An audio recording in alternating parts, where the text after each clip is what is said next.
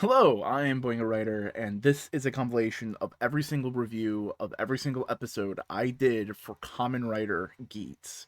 I have edited out the comments for every one of those videos for easier viewing, and I have put the timestamps in the description for your ease of access. Without further ado, let's enter the gateway to Geats. Whoa! So, hey, look, there's a brand new Kamen Rider show coming up, and you're probably wondering, Boingo, why the fuck are you talking about it? I mean, I imagine you are also going like, Boingo, where the fuck have you been? Don't worry about it. But again, you're asking, why am I talking about it? Very simple, very easy. I decided to do something a little bit dumb. See, I want to get back into video making really good in a really regular pace. So I thought, what's a good way to do this? I know, I'm gonna make a video for every single episode of the upcoming Kamen Rider season, review it, talk about it, and do some critical analysis. Critical analysis isn't the right word, literary analysis. That's the better word. On every episode as they come out and release them week by week. And you're probably looking at me going, Boingo, why the fuck would you do that? I don't fucking know. I thought it'd be fun. Probably won't be. It probably won't be in a little bit, but I thought it would be fun for the short term. But realistically, we should lay some ground rules for this video series going forward. So first things first, there is no distinct upload days for this. It could be Monday, it could be Tuesday, it could be some variety of that. I'm not exactly sure. We're going to play it by ear as the show kind of starts and begins and does all that kind of stuff. It may fluctuate for the first good few weeks as we try to get into a rhythm. I'm not sure yet, though my gut's kind of saying like maybe Tuesdays. Tuesdays might be the kind of time to do this. Not sure yet. These videos are going to be quickly and cheaply edited. Very little fancy hoo-ha, that kind of stuff. I'm not going to be writing scripts. I'm just going to be going off of the notes. These are going to be kind of quick, done and dirty. They're going to be filler food. These videos are less that are meant to be like evergreen, long-term content, and more like a post-show podcast kind of thing, just hosted by me and me alone. And these videos are going to be very much focused on kind of looking at what these toy commercials essentially are trying to say. What is the emotion, the meaning that these shows are trying to get across? While also looking at a variety of other things, such as the skill in filmmaking, the acting, how the story is, how the story unfolds, my opinions on it, my thoughts on the story, the elements in it, ultimately how I'm enjoying the show. If that's something you're interested in, just seeing my opinion, I hope this is worth something, Other than establishing what's the rules for the series, I thought I would do a little brief look at the pre-release material, the trailers, the synopsis that we were given, the suit, and kind of make some guesses as to where I think the show might be going, what the show's going to be about, all that kind of stuff. So first things first, there have been multiple references and mentions of a battle royale similar to like Fortnite and stuff like that. So I definitely think how people interact with each other in a kill or be killed environment is going to play a major part of the theme of the show. It's going to come up in several ways. It's probably going to be looked at in several different angles. But also considering the head writer's other works, this is going to be an interesting thing because he's dealt with he wrote Kamen Rider X8 and Kamen Rider 01, which were both like post-human explorations of things. And if we're dealing with a online battle royale kind of thing and how people interact, that's going to be interesting because communication's like a major aspect of post-humanism, cyberpunky kind of, that kind of thing. How do people interact with the internet? That's like always been a major aspect of things like that. And if the internet's going to play a major part of this show, that's going to be interesting. But on all of that kind of stuff, the communication, the people interacting, all that kind of stuff, there's something interesting to be seen. Because what we've seen of Geats, I'm gonna be bouncing back and forth, partially because I'm gonna explain in a second. But Geats, from what we've seen of Geats, he looks very heavily based off of the kitsune. You've watched anime, you've watched tokusatsu, you've probably heard of a kitsune before, but what is a kitsune? A kitsune is a fox spirit thing. I'm not sure if they're considered gods themselves, but within Shinto belief systems, they're often seen as messengers for the gods, you know? They are facilitators of communication. They bridge the gap between our world and their world. And I think that's going to play a heavy part, especially because it looks like we're dealing with the internet. It looks like all those kind of things. And you add all that on top of the fact that his name is Geats or Gates. Like, it could be easily pronounced as either or.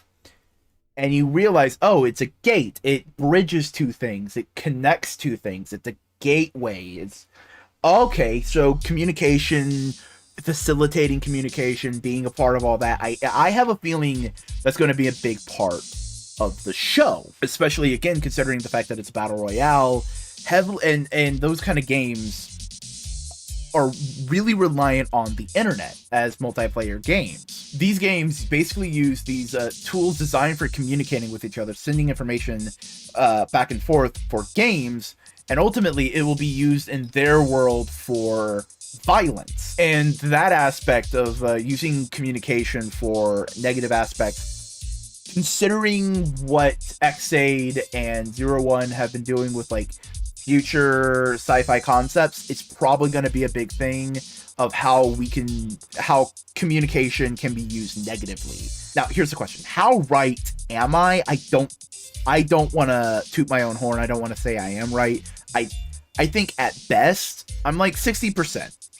I'm confident that communication is going to be something of a theme in the show, but don't quote me on that. It's more of like a working theory, and as we go through the show, we'll see more and more. And ultimately, that's just it. We got to tune in to see what the show's about. And I hope after we're done tuning into the show, y'all tune in to me talking about the show. I hope to see you after the first episode of Geats. Hello, and welcome to the first episode of Gateway to Geats. Hell yeah! Good to be doing this every week. Episode 1 of Geats has been released. The Raw happened. I personally watched 2 different releases. Probably going to stick to one going into the future just because consistency of intense language, you know, that kind of thing. They didn't seem too different. It was just more of a picking of verbiage in certain scenes, and the use of certain tone indicators was appreciated in one release. So who knows into the future which release I will be watching, but I'll probably be sticking to one. But hey, Kamen Rider Geats episode 1. There's been a smattering of hype for it. It's been interesting. Not exactly sure what the greater scope of people's responses have been kind of keeping to myself on this kind of thing. We start this episode with our main Kamen Rider character looking out into a sea and flipping a Roman coin. Now, immediately, we're only a few seconds in, and I have questions about like intent, symbolism, all that kind of stuff. Why is it a Roman coin? Why Roman specifically, and why not, say, a Japanese coin or a Chinese coin or like a variety of other cultural coins? Why specifically Roman? Are we also going to be dealing with elements of luck? I think we are. We'll get to that in a bit, but things I want to just kind of like pin to the thought board for you real quick. There's also the idea that kitsune are also associated with luck, so coin luck, that all might be elements there. Is there also a parallel element between the coin and the rider markers, or whatever whatever the verbiage is for them, that are in the center of the belts, because they're about the same size and they both have like an iconography of the face on them? Is there some level of parallelism that the show's trying to make there? Later on in the show, there are things such as power, making this world, this is your world, make the world in your image kind of language happens around the, and there's also brought up several times that there is monetary power, the money to be able to do what you want, and so on and so forth. The male character that we follow throughout this episode also brings up money in a variety of ways, such as not wanting to have to worry about it, while also is totally willing to give it up, so on and so forth. And that all linking to the coin we see in the very beginning is possibly an interesting thing. A woman comes up with a belt to our main Kamen Rider man, and says basically, hey, you're a Kamen Rider. And the guy goes like, cool, thanks. She is wearing black and white. It is a unique costume, very cool, very interesting, but it is black and white. Could her costume be kind of something showing about binary states? Black and white, good and evil, win or lose, such as in a game. We then cut to what is probably going to be our main secondary writer. He is our follow character throughout this episode, in a business interview for a job. Throughout the scene, we show that he is thinking very much in macro terms. He's a very, very big picture guy. I want to help the world. I want to help people. I want, when asked, hey, what do you want to achieve? He basically gives the milquetoast boilerplate answer, world peace.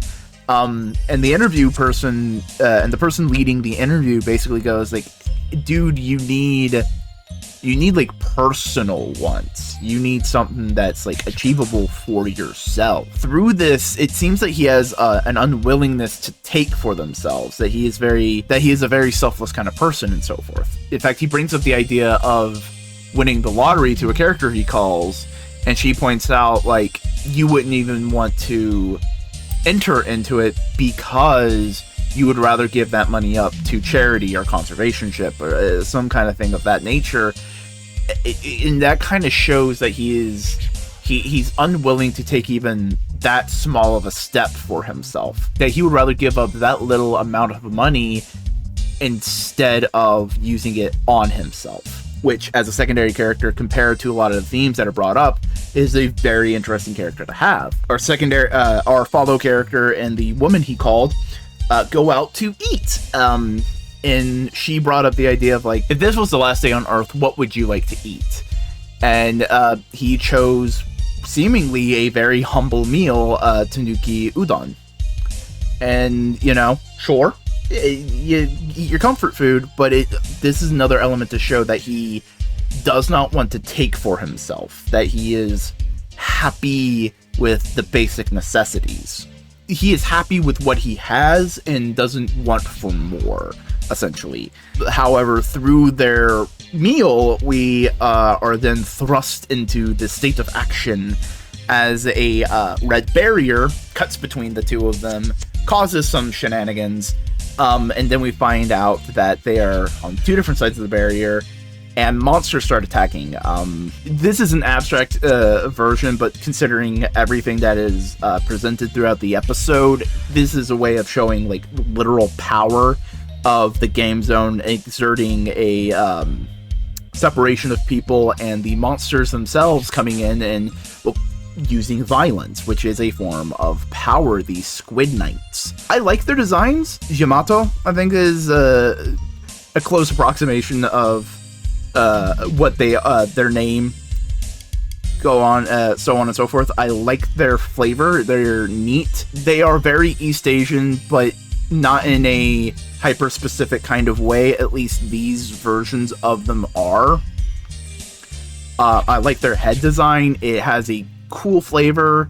It feels otherworldly, but it feels otherworldly. Our follow character runs away, tries to get to safety because he can see that the woman he was with is in safety. So he's like, all right, cool, she's fine, I need to get safe. He runs into Neon, who is a rich girl streamer who the woman he was with was watching. Her main way of streaming is basically her running away from home, and presents another aspect, again, of power, and this time monetary power, of how even though seemingly someone can have monetary power, considering who might truly own that monetary power, one might become powerless. As before all this happened, we see her basically running away, doing her stream, when two bodyguards show up and go like, hey, we gotta take you home, and, you know, then all hell breaks loose. They run into each other, monsters are about to attack, and we are introduced to a secondary and a tertiary writer, Bufo, and Shirokuma, I think it was? Shiroe. I am wrong. But they come, save the characters, it's cool, whatever. They run away, do all that kind of stuff, as Shiroe basically leads them to safety. Bufo fights the monsters. After that, they have a brief back and forth about their actions, and it's a way to, like, communicate what power is, you know? Again, power has been being brought up in a variety of ways so far, and even more so later on. Shiroe goes like, hey, it's kind of like, it's my duty to, like, help people, you know? It's no big deal. I'll help you, all that kind of stuff. As the other character, Bufo, the purple bull, basically says, like, you're not helping them out of a selfless desire, you're helping them because you will get points. And the guy argues against that, but either way, he does get points for it. And there is something to be said about selflessness in a world where you are rewarded for it, you know? Is it truly selfless when you know you will be rewarded for it in some way, you know? But a giant monster, a fortress, a castle appears and starts to wreck shit. And the people who know start freaking out, and the people who don't know start freaking out even more so. Destruction is happening all around as our two civilians get caught up in the crossfire. Neon, the streamer, begins to fall off the building they're on due to the destruction, as a character that we've been following tries to help, but is ultimately powerless to do so. And then we see our main Kamen writer, Ace, shows up with his motorcycle, flies into the air, catches her, saves her from the debris and the destruction, you know, all that kind of stuff. And we are really shown his character kind of for the first time. He's an arrogant dickhead. He sees a cute girl and goes like, oh, hey, you know, that kind of thing. The guy shows up and he goes like, oh, shame, you got a boyfriend. They do the comedic, we're not dating thing. And he goes like, oh, cool, so I have a chance? She then looks to the side and goes like, what the fuck is wrong with this guy? Fun little interaction. It's funny without being, like, overly, like, beat you over the head with, this is a joke. I liked it. It was a fun little thing, and it shows that, like, he's cocky, he's arrogant, you know, that kind of stuff. Meanwhile, our follow character, Keiwa, starts to succumb to a feeling of powerlessness. He's looking at the world around him, seeing all the destruction and everything, goes like, the fuck's am I supposed to do? I'm just a person? This is kind of fucked. And after all that kind of stuff, Ace then makes basically what I'm presuming to be the statement of the show. What is the core theme that they're going to be talking about. That basically, you can end the bad world that you were living in. You can end it, and through your own power, you can make a better one. Really about self-determination and the power that you would need in order to accomplish goals such as that. That kind of squares in with a lot of the other elements that we've seen so far and talked about so far. So that's kind of where I'm feeling with that right now. So we'll see into the future. But that also means my prediction's way off, where I predicted it was much more about communication and that kind of thing. This is very much more of like, no, power, it's power. Which, you know what, good. You're dealing with a death game, you're dealing with battle royale elements. Power is a powerful topic to talk about and all this kind of stuff. So, but let's talk about the writer suits real quick. Buffa, I'm gonna say Buffa. Okay, this may just be me. Buffa reminds me of Diaboramon from Digimon. At least I'm pretty sure that's the one I'm thinking of. I am doing a Google real quick. Yes, it is Diaboromon. Okay. It's partially because of like the mask and the mouth in the mask, and the big giant gangly finger hand, which is a neat visual element. It's really cool. As well as the long hair in the back of the helmet. It's a neat touch. It again reminds me of Diaboromon, but also it kind of makes the whole thing feel a little bit more gross, might be the best word for it. He feels slimy. It matches the poison theme that the purple and the chainsaw are kind of like going with. It says poison, so I'm imagining it has some elements of that kind of stuff. Overall, I really like the suit. In motion, it looks really neat. Shiroi, it's great to have a very basic Kamen Rider here, the kind of like side character suit. It also shows how like the more basic weapons will work with the suits, the more sparse armor, and the props that would go with them.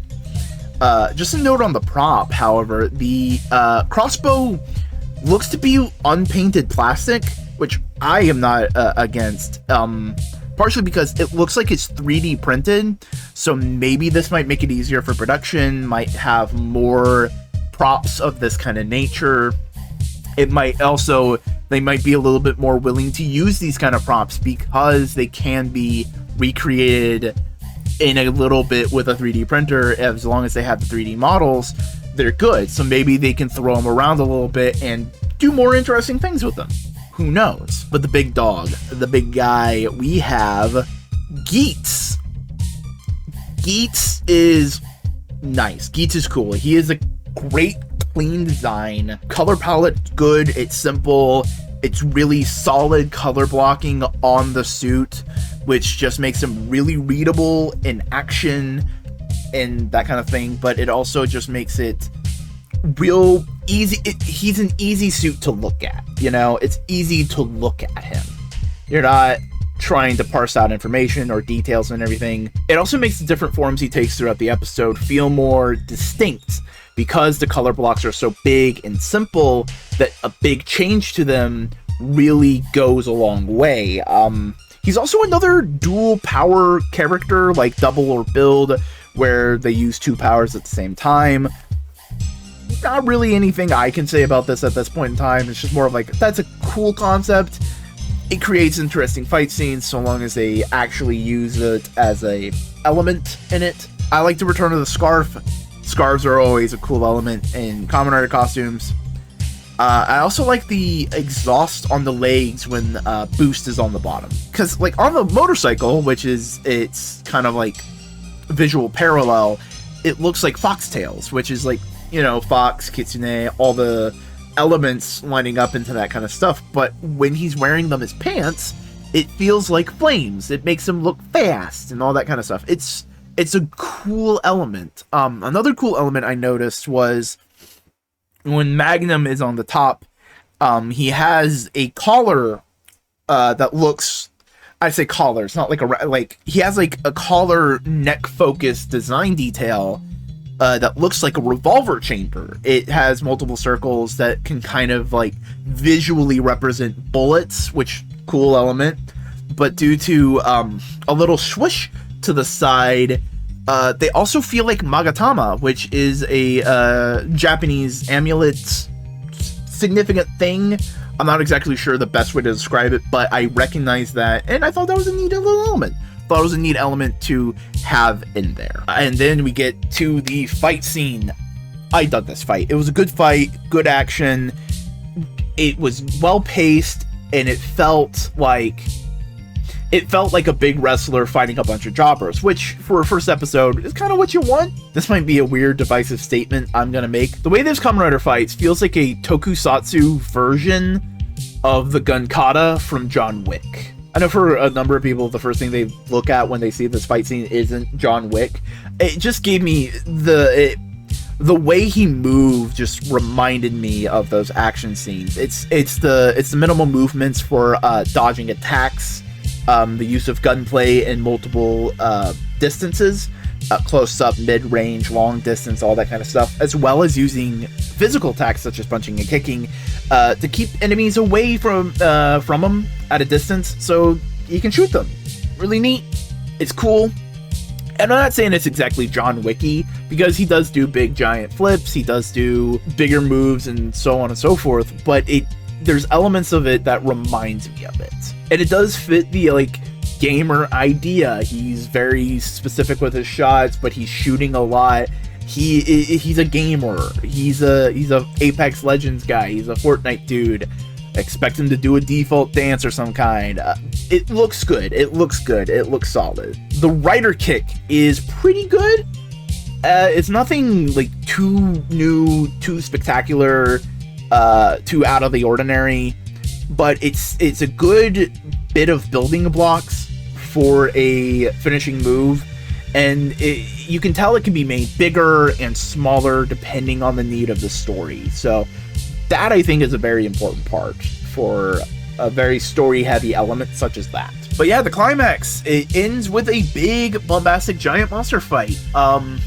CG is a little ropey, but not in a take-you-out-of-it way, and more in a I-can-see-the-wires way.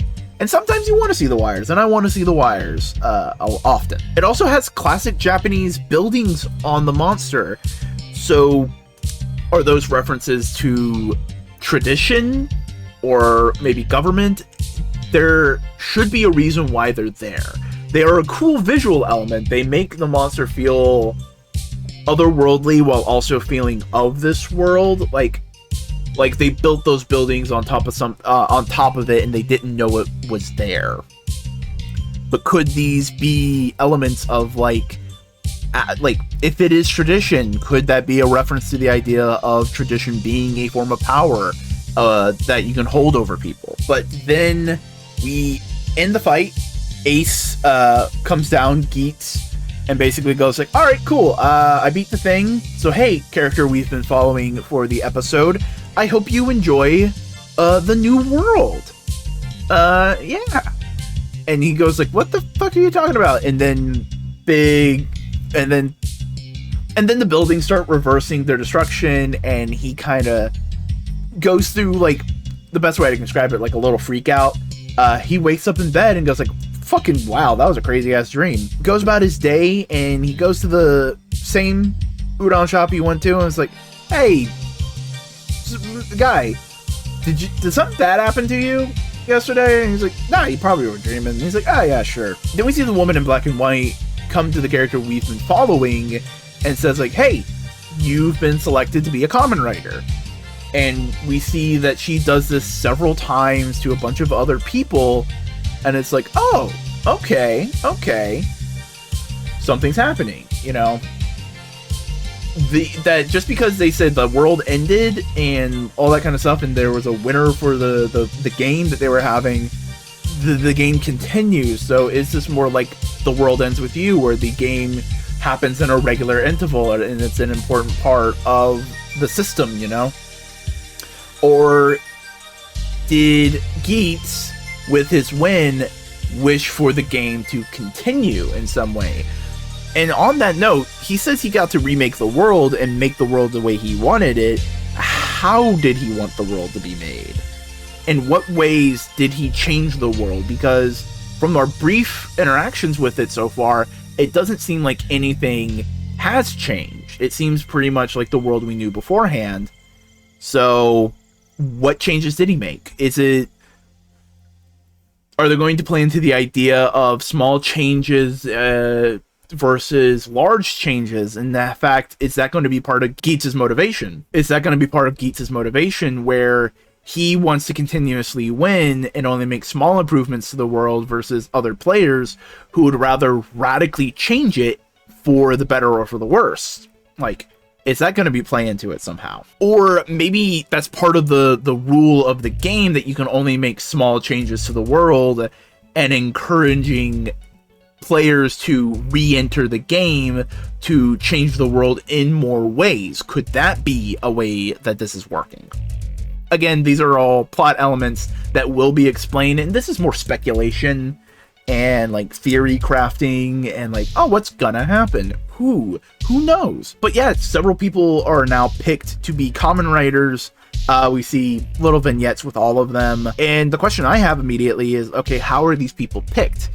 Is it like Digimon, where these 6 kids looked at this giant Digimon fight and they got imprinted with something, so now they're the Digi-Destined? Or is it more of just like random chance? Is it some like element of you are longing for something that you can find in the game, so on and so forth? And I imagine that the show will dive into that and answer these questions with these characters.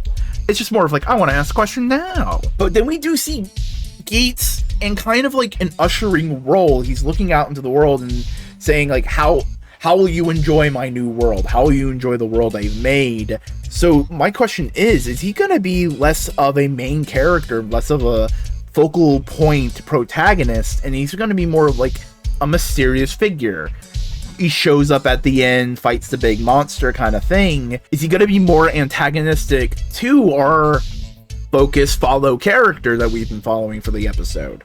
Is he going to be more of an antagonist for the Kamen Riders in general? Like, that last scene just gave me, like, what if the happy birthday guy in O's was a Kamen Rider himself? That's the vibe it kind of gave me, which is interesting. We, at the very, very end of the show, we have what may be a rule of the game, or just more of, like, thematic tone setting of, like, you're picked for a Kamen Rider. If you choose to be one, there's no turning back kind of thing. It's a nice little bit of tone setting. It's really cool.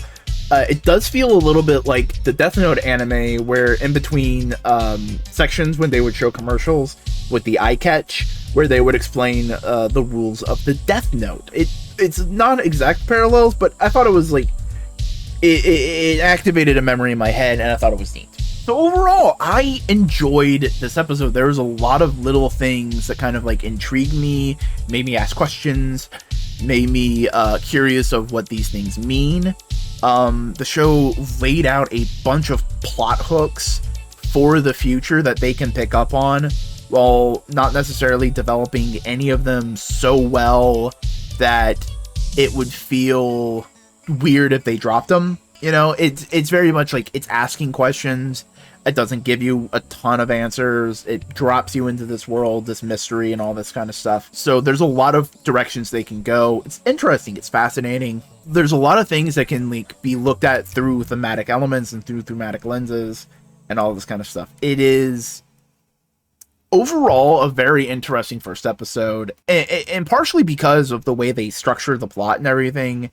It does feel like it's in the middle of the story, because while our focal characters are thrusted into this world and have no information, the characters who have action, who have the ability to engage with the plot, already know all this information. They're already knee-deep in all of this stuff. So it creates a cool dichotomy, and it's probably going to lead into interesting conversations in the future between all of these characters. So, whoa, and welcome to Gateway to Geats episode 2. You know, we've gone through the first episode, and I definitely think it's going to be smooth sailing from here on out. We're not going to have to deal with a bunch of shit. Who am I kidding? There's going to be so much things that we're going to have to look at. I mean, who am I kidding? They rebooted the entire universe in the first episode. This shit's gonna get wild. But in the meantime, hey, do you like this video? You should subscribe so you can see more as they come out. You should also leave a like and a comment. They're always appreciated. And yes, I do realize call to actions are somewhat cringe. Why do you ask? Getting into the episode proper, the recap was very cute, very clever, of him recounting what happened in the previous episode to his sister. It's just a fun little cute thing. And oh god, Geats is famous now. We never found out what his wish was in the first episode, but to see it now, it's just kind of like, wow, you're supposed to be our hero? That's interesting. It's a nice, interesting, like, different vibe. It's a different take, you know? But it does make me question, has he done this several times and has tried something different each and every time? Because that's the vibe it's giving off of, like, hey, this time I'll try and be a famous person. Like, he's trying to figure out what the world he wants to live in. And the woman in black and white hints at that because she's like, oh, are you really happy? And Ace Geats is like, yeah, no, I'm totally happy, you know? But this could also just be him testing the limits of the wish, you know? Like, how much can I wish for? What can I wish for? You know, all that kind of stuff. But before we can stay in that scene for too much longer, we are then taken to essentially the floating Fortnite bus of this world, of a platform seemingly in an alternate dimension, seemingly in the sky, with all of the contestants out in front and gathered to play the death game. And then the OP happens. The opening is really good. I enjoy the opening, and I have a feeling it's going to be an earworm the farther and farther we get into the series. I don't know what the lyrics mean yet, but they have a cool vibe. They have a great tone, you know. It's not high energy, pump your fist music, but this isn't really necessarily a high energy show. It's a lot more about like the psychological character communication. So it definitely fits this show. Though I personally feel like the ending of the theme, as we see it on the show itself, kind of feels a little bit like a wet noodle. Not totally. It's not without merit, but it's not a button at the end, you know what I mean? It's not like a full forced punch. It kind of, to me, it feels like it fades and whimpers. It's not a deal breaker, because I do know that there is like a fully done song right over there that has the stuff like that continues, you know? It just, for the intro itself, it kind of is a little bit of a wet noodle. Not super hard, and again, this is a very, very small nitpick. It doesn't ruin anything, you know? The base premise of the show is revealed in full to us, the audience, and to the contestants, though some of them already know. It's, you know, hey, exposition. Ultimately, the battle royales are just a way to protect the world. Monsters invade. Y'all are here to stop it. Your reward, if you succeed, is a wish that we'll grant you. You know, it's just a battle royale. It's Fortnite. It's Apex Legends. It's those kind of games. You know, the first task is up, where you're going to be dropped down and you have to gather power-ups and weapons and all those kind of things. You know, similar to how the beginning of a Fortnite match would go. You drop down and you pick up your weapon and you pick up your tools.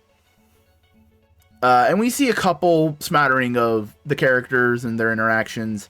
And I'm just going to be completely honest. Right as this very moment, I'm a little distrusting of the Sheep Man.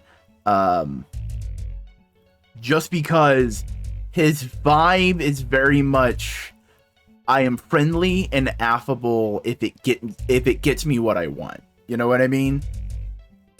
It's the attitude of like, I will be the nicest person in the world so long as it gets me what I want. And if I don't get what I want, I could care less. And I don't think that's the character they're going for, but right now I'm a little on edge. You know what I mean? Hopefully I'll be proven wrong. The fight goes down and we see a fun exploration of the powers and the rule set and how everything in the world is going to interact. The power-ups, the weapons, just in general.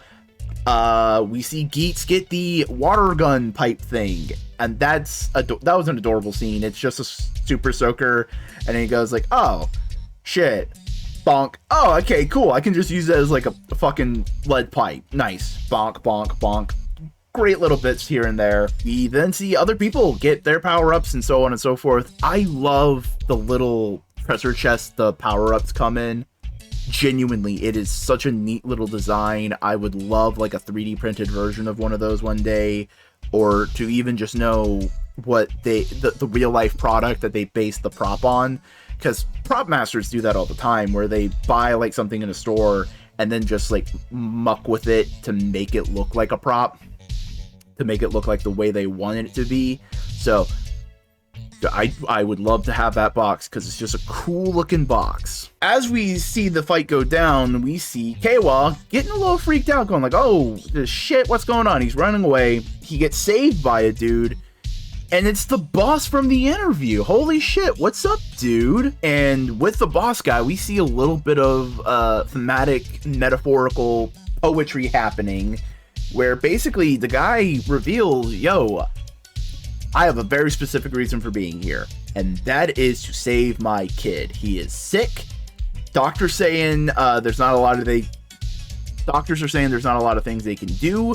I want to help my kid. And KOL is just like, fuck, dude, that's sick. That's really cool. But if we were to look at this scene with like the power understanding of the possible thematic elements, there is a lot of power dynamics at play. On one part, it is a breakdown of the power dynamic between the boss guy who was in control of the future and the interview man, you know, all that kind of stuff, and Kawa, because now they are on equal terms. It's not possible boss or a possible employee. It's very much, yo, we're equal, we're both in this game, we both have something we want to fight for. They see eye to eye, you know. But there's an opposite power dynamic here to an extent, where he has joined to save his kid, but ultimately that desire is being taken advantage of by the game system. It's like, oh cool, you want to take care of your kid, well, put yourself in this dangerous situation and maybe you might be able to do it. It's predatory ultimately, and this may be like a commentary on like predatory game design, where it's just like, hey, you want that skin, that video game, don't you? You gotta give me money, you know? You want that wish, you gotta put your life on the line. I'm not saying it's like a great like one-to-one thing, but I can definitely see parallels being made there, you know what I mean? But also on power dynamics, the lobby itself is a place of equal power. Everyone is treated fairly, everyone is treated equally there, and are chastised when the possibility of using power over someone else is proposed or like threatened, you know what I mean? Where ultimately they are told not to fight, you're here to rest, don't do anything, you know? And the more we get a look at the base generic belt, the more I'm enjoying it. I just enjoy the simple shape of it, you know? It's just a nice, simple shape, simple color spread. All of it's just like, it also feels very evocative of like classic Kamen Rider belts of the Showa era, of the early Heisei era. It has a really nice, simple aesthetic, you know what I mean? Everybody who got a power-up, big event is happening, and everyone who didn't get a power-up is now dead. Everyone freaks out about that. KOL tries to bring up of like, oh no, the Soba guy came back to life, and the Kamen Riders that have been here before have gone like, yeah, no, but it does not work like that. Oh shit. Things get real. Where are we gonna drop? I don't play Fortnite, I just know that's a phrase in the game. Oh, hey, the girl wearing black and white does a cute little Kamen Rider Ichigo reference. It's cute. It's cute. You know, if you're gonna reference the past, a pose is fine, you know? As they are henching, I had a thought. The base suits really do make this feel like a video game. It feels like a generic player skin with, like, the helmet being base generic cosmetics that you get for just starting the game, and the power-ups of being evocative of the skins you can buy in Fortnite, you know what I mean? But hey, they start fighting and it's a free for fucking all. And Kawa has the immediate Shinji effect of like, oh shit is real, what the fuck? He's afraid, and he has to be shaken out of it because of the boss dude. The boss dude is gung-ho. He's like, for my son, I am going to fight and kill. You know, props to the boss dude. Fucking dude went in there going like, protect my son, protect my son. Pull out a gun, you know? But the dude gets fucking wrecked. I think so far we've had 2 technical casualties in this show, and it's only 2 episodes in. Holy shit, are we gonna have to have a body count for this show? That's interesting.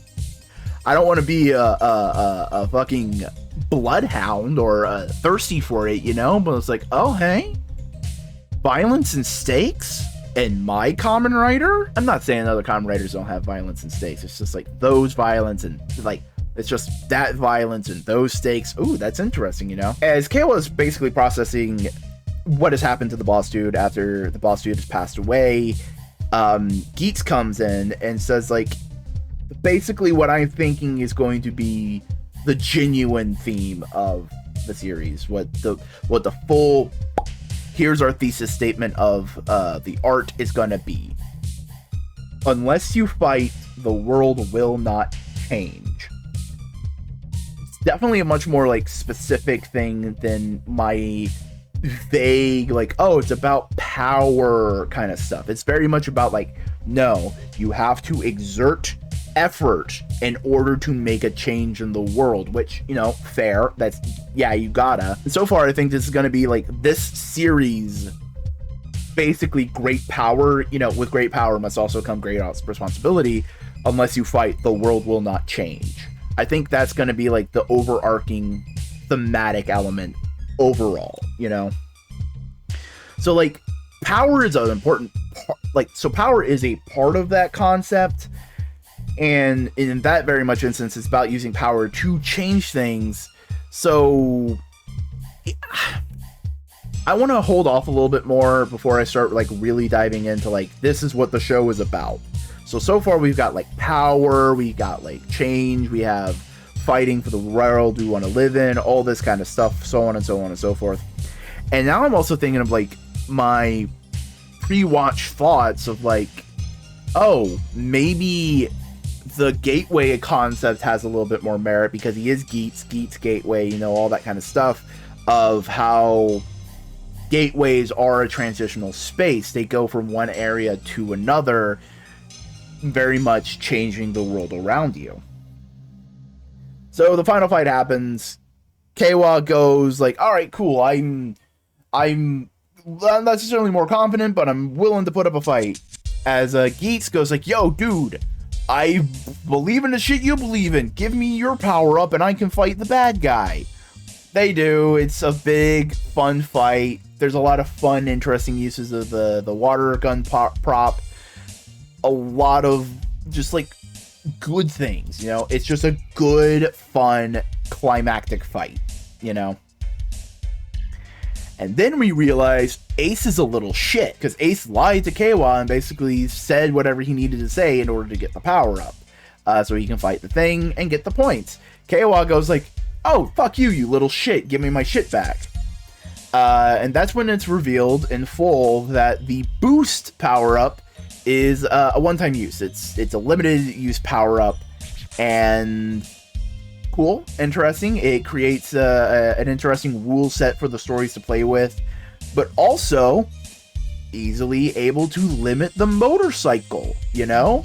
That's a thing that Kamen Rider has to work around now because of filming traffic laws in Japan. So, I do gotta say though, I absolutely love the jackets that they wear outside of the suits of just like their civilian uniform.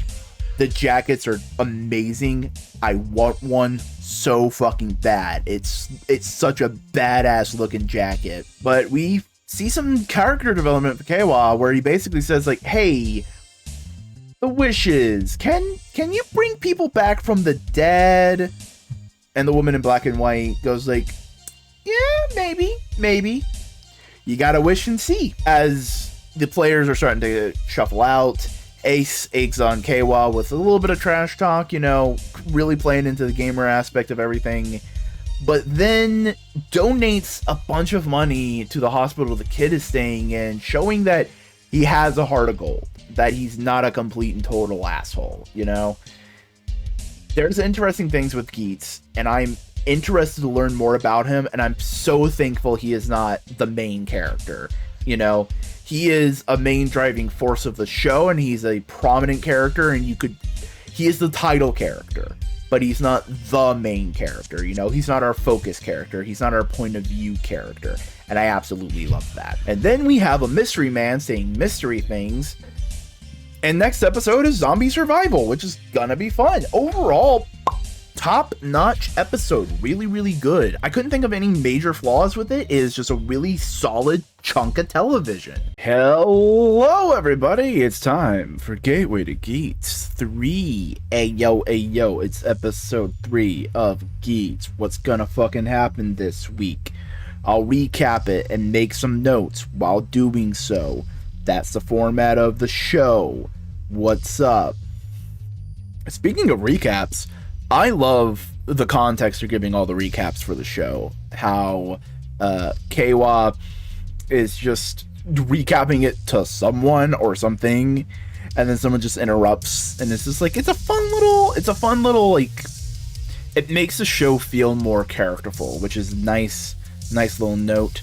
Speaking of notes, we are shown more rules of the game, essentially, of just like, hey, can't tell anything about you can't tell anybody about this whole rigmarole, shebang, shaboom, and just showing how this is very regimented. They have this down. It's very much like, no, you are our employee. You have to. There's terms and conditions, so to speak, to play the game, and you gotta follow them. And then we show basically what I would like to call our three main hero leads, as opposed to like a hero and a rival. We see what they're all going on about, you know. We see Kawa just kind of like feeling the weight of all of this on his shoulders, and just kind of like going like, fuck, I'm a Kamen Rider. Shit's about to go fucking down, yo. Neon is having lunch or dinner with her mother, and basically goes like, yo ma, I'm doing really cool stuff on the internet, you know, with the mother going like, I don't fucking care, it's embarrassing, which I just feel like that's a lot of content creators like feeling about this kind of stuff, because they're proud of what they make, and other people are just like, that's kind of dumb and stupid. Meanwhile, Ace is on the top of a building, brooding. The more and more I see of this man, the more and more I get like Batman vibes, which, you know, hey, Batman's not a bad vibe to give off. But while he's on the top of the building, looking at an ad for himself, he says something along the lines of, I will change the world and I will find you. Okay, so who is he looking to find? Why is he looking to find them? And is this ultimately the real reason why he entered the game and is trying to change the world? Is this why he made himself super uber famous? Is it just to make himself such a big giant fucking flag in the ground that the person he's looking for has to notice him? You know, is it just to draw out that person? It might be. And this week, I also listened to the theme with headphones on. It's a lot better with like just having it closer to the head and not just with the air of the room. It's a lot better. I do think if I had different headphones, because the ones I listened to they didn't have a super ton of bass. They're more like referencey. I think I would enjoy it a lot more, because it feels like it's definitely a show that definitely a song that needs a lot of bass, you know what I mean? But hey, maybe next time I try a different set of headphones and maybe it might be better. Who knows? I'll inform you next week. But now we're really showing down some of the IRL ramifications of what's gone down, as Atira, the owl dude, is legitimately missing in real life. People are wondering where he is, and our point of view character is like, pulls the collar on his shirt. You know, it's very awkward. It's very, very like, you know, it's not a situation you want to be in, because you know the truth and you can't say the truth, and it's all that kind of stuff. But we leave that and we see Neon doing a stream, trying to escape the shackles of her very, very restrictive life, and doing a very cute dance. It's a very cute dance, very kawaii. You know what I mean? But then Ace shows up and has a very similar conversation to what he had with Keiwa during like the first episode of basically like, all right, so what are you about? What's your deal with that? And kind of like poking her mindset for what the world is like. Why are you doing the things you're doing? What do you want to change? All that kind of stuff.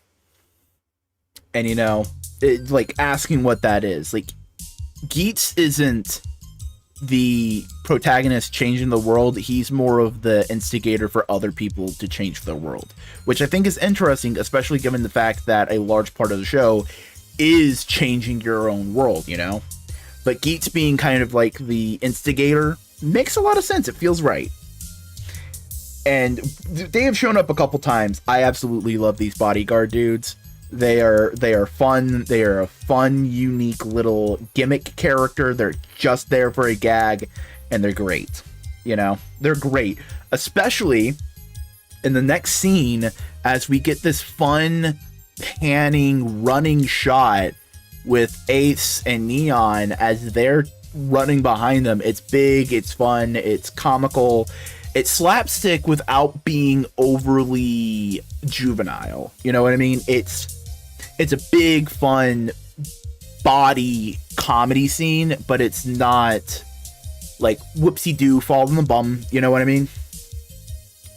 And the panning shot, beautiful. Love the panning shot. It has such a character to it that just...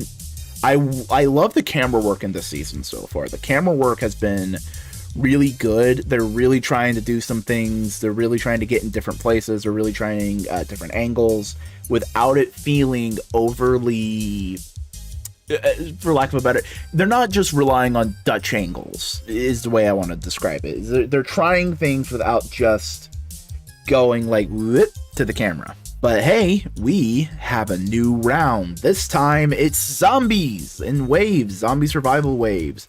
And the rule set is classic zombies. You get bit, you get turned into a zombie. Other people get bit, they get turned into a zombie. Stop the zombie apocalypse.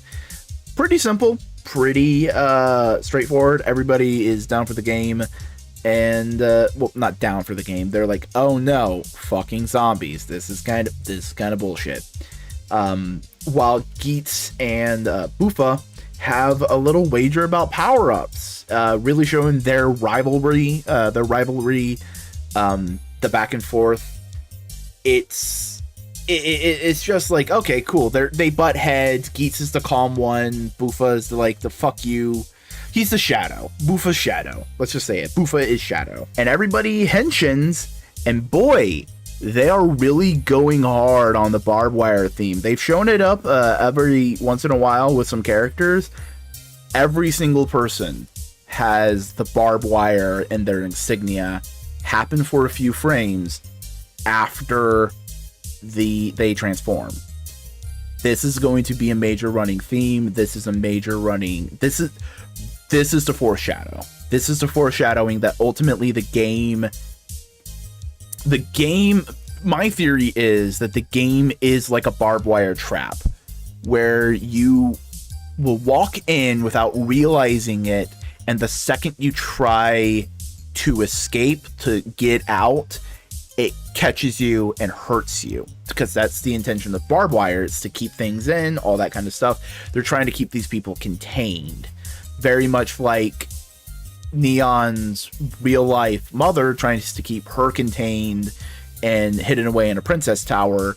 The game is now keeping these players contained with the false idea of a wish being granted. I'm not saying the wish being granted is a false idea, but that may be where this whole thing leads to, you know? Like, how can you change your world if your world is being dictated by someone else? You know what I mean? Like, are they being hostage? Are they being held hostage? Is that some grand part of this?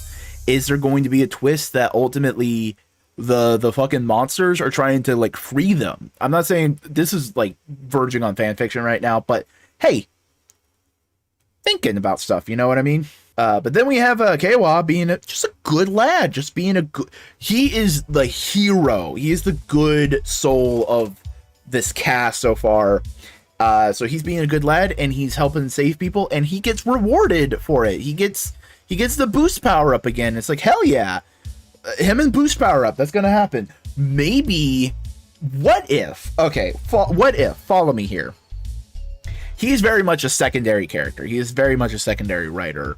What if that's just a running gag for a first little bit where he, like, someone else always gets the boost? Because we already see the preview later on in the episode. Nago gets the boost power up, you know? What if the boost power up is his mid-season? What if the boost power up is his mid-season power up? You know? Like his mid-season upgrade, you know? What if he finally gets in and it's like, yeah, that'd be fun.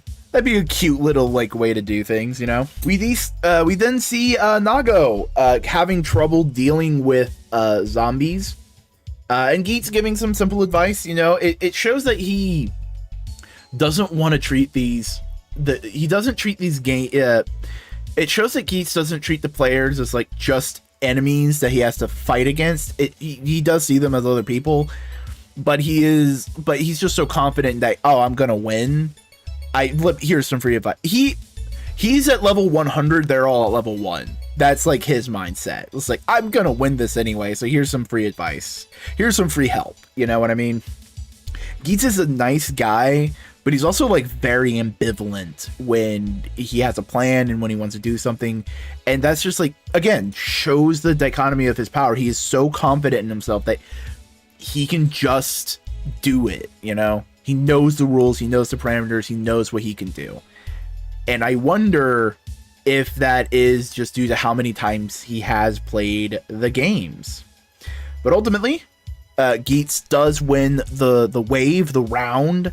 He has the most points, and as agreement with Buffa, they exchange the power-ups.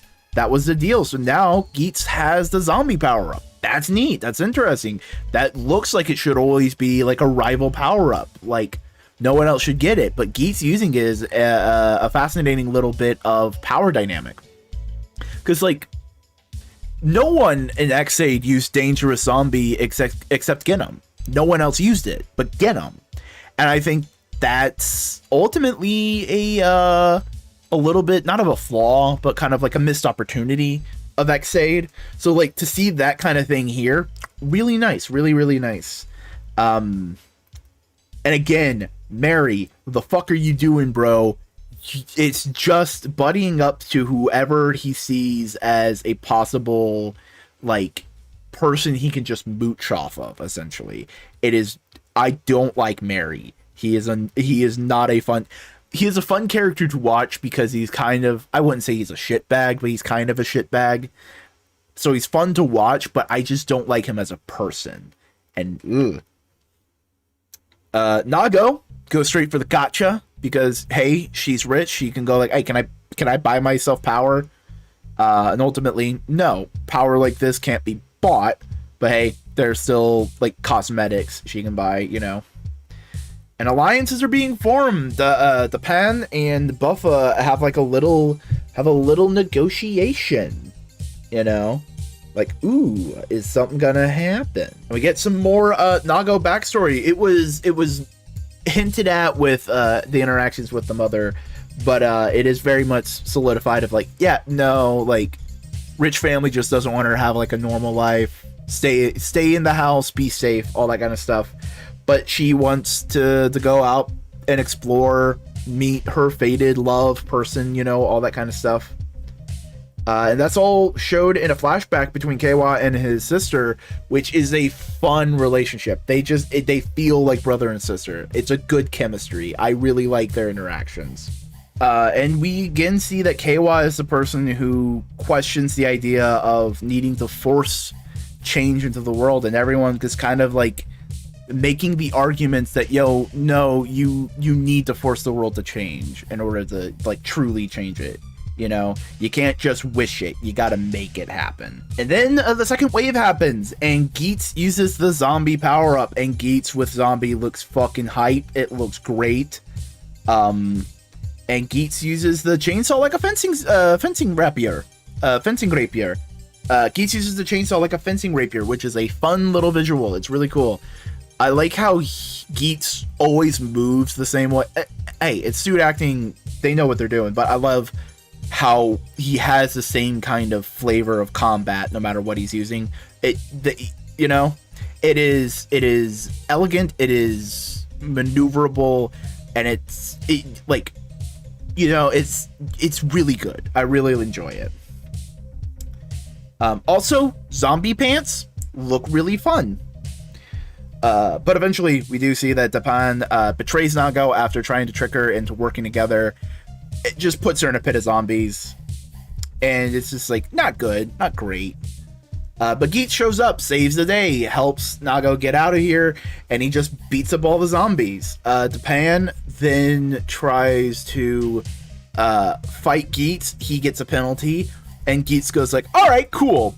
I see right through all this bullshit, starts fighting Japan, and we don't hear the notification. Oh, I wonder why. We'll find out in a moment. And this whole little fight scene, this whole little action scene is great. The hallway, pretty fucking good. It is really, again, they're trying things with the camera. They're trying things with how they set things up. And it is really paying dividends. Also, this location, amazing for having a sniper character. Like, just huge shout outs to the pre-production staff. You pick some amazing locations, at least for this episode, and probably for the next one, probably going in the future. This is a good location. I love this location. And at this point, I'm starting to believe that Geats is the most powerful character simply because he uses pants. I have not seen any other character use pants. Why aren't you using the pants? Come on, pants are good. Pants are useful. Wear pants, everybody. But then we're shown why Japan did what he did. He got bit by a zombie, and he's doing shit, you know? And now we get some Japan backstory, where it is shown that he is a basketball player, and he got in an accident with a truck, breaking his leg to an extent where he can't play basketball anymore. And it doesn't feel like it's implied to be temporary. It feels like he permanently, no more basketball for you. So there's also the possibility of, like, was he, like, just really into basketball? Or was it, like, could he have gone pro and this fucked up his life? Either way, he does fall into a depression and starts, like, internally lashing out at people, just wanting to pull the world into his depression. And ultimately, Japan's here to kind of just show that the power to change the world, to, like, force change into the world, it's not necessarily always a good one, because it could be self-destructive. It could be destructive in a general sense. And it's good to show that it's not always a positive to like, force the world to change. You know, it's not always the best thing in the world. Meanwhile, Ace brings up the idea that, combat, fighting for changing the world has always happened, and it's always going to happen. And you can't really help it, but you can fight for the world you believe in. And it's rightfully pointed out, like, you're bringing up the past again, to the point where certain fan groups, to the point where certain communities have kind of gone like, wait a second, is Ace like immortal? Is he like an immortal being? And given the fact that he's a kitsune themed Kamen Rider, maybe he has some, like, actual deity aspect to him. I'm not entirely sure, but maybe he is immortal. Maybe he just likes using history as an example. I don't know. I just want to bring that up because it is an interesting theory. I'm not 100% sold on it, but hey, it is always useful to have it on the back burner. But ultimately, we are shown that Nago got bit. Japan is just fucking elated at this. It's like, ha, fuck you. Really, really just Joker moment all around with this guy. He is a dickhead. As we end the episode, and we end the episode with a new rule, which I love as like a common occurrence for the end of the episode. If you die in the game, you die in real life. That's basically it. So overall, really fucking good episode. Inventive action scenes, really solidifying the theme of ultimately the power to change the world. And what does that mean? Who deserves it? How should you use that power to change the world? The want to change the world? Is it just a wish? Is it something you gotta work at? All that kind of stuff. And what it means to a bunch of different characters. We see more with Keiwa, we see more with Ace, we see it a lot with Nago, and a lot with the Pan, of just how they want to manipulate the world, the dreams they have, the wants and desires they have. Also, just more explorations of powers, how they work with each other, how everything just kind of interacts, the system involved, all that kind of stuff. It's really, really good. Geats is, I wouldn't say it's batting 1,000, but it is batting really well. It is good. It is a really solid start. Hello! It's me, Boingo. It's time for Gateway to Geats. Yo. This is for episode 4. What's up? Real quick though, there should be an announcement for the possibility that next week there may not be an episode due to the fact that I currently live in Florida and there is a lot of hurricane stuff going on. Just want you all to be prepared. There may not be an episode next week. We'll play it by ear. Hopefully everything will be fine. So, in order to be notified, hey, go subscribe to me, like the stuff, give this a comment, do all the things, call to action, yada yada, so on and so forth.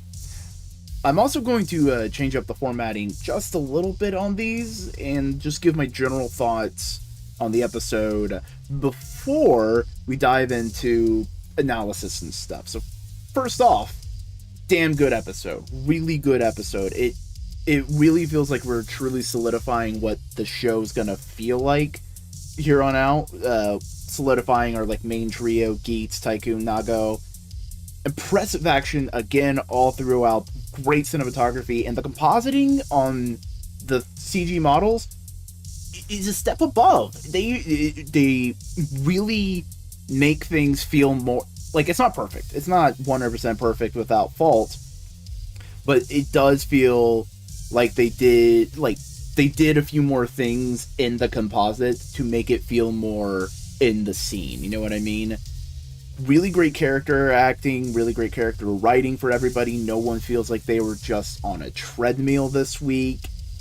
Not that that's been a problem. It's good to see that everyone's still getting meat to chew on. All the characters have something to do. No one's in a holding pattern. The only ones that could be considered in a holding pattern are very much the support characters, the woman in black and white, and the butler. Geats is just chugging along, doing great stuff. So before we dive in to the analysis, we got something to talk about. Because this episode of Gateway to Geats is brought to you by the webcomic Nothing Ordinary. Haha. Haha, Hatch. I found a way to shill you in my YouTube videos, and you can't do anything about it. Nothing Ordinary is a Nothing Ordinary is a webcomic that is a supernatural slice of life horror with beautiful art, great characters like Ivy, the sheltered magic woman, Mint, the man slut, and Kurt, the bisexual disaster. If any of that sounds interesting to you, the link to check it out is down below in the description. But let's dive in to some more specific details on this episode of Geats. The recap is continuing to be done by Keiwa, which is fantastic. I love that he's basically our point of view character, and he's recapping all the stuff that's going on. Dread is building amongst the cast and how they are all interacting. They are really diving into the zombie film thoughts and ideas and themes for these two episodes, which is great. And everyone's getting to each other's throats. Neri is also following the path of least resistance. He is not making choices on his own. He is very much going to whatever seems to be the most advantageous to him. I knew, like, that's the thing that gets me with Mary. Like, yeah, fun, cool, haha, fun character. this man is just going with whatever seems to be the most optimal. He is an opportunist. And I had a funny thought. The advertised like version of Geats that's on the toys and all the stuff, we haven't seen it since the first episode. And that's just like something interesting, you know? They're really holding on to that and making it feel special. But with the more we see of Geats, the more we see that he's kind of just playing an asshole. It feels much more like he's playing a character. And I'm just going like, okay, cool. Why are you doing that? That's a fascinating little bit of character work. And my initial theory, my initial thought is like, maybe it makes it easier for whoever should win the Desire Grand Prix to like take him down, because he's been a dick the whole time, you know? He talks shit ultimately to try and make the best outcome, because I don't think he's a dickhead. So far, through the episodes we've seen, I do not think he is an asshole.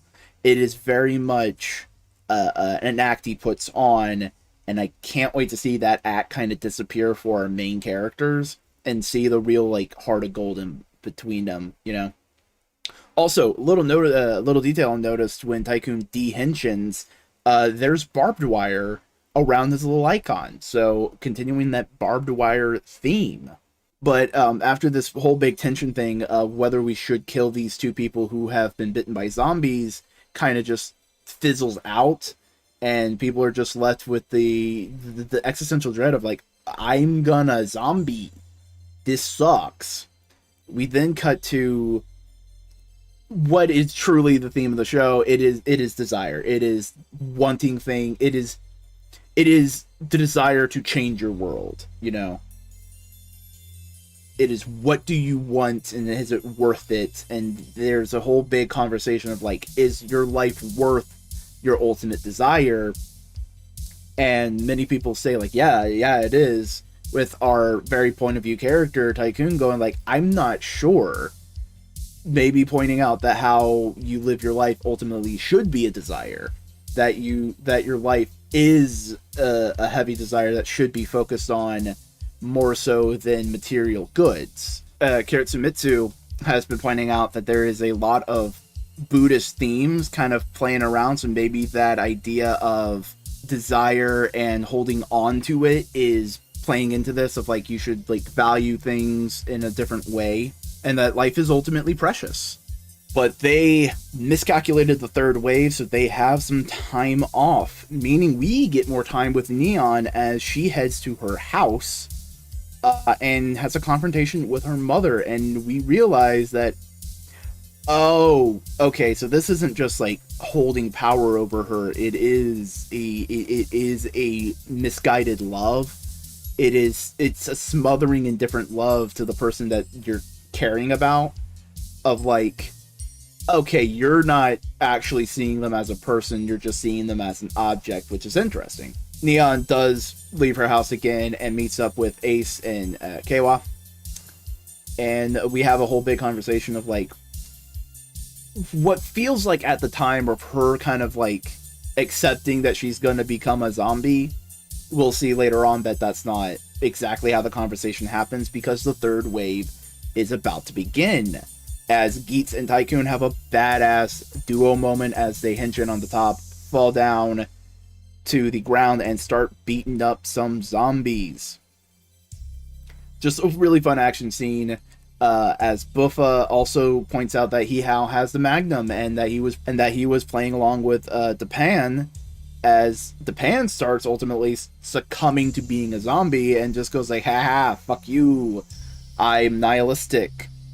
Then Nago, I wouldn't say completes her character arc, cements what her character arc truly is, of wanting to live life for herself and not for anyone else. Decides to continue fighting and does a badass henshin. She starts beating up everything, and we get a flashback to the end of their conversation, Geats, Tycoon, and Nago's conversation, where basically they go like, yeah, but do you really just want to give up? And she goes like, no, I don't. And they go like, all right, cool, don't give up. And she's like, why you gotta make it that goddamn simple? And Tycoon, Keiwa, gives up boost again. Very altruistic, very not holding on to stuff. So maybe that's going to be playing into some things here. Gives her boost and says like, hey, you're probably going to need this more than I. Try your hardest to survive all of this. And she's like, thank you, all that kind of stuff. And we get what might be like a little moment where she's just, for lack of a better way of describing it, we see her desire of trying to find true love. And her reflecting on the conversation she just had with Keiwa. And I don't think this is necessarily meant for us to like start shipping them, though that may be like a side effect of all of it. I think it's more of her recognizing that she doesn't need magic to ultimately fulfill that desire, that she just needs to go out there and live life. So it may just be her recognizing that her desire has always been in her hands, or it may just be shit bait. Who knows? Either way, fun little moment, fun little character reflection on her part. But Nago just fights, and she uses boost, and it's so fucking good. Great fight scenes, great choreography all around. It is exciting. They know how to use CGI in this. Like, I wouldn't say it's been hinky in the first few episodes, but it solidifies, like, no, they know what they're doing to accent what they're already, like, they are using CGI in the best way possible to accent the practical stuff they're doing, which always great. She uses boost. She uses them as pants, proving my theory correct. Pants are the ultimate power in Geats. This time next year, quote me on this. I will hold you to this. But she does the flippy thing, showing that it's not just Geats who can do it, everyone can do it.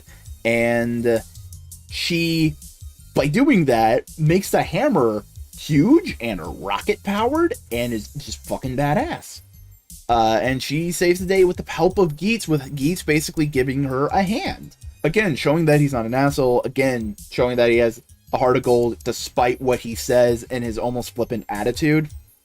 But she does succeed. She does finish the mission, and we are shown the aftermath of basically everyone gets points, and whoever last is eliminated, and the pan is eliminated. And they basically go like, yeah, you were so busy wallowing in self-pity that you basically fucked yourself. And he's going like, fuck.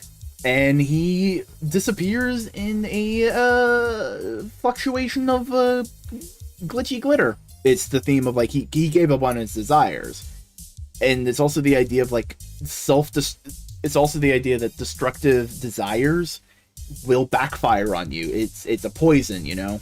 However, during this whole thing, my mind was just looking at the acting between Ace, Geats, and the woman in black and white, and just going like, you guys are too in sync. You are almost finishing each other's sentences. You two have a history, especially with the theme song kind of hinting at it. So what's going on there?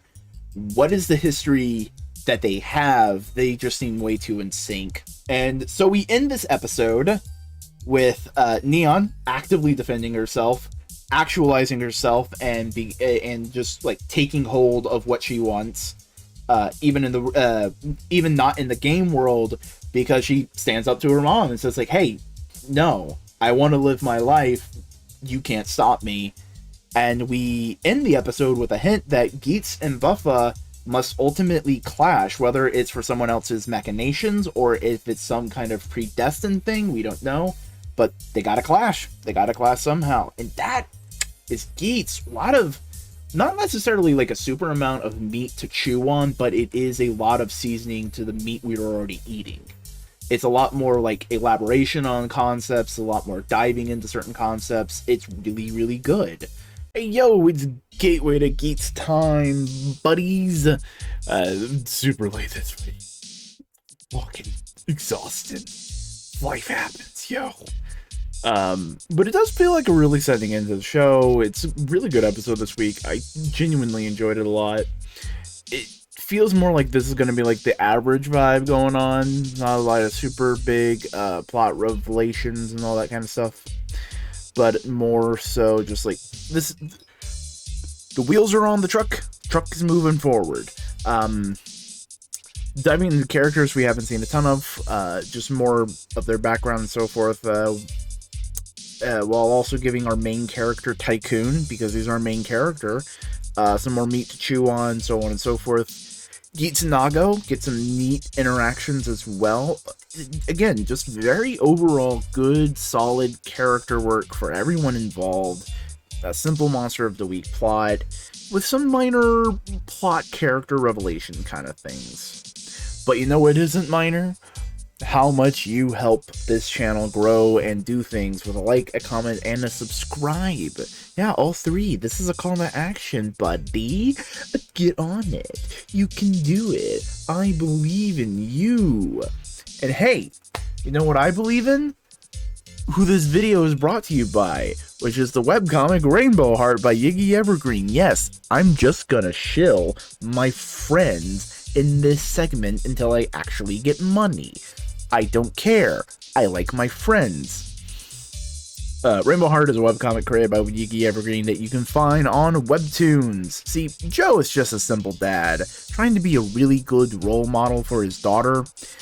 The only problem is, he has to do it as a magical girl.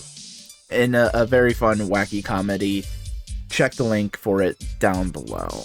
But, hey, we got an episode to talk about and some things to think about. We open up on the characters we'll be following for the story. Tycoon is doing his recap. I love it. I love that framing device. It's just great. Buffa is doing his job and seemingly talking to his friend, colleague kind of thing, and it's kind of showed that he wasn't really talking to him. He's more reminiscing of older times.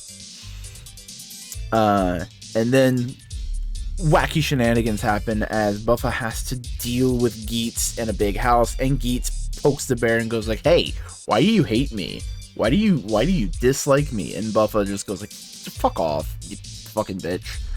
As the game is initiated for this thing, and hey, look at that! All the monster guys are wearing playing cards. Oh geez, I wonder what classic video game trope is being played here. It couldn't be like how it was in Zelda Link's Awakening, where you have to match a couple things to make them all disappear. Oh, I wonder how this is gonna work.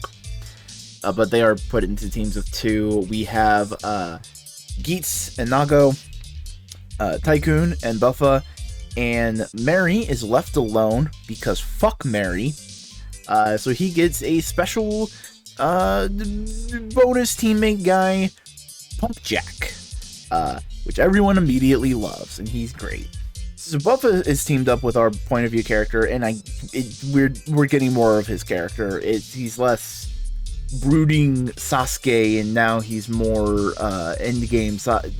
He's less brooding Sasuke, and now he's much more along the lines of a more sympathetic character as we're seeing him. But our teams have trouble because they've never played a video game and don't know the trope you gotta follow. So they beat a guy, he gets revived, all that kind of stuff, and they're at a loss. But Geats and Tycoon are shown that they might have some idea of what's going on. They have an inkling. Geats has a little bit more of an inkling, because they aren't able to beat them. They are sent back to the break room and basically goes like, "Hey, you guys suck. Take a break." And Tycoon shows us what his real power is in the show. It is gonna be empathy. It's understanding. It's human connection, because he realizes that Buffa is using the Magnum power-up in a much more close quarters fashion, which does not benefit it whatsoever. And Buffa's going like, "That's just how I fight." So he goes like, "All right, cool. Hey, Geats, this is the one you want. Trade?" And Geats is like, "Sure, just give me the boost power up," because that's the running joke. He gets Tycoon gets boost and doesn't get to use it. So Geats gets the boost power up. He gets the Magnum power up. He is bang on original Geats. I've popped a couple times. I apologize for that. But hey, Buffa now has zombie again, and he rebuffs Tycoon, saying like, "Oh man, you shouldn't have given that up." But he does accept it, and he realizes it's tack turn. He's Wolverine. He's a little bit of an asshole, but you know you're gonna love him. We then see Buffa have a flashback as he's kind of off brooding on his own, as we see why he genuinely hates Geats, because it turns out the friend that he was reminiscing about earlier was a Kamen Rider in the Desire Grand Prix, and he didn't make it to the end. And as he held his friends in his arms, he looked at the other Kamen Riders and basically went, "Why aren't you helping my friend?" as they all walked off. And one of the main ones he saw was Kamen Rider Geats. And he's like, "Oh, you son of a bitch, you're an asshole." So that's why he's so distrustful of Geats, which, really good character. That's just good. Scrumptious bits. I love the scrumptious character bits that we've been getting with all the characters, you know. Geats and Nago then go practice what Geats has thought in his head. "Oh, Geats, you've played Legend of Zelda. I'm proud of you." And we get a big, cool, bombastic fight scene with Nago using claws, which I would think is going to be kind of like a primary weapon she has. It looks right. It looks good. With Nago and Geats finally beating one of these guys and getting the points. Everyone goes like, "Oh shit, guys got points. Fuck, how'd you do that?" They're not telling, all that kind of stuff. As Mary, throughout the whole episode, has been bitching and moaning about having Pump Jack, you know, the really cool dude that we just got introduced to, and it's so much cooler than Mary. Fuck Mary. They basically go like, "Oh yeah, no, you can use your points to shuffle the teams."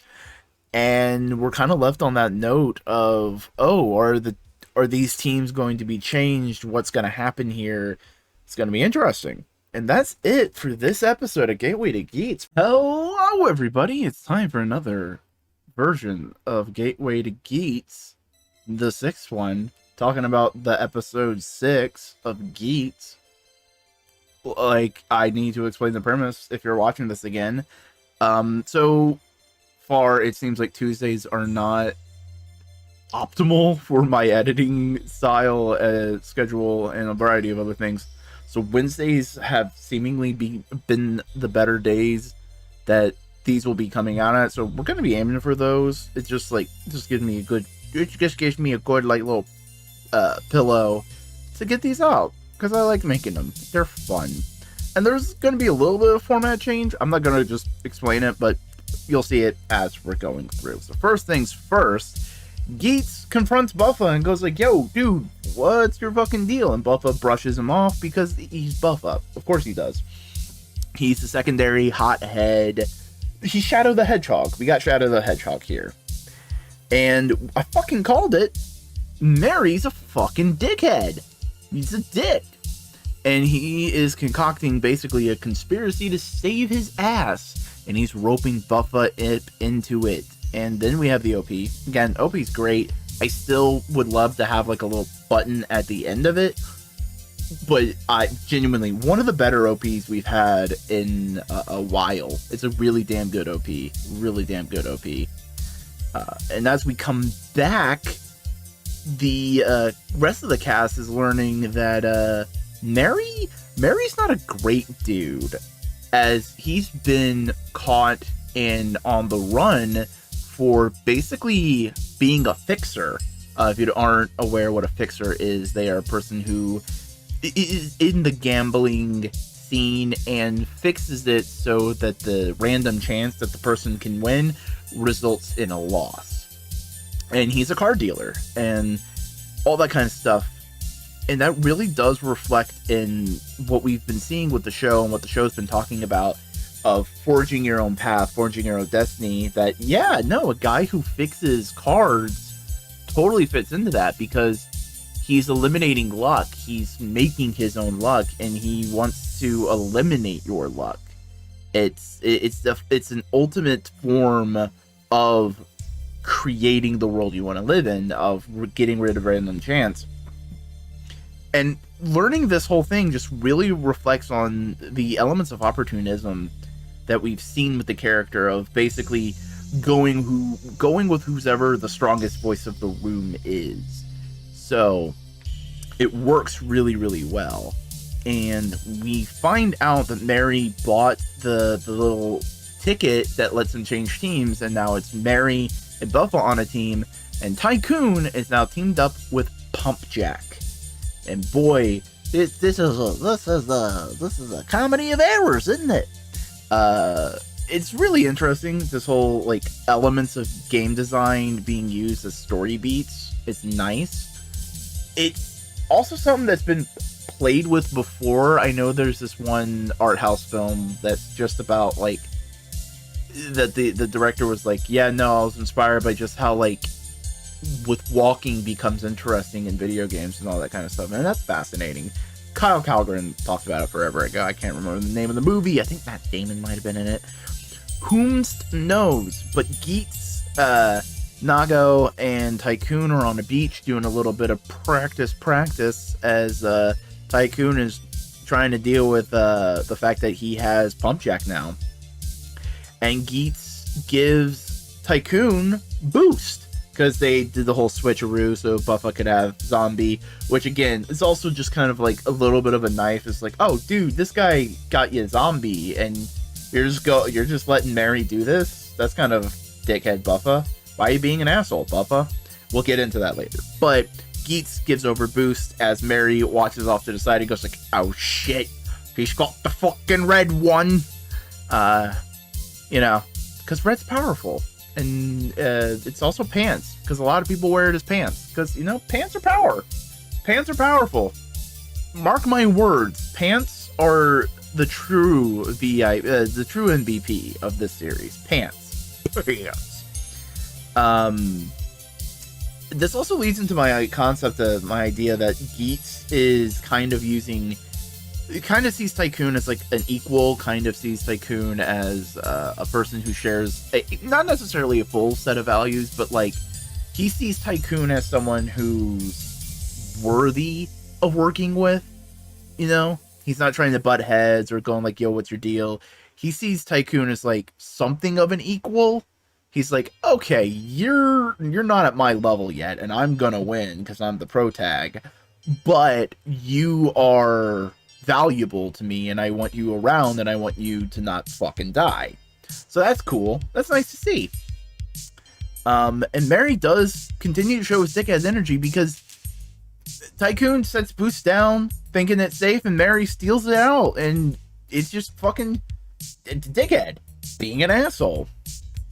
And then we have like a little interaction between Mary and Buffa as they have a conversation. We truly see why this happened, because it's displaying how an asshole is and how a real asshole is, because we've been seeing Buffa be hurt and argumentative and kind of bullheaded.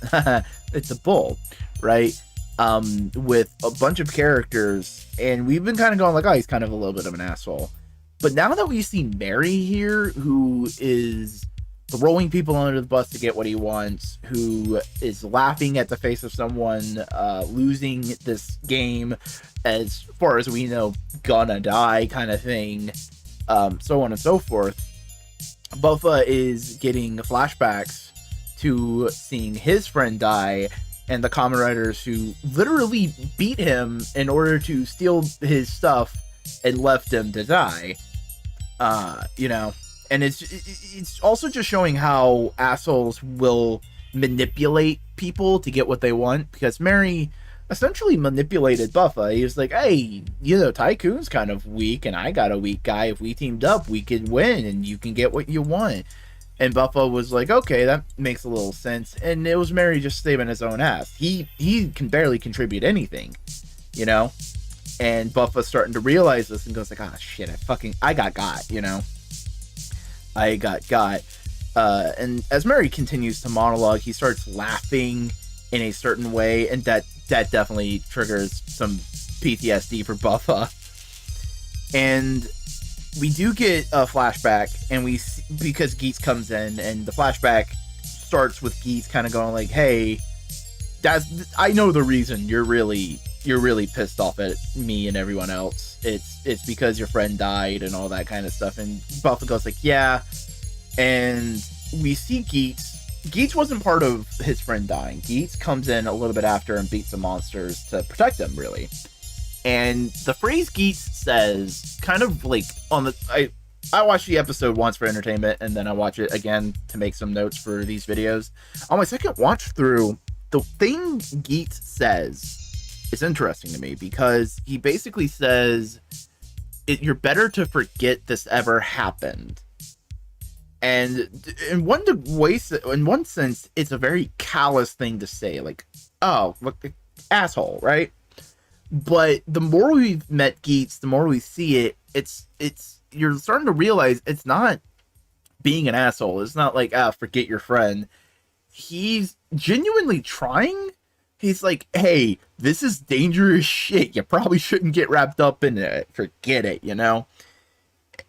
And I'm starting to go, like, maybe there is a reading, there is an understanding of the character of Ace, Geats, as maybe autistic, maybe on the spectrum a little bit. Because, again, he says things that seemingly are trying to be helpful, but are really blunt. And he often relates to people with his fixations. You know, he knows history, and he talks about history and brings it up. Maybe that's just like, I just like history, and I like to observe how people change the world around them, you know? And that kind of thing. So I'm not saying Ace is autistic, and I'm not that kind of neurodivergent to say. I'm ADHD neurodivergent. So someone who is autistic could probably do a much better understanding and read of Ace in that understanding. But I'm not that person. I just think it's a possibility. It's something we could be exploring. I don't think it's something they're purposely exploring, but it could be an interpretation that's interesting. Do we have an autistic Kamen writer now? Could be. But then Buffa begins his plan, because boy is this a fun little turn for the character. So Buffa says, all right, cool, we'll have a little game to figure out who owns Boost.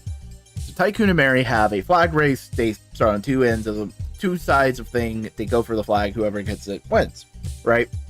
I know it's a common game in Japan. I've never seen it played around here in America, so thought I'd explain the rules. And whoever gets Boost gets to win Boost. Tycoon and Mary reach up in the middle. Tycoon grabs it and has his whole hand on it, and then Mary grabs Tycoon's arm. And I think that's interesting, because ultimately we are shown that Tycoon wins and gets the item. We see the visual win, and then Mary strong arms his way to victory. He forces Tycoon to let go. He forces it all through. It's very much like a child throwing a temper tantrum, right? And then Buffa grabs Boost out of Mary's hand and goes like, all right, with this, that, we know who owns Boost, right? We know who owns it. And you're watching it and you're going like, oh, it's because they win, he wants to fucking power up and all that kind of stuff. But it's a fascinating thing. You watch it on a second turn and you know Buffa's real mindset right now. It's a double turn. Well, I'll explain it. No, let me just explain. Buffa pulls a double cross on Mary and is working with Tycoon without anybody knowing, not even Tycoon.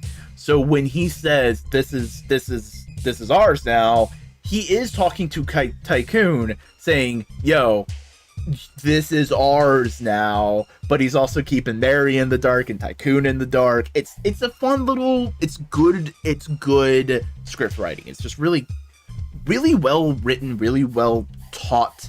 It's taught script writing. You know, the bad guys show up, they gotta go fight them, do all that kind of stuff as the teams go out and do their thing. Geats, Nago kind of goes off. We don't see him for a little bit as Buffa and Mary are butting heads a little bit. Buffa's not really going along with it because, again, he's having second thoughts, and as it's revealed later, he's already changed teams and all that stuff. And Tycoon is having a despair of a time with Pump Jack. He's trying, there's an attempt, but he's having a hell of a time. Buffa then goes for a bad guy with the boost power-up in hand, puts on the pants. Put on your pants! Then Tycoon and Buffa beat a guy. They get points. It's revealed that Buffa switched teams back, and there's a cute little moment where Tycoon's like, "Oh, you chose me?" And Buffa goes like, "No, I grabbed the card." But that's kind of playing into the idea of fate and luck and choosing your power and choosing your destiny and going against Mary. Like, the universe wants Buffa and Tycoon to be partners, and Mary cheated his way through that, and he's now being punished for it. It's an interesting little thing, playing against Mary making his own luck. All the while that's happening, Geats and Nago beat the last guys, so all the little dudes are dead.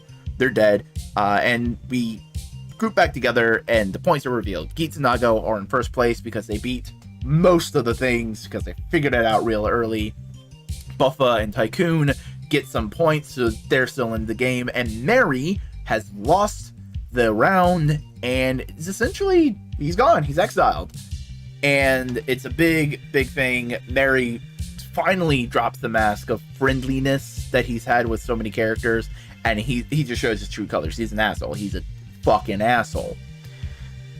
Mary then disintegrates as Tycoon goes like, "Is he dead?" And it's revealed, no, they just get sent back, and they don't remember anything of the game. They're back to their regular life. And now my question is for that is, are they just sent back to the world as we know it currently? Or are they sent back to a previous world that's fucked up? Because, I could see either of those two things happening, because I'm not saying it's like this, but it's like that. I'm getting some mental vibes of that one Stephen King story with the time eating things. I can't remember what they're called, but that kind of thing is maybe there's some universal thing that it needs to be reset every once in a while, so on and so forth. But we end the episode with the woman in black and white saying, "Hey, the boss monster's coming," to the guy who's been in shadows with the mask, and he goes like, "Ah, yes, the world will end, and we'll see who gets to make the new world." Episode ends, and goddamn, this is a good episode of television. Really good episode of television, and everything is just running on 6 cylinders. I wanted to mention it while talking about it, but I just got wrapped up in the plot. The action scenes have been amazing. It is really good fights, really fun, inventive uses of camera work. Like in this episode, we have a fun bullet time segment where we go through the end of a fight scene and we get to see all the characters be badass. That's just it's a fun little visual element. It didn't need to be there, but it does show the characters off in a really fun light. And it's also just really interesting to see just how well integrated the CGI has been, how well the compositing has been. Because I'm not someone who goes like, "Oh, poo-poo, bad CGI." I watch schlocky B movie horror and fucking tokusatsu. Who am I to fucking judge, right? So to see the CG be at this level is just really good, right? Because you go back a couple years with Ghost or Forza, and it is night and day, it's night and day. But yeah, that's Geats episode 6. The next episode is going to be interesting because we got our final 4. It's the end of this Desire Grand Prix, and we're going to see how the arcs work. Hey yo, it's time for another Gateway to Geats. This time we're talking about episode 7, and hey, I'm sorry, this video was a little late. I had brain fuzz. It was not fun. I still have some brain fuzz. It isn't fun. But hey, we're barreling down to the end of this Grand Prix arc so far. And we open up like we have been opening up every single episode, and I love the framing. Tycoon doing a recap when his sister barges into the room. And is that a dirty joke? Was that a joke implying that, like, oh lol, bro, I know you masturbate. It's not that big a deal. Is that like the joke they were telling? Is that the implications here? I'm not saying I'm mad, because like it fits for like a fun little like joke for the adults while they're watching with their kids, but like am I taking crazy pills? And we do get Geats kind of letting down his wall while no one else is around, as I think we were starting to understand his motivations. And like this episode is a lot of like, okay, who is Geats to an extent, because we see he is trying to find his mother, get back to his mother somehow, and like there's a lot of elements there that are something to play with and something to understand. His mom is wearing what could be considered very ancient style clothing, give or take. So we'll talk about more of that later. But hey, before the rest of the show continues, this is a little call to action. Hey, like, comment, subscribe, do all the stuff. Follow me on other social media platforms: Twitter, TikTok, Instagram, Twitch, twitch.tv/Boingo Writer. I stream pretty regularly. And I hope to see you around. But as we come out of the opening, we are spending a little bit more time with Tycoon, as we are also diving more into like what does his worldview actually mean, because people have been criticizing it of like, that's a little overly optimistic, that's a little too big, that's, you know, it's like this seems kind of weird, you know. And we see it's much more of like he wants people to have a peaceful life. He wants world peace because he wants people to live good lives, you know. It shows how much he loves this kind of like calm, and it stems from, and there's also an aspect of him wanting to be a hero and protect that for other people. And it's specifically brought up of being a ninja. Jeez, I wonder what's gonna happen in the next couple episodes. As we explore everyone in the kind of their daily lives, except Buffa, which isn't the worst thing. We did just spend a whole arc with him. So we see Tycoon hanging out with his sister, and we see Nago doing her normal shtick, running away from home, doing a live stream. She sees one of the bodyguards, she starts to run, she runs into the other one. Fun little slapstick routine. It's cute, it's adorable. I love the bodyguards. Low key, I kind of want the bodyguards to have like a writer form. Like, I don't want them to be main character. I want them to be like the Pinecone dudes in Gaiam, or the game writers in Xaid. Or like the ant dudes in Kabuto. You know, I want them to be mooks, but I would love to see them be Kamen writers.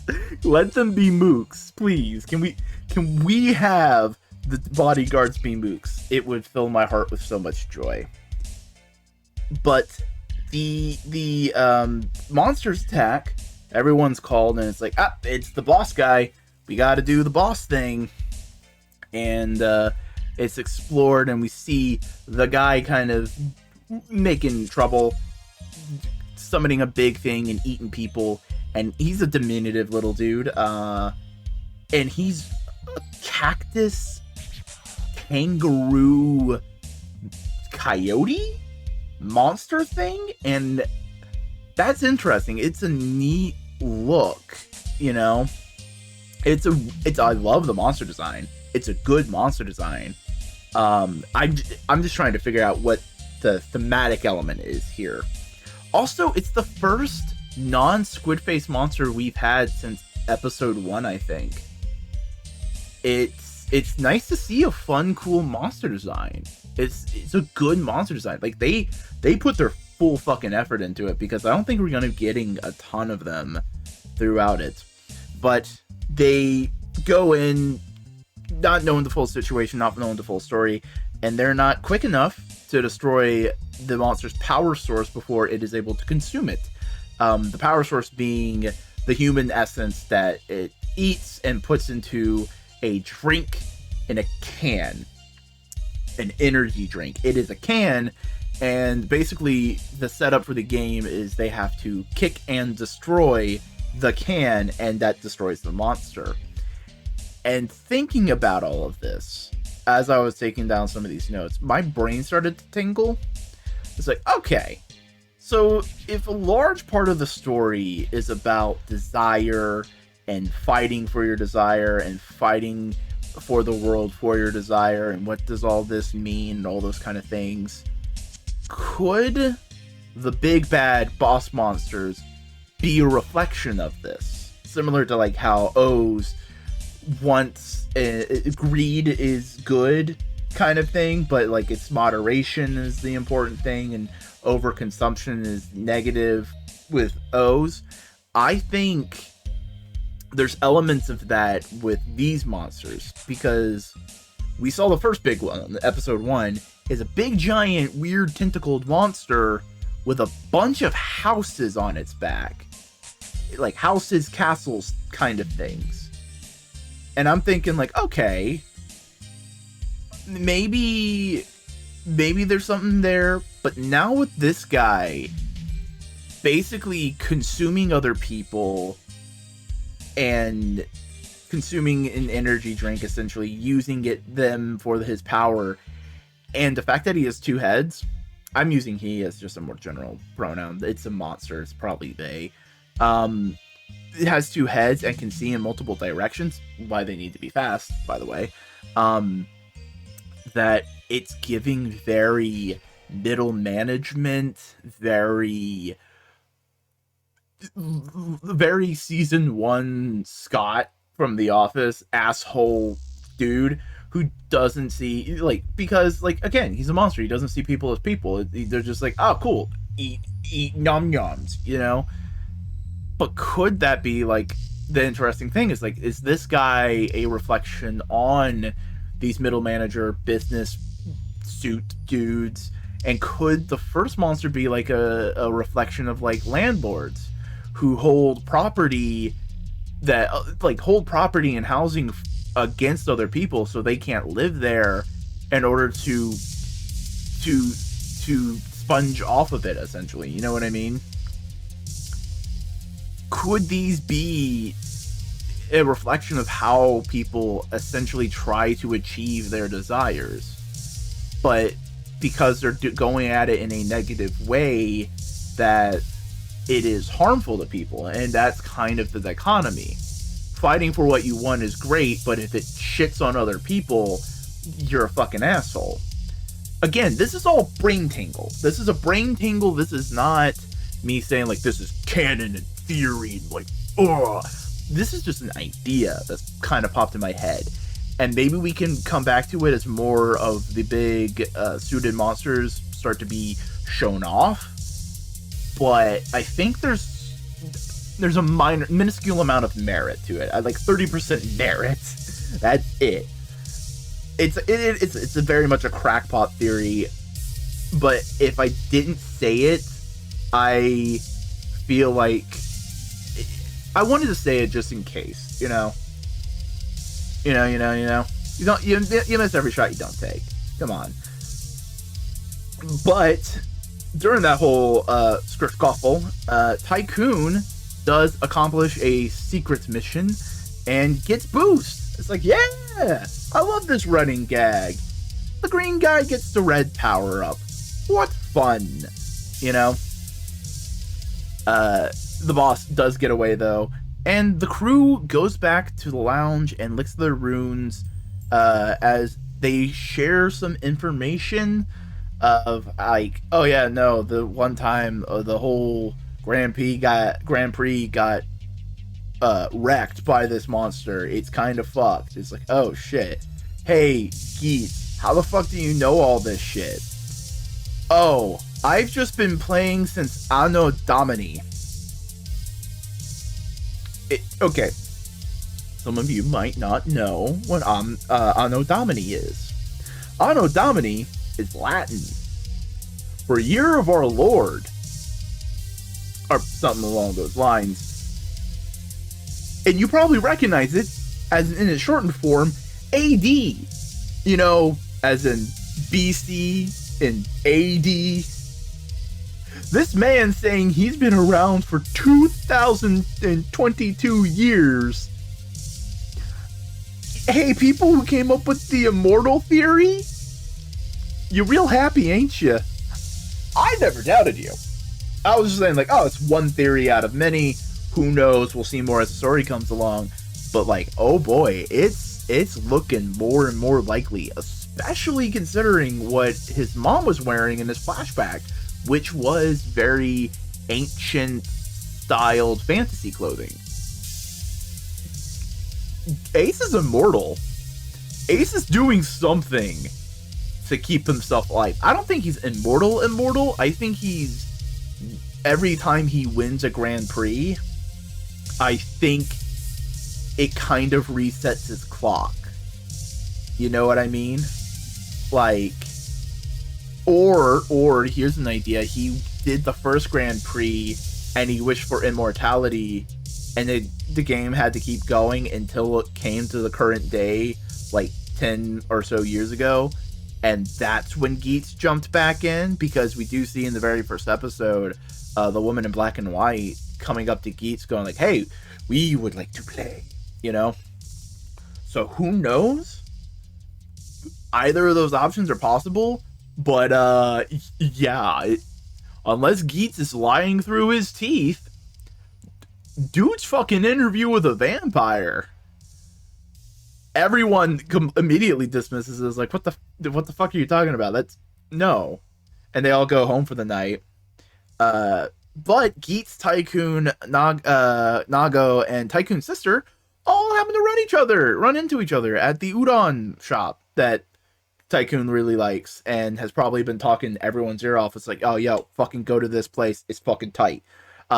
They all enjoy the meal. They have some fun conversation. Tycoon's sister is the biggest fucking fangirl, and it's amazing and wonderful because she's not being creepy about it. She's just like, I like your shit. I like the content you make. And she forms a good communication with Nago. All the while, Ace is just the autistic dude who's happy to hang out with his friends and is perfectly glad not to have to engage in the conversation. It's like, I'm here with my friends. And they're all like, you're here with us.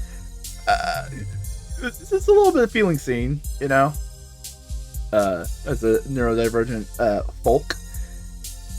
So they have a conversation. They do the whole talk. And basically, Geats and Tycoon have like an eye-to-eye, mano-a-mano moment of just like, hey, the world's gonna end. We need to beat this boss. We're gonna do what we can to beat it. And Geats and Tycoon kind of like come to like a bro moment, an agreement. I'll get to that. I'll fucking get to that. And it's nice. It's a solidification of like, these two are our Kamen writers. This guy has the experience and the power, but this guy is the heart and soul. Tycoon's heart and soul of this whole series. You know, Tycoon is genuinely been one of my favorite Kamen writers in a long time. I love this guy. He is a good lad who just wants to do good by the world. Is given a situation, recognizes that it's fucked up, but uses it anyway because fuck the situation. Perfect, atypical, classic Kamen writer. Wonderful. Beautiful. The boss comes back around and it's like, oh no, it's the boss. They all get summoned, they all henshin, and Tycoon goes like, it's time for me to be a fucking badass. Puts in boost, henshin, it's sick. We finally get to see Tycoon boost. He's running around. He doesn't quite got it yet, but he's trying his best. He gets a lick in on the dude. He's going really good. The giant monster hits him and knocks him out of transformation, and Boost goes away. The one thing that we thought they had to have in order to be fast enough to beat this guy, it's gone now. And Tycoon is battered and bruised on the ground. And also, Tycoon even used pants. Tycoon used pants, and it wasn't enough to beat this guy. Holy shit. This guy's more powerful than pants. But Tycoon crumpled on the ground. Fucking, he's knocked out, essentially. The barrage of needles is coming at him, and Geats fucking valiantly saves him. And then Geats is a punk ass bitch. Asterisk. Because it turns out that is a secret mission. Saving a fellow writer in the game with a very specific award. The ninja power-up. And fucking the look of betrayal on Tycoon is just like, you fucking used me? And Geats is just like, yeah, we need this, and if you knew about the whole, like, we needed this, and like, yeah, no, I'm Geats, I win the game, that's what I do. And he does like the little kitsune sound of like, I tricked you, you know? And it's just like, oh, you're just a punk ass bitch. You don't see any of these people as fellow allies or as like comrades or as equals and all that kind of stuff. I'll get to it. I did say asterisk. And it's just like, oh, I kind of like having a Kamen Rider be an asshole. It's fun, especially because we've been following Tycoon. So we have an emotional attachment to him, and it's just not our main Kamen Rider being a dick. It's like, oh, why are you the lead in this show? Why is the show named after you, you fucking asshole? And it's very much like having like a heel champion in wrestling, you know? They are the top bill, they are the one that you're supposed to boo, and it's beautiful. It's beautiful little bits of storytelling. I do have a theory that we'll get to. That's the asterisk I kept mentioning. So, Geats uses ninja, gets the power up. He starts biffing and boffing around, super Nightcrawler style, and that's the best part about Geats is you hate his actions, but everything he does is fucking slick and fucking awesome. You know what I mean? He finally gets to kick the can. The boss grabs it before it can be destroyed and teleports out of there. Shit, the boss got away. And, like, everyone's back on the platform. And they're just going like, Geats, what the fuck? Fuck you, Geats. Right? And it's just like, oh, the boss got away. We'll get to him later. All the while, Tycoon is on the floor, looking up at Geats, just going like, bitch, I could have been your friend. You betrayed me, and I will never trust you again. And that's kind of where the episode ends, with our precious, precious boy fucking saying, oh, my heart is broken and it will never be healed.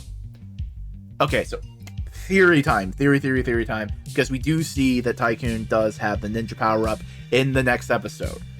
So here's the thing. Remember, there is a part of the power system that says certain cores work best with certain buckles when they're matched up. Geats works best when he has Magnum, Buffa, Zombie, so on and so forth. Tycoon works best when he has Ninja, right? So here's the thought and theory. Geats with Ninja will be just fast enough to do some damage, but not quick enough in order to finish it off. And it will only be when Geats is able to relinquish trust and believe in someone else and give Tycoon the buckle that they'll be able to beat the boss, because Tycoon will have the power up, like, of being synced up. He will be more powerful with Ninja than Geats is with Ninja, and he'll be able to beat the boss, save the day, and get his desire. And boy, that's a fascinating possible development, you know? But Tycoon, I want Tycoon's trust to be destroyed for the rest of the show. I want this to have ramifications. I don't want a moment later on of, like, Tycoon going, like, I understand why you did it, Geats. It's all water on the bridge. I want Tycoon to be fucking livid with this moment forever. It's like, no, you betrayed my trust. I thought I could trust you. I thought we were on the same page, and we weren't. And just Geats going, like, we're on the same page now. I'm trying to be better. Good. And until you are great, I'm not. You are at arm's length, sir. I would love if that's just where the character goes. Like, that's the one thing he's petty about. That's the one thing he's pissed off, and like, that'd be fun. Overall, if you can't tell, I thought this was a fantastic episode. It is just fucking top dollar. It answered some questions, vaguely, possibly. It opens up a million and another. It's like, so many questions we have now. Okay, is he immortal? How is he immortal? Is it a Winter Soldier situation? Is it this? Is it that? Okay, what is the deal with the monsters? What is the deal with the Roman coin again? So many questions we have, but we do get some, like, little hints and bits. Oh, man, Geats is doing some really good television right now. Gateway to Geats. Another week, another Geats, another Gateway to Geats. This is I'm gonna talk about Geats for a little bit. Hopefully you find it entertaining. I find it entertaining to make them, so either way. Now, I definitely feel like we're at the point. I definitely feel like we are at a point of watching the show where we can confidently say the beginning of Geats is solid. It's good, solid bit of television, you know? It's doing right what it says it's going to be on the tin. It's fun, it's entertaining. We're in a comfortable, good spot. So now it's much more like going forward, it's going to be peaks and valleys. It's less of like, oh, is the show going to improve? I think it's more of like, okay, show is good. We're going to see better bits and we're going to see slightly worse bits, but we're good. I think, you know, I just want to kind of get that out in the air, get that out in the open, because we start this episode off with a lot of sad. Tycoon heavily injured, doing his recap thing, the whole 9 yards. He gets a call from his sister, who's in the middle of the monster rampage, and is like, oh no. We then cut away to the other people in the lounge. They're hanging out. Nago is practicing kicking a can and annoying the others, while Tycoon rushes in and goes like, fucking monster, we gotta go fight monsters. And they go deal with it. They go try and deal with it. They go to the fight, and everything falls apart. Nago is trying her best to help people. Buffa and Geats bicker and fight because I have the big dick and I gotta win the game. And no one gets anywhere near the monster. No one gets anywhere near the can. Everything goes to shit because Tycoon is just focused on going to save his sister, which, you know, good heroic quality for our good hero boy.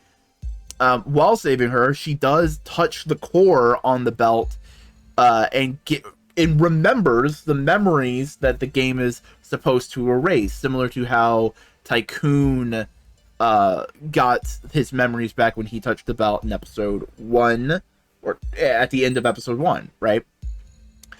Turns out their parents died in one of the games.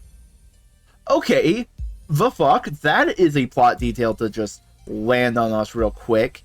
First things first, the Odin man came back, so what's different about the parents? Why couldn't they come back? Were they part of the game and died in the game?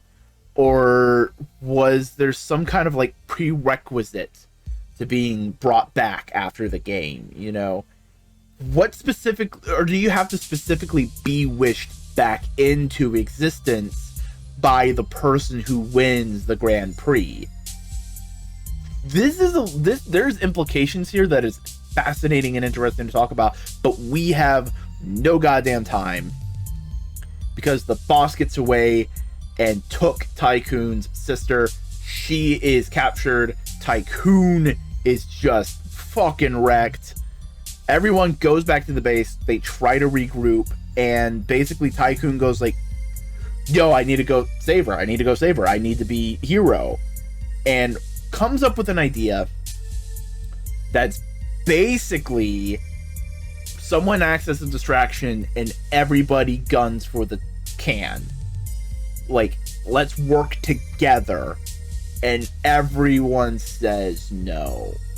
Buffa says, but I don't work. He does the whole I don't work well with others and all that kind of stuff. Nago goes like, but I want my desire. And Geats basically repeats the mantra that he's been going on. It's like, if you want to make the world, you got to make the world. You gotta do it.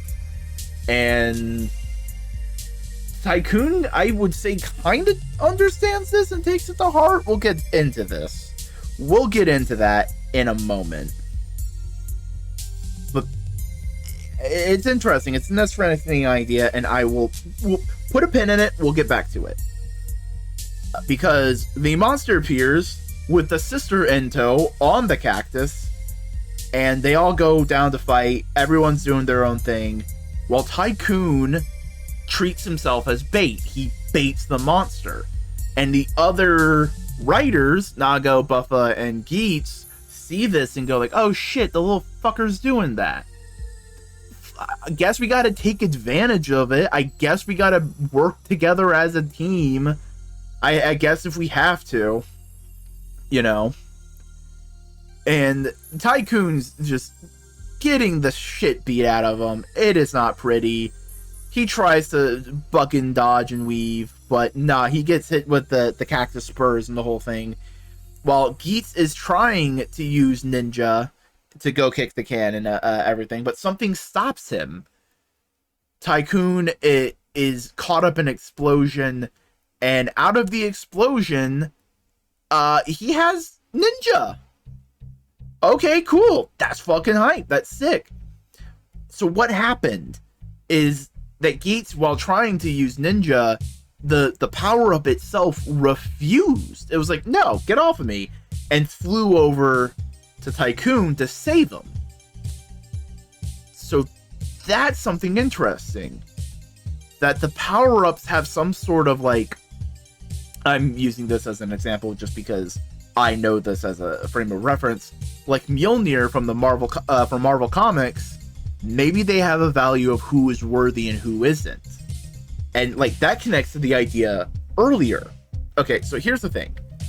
What if the Grand Prix has a big weird reveal at the center of it all? And that ultimately selfishly fighting only for your desires will ultimately hinder you in some ways, while helping others achieve their dreams gets you rewarded. Because we were joking this whole time about like, oh, Tycoon keeps getting boost over and over and over again, but he never gets to use it. And it seemed like a joke. It seemed like a fun running gag, but what if that's a hint? See, Tycoon has been the most altruistic and selfless writer we have. He's trying his best to help and save other people. And he repeatedly gets one of the most powerful items. That's interesting. That says something, doesn't it? And ultimately, this is more of like fan theory at this point. Maybe the whole reason the game keeps going on is because everyone in the game acts like a selfish dick when they need to be acting more heroically and trying to save the day, you know? Because what if it takes everybody who they get for the game, like all 50 people, all 20 people, whoever it is, and they all need to get to the final step in order to fight the big bad. What if that's like the big thing? That's why they have to have that many people. And you gotta bring them all in. I'm not saying that is what's going to be going on, but it's an idea. So let's pocket that theory till there's more to go on, or there is evidence to disprove it. Either way. But Tycoon is now ninja'd up and ready to go kick all the fucking ass. But I would like to point out something I've just kind of noticed. Tycoon looks a little bit like a classic Japanese yokai. I can't remember the name specifically, but they're those little weasels with sickles for hands that fly through the wind and like cut you. And with Geats being like a full-on kitsune and Buffa looking like one of those cow-headed spider yokai, I wonder if that's like a minor overarching theme of like, when the writer gets the right power up, they are like a mythological creature of some kind. This is probably going to be more easily disproven going forward, but it is an idea, and I kind of wanted to bring it up and just kind of like lay it on the table. Say like, hey, here's an idea. But the fight starts, and goddamn, the fight choreography this season has just been very interesting. They are trying so many things with the cinematography, the integration of compositing work.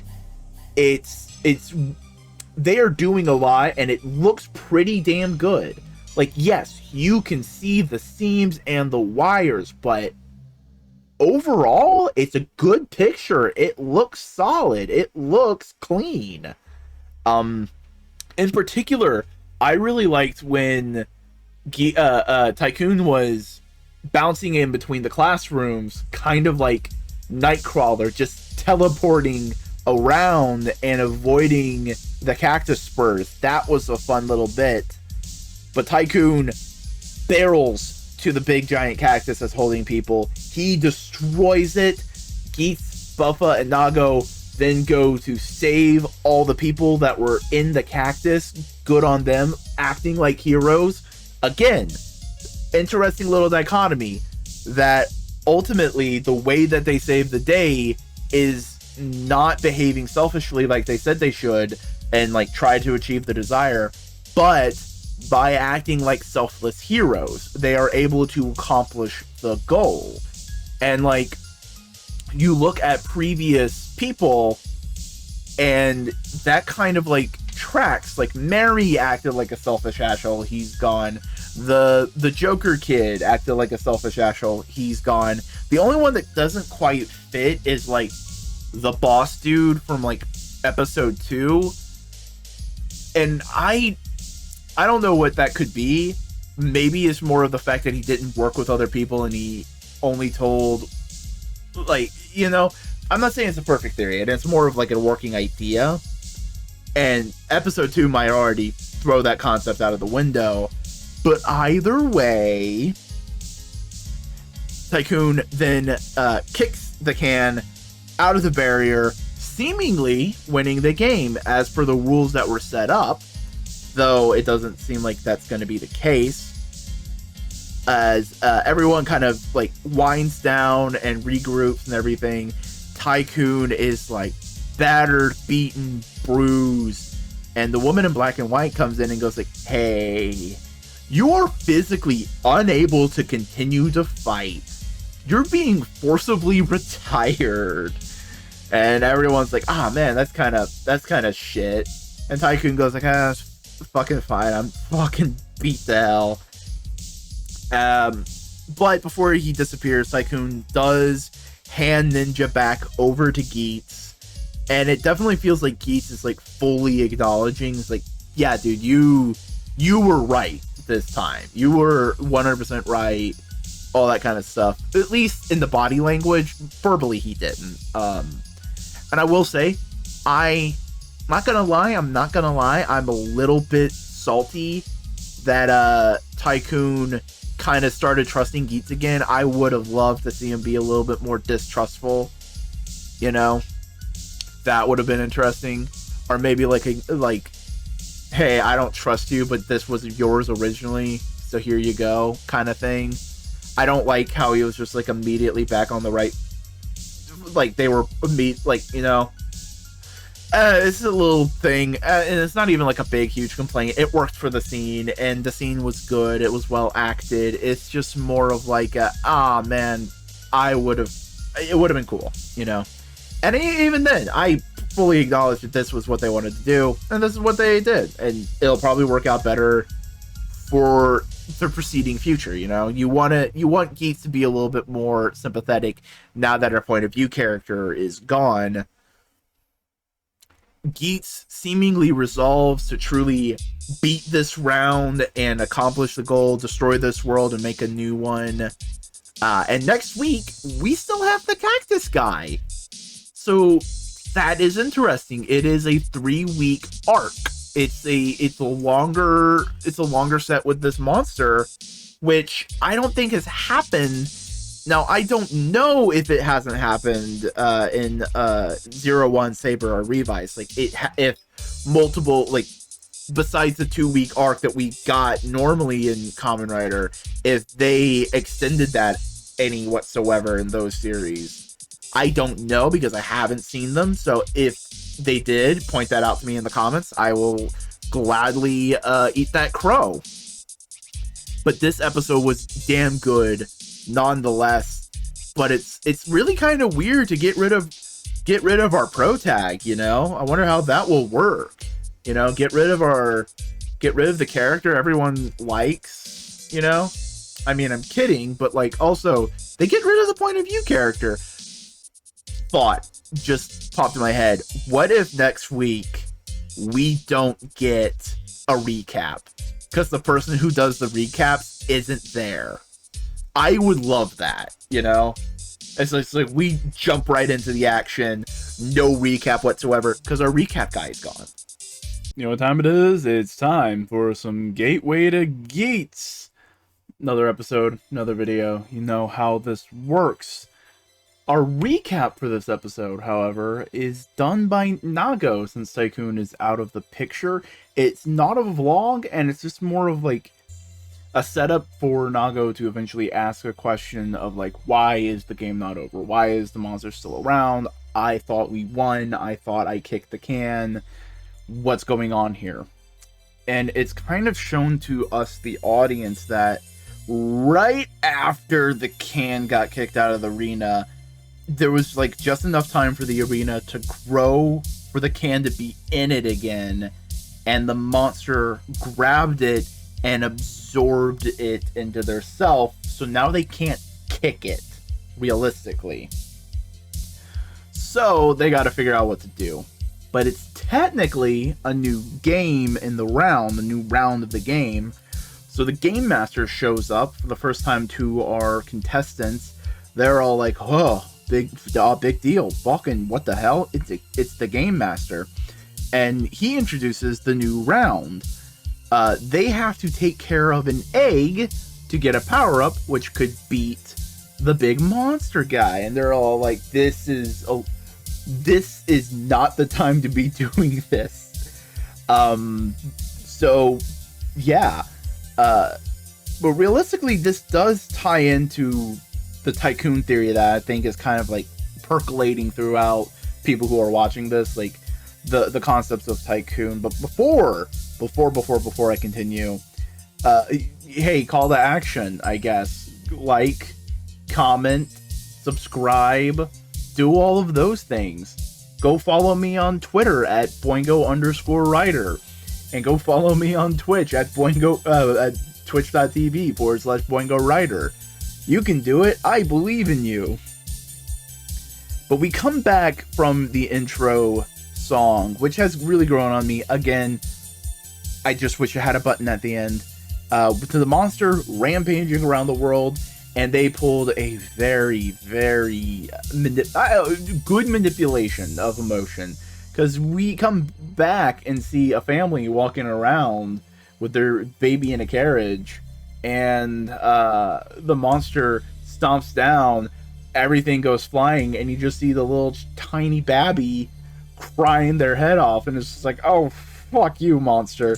You know, all the writers show up and transform. They do all the thing, and there's a couple slapstick gags involving the eggs, mostly with Nago. Nago really kind of falls into like point of view, emotional center slapstick character in this episode. And I think it's mostly just because Tycoon's not there to also take some of the burden, and we've also got rid of Mary at this point in time, who was very much a slapstick style character, so she's really picking up a lot of the comedy slack past few episodes. And it's noticeable then, but it's really noticeable now. It's just like she's doing a lot of the heavy lightening of tone, essentially, you know.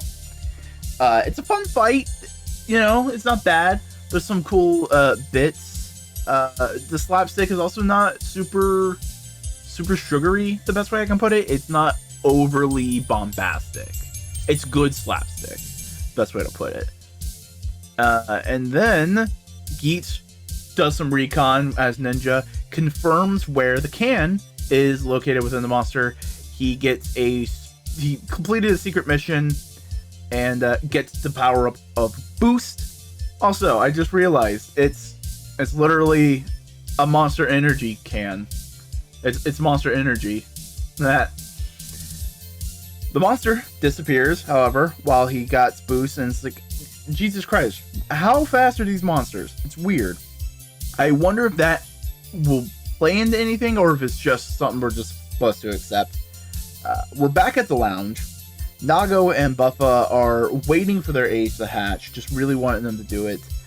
They both do it in some neat character showcasey ways. Nago is very kind of gentle, but wanting it to happen. Buffa is literally trying to bust the egg on the table, which is just funny, because it's just like, knock, knock, knock, knock, knock, knock. Just good little timing on that.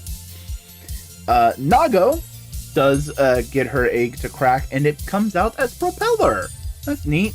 Buffa does as well and gets Drill, which kind of makes sense. Nago kind of just like try to protect the egg, kind of pretty typical stuff.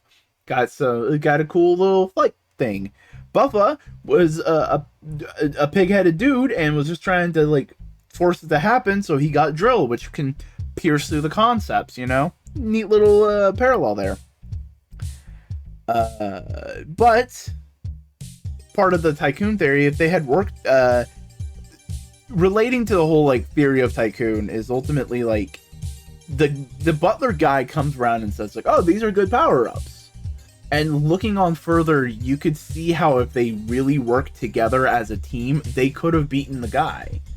Very much the idea of like Tycoon was the like morality linchpin between the whole group, trying to point them in the right direction, which may ultimately lead to just fixing the problem. But no one wanted to listen to him, and no one does listen to him, and they don't work together in quite the right way in order to solve the problem. Again, it's very much like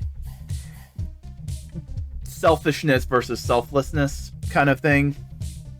Geats' egg has yet to hatch. He's being very like doting parent. It's like, oh, they're a late bloomer. That's funny.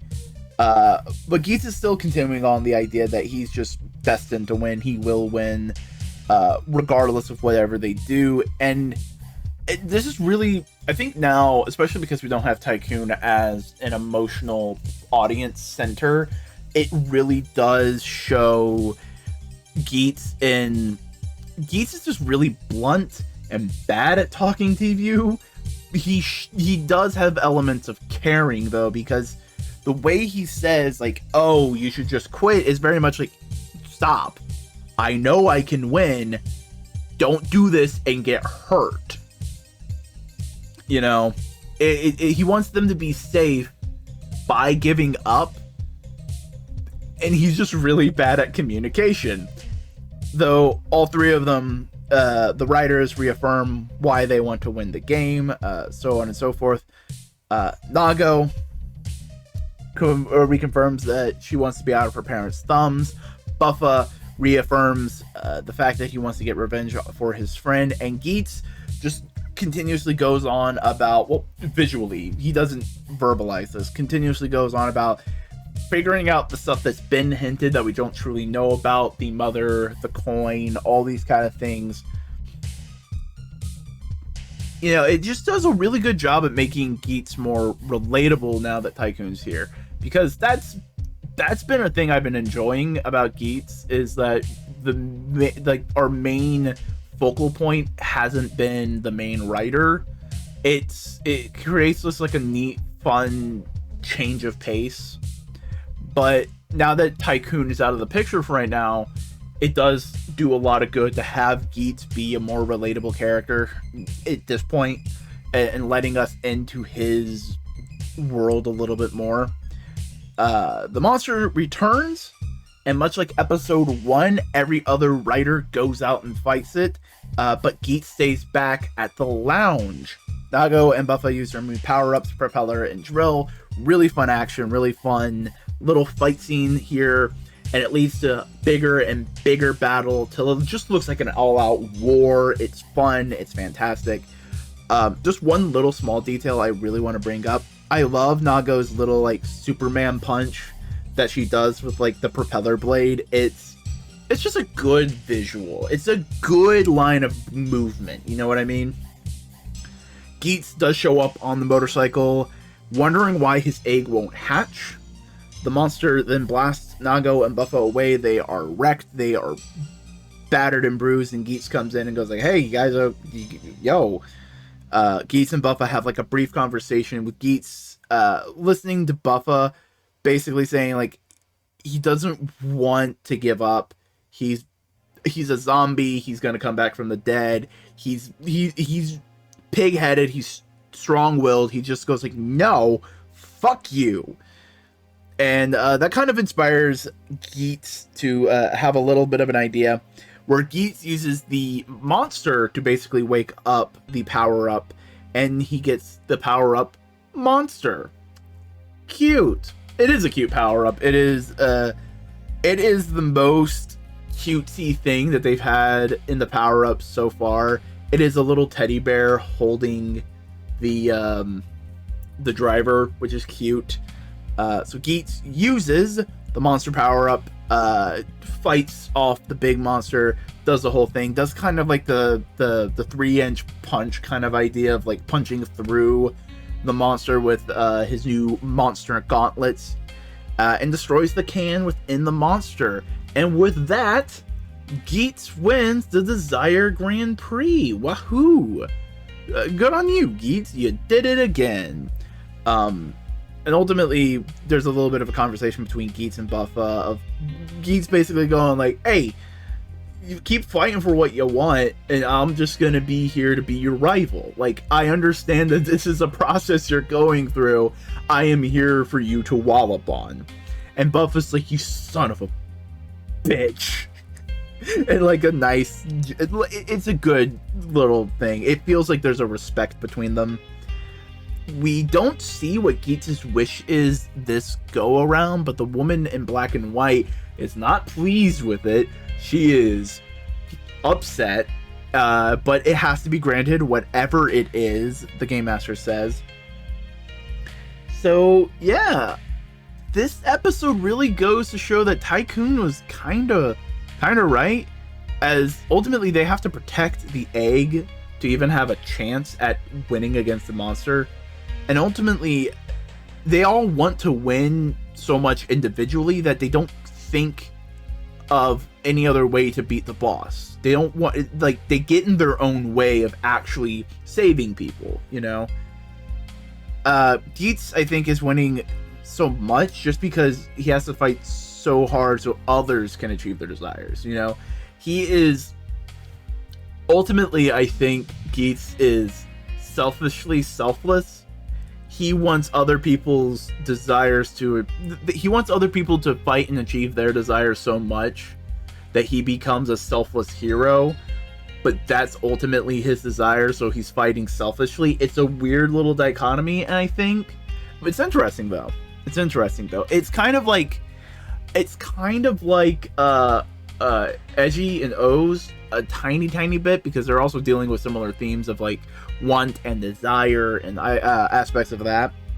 But I think it's similar, but it's distinct from Edgy, which I think is the main thing that they have to do with this, you know.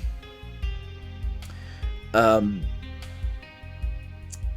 like, it definitely shows that like Geats is very much about like the selflessness, especially with that line with Buff of like always being there to fight him. It's like, I want you to fight me, you know. It's that dichotomy. It's interesting.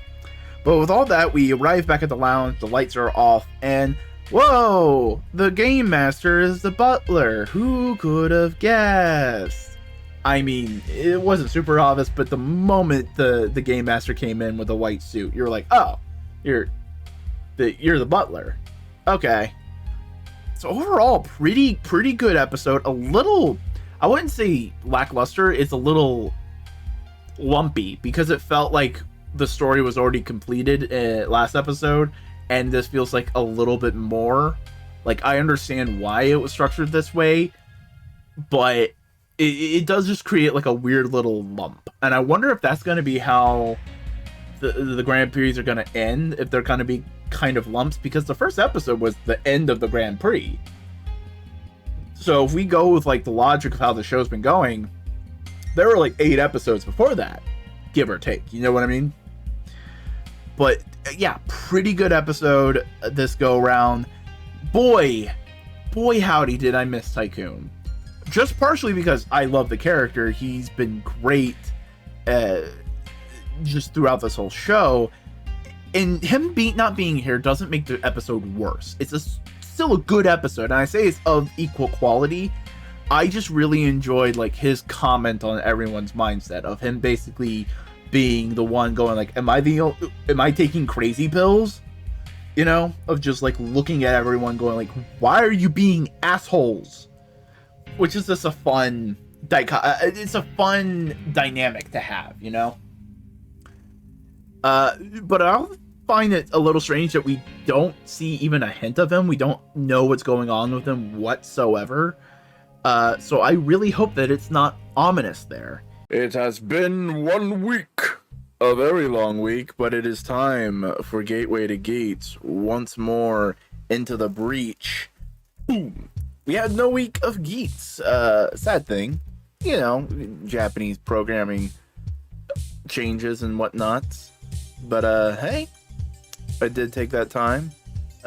Just kind of relaxed for a little bit and hung out with some friends, made some content. Hold on, I want to check my mic. All my settings are good. So I took that week, just kind of chilled out, made some stuff with some friends. That's going to be coming out. I'll mention it when it does come out here. I'll figure it out, don't worry. But yeah, keep an eye out. But hey, Geats has a new episode. It's 10. Wow. And we also got some movie news. We got some information on the Revice crossover movie, and I just want to kind of mention how that's gonna fit into Gateway to Geats. So I will talk about it when I can finally see it, which will probably be when it hits Blu-ray, DVD, that kind of stuff, and it gets a fan sub, all that kind of stuff. I will talk about it, and I will place it appropriately within its release time in the playlist. So that's just kind of like how the function's gonna be. But hey, it's not out yet. It's nowhere near out yet. So this is very preemptive. All right, okay. So hey, Geats took a break at a really good point, because it was like the end of an arc and the beginning of a new arc. Really good planning on all the parts. So we're coming back. Great place for coming back too, because hey, we see Ace's wish. We see his desire, and his desire was for the staff to be his family. And it's like, oh, that's weird. And then you realize why he wanted to do that, because now he can just grill them all the time. Hey, why do you do that? Hey, how do you pick people to play the game? Why do you do this? Huh? He is poking and prodding. This man has been trying to set up everything just to figure things out. Because someone also showed, like someone translated his other wishes, and one of them was, I want to play the DGP every single round. I want to keep playing it forever. And it's just like, oh, this man knows. This man found the infinite wish loophole. But hey, the information's also interesting because it's just like, hey, we picked the people who need to play the game for the round. And hey, we get to see some new players, and we do get to see Buffa be reintroduced to the game. It's a funny bit, because at first Buffa's just like, oh shit, you're Ace, you're fucking famous, gotta get it. And he's like, oh, do you want an autograph? Yeah, sure. And then Buffa touches the Desire Driver, and he's like, what the fuck are you doing, Geats? Fuck you, Geats. And Geats is just writing on, is like doing the autograph on his shirts, and Buffa's like, what the fuck, asshole? You wanted it. Fucking shit. You're right. But I didn't remember you. Fuck you. And it's just funny. This is a good comedy bit. I like the comedy in Geats a lot more than I have in previous Kamen Rider seasons, mainly because it doesn't feel so over the top. It feels very, I wouldn't say grounded, but it's not wow in your face. It's subtle. It's subtler, you know? And speaking of subtle, we also see some interesting like character changes, considering like how we saw Buffa before being brought back into the memory stuff. And then we also see Geats basically just hanging out with the woman in black and white, and we run into Neon, and Neon seems different to me. Like, she's out shopping, she's not running away, she's with her bodyguards, and we'll get more into Neon later. But overall, she seems happy. And Geats says it's probably better to forget, because like the world isn't a happy place. Like, it's better to be ignorant and just like live than it is to like know the truth of a possibility and have to live with that, you know? It's like, oh, it's an interesting thought. I disagree, Geats, mainly because you keep going on like, if you want to change the world, you got to fight for it. And it's like, yeah, it's better to forget. I think it's the idea of like, you have to really fight.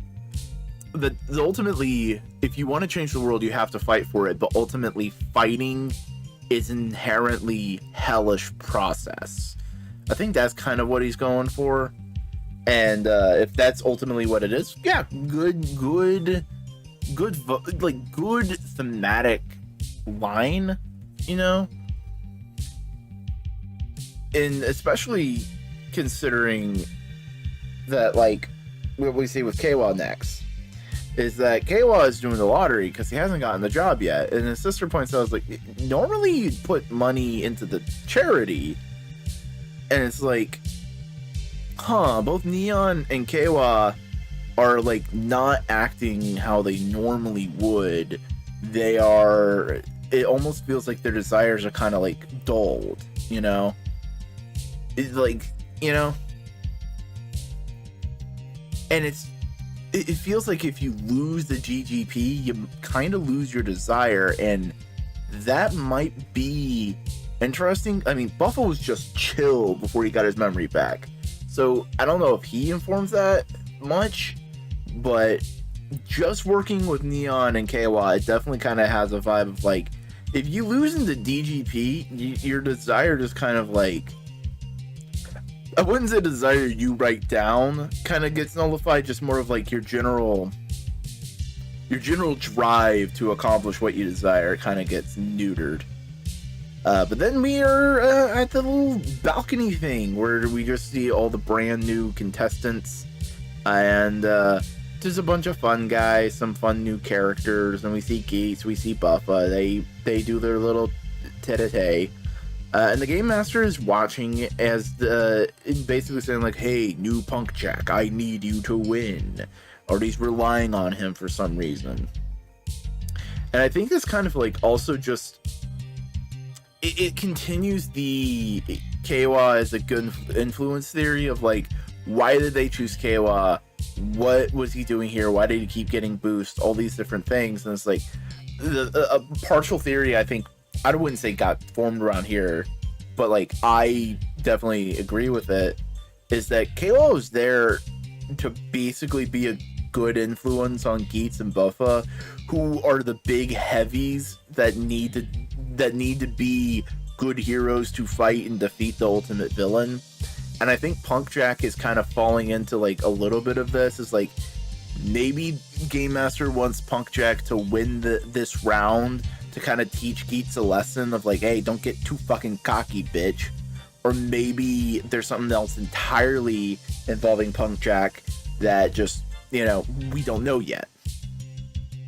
But ultimately, Punk Jack does try to hit the woman in black and white. I need to actually learn her name. I keep saying that. Hey, my brain, that's her name now. It's the woman in black and white. That's her name now. Basically hits on, Punk Jack hits on her. And hey, for all Geats is doing, Ace does try to act like a bro and bring real brother and go like, hey, what the fuck are you doing to my sister? This is kind of creepy. Stop it. And then we head to the game.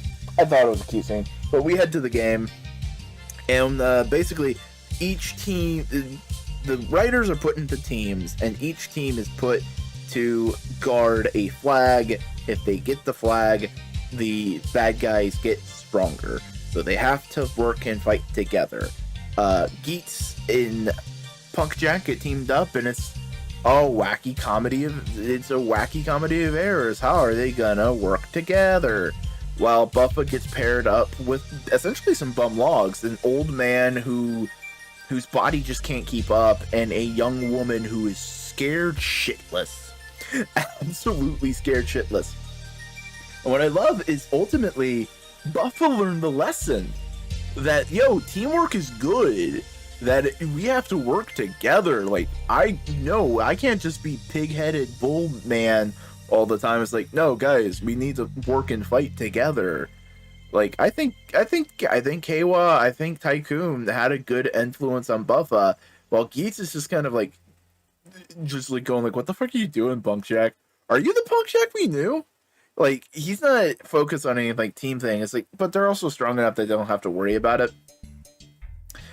All the fights are fun. There's some good like interaction between everybody.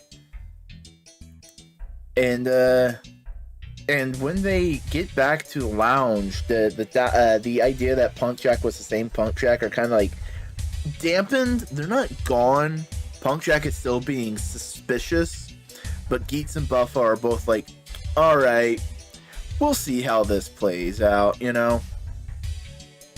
And even before all the flag stuff happened, where like they would get stronger, it just seems like the bad guys are stronger in general, and everyone's going like, Jesus Christ, what's going on here? The veterans are, and like the newbies are like going like, what the fuck? This is fucking hard. But hey, it gets tough enough that the game master goes like, hey, we just need to recruit more people. So we cut back to Neon at her parents' house, well, her house too, and her mom goes like, hey, you have an arranged marriage. You open up the picture and it's like a dude in his late 30s, and it's like, oh, gross. And she's like, okay. And then her father walks out and is like, are you sure about that? Because that doesn't sound like you. And then the woman in black and white follows behind him with her desire driver and a power-up. And, oh, she's recruited. That's cool. Okay, so that's something they're setting up of, like, they can go and recruit more people if they need it for a round. So we're not just stuck with the people we have, so we can get more. So that's good. And then the fight ramps back up. Buffa is ultimately struggling with the two people that he's teamed up with. He's trying to get them to fight, but they're just like, no, dude, we can't do this. And in fact, the girl full on starts to run away, and then all the fucking bad guys just fucking stomp her shit in. Like, legit. She is on the ground, and they're all just kicking at her, and it's like, Jesus Christ. It was a little funny. But she gets bodied to the point, she's gone. She's just out of the game.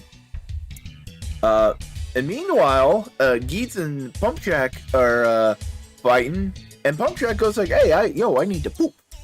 And Geats is like, what the fuck? What do you mean you need to poop? I gotta poop. So he goes and poops.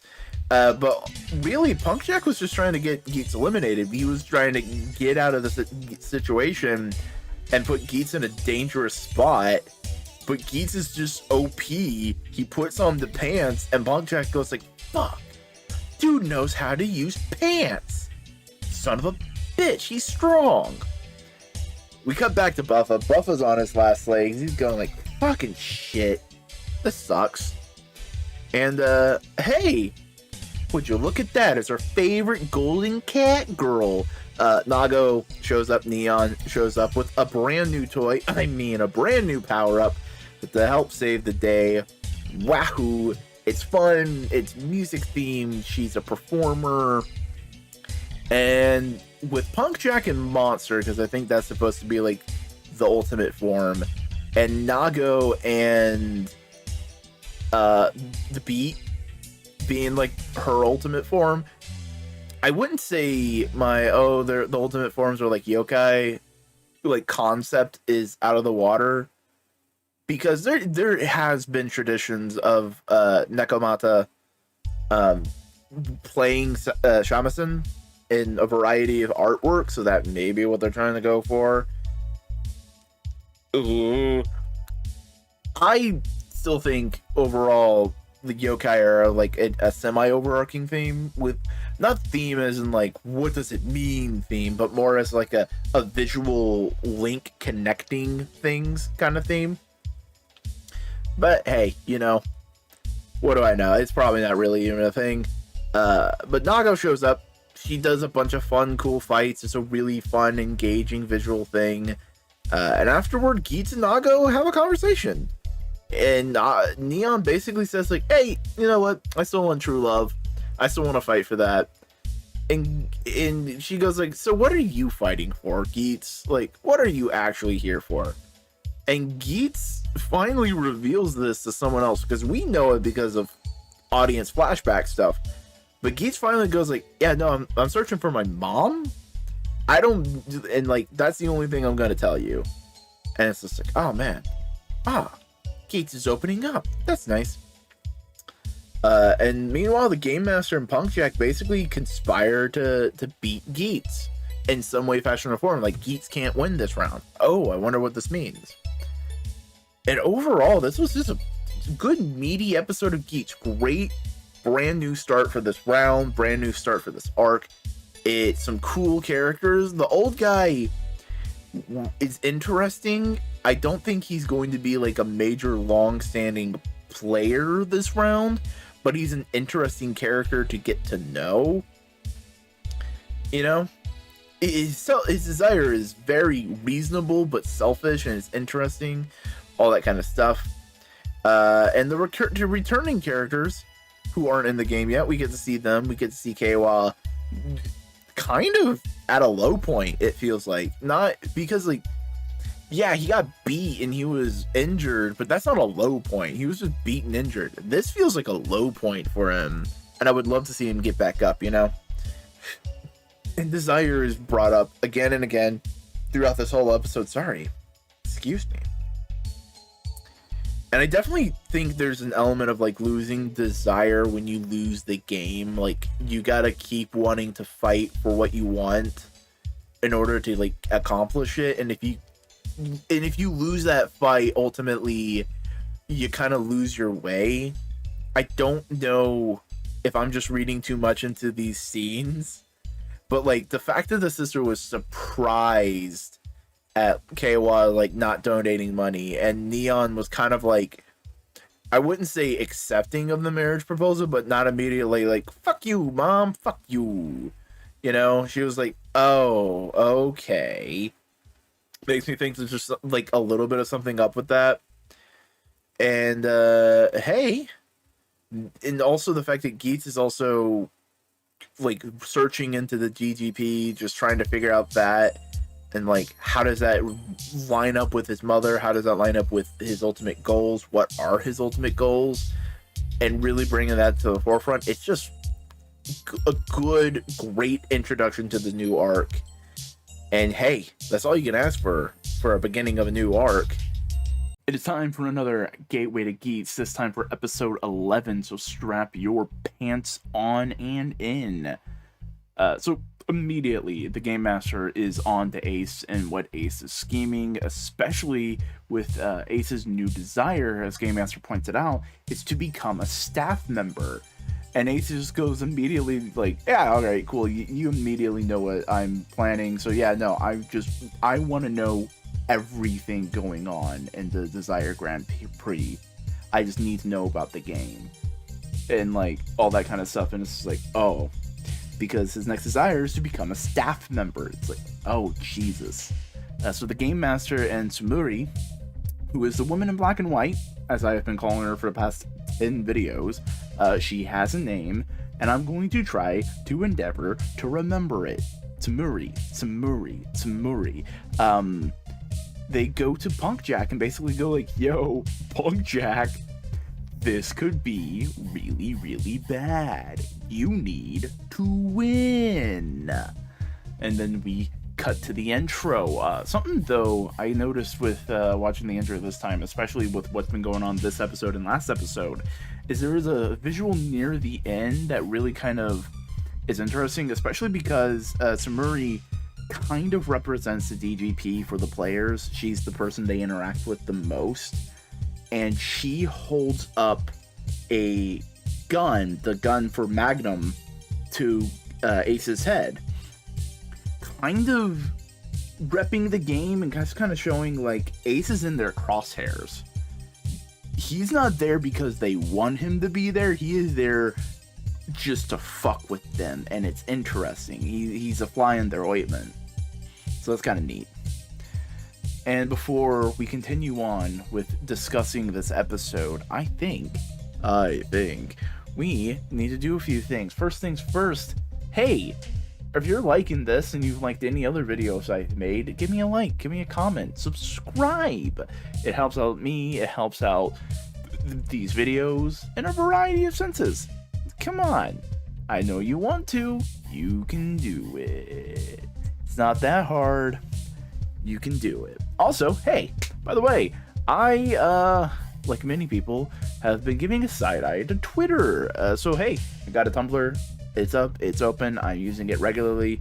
Go follow me on Tumblr, that's fun. You see a bunch of shit. You can also see when I post a variety of things there. Go follow me on Tumblr. Give me a like, give me a comment, give me a subscribe, please. I need it. I need it.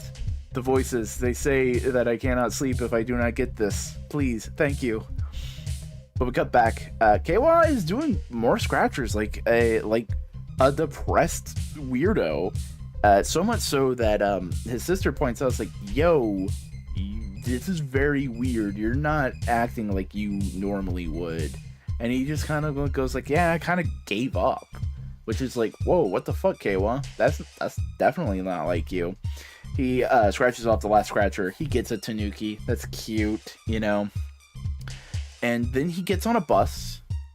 It's just ready to go on his way with a couple other passengers, a driver, a high school girl. I'm assuming high school. I'm not fully up to my understanding of what equals a middle school uniform versus a high school uniform in Japanese culture, but there is a young little brother with her that's definitely elementary, and they all get wrapped up in some Yamato shenanigans. They all fall down a hole, and boy, that's a scary. It's very impactful. Meanwhile, we catch up with Neon. She's running away from home again.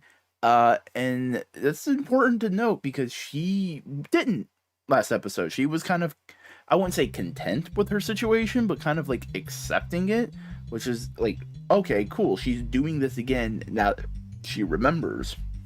Okay.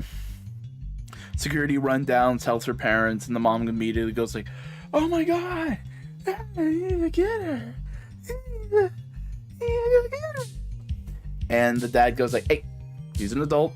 She can handle her own shit. Let her do her stuff." All the while, he's been messing with one of the DGP boxes, and it's just like, "Oh man, you know what's going on. You know things.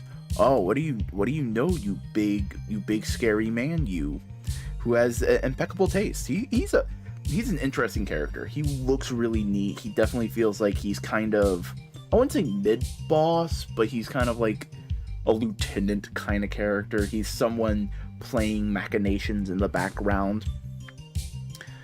So the reason Neon was leaving is she wanted to meet up with Ace in a coffee shop so they can continue their conversation. And she goes like, "Okay, you said you want to do this for your mom. What the fuck? Why can't you just like write, 'I want to meet my mom' on the desire paper?" And he's like, "I tried. It wouldn't let me." And she's like, "Oh, that's kind of fucked." And he's like, "Yeah. So now I'm just trying to figure out what's going on," all that kind of stuff. And they get called away to basically go deal with the big ass hole. And they fall into it in a funny little comedy gag, you know. And definitely, part of me, I know this is just my own brain juice, but the giant hole with dimensional stuff is giving me a little Gal dividing driver vibes. If you don't know, Gal is a super robot show from like the mid to late 90s. It has a diehard fan following. I got to like episode 10. I need to finish it. But he has a giant screwdriver that he can just plunge into the earth, and it just makes a giant hole for them to do robot fights in. It's really cool. And they fall down the hole, and they arrive at a mansion. This is like a little pocket dimension the Yamatos have made, and the civilians on the bus are there, and that's the game. The riders have to protect the civilians, but there's 5 riders and 4 civilians, so Samuri is basically the 5th civilian, and they all get paired off. So Pumpjack is with Samuri, which, they're both working for Flick and Flacken the game themselves, so they're gonna conspiratize. The old guy is with Keiwa, Ace with the little kid, Buffa's with the driver, and Nago is with the high school girl. There's some character interactions, but it's just, these are the people that are hanging out together. And they gotta get out of there. So to get out of there, they have to find a code for the door somewhere in the mansion. And immediately this whole thing feels like, it's Resident Evil. This is just Resident Evil. Especially because of some of the vibes that get brought up later on in the episode. It definitely feels more Resident Evil then, because the Yamato arrive, and some of them have some upgrades. But before we see that, we do get a fun little like rotating henshin, for lack of a better way of describing it. And I know I'm the Marvel fan who can't stop talking about the Marvel stuff. It feels very much like Avengers 1, where you're just rotating around the heroes. It's a really good, well done shot. It's just good. And they start beating up some of the minions, all that kind of stuff. And all that kind of stuff. And it's a little bit of a neat storytelling thing, because this is them all transforming at the same time in unison as a team. All the writers are basically going like, yo, we should work together. Like, we shouldn't be fighting each other. We need to be working together. Which kind of plays into what I think the real big overarching theme of the show is, because, hey, this episode deals with it a lot in very interesting, subtle ways. But 2 Yamatos put on drivers and transform. What the heck? Why do they have belts? Why do they have power-ups? How is this happening? They call the game master and go like, yo, dude, what the fuck is happening? And he's just like, don't worry, they just evolve sometimes. And like, everyone is getting their ass kicked. Every Punk Jack is getting his ass kicked, you know? They run inside the mansion and they scatter. They're all in different places. As the game master basically goes like, hey, these guys are super strong. I am dropping a bunch of upgrade stuff for you guys. Have at it, use it to beat the things. Right? And the game master didn't just drop power-ups for us. He dropped some fucking story shit. He dropped lore on us because he goes, I didn't order this. Immediately. Okay, so the game master has been organizing the Yamato, planning their attacks to an extent at least. He knows what's been going on. Okay, so this is purely not just reaction. He has been ordering the mooks. He then calls a greenhouse. Inside the greenhouse, there's a man basically ignoring the call and caring for the plants inside. And what are those plants? They're baby Yamatos. As the man basically is like just taking care of them and going like, oh, look at my little babies. He's also handling a bunch of desire drivers and a crap ton of broken cores. Okay, so what the fuck is happening here? Okay, right off, this guy is mysterious and slightly off-putting. So he definitely is giving off like major next arc bad guy vibes. I don't think he's in-game per se. He's definitely kind of like I am the big dog that you have to fight next kind of things, or like in a little bit. He's basically semi-major antagonist vibes. And this whole scene kind of points something out to me that might be true and it might not be. So we'll see as it goes on. But I think this scene is also showing what the Yamato's ultimate goal, for lack of a better way of describing it, is.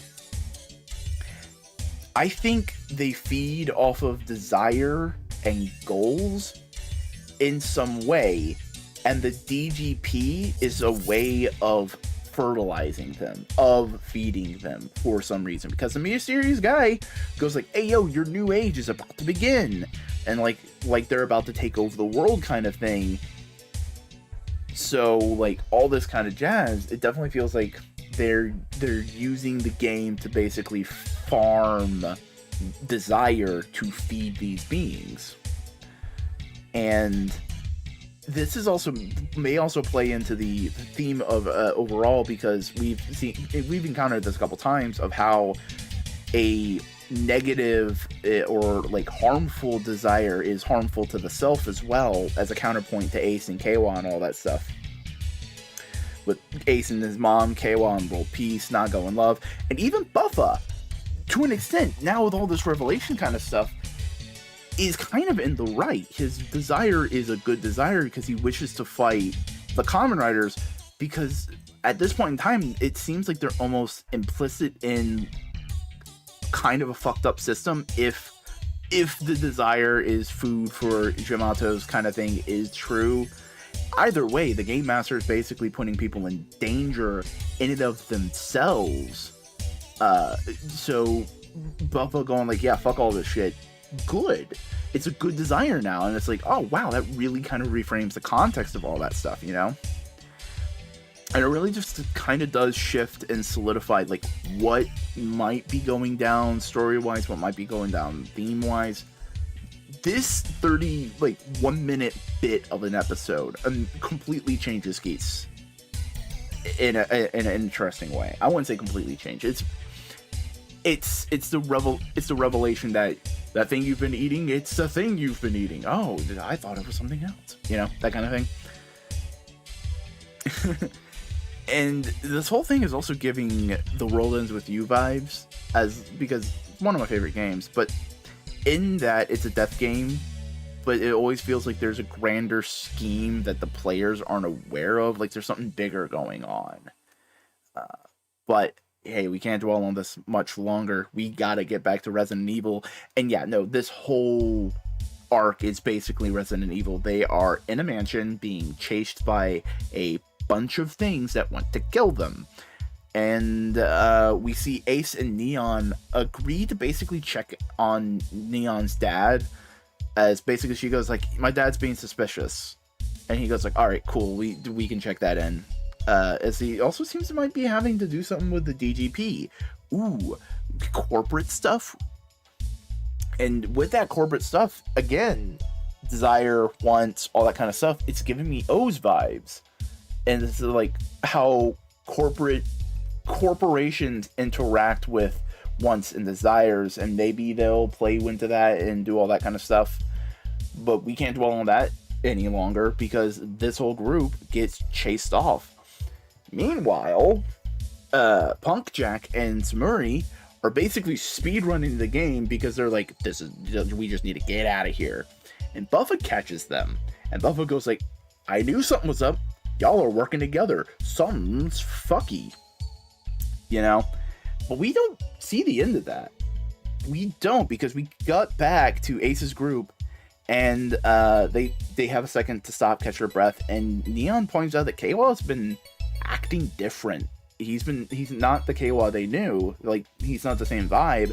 And Ace basically says, like, yeah, no, if you lose the game, you don't only just lose your memories, you lose the desire itself because of how connected it is to your memories. And again, you lose the desire itself. If you lose the desire, you lose the game, you lose your wants and desires. Maybe that is being used as Yamato feed of some kind. Again, we have not a super ton of information to go off of, so I am not 100% certain, but I feel confident. It feels like that's kind of the, like, your desire can only be used for feeding this one thing that hurts you, kind of like, oh, and hey, if they're doing the whole corporation thing, it may be like, hey, corporations and the thing, the death game of life that the world puts you through ultimately hampers and tampers your desire, which lines up with what Keiwa was doing in the very first episode of, like, what his ultimate desire is like world peace. But he couldn't get a corporate job with that. He couldn't work in a corporation. And that's interesting, you know? Buffa's a working class guy. He's not in a white collar, like, deathy job that would, like, stifle him, you know? Neon is a rich girl, so she doesn't have to worry about that. Ace is now currently a rich guy, celebrity dude, so he doesn't have to worry. There might be something there about how, like, corporate Japan, like, stifles creativity and desire and wants in order to feed their bottom line, aka Yamato's. Again, don't quote me on this, but it's an idea. It is certainly an idea. We might come back to it. The show might come back to it. Or this may just be me blowing smoke out of my ass, you know? But hey, they get ambushed again, and Gramps fucking goes for it, my dudes. Gramps is like, Ace and Nago basically like, hey, protect these guys, we'll fight them off. And Gramps, just like, he's a badass. He tries it so hard because he's like, alright, I gotta fucking fight. He gets ready, he goes to fight, he's gearing up, he gets bodied. He gets bodied. But Nago and Geats do catch up, and Geats basically gets a new toy.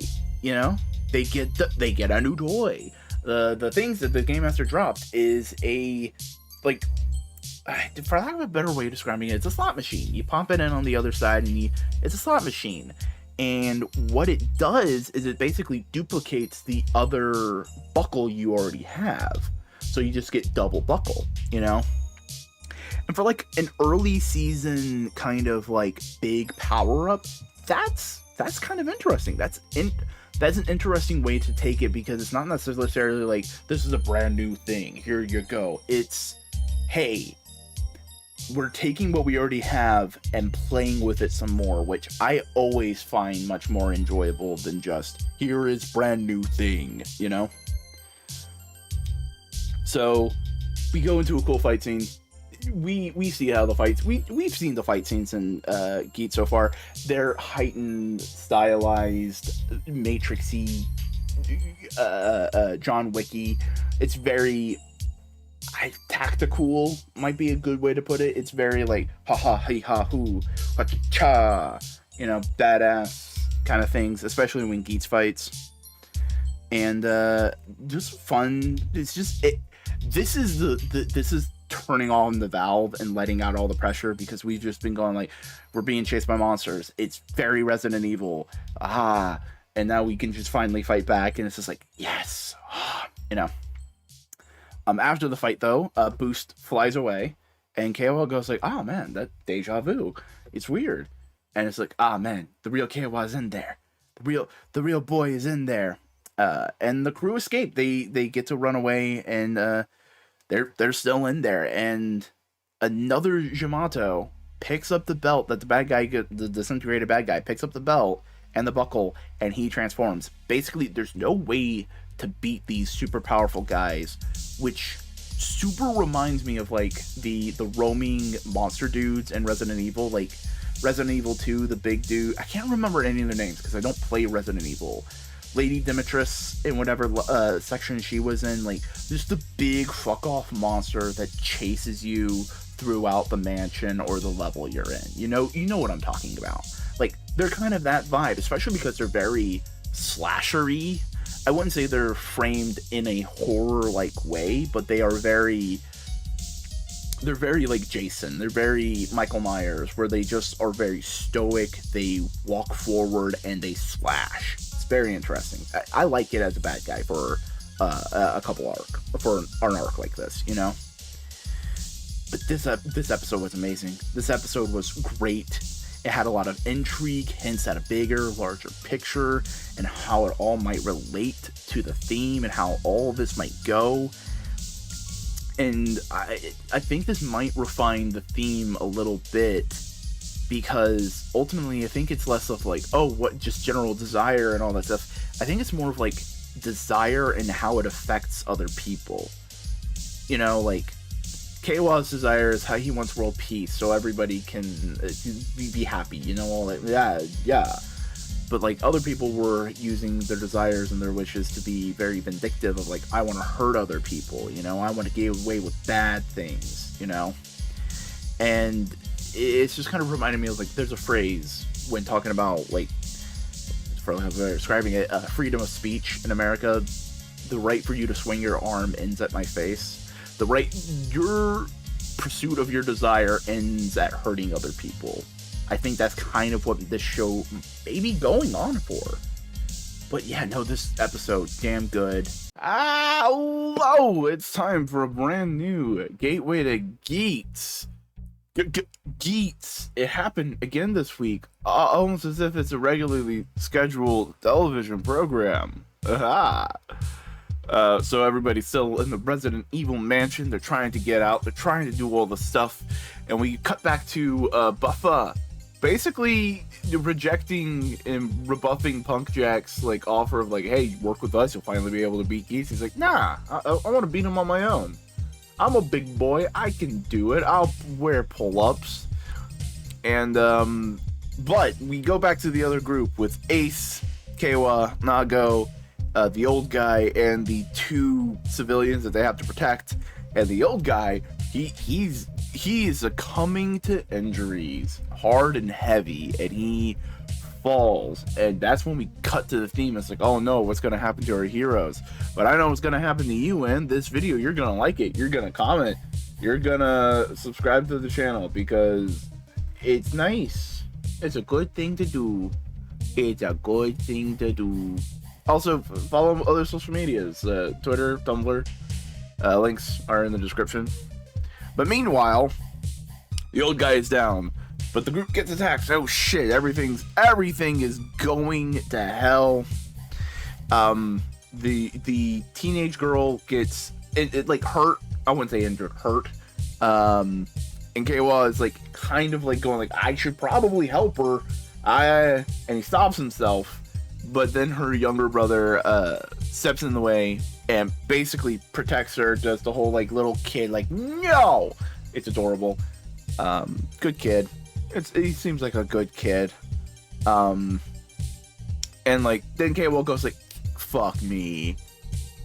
Yeah, no. And he goes out and protects a little bit. He tries to fight, and he basically, after they get the wave away from them, he goes up to Ace and goes like, hey, how can I help fight? How can I do this?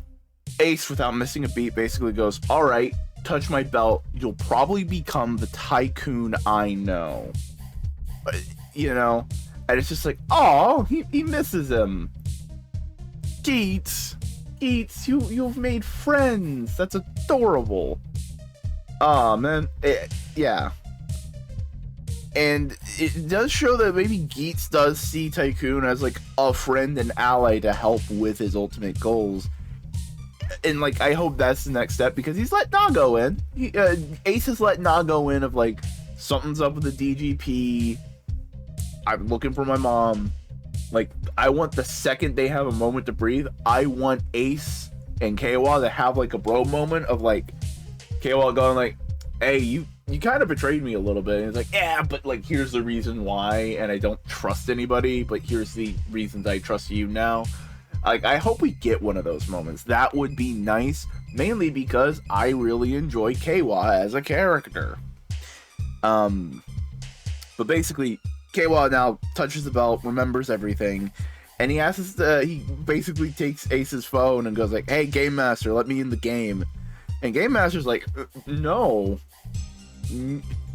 Okay, if the old guy quits. And the old guy immediately goes like, yeah, no, fuck it, I'm old and injured. What do you think?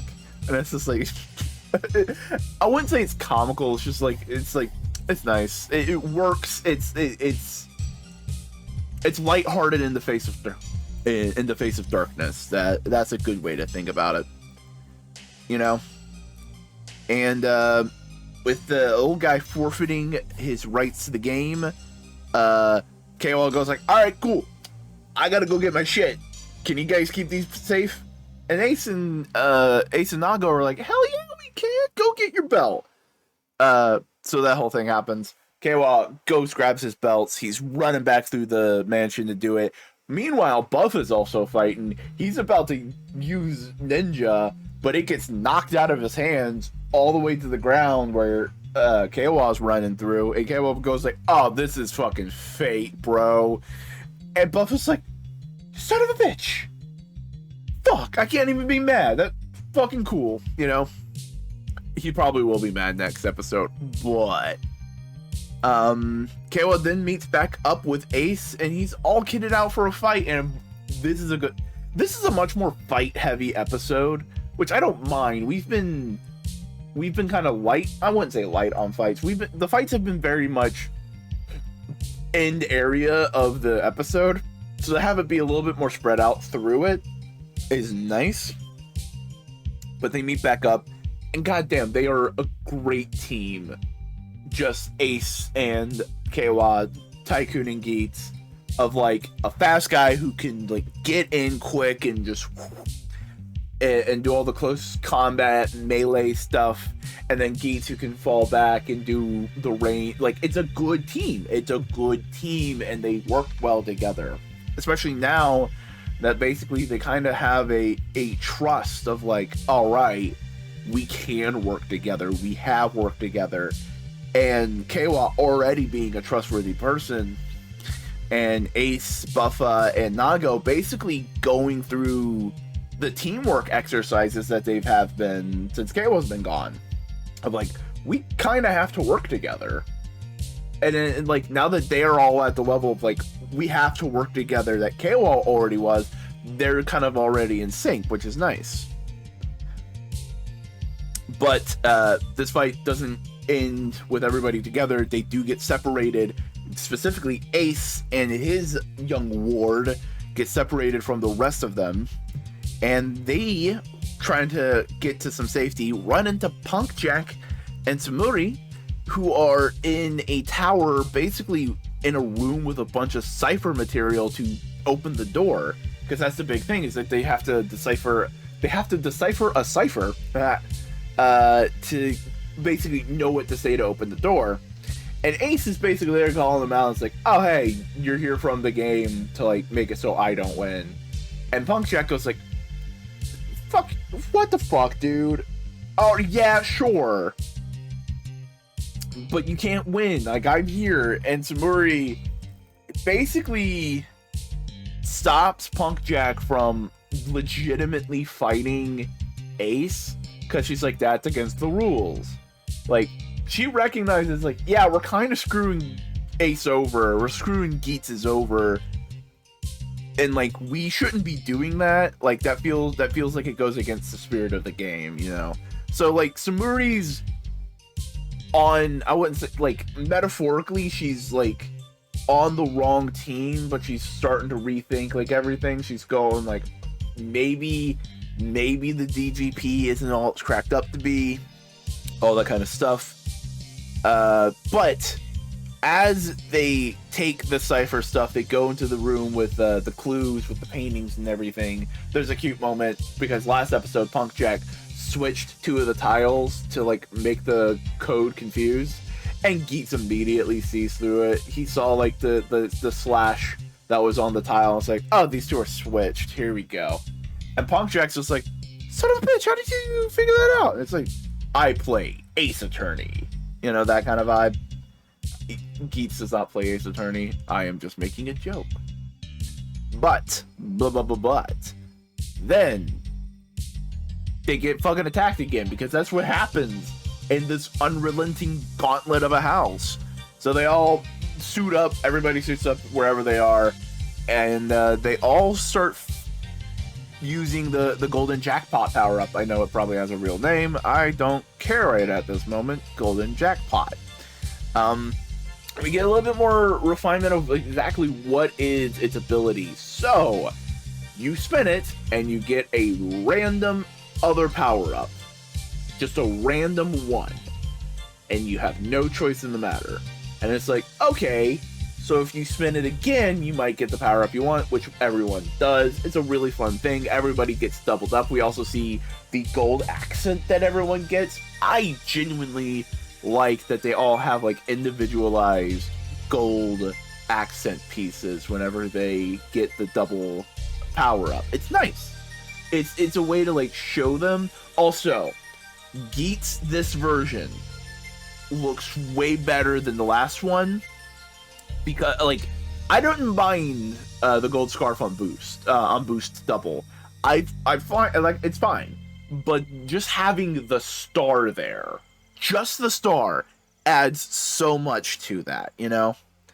It just makes it that much better. But yeah, they all rolled it again, and now they are doubled with the pants. Like I keep saying, the pants are the ultimate form of power in this show.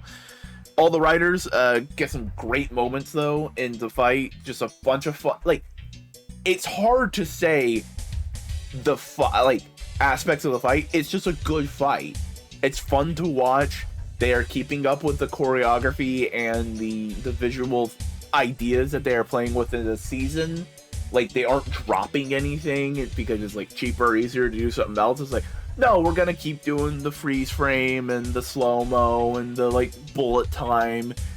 Like, they're keeping it up, which I greatly appreciate. It makes the whole thing feel a lot more like coherent. And it's also just like really nice to see, again, all of these writers are working together. They are teaming up, despite how much the game kind of wants to pit them against each other. And again, I'm leaning on the idea of like, maybe that's the point. Maybe they're supposed to be learning that team together despite what the world wants them to do, that kind of thing. But then, as they're fighting, Ace figures out the last little bit they need for the code, because like they couldn't figure out the one little thing. As he listens to Yamato basically say one phrase and then say henshin, and he's like, oh, they have a language. Okay, we just got to use that to figure it out. But that also means some things. Like, does Yamatos have a language? Ooh, do they have a culture? Or like, is this like? I know we've been hinted at like they're meant to be taking over the world kind of things. Like, but that's interesting. And it's also like, are they as mindless as they seem? Could they develop a consciousness? Could they develop a personality? Could we meet Jamatos later on in the series that like can make complete full sentences and be like, "Hey, yo, I'm a Jamato. How you doing?" It's interesting possibilities. But they got what they need to get the door to crack. So they all go to the door. They're about to try and decipher it. Again, monsters attack, all that stuff, right? So Ace, Buffa, and Tycoon. I love how Tycoon's just immediately back in the fold. It's just like, oh sweet, Tycoon, hell yeah, you're here. Fucking let's go. To hold off the Jamatos that are trying to fight, as basically the rest of the crew decipher the code to open. In the nick of time, they do crack it. They do figure out what they need to say. They open the door. Everyone zooms out of there real quick, lickety split. The game is won. They're all out. They're all safe. They're basically walking their way home. The bus driver and the two kids basically say their thanks and goodbyes. They go away, and the bus driver, while being a little bit of a whiny pants this whole time, basically was like, yeah, no, I'm gonna make sure these kids get home. Like, he's not a bad guy, he's just a whiny asshole. But we got one thing to take care of, because the old man, he gave up his position in the game, and he basically goes to Keiwa. Keiwa basically goes to him and goes like, hey, I'm sorry you don't get to fight for your desire anymore. And he's like, hey, I realize that being young isn't all it's cracked up to be, that I don't need to be young to feel right, to be good. I want you to take your youth and basically be a good person. He gets out of the game, and it's like, it's sweet. It's a sweet send-off for the old guy, because like, he was a fun character while he was here. Keiwa then gets the slip to make his wish, and Geats and Nago basically go like, hey, what you doing this time? World peace? And he's like, nah. He's wanting to wish everybody who lost their life back from the DGP. Basically, like, anybody who's died in the Desire Grand Prix, he wants them to come back. And it's just like, that is a much more specific and succinct version of what you want, and it's really nice. And it's also like, oh, dude, the penguin guy. Like, oh shit, you remember that guy? And it's just like, oh yeah, no, Keiwa's still thinking about that, and it's nice. But we can't end this episode on a complete happy note, as we cut back to the gardener we saw last episode. We don't have a name for him yet, at least in the show. We might have had it in supplementary material, like ads and whatnot, as he's basically monologuing and watering the Jamato plants, that the world is theirs to take, and that they're gonna destroy the DGP. And I'm just thinking, like, okay, so the gardener and the game master aren't working together, or they were working together and the gardener's betraying them? Does the game master know? Is the game master also a like, for lack of a better way of describing, a victim in this? Was this guy just trying to use the Desire Grand Prix to make his monsters grow, and then do something else in the Desire Grand Prix we're like none the wiser? That it's going to be interesting to see in the upcoming weeks and the upcoming episodes and all that. But hey, this was a pretty damn good episode of Geats, of Kamen Rider Geats. But you know what? I think that might be... Wait a second. No, it's not. Revice had a movie this week. Well, not a movie. They wrote the subs for the Revice movie, the last one, I can't remember what it's called, finally came out. And I wasn't going to look at it just because, like, it's Revice. I'm talking about Geats, not Revice. Till some friends, specifically the Vacuuminator and Buster Core from my podcasting YouTube channel, Modular Media, go like and comment and subscribe over there.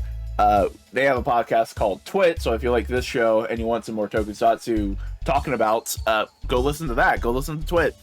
Basically said, like, oh yeah, no, this is the one where Geats has a cameo. And I'm like, fuck, I'll watch a Geats cameo. So I watched it. The orange guy looks cool. Neat, no context for him. The husband and wife is a cool concept. I don't know if they're in the show proper or if they're only in the movie, but I like them. Like, just real quick of just like, oh, cool, husband and wife, dope. Geats showed up, and you know what's surprising? Like, how solid the Geats concept already was. Like, they knew Geats at that moment. Because, like, some of these cameos, they don't know exactly what they're doing with the character yet, or what they're doing with the combat or anything. And the best example I can give you is Ghost when he showed up in the Drive movie, I believe, where he's just like, "Ooh, I'm a spooky guy, ooh," you know. And the show is nothing like that in terms of like action. But yay, it's a fun little solid fight scene, and it's a neat little cameo. It's good to see. It's interesting to see Geats play off of other characters.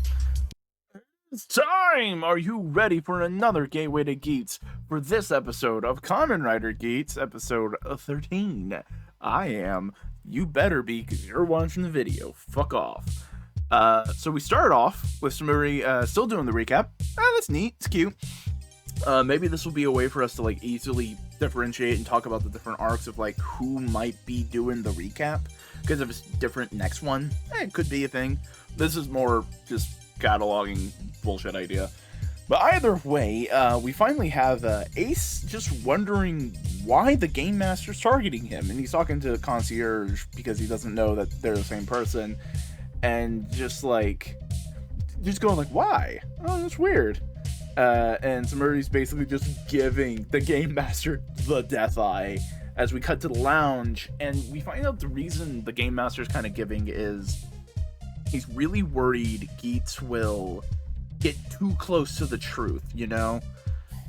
But he'll figure out what the big thing is, you know. So okay, there is a deeper, grander conspiracy that the Game Master is part of, but isn't necessarily the same one that the Gardener is a part of. So like layers and layers and backstabbies and all that kind of jazz. Either way, he doesn't want Ace to know what's going on, and Punk Jack is smug because Punk Jack's always smug. Why wouldn't he be smug? Look at that sweater. And then we get the OP, and we see the Game Master finally talk to the Gardener because he's been trying to do it for a couple episodes. And he asks what the fuck is going on with the Yamatos and them picking up the belts. The Gardener basically goes like, hey, I mean, you want them to be strong to fight the Kamen Riders and get good stuff. Okay, so definitely combat and all that stuff is something that they're trying to accomplish. They want to build up, like, if we have to use a description, like King of Fighters fighting energy, you know what I mean? Just the raw combat. Maybe it is the desire. Maybe the Yamatos beating them is ultimately something that needs to happen. Who knows? Maybe the Kamen Riders are sacrificial pawns, something like that. But the Game Master basically says that's not really the point. It's just more of like, this was not a planned thing, and it's something I wasn't expecting. What the fuck, right? And the conversation ends, and the Gardener just basically is salty that he always loses, and that's kind of interesting. Like, they are working together, but they are not under the same organization, maybe, of some kind of like thing like that. Either way, we cut over to Ace, and he's doing a fancy pants famous person photo shoot in a tuxedo, and he gets approached by a woman, and they have like a brief little conversation. Cut to KY, and hey, he finally has at least a part-time job. He's working at the udon shop, and he's like, thank you, let me work here till I get like a more steady job, all that kind of stuff. Meanwhile, Keiwa sees a little girl walk outside the shop with a big red hat on and drops his core. And that's all we see at that point, because we then cut to Neon asking her father some questions about the GGP, Desire Grand Prix. Just like, are you part of it? Do you know what's going on? Why am I part of it again? And he basically like brushes her off and goes like, I don't know if I'm part of it. Isn't that what you wanted to be part of the game? And Neon just like, fuck off, Dad. So she does what she always does. She runs away. And she also runs to the girl with the big red hat, and she also drops her core. Okay? Buffa's running. Red hat drops core. Like, we're seeing a pattern here. we finally get to Ace, and he sees the girl with the red hat, and like a similar thing happens. She walks by, his core drops. By the way, I know it's purely just because of the way that they were filming it, and it's just the easiest way of doing it, but it looks like they pooped it. It looks like the core just comes out their butt. It's just like bleep. It's a little funny. It's a little funny. And Ace's core falls down. The Geats core falls down, and Geats goes like, "Wait a second." He goes up to the girl and goes like, "Why did you take my belt?" And he grabs his Desire Driver back. And right as he gets his Desire Driver back, Yamato's attack. Whoa. Punk Jack shows up, but he's not here to fight Yamato. He's here to fight Geats because fuck Geats. They just fight, but eventually they just get overwhelmed and they're like de-transformed. Their belts get taken away, all that kind of stuff. I'm wrong. I remembered it right now. They don't de-transform because they get overwhelmed. The girl with the red hat forces them to de-transform and makes them drop their belts, and like she has them, and some Yamatos take them and transform, and they're just like, oh shit. So they run away back behind a building, and they're just like, what the fuck? And they get the call, and we got a new game that they have to go and play. It's musical chairs. For right now, there is 4 belts and 5 riders active. So whoever has a belt by the end of the game continues. Whoever doesn't gets eliminated from the game, and they got to go find the drivers. And they have very little idea how to do it, so they just have to go into the world and just ask questions. Kayla's just like in front of the restaurant going like, "Hey, did you see a girl? Did you see a girl?" Neon, though, is an influencer, so she uses her it's not a Twitch stream, her live stream, and basically goes like, "Hey, give me information." She gets it, but Keiwa's sister is also watching the live stream, so he's like, "Oh, cool, I can go bother her for information." And Neon's nice. She's not gonna be a dick about it. She's like, "Oh, sweet, Keiwa, we can go get belts together. Let's go." And they're at a shrine, and they're going like, "Okay, she should be around here. Where is it?" And they see some Yamatos walking back behind the brush, and they go like, "I have a feeling we gotta follow them." They go to find the Yamatos. They grab the drivers before the Yamatos can get them, and they're about to fight all the bad guys.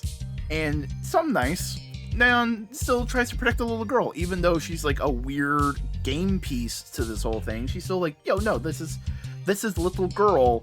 She needs to be safe." All that kind of stuff. They fight a little bit, and with their belts, Keiwa and Neon meet back up with the rest, and now we have a Yamato attack. And Keiwa and Neon are about to like transform and protect the 3 that don't have belts. And Bubba immediately takes charging with this. He's like, "What the fuck, dude? No, fuck off. We're competing against each other." And we ultimately have what has been a big secondary theme so far of like, we are trying to accomplish our own goals, but we need to work together, because that's been a thing since Keiwa got the ninja buckle. You know, he's been a driving force of like teamwork and working together and not being assholes to each other, and everyone's slowly been learning that lesson and realizing if we work together, it's easier to beat these challenges, you know, all that kind of stuff. And so basically Keiwa and Neon and Ace just like go like, "Stop, this is not the time, this is not the place." And Buffa goes like, "Fine, do it." He's very Vegeta. I like him. Bubba just is a very Vegeta-esque character. It's really good. So they fight. They do all the fighting stuff. It's hard to describe. It's like, yeah, the fight scenes are cool. You know, choreography is really great. I also just really appreciate how much the camera is part of the choreography. Like, you can still see everything. It's not shaky cam, but they are doing a lot more camera movements, which just makes things feel really dynamic, you know? So they're fighting, they're doing all that kind of stuff. And the people who aren't transformed are trying their hardest, you know, but they're not a challenge for it. And eventually we see a dude in like a boardroom with basically tell his assistant, of like, all right, cool, send them the thing. And the assistant taps her iPad and sends a brand new power-up to Geats. And like, the Game Master is not happy. He's like, what the fuck? No, I have not seen this power-up before. What the fuck? Geats has a new power-up, and he goes like, hey, Kawa, can I please borrow your driver? I just need to borrow your driver for like 5 minutes, because I know this will protect us, and when I'm done, you get all the power-ups and the driver back. And your immediate thought is like, oh no, Ace is going to do what he did to Tycoon the first time. You know, put him in a dangerous situation and trick him. And you're like, but he's also been growing as a person. And so Kawa does trust him in though. And gives Geats the driver, and Geats uses the brand new power-up, and it looks really cool. It is badass. Okay, first off, he has to like charge it up. It's like a big old super move. So he plugs it in. He just gets like a little visor and a sword. He uses the sword for a little bit, and once it powers up, he's able to use the other half of the power up, plop it in, and he gets a full set of like robot-y armor. And it's just a badass, fun. It's not a fight. It's a firefight. It's just a dude running at Geats, and Geats just firing fucking lasers at him. It's great. And really, it feels more like a Metal Heroes thing than it does a Kamen Rider thing, but it still looks really cool. But Geats does eventually beat the powered-up Yamato, and he's honest with his word. He hands back the driver, he hands the power-up back to Kawa. He's like, nah, Kawa, I trust you. You're a friend. Like, we're equals. Here you go. All that kind of stuff. And because also, there's another driver that Geats can go pick up. Before he can go pick it up, Buffa goes like, finders keepers. And nothing says that they can't do that. There's no rule against that. So yeah, Buffa has the power up now. Not the power up, the driver now. And it's like, oh man. That's kind of shit. Fuck. Right? We also get some more with the GM and the new boss, and the Game Master's going like, yo, what the fuck? What the fuck's going on here? And the boss guy says like, hey, you can't just be shitting on one player like that. It's unfair. And the Game Master's like, but he is close to figuring out the truth. Doesn't matter. It's unfair for the game. And it's like, okay, so maybe the game's a ritual and it has to be played a certain way. Who knows? We'll figure that out. But either way, the final two drivers that have been in this musical chairs are handed to Yamato's. They transforms. All the belts are currently in play, and they just have to beat the enemy to get them. Oh boy. Damn good episode. Just a really good episode. The fight choreography is continuing to just be top notch. It is great.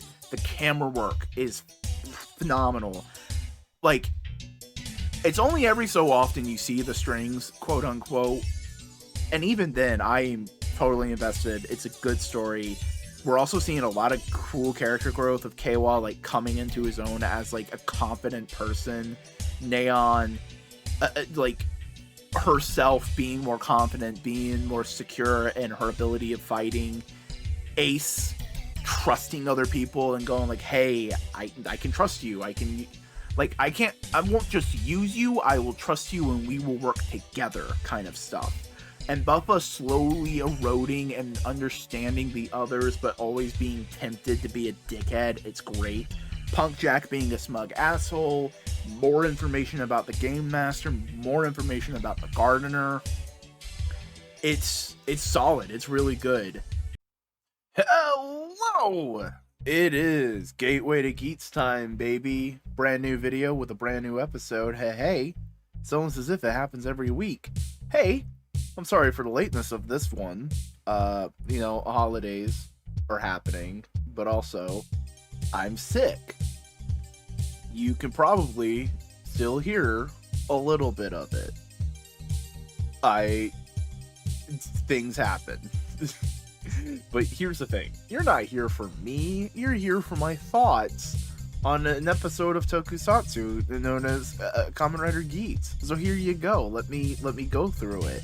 So we come back into the show with Samiri giving the recap again, but this time she is not doing the recap in the family situation. She is in the lounge with the Game Master and Punk Jack, and basically is the audience for these two guys, and goes like, hey, is it really fair for us to be doing this to Geats? Just like get rid of them, just go like, no, you're not allowed to play anymore.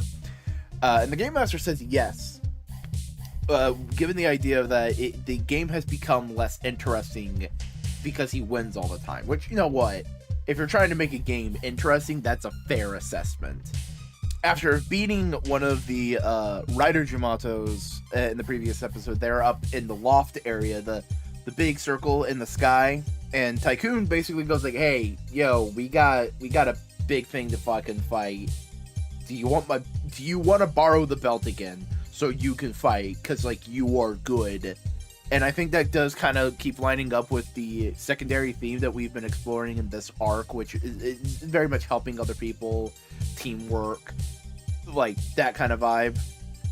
And there may be there may be an element of like helping others, but the sacrifice of yourself, and like something like that, and like the limits of self-sacrifice. And everyone basically tells Tycoon not to, because of a variety of things, his desires, his memories, so on and so forth. And Neon basically goes up to Ace and goes like, you have a plan. I know you have a plan. But then we cut to the OP, and you know what? That's always a great time for me to ask you to like, comment, and subscribe on these videos, because hey, it fucking helps. But also, hey, did you know in the description there is a link to a 3.5-hour video of me, Boingo Rider, explaining everything in Marvel Comics. If you want to give it a shot and you want to give it a watch, click away. But we come back and our heroes are out and they're fighting some more baddies, all that kind of stuff. And Ace meets up with Punk Jack and goes like, hey, are you okay with losing? Like, yeah, sure, you're a plant and you're here just to beat me, but are you okay with that? And Punk Jack basically says like, yeah, because like that's my job, like I'm just here to do that. In fact, I didn't even write down a desire. It's like, oh, that may be a reflection of like work corporate culture of like, you just get beaten down, you don't have wants anymore. And basically says that once Geats is beat, he'll get his core back and he'll just get his memories, you know, it'll be fine. We cut back to Tycoon as he hears Jamato say the same line as the boss dude from episode 2.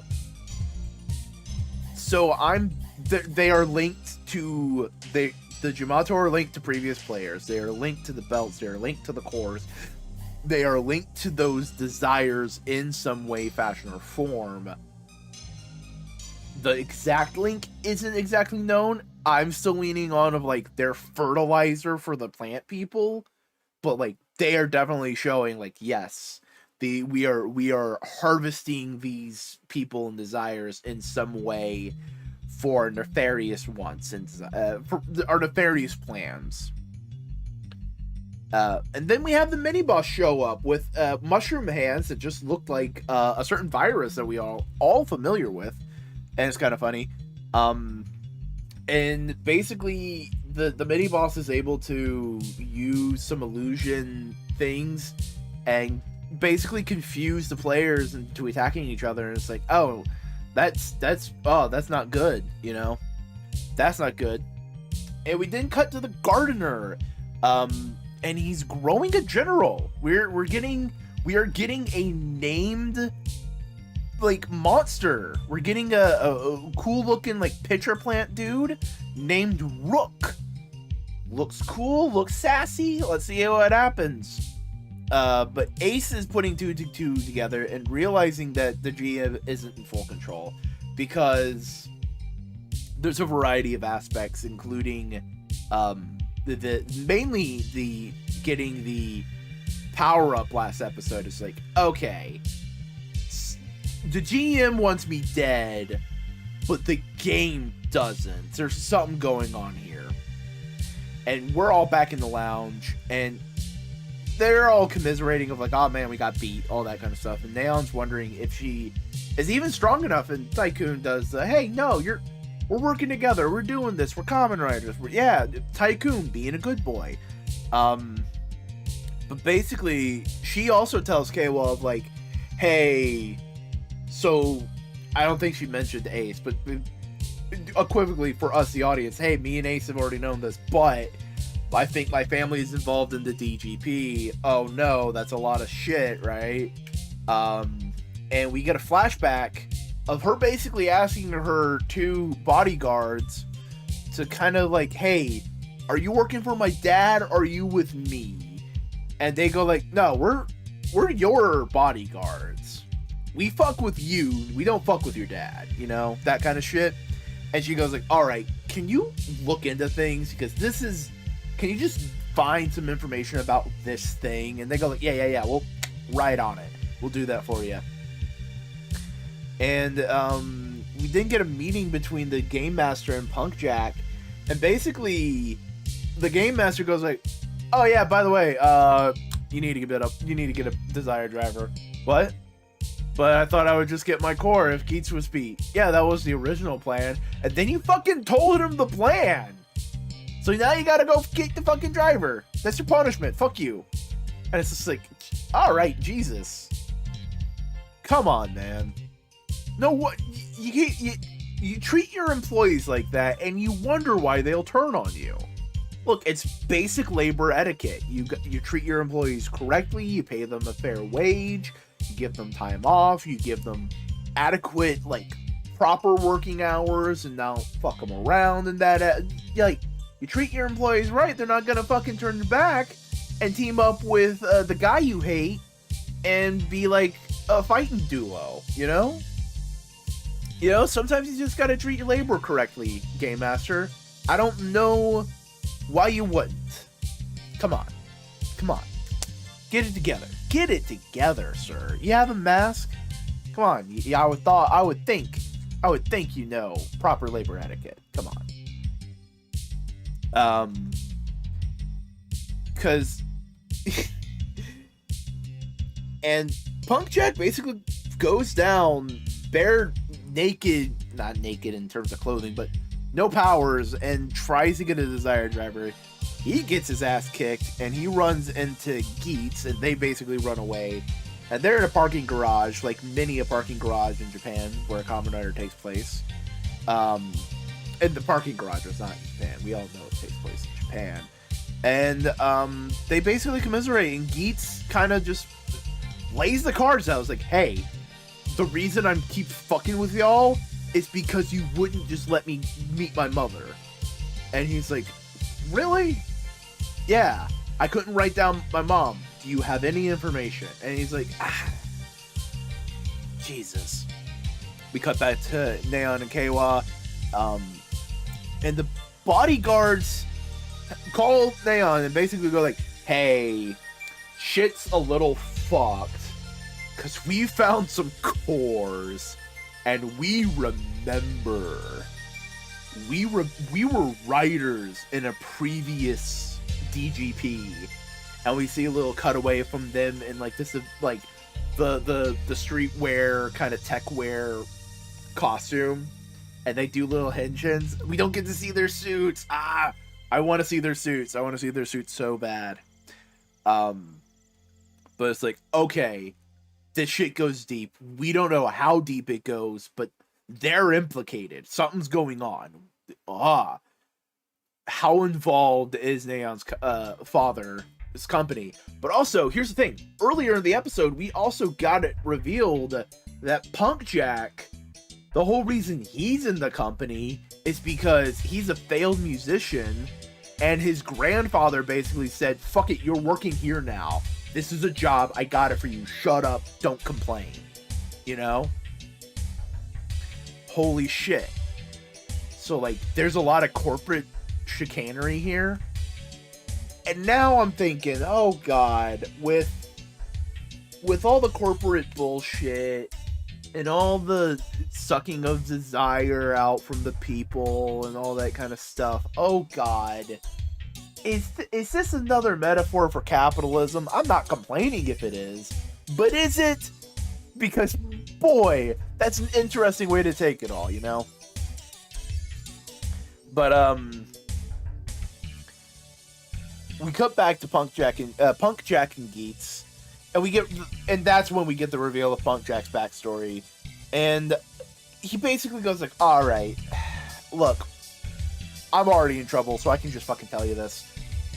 Before Samuri, the person who was the navigator, the one kind of like telling the players what's going on, was your mom. So, like, I don't know any more than that, but you're on the right path.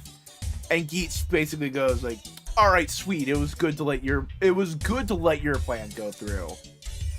This whole thing was a ruse.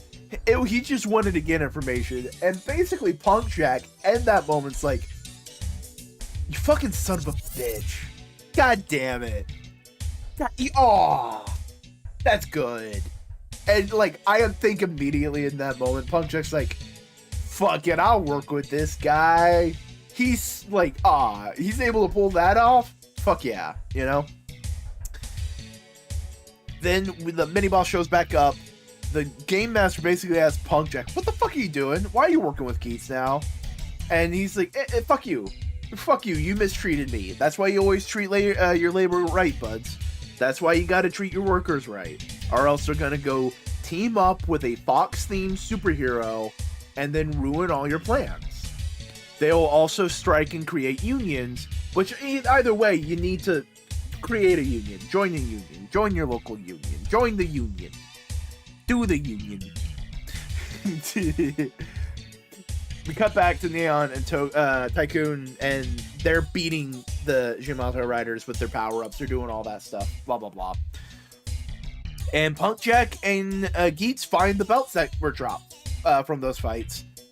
Punk Jack grabs it, all that kind of stuff, but Game Master shows up and basically says, nope, you rolled a 1. Get it? Because he's a Game Master. Similar to the way a variety of tabletop role-playing games are called Game Masters. The people who run the game. All the while, Tycoon is fighting the mini-boss. It's a fun fight. It's a good fight. A lot of fun stuff. The fight scene's amazing. It has a lot of cool camera actions, all that kind of jazz. The GM puts on a brand new belt and henshins, and it's a badass, like, it's a bunch of cool floating things, and it reminds me of, like, some funnels from Gundam. It has a neat vibe like that. He gets a new suit. It looks cool. It doesn't have the same design language as the other suits, which, considering that it's set apart, makes sense. But also, like, I like it when all the suits have like have a similar design language. You know what I mean? I like it when there is not necessarily like they have to look alike, but there's a design like Forza. All the riders in Forza have a similar design language. You know what I mean? Wizard's another example. Like, you can tell there's a similar design through line. Here, this new guy, I can't remember what this rider's name is, but the Game Master suit, it's similar, but not exactly. I think it's the helmet. The helmet's messing me up a little bit. Maybe not. I'm thinking back. Maybe this is just, it's not the same way the suits have been that's throwing me off. Because the suit looks good. It's a good suit. I don't know. Chalk that up to a nonsensical complaint that's not even a complaint. A nitpick. Not even a nitpick. It's a thing that's there, and I don't know how I feel about it. It could be positive. It could be negative. We'll find out in the intervening times. We'll see. But I do have a wondering of like, where does this belt come from? Is it like a last resort tool to like take care of unruly players, and he's misusing it? Because Geats hasn't been unruly; he's just been winning, and he's just like, fuck it, put on the band hammer. You know, is it a band hammer? Why didn't I think of that? Is it a band hammer? Is the belt something like that? But Punk Jack henshins, tries to fight him off. He gets overwhelmed, and the Game Master pops something off of his chest and flings it over to Punk Jack. The pumpkin falls away and is replaced with just a simple, how to best describe it? It's just a simple like mask, like a helmet mask, and glows red, all that kind of stuff. Meanwhile, Tycoon beats the mini boss, ending the round, meaning that anybody who doesn't have a belt loses, and Geats doesn't have a belt, so he's eliminated. The fuck? Geats is gone from the episode. The episode's done.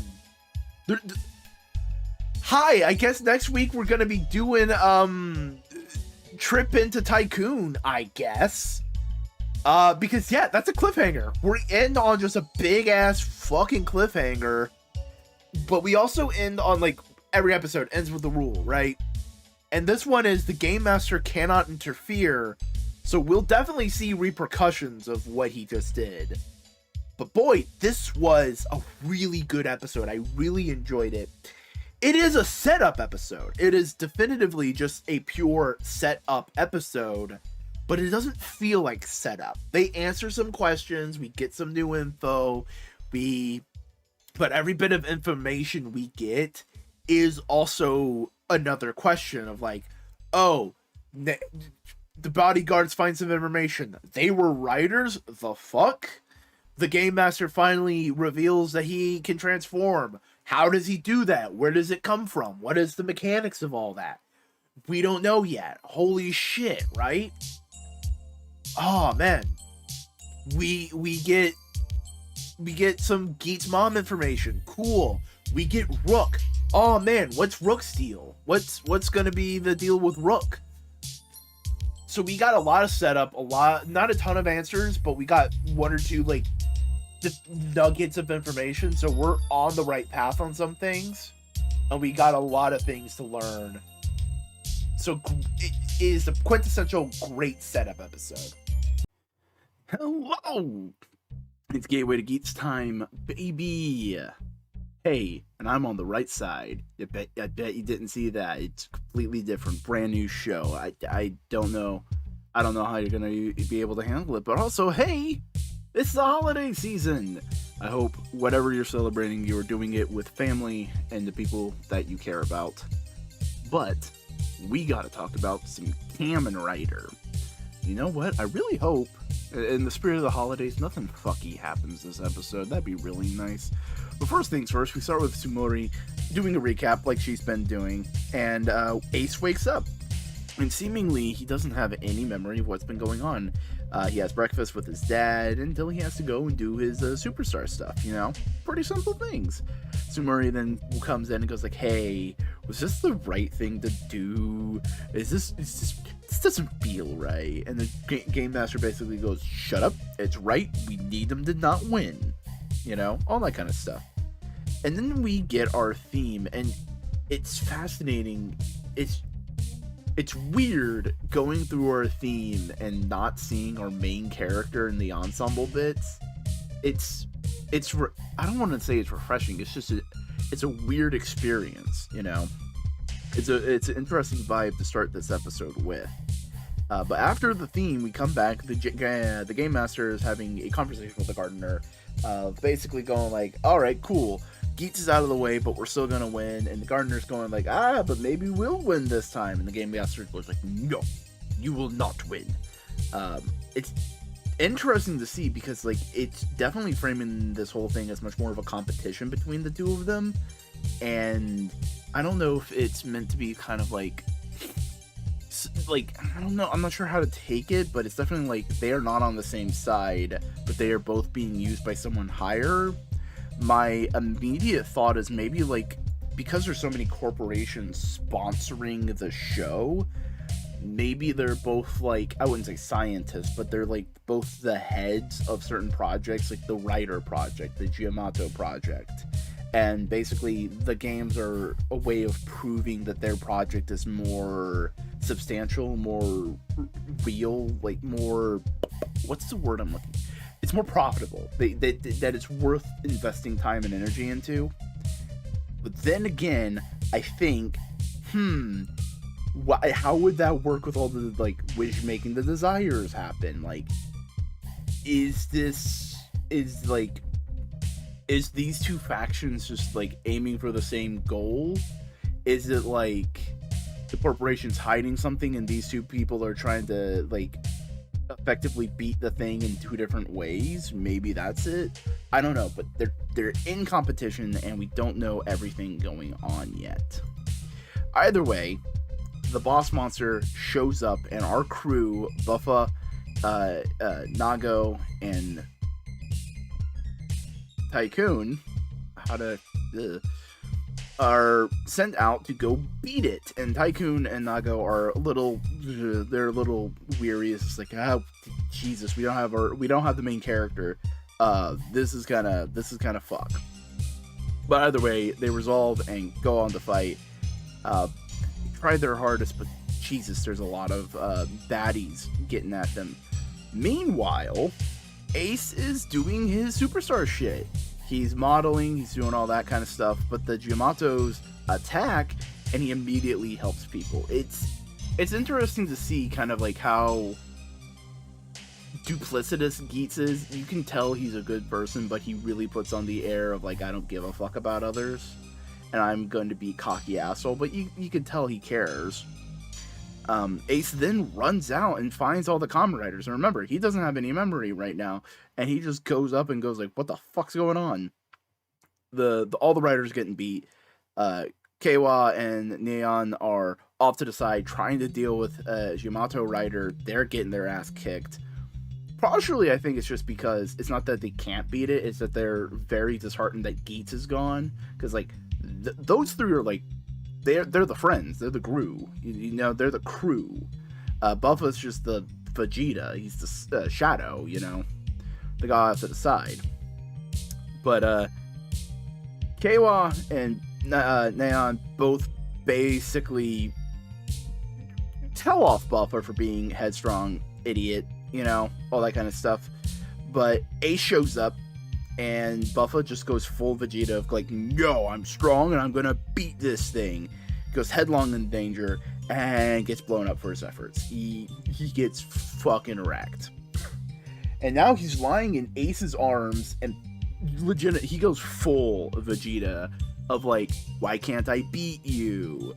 And is everything that he said, like, I could fight and win, a lie? And all this kind of stuff. And basically he goes like, you know what? Fuck it.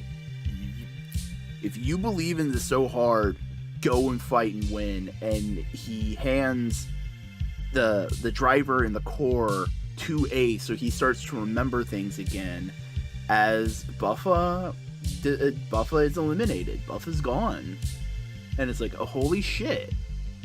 Holy shit, that's interesting, you know? And then we are back at the clubhouse. And the game master shows up and goes like, what the fuck are you doing here, Geats? You're not in this game anymore. And Geats just lets the whole cat out of the bag. No, hey, this is the game master. He's been a dick. And Keiwa and Neon are immediately like, oh, you fucked over Geats. Why would you do this? Geats is like powerful and he can help people. And the game master is like, yeah, all that kind of shit, right? And meanwhile, and all that time, you know, through this conversation, the game master basically goes like, God damn it, you had a plan, didn't you? You knew this would happen, and you had something to get yourself back in here.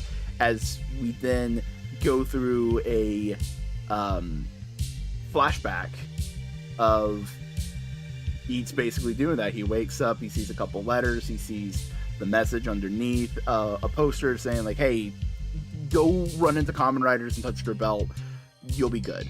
All that kind of stuff.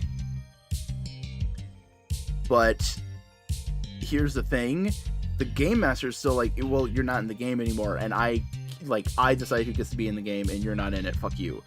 And Keiwa and Neon say like, yo, no, we're not strong enough to beat this thing. We also have a lot of fucking questions of like where the Yamashos are coming from, because they're saying some fucking sus shit, and it's like, what the fuck? And Geats rightfully calls out the Game Master for treating them all like pawns of like, hey, no, we're risking our lives for the fucking world and we're trying to protect it. We're not pawns, we're useful, we're like, that kind of stuff. And Samuri, who has not been happy with any of this shit going down, basically fucking ace attorneys this whole shit and goes like, hey, yeah, Game Master, remember Geats' first wish that he would be in every single DGP, that he would get to participate in every single one of them? Yeah, I'm invoking that. He's still alive, he's still able to fight, and she just hands him his belt. And everyone goes like, all right, Geats, can you just save the day? And he was like, yeah, I'll go save the day real quick. He goes, gets his shit back, and just fucking wrecks house, because he has all the experience, you know, he knows what he's doing. Goes, beats all the guys, uses the most recent power-up, destroys the boss, but the game isn't over yet. What? Nothing's dissolving, nothing's turning back time, and Samuri basically says like, hey, there's a new aspect of the game. As we cut back to the Game Master talking to Keiwa and Neon, basically saying like, hey, we're gonna have a tournament. And that's the end of the episode, and we get to the rule aspect, and it says, the rule is a game doesn't end until the Game Master says so. Like, he acknowledges that it ends. And it's like, holy shit, fuck.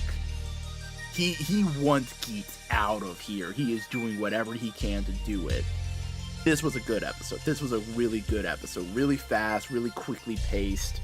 Not a ton of lore, but there's a good amount of theming put in here. It's a lot more like thematic, because there's a whole lot of talk about like pawns and what is using other people and all that kind of stuff. And it's invoking a lot of aspects of people in power, pitting people with similar interests against each other for their own goals. And, you know, it's like, yeah, you want your desire, even though it'd be better if everyone worked together and beat the thing. Kind of like nulling the idea, like that's what the Game Master was doing originally. Like, he had Keiwa on the team for Buffa and Geats to like learn humility. Now it just seems more of like he doesn't want that, and it's going against what he intends for the game. And all the players are starting to realize, yeah, this is a little fucked. We should probably work together. And it's like, oh no, they're rallying around Geats kind of thing. Maybe that's kind of the vibe we should be taking from going on forward. But because it's better for everyone that Geats is in the game. He's experienced, he's knowledgeable, he has the skills available, and he can teach others, he can help others. Because ultimately he cares in his own way, and he wants to get the job done. He wants to fucking save the world. Like, he wants to do that. And ultimately, the Game Master just doesn't want him there because he's too close to the truth. He's too close to it, you know? And with the work together theme that the show's been kind of using, it's definitely feeling much more of like the people who are doing the hard job should work together somehow. Like, that, like, working together is better than just trying to be individuals and achieving your dreams. Working together and achieving everyone's dream is better. Like, you know, some kind of unification of some kind. Wait, hold on, let me take the lens off. There seems to be a mark on it. Either way, this episode is really, really good, and the implications for the next few episodes are going to be wild. Hello! It's time for another Gateway to Geats, baby! Because we have a new episode of Geats to talk about, everybody. And this time, I'm back on the left side, because it's more comfy. But hey, speaking of left, last time we left our heroes, Geats was on the run, and the Game Master was gunning for him. And he wants him dead. And basically says, like, hey, Neon, Keiwa, go hunt him down. That's the new game. And ultimately, they are not pleased about this. They're like, what the fuck is going on? None of this tracks. None of this is going good. Neon catches up with Geats, but meanwhile, Keiwa is talking to the Game Master, and the Game Master is basically going like, hey, dude, you gotta understand where I'm coming from. Geats has been just giving me a bunch of headaches. It's kind of bullshit that he keeps winning, so on and so forth. I mean, look at this wish that he just made. Look at this desire that we'd have to grant him. It's kind of dumb. This isn't how it should be done, right? So hey, follow me, just go along, and hey, you can get your wish. You can save all the people, right? You can save all the people. You can do all that kind of stuff. There is a slight, like, flaw in his logic, though, of if Keiwa does win, his wish ultimately would bring Ace back because Ace would have died in the games, so Ace would still be back and then be able to play in the next round. So, like, Game Master, you're a little dumb. You're a little dumb. Tiny bit dumb. But he is smart in the fact that he does give Keiwa another copy of the Jet Cannon power-up. So that's all good.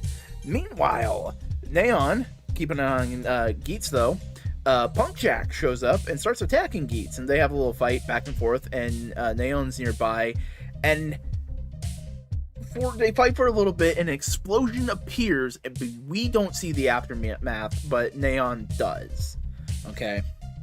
But we do know that Punk Jack is eliminated, and the Game Master just badmouths Punk Jack, and it's just like, dude, the guy just died. Do what you told him. Like, you brain control. They are really speed running asshole territory for this guy. It's great. And basically, Sumuri is just like politely livid. Like, she is, I have to do my job and I have to be polite here, but you were a dickhead. Fuck you. And goes basically saying, like, this is all wrong, you were abusing your power, all that kind of stuff. Right? Keiwa and Neon are in the lobby, and they're just going like, this is bullshit. We don't want to fucking fight Ace. He's our friend. This is bullshit. And they go like, all right, cool, we got to figure out a plan. We got to do a plan and all that kind of stuff. And Sumuri goes out to help clean Ace's injuries from the explosion. Ace survived. Huzzah! And it's a cute little moment of Ace also going like, oh, this is real nice. Thank you, sister. All that kind of stuff. And she's like, fuck you. It's cute. And they do talk about Ace's mom for a moment, and Sumuri can't divulge anything that happened to his mom. But it made me think of like, oh, wait a second. We also have like them becoming a family thing from the desire.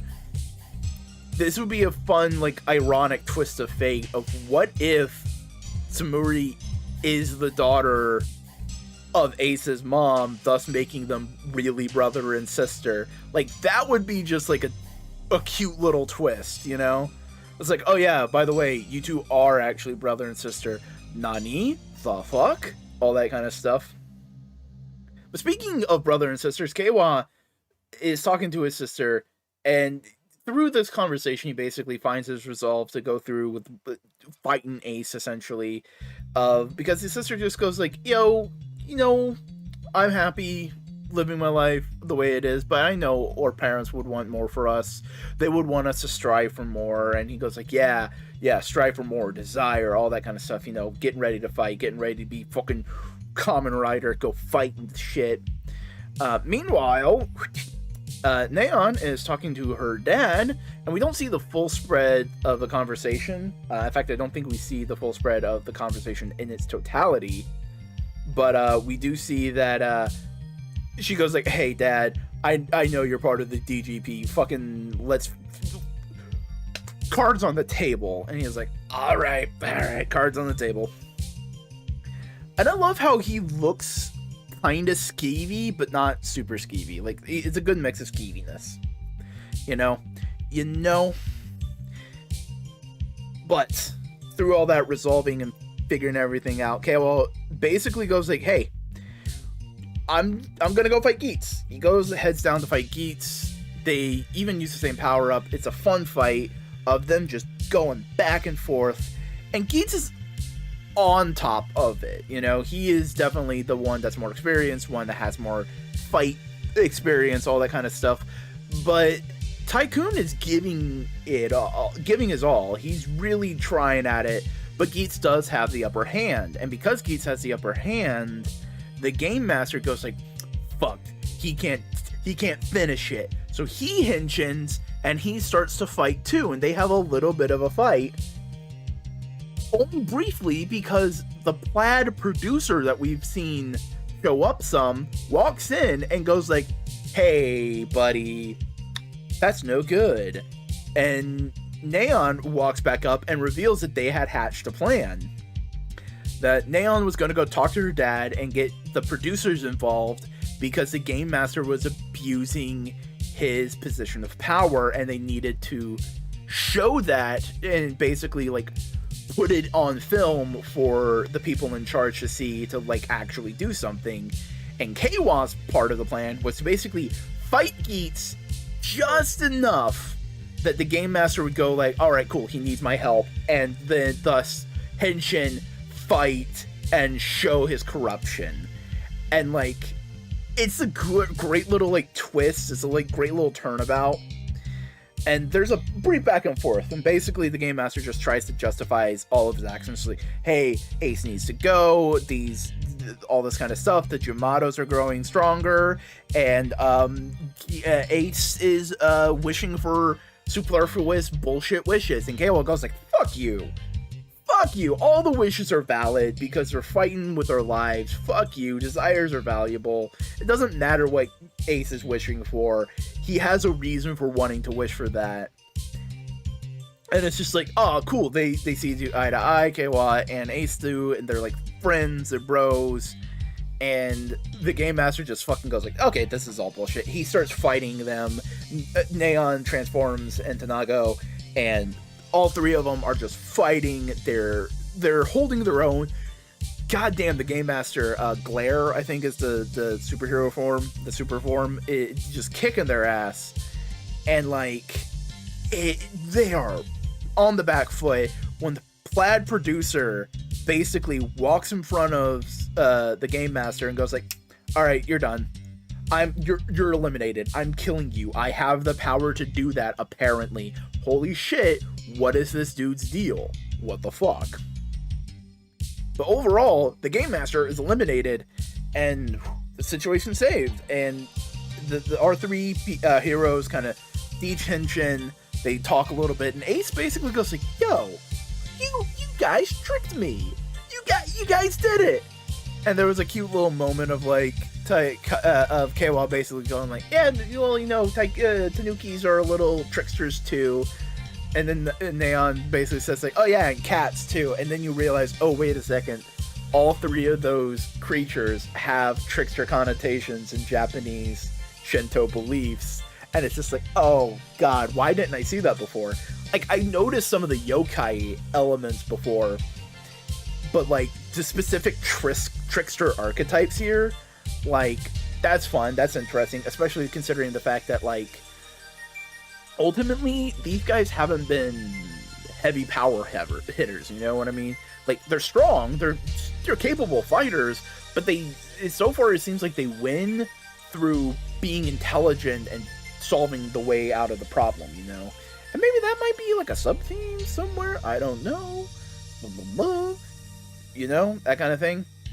But ultimately, they go like, hey, this is a fun little cute moment between all of them, camaraderie and everything, and then they go like, okay, so what's gonna happen now? Because no one technically won that game, and Samuri basically comes in and goes like, hey, all three of you get immediate access into the next round. You get an immediate second shot. I was like, all right, cool, that's fine. The last game is thrown out, all that kind of stuff. Meanwhile, we see the gardener, and he's going like, oh, sweet, brand new fertilizer, and you go, wait a second, is he talking about the contestants? Holy shit, maybe the desire as fertilizer for the Yamatos has some bearing on it, you know? But he goes like, oh, wait a second, this guy's not quite dead. And he goes like, oh, it must be because he used the zombie power so much that he's kind of in a state of undeath. As we see Buffa lying there with the cracked core. Holy crap. So is he just kind of gonna be like a weird loose cannon agent in the story now? Or is he going to be a Yamato? Like, is the Gardner gonna use and capitalize on that stuff? But despite all of that, we then see the platform where we go, and it's revealed to our heroes that not only are they into the new round, but the DGP isn't quite what it seems, because they've already uncovered a lot of info. It's like, hey, fuck it, why not? Here you go. The DGP is a reality TV show, and boy, howdy, is it reminding me a lot of Mojo from Marvel Comics. But overall, that's kind of where this episode ends, and this is where the arc ends, and it's a damn good end to the arc. This is a really good episode. It had a lot of great fights, a lot of fun reveals, and our trio is like really becoming a unit. Like, they are friends, they are a group, they rely on each other, they trust each other. Like, even when they can't audibly say, like, here's the plan, they trust each other enough that they can execute a plan, you know? And like, there's a trust between the three of them, and I really like that. We also get possible reveals on the Yamatos that may dive more into what they do. Also, we got the big reveal of the reality game show. Whoa! That completely changes an overarching theme of the show, which has been fighting for your desire. Now there's a secondary theme of how people will manipulate your desires in order for other people's entertainment. Basically, it's like putting someone into a game show saying, oh, you're gonna get $1 million, when they're desperate for money. They will act desperately, you know what I mean? And like, that manipulation of desire and weaponizing it and abusing it, like that's fascinating, because it's also been part of like, oh, you're putting your lives on the line for the possibility of your desire, and this is just adding another like layer to it, you know? It's good theming, it's good layering of concepts onto it, you know? But yeah, it's reality competitions. It reminds me of Mojo from Marvel Comics. If you don't know Mojo, he's basically a dude in an alternate dimension who just runs reality TV. Really big, bad Marvel villain. He's fun. Big, he's gross. I love him. But there's also like another aspect, because of like the whole, weaponizing your desire, your wants for entertainment of others, that my brain may just be in that headspace because of Starlight Review, an anime a friend of mine just made me watch. It's really good. I really enjoyed it, and I'm probably going to be making a video essay about it sometime soon. But yeah, that's where my head is at with this kind of stuff, because of course I'm just going to think about power and abuse and how people use that kind of stuff. But overall, super fun episode, great end to the arc. Kamen Rider Geats is doing a lot of good, in my opinion. It's been 1 week. Hey, did you miss me? I bet you didn't. It's time for another Gateway to Geats, because Geats is back, so I am back. Hello there. And boy, are we opening this episode on a brand new status quo, as basically we're seeing the beginning of the TV show. Not the beginning of the TV show, like the introduction of the TV show.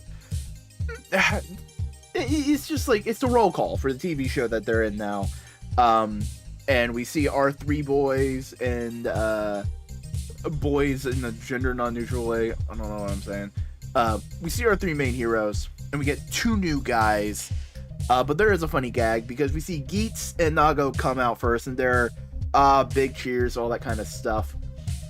And then we see our 2 new ones, and we get a little back and forth and like quick introduction to their character. One's a really, really smart dude, and we have a gal that's like super athletic and all that kind of stuff. And they're arguing back and forth, and then Samori basically goes like, all right, cool, you 5, and then Nago goes, wait a second, hold on, it's just been the 4 of us. 1, 2, 3, 4. And then the camera pans over to Keiwa, and it's just like, hi, I'm here. And please don't let this be the only running gag for this arc. I like Keiwa. As we get through this, I'm not disappointed. It's just more of like, come on. It's like being a fan of Yamcha. Come on. It's very Yamcha levels of what they do for this kind of stuff. But hey, we get the intro. We come out of the intro. And we get introduced to what this round's game is. They got to beat all the delinquent Yamato. So they go and fight. Ba ba boop. Right? So our 3 ones that we've been knowing are doing pretty good. They like are able to work together while also being individualized. While 2 new people, the Wolf and the Sparrow, I don't know their writer names. The Wolf and the Sparrow get in the way. Like they aren't meshing with the rest of them, and it's kind of a thing, you know. Specifically, the Wolf and Tycoon have a little spat, and Nago and Sparrow have a little spat. You know, it kind of makes sense. You know, a wolf attacking a raccoon dog, and a bird and a cat going at it. It's cute. But after they deal with all the bad guys, after they deal with all the mooks, they're back at the lounge, and hey, another little twist for this arc is that they're all gonna have to live at the lounge. They wanted to be full-on reality TV, and we get introduced to a new game master, and he does not hide who he is. He is full up front. It's like, hey, I'm the new master of ceremonies. I'm here to make this as entertaining as possible for them. He looks at the camera, and he goes like, hey, by the way, there's one amongst you who's like a plant, who's a mole, who you gotta have to figure out who it is, and if you don't figure it out and they get to the end, they win. And it's like, oh shit. Part of me also thinks that doesn't even exist. They're just doing that to create drama. Like, no one is that thing. No one's the disaster, I think is what it was. And it's done purely to create drama, which, you know, they would. But he's much more of a showman. I like the vibe of him. I hope it's not at 100 all the time, because it could get grating. Not annoying, but just more like, come on, I want you... Get to the important information you need to say, buddy. But then we cut away from our main heroes, and we see Buffa, and he wakes up at the garden. He's like going, what the fuck? He sees Yamato's growing. He's like, what the fuck? He sees the gardener, and he goes like, oh, you're a fucking old man. And the gardener goes like, hey, buddy, I'm fucking weird and creepy. What's up? And Buffa's like, oh, shit. And the gardener goes like, hey, I heard you like to beat Kamen Riders. And it's like, oh, he's going to try and recruit Buffa. He's going to try and recruit him. That would be interesting. You know, it could be interesting to see. But then we cut back to the Riders, and boy, howdy, Keiwa is just getting shit on. Like, he goes and calls his family, so like his sister's like not worried of what's going on with him. And when he comes back, they've all divided all the floor space. They didn't think of him. And it's like, come on, Nago, Geats, Ace, Neon, we just had an entire arc where you bonded with him. What the fuck? Kind of rude. Stop it. You know, all that kind of stuff. And like, there's a fun comedy gag of like, he's trying to get any kind of space, and he sits on a couch that just happens to be on the lady's side. They're overreacting. He's sitting on a goddamn couch outside of the curtains they set up. The curtains are your boundary, ladies. Just because you put tape doesn't mean that the curtains aren't the main boundary. You're being ridiculous. Come on now. And Neon, you know him. You know he would not fucking do shit. Come on. Be better. Fucking... Come on. Why you guys doing my boy Kayla dirty? But he goes like, oh, hey, where's Ace? Maybe Ace will let me room with him. And they all go like, hey, Ace is gone. Ace was called away to do something. And the smart guy's like, oh, maybe he's like the whole time. The smart intelligence dude is like planting seeds of like, oh, maybe this person. Oh, maybe this person. Like just spreading seeds of doubt. Immediately making me think it's him. It's him. Like, we've all played Among Us at this point. It's him. It's like that's the go-to tactic for if you're an imposter, is you immediately start pointing fingers. Come on. You know. But we do see Geats, and he is with a fan, and the fans go like, "Oh man, I fucking love your shit. I love it when you win. I love it when you do all that kind of stuff. Hey, I gave you a power up to make sure like you could do all the stuff. Hey, I want to see you win because I want you to understand who you really are." And Geats just looks at him and goes like, "Nani? What do you mean? That I could not be who I think I am? Is that what you're implying?" But we don't see the end of that. Well, we see the end of that conversation. It's that little tense moment. When we cut back to the other writers, they're playing Old Maid, I think it is, just a card game. And they're talking about who the imposter might be. And again, IQ guy, just sowing so many seeds of doubt. And we do cut to the end of the scene where Keiwa is holding the last card, the Joker. And it's like, oh, is he the imposter? No, because if you know the rules of Old Maid, someone else takes cards, and if you're left with that card by itself, you lose, right? Like, some variation of that kind of idea. And I think because Keiwa is such a nice guy, the buck is going to be passed around so much of who this disaster is, that he's going to end up with it. And it's not gonna be fair, you know. Like he's just gonna end up with it, and he's not it. You know, I think that's what it's kind of implying. But we cut back. You cut a lot of scenes in this episode.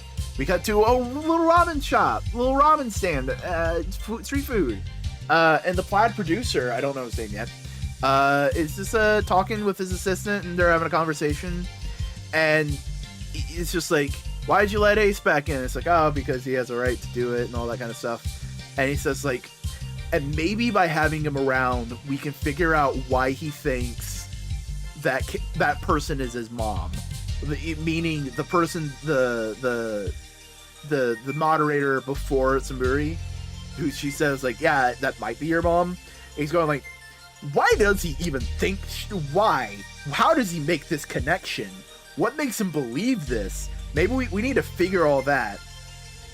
So between this and the other scene, Ace may not have all the information. Ace seems like he has all the info, but he may not, or maybe it's implanted info, maybe it's all false memories, all that kind of stuff. Who knows? But it's fascinating. But we can't dwell on that too much longer. The final fight is about to begin. And it's basically, hey, you're out of school, you got to beat delinquents, and you got to eliminate the principal. And they're like, okay, so we're out of school, let's go to the principal's office, see where that is. And we have this great running action scene with the new Wolf Rider. She gets up to the second floor and she goes like, there is no principal's office. And IQ guy, and I want to say Geats less so, but IQ guy immediately goes like, oh, I know what we got to do. I know what we have to do. It's like, all right, cool. And it's just like they're kind of working together, but it's not exactly working together. You know. So they get up, and the IQ guy goes like, hey, you gotta do this. You gotta go do that. All right.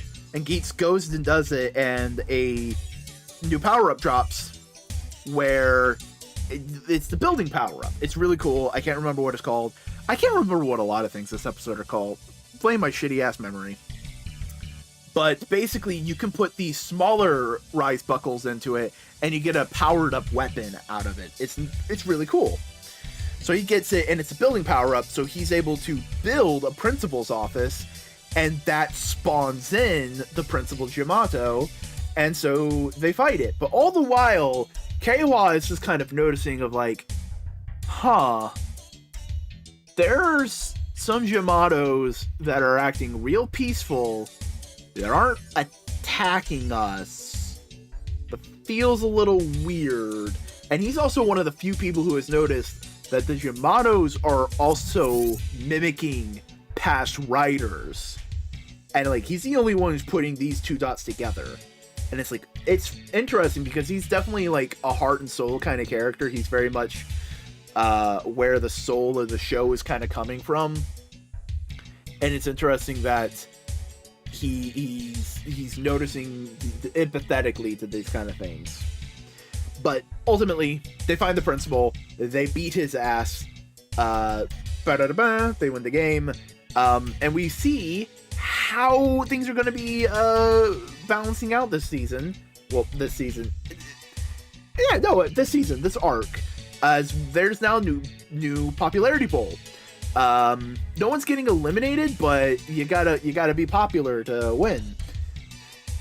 And all that kind of stuff. So like, IQ guy has the most, Geats is next, Wolf is next after Geats, Nago, and then with only 1% is Keiwa. And I just gotta say, everyone watching the Desire Grand Prix, you have horrible taste.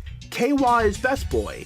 I don't understand how you can't believe Keiwa is the best boy in this whole thing. He is great. But also, again, on the shitty on Keiwa thing, Geats is using boost buckle the whole time, right? And he does the whole finisher and boost, like, rockets off. It rockets towards Keiwa and he goes like, oh shit. He jumps out of the way and boost just knocks up into him anyway, and he just falls on his face, and it's just like, come on. What did Keiwa do to deserve this? What did Keiwa do to deserve any of this? It's not fair. It's not fair, I say. But after the whole popularity poll is revealed to us, we do cut back to the garden. We cut back to Buffa and the gardener as the gardener goes like, "Oh, hey, sweet, we got a guy. He's just ripened. I can show you. I can kind of show you what we're all about." And as Yamato kind of comes to, and transforms into the guy from the first episode. The one who's like, oh, I saving people is a habit. And Buffa's like, what the fuck? And that's when the episode ends. Goddamn. This is a great episode. Great beginning of a new arc. I loved it. The new characters are interesting. I'm not a big fan of them. They're definitely being positioned as, these are new people, and you're not sure how you're supposed to like them. They do feel like dickheads. They feel, because here's the thing, we have Geats, Nago, and Tycoon all basically learning that even if we are competing against each other, we kind of have to work together for the betterment of everybody, you know? It's better if we work together than apart. And these dickheads are very much, no, fuck you. We don't give a shit. I also like how, even though Buffa is off on a side quest, we do need a Vegeta-esque rival for Geats. And I like how it's a girl. I like how it's a woman, and, like, it's full-on respect from Ace. It's just like, oh yeah, you're full athletic. You're cool. And she's like, I know I'm cool. And it's like, oh, that's cool. I say cool. It's a nice change of pace, you know?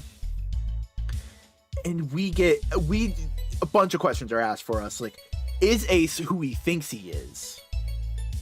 You know? Is Ace who he thinks he is? And is Ace who we think he is? Like, is he false? What is Ace? Is he, like, not a real person? Is these memories implanted? Is he, like, something else? Is he reincarnated? Or so on and so forth. In fact, I just had an idea, because we did see the guy from the very first episode pop up as a Yamato. and Kamen Riders are often associated with the major villain MacGuffin. What if Ace is a Yamato? What if the previous moderator of the DGP was alive and she did have a kid, but somehow that kid died? And what if that kid got reincarnated as a Yamato, and that is who Ace is? And that's why everyone's like, oh, what? And that's why maybe Ace is so good. Maybe that's why the buckles all kind of work for him. Who knows? This is just the thing that just popped in my head, you know? And speaking on that, what are the Yamatos? We keep seeing them as plants, and we keep seeing, like, what is the end goal for them? And considering how this is being written by the same dude who did X8, I'm wondering, like, oh, or maybe the gardener trying to do the Yamatos as, like, a kind of bioorganic post-humanity kind of thing? They're definitely going to have to work on teamwork with the new people, especially with the idea that they have an imposter amongst their midst. And there's also the aspect of, like, because of the popularity poll, of what does an audience do to you? How do you change yourself for an audience? Like, a lot of fun, interesting questions, a lot of thematic questions, a lot of just, like, lore kind of being bubbling up around the edges, and it's like, it's less of like, we're gonna answer your question soon. It's more of like, you don't even know the questions you're asking yet. You don't even know the full context of the question you want to ask, and that is fun. That is fascinating. Hey, beep bop and boobita boops. It's time for Gateway to Geats. How you doing, everybody? This one's late. Blame me. I fucked up. But, oh Jesus, the show is heating up. It's summertime in this show. But ultimately, we start this episode simple enough. We have a new recap framing device. It's no longer a vlog. It is a reality show confessional, which I think keeps with the theme of the idea behind it, but it also, like, ties in with the current arc. It's really good. It is so overly dramatic. It captures it perfectly, you know? It is just pure reality show TV trash. And we also get the information that they're going to do a disaster poll after every round. All the other teammates will vote for who they think is a disaster, and whoever gets voted gets shunted, even if they aren't a disaster. So they got to get unanimous vote, and if they get all the votes, they're gone. Uh-oh. Let's hope some motherfucker doesn't fuck with other people's perception of other characters. We head back to the garden, and the Jumantos are being prepped for a game. And there's a cute little moment where Rook is being prepped in the garden, and goes like, you need to get dressed. And he goes like, oh, right. And he looks over at like a gardener's uniform, and he transforms into the gardener's uniforms, and he's like, there you go. Now you look all nice, good boy.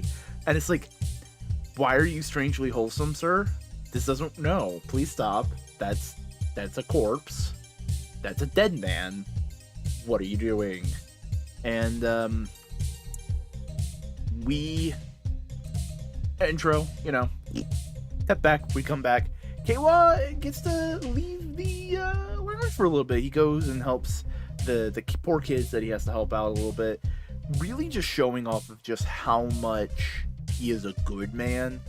Like, out of everyone in this show, he is the most a good man, and I think that's kind of important. Like, he's a hero.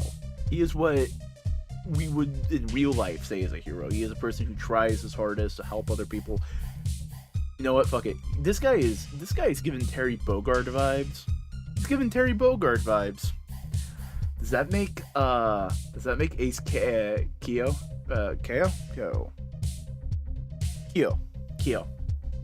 Does that make Ace Kyo? Does that make no, nope. I'm not continuing that line of thought. But hey, the round begins anew, and the kids are in danger. It's a sport ball game. You gotta throw the ball into a certain area and get some points. And overall, everyone works pretty together. Like, they are doing good. They're working with each other's strengths, all that kind of stuff. It's really cool. Lopo is doing a bunch of dope stuff. The owl guy, I refuse to remember his name. You'll find out why. Strategizes a little bit. They work together. They figure out the parameters of the game. It's all kind of good. And then, Kawa runs into Rook, who is saying the lines, Bart, and he goes like, "Oh no, nope." He's conflicted, and like, you know, the owl guy and Lopo see this. The other two don't. Ace and Neon don't see this, so they're like, "What is Kawa doing? This is kind of fucked. What are you doing?" And then we're into halftime break. Jesus, a lot of things to unpack for so many people. Ace talks to a superfan, and the superfan basically goes like, "Hey, this says your mother's name was this. Why are you saying she's the former moderator for the games? It's kind of weird." And Ace just goes like, "Why the fuck do you know any of that?" And he goes like, "Oh, I'm a superfan." It's like, has Ace been lying to the audience? I mean, it's not unfounded. Ace has lied to us before, or is the game lying to us? Who is telling the truth here? It's a lot of fascinating little bits and bobs, you know. Neon and the new girl, Lopo, don't remember her name, just her writer name. Practice, it's a cute moment. It shows that she has some humanity, and I definitely like her a lot more this episode than I did last episode, you know. Meanwhile, Kawa is like going, "Shit, fuck, all this is fucked, oh my god." And the owl dog goes like, "Hey, what's wrong?" And Kawa basically lays it out. It's like, "Hey, I think the Jamatos are related to the people who died in the game, and I think they're reanimating their corpses of some, like, not in those kind of words, but like going like, something's fucked, they're reusing the people who died in the game. I don't know what's going on." And the owl guy goes, hey, that's fucked. We'll figure it out. Don't tell anybody. We don't want them to freak out. And he's like, "Okay, cool." Kawa, trusting, kind soul. Owl guy, fuck him. You'll find out why. We then cut to one of my favorite moments of the episode, Buffa's existential crisis. He's walking around, he's like going, "What the fuck is going on?" He finds his cord, he finds a belt, he shoves it in together, he tries to hinge in, it hurts. He forces a hinge in, it's painful, and like, a Yamato comes in and tries to beat his ass, and he defends himself. He steals a power-up from one of the Yamato riders, puts it in, and just goes to fucking town. He's beating this shit up. He is wiped, he is destroyed, he de-suits, he walks a little bit, and lo and behold, he is surrounded in a jungle of greenhouses and dilapidated buildings. What the hell is going on here? What is the garden? What does any of this mean? So many questions that are being asked, not a ton of answers. We then do cut back to the base, and now you find out why I've been fucking shitting on the owl guy the entire time, because the owl guy basically just goes like, he just goes like, "Hey yo, Kawa's fucking sus. He didn't attack the Yamato." "What? Why didn't you attack the Yamato?" And Kawa just goes, "Dude, I told you why I didn't attack the Yamato. We fucking had a conversation about it." "Did we have a conversation about it?" "Oh, fuck you. Fuck you. Fuck you. I don't... Big piece of shit. No. The world is on the line. You don't pull petty shit like that. Come on. That's the whole point of Kawa's character. You don't pull petty shit like that because the fucking world is at stake. And he just fucking unilaterally decides, "Yo, I'm taking your power up because fuck you. I don't trust you." And no one defends Kawa. fucking flaky ass friends. Ace and Neon. Flaky ass friends. You know? But we do cut to a new audience member. We have a little frog statue. And I'm imagining that this is just an old-fashioned, like, old school kind of Japanese dude. He sees, like, the heroism in Keiwa and goes like, fuck yeah, Keiwa. Fucking our bro, right? And goes like, man, this ain't right. The Ace superfan comes in and goes like, hey, what's up with your boy? And he goes like, I'm gonna go, I'm sending him a thing. And he goes like, well, what if he is the disaster? I don't think he is. You know, all that kind of stuff. We have the second half of the game. Wabba-ba-bam, wabba-doo. And they go out to fight. And, like, they're trying their hardest. They're trying to do all the stuff. And throughout the kerfuffle, Owl fucks up and puts the kids that we've been following in danger. And Garrel goes like, no, I don't give a shit. I'm saving those kids because those kids deserve to be saved. He saves them. It was a secret mission. The frog guy set it up. And lo and behold, he has the quarter season power up. He has Jet. He has Cannon. He slams them in. He fights his way through some enemies. And he sees Rook, and he goes like, alright, I need to beat this guy. I just need to fucking stop this. He goes to town on Rook, and right before he's able to finish off, Rook, like, human thighs, and Keiwa, kind soul Keiwa, it just looks at it and goes like, fuck. He monsters back up. Owl guy then immediately attacks him, and Keiwa's like, dude, something's fucked here. We need to stop. He pushes Owl Man. He slashes him once. He depowers. I'm suspicious of that. And that's when we fucking end the show with Lopo seeing all of this going like, what the fuck is going on? Jesus Christ. So much going down. This is a damned good episode. One of the, like, so good. There's just a lot of intrigue. Owl Guy immediately showing us his cards. He is incredibly suspicious. He is playing Among Us. He's trying to eliminate the field to make it easier for him to establish a base of trust for other people that makes him seem all the more likely. He is gaslighting people. He is abusing trust. He is doing all that kind of stuff. He is lying through his teeth. And Keiwa is too nice of a guy to just point his finger and say, fuck you. I mean, other than the one gag of last episode, like, you know, like, he trusted this dude, he trusted this guy, and was like, oh, you betrayed my trust, you're not listening to me, and he can't, what is he supposed to do at this point in time? A lot of great stuff. Ace and Neon kind of taking a back seat, which is, it's fine, you know, you have a larger cast, it's fine for characters kind of flip in and through, and now we're just getting all the questions of just like, what are the Yamato? Because we also got a thing of like, oh, people from other dimensions are possible? Are the Yamato from another dimension? Are the Yamato the experiment of something? Like, what's going on with them? What is exactly their relationship with the belts? What is their relationship with the cores? What is their relationship with the players? Is it zombies style? Is it like what's the Body Snatchers, the old school anti-communist movie? You know, just how is it? Are they taking their essence? There's so many questions with Yamato, and apparently it says in the next episode we're gonna get some answers. Ooh.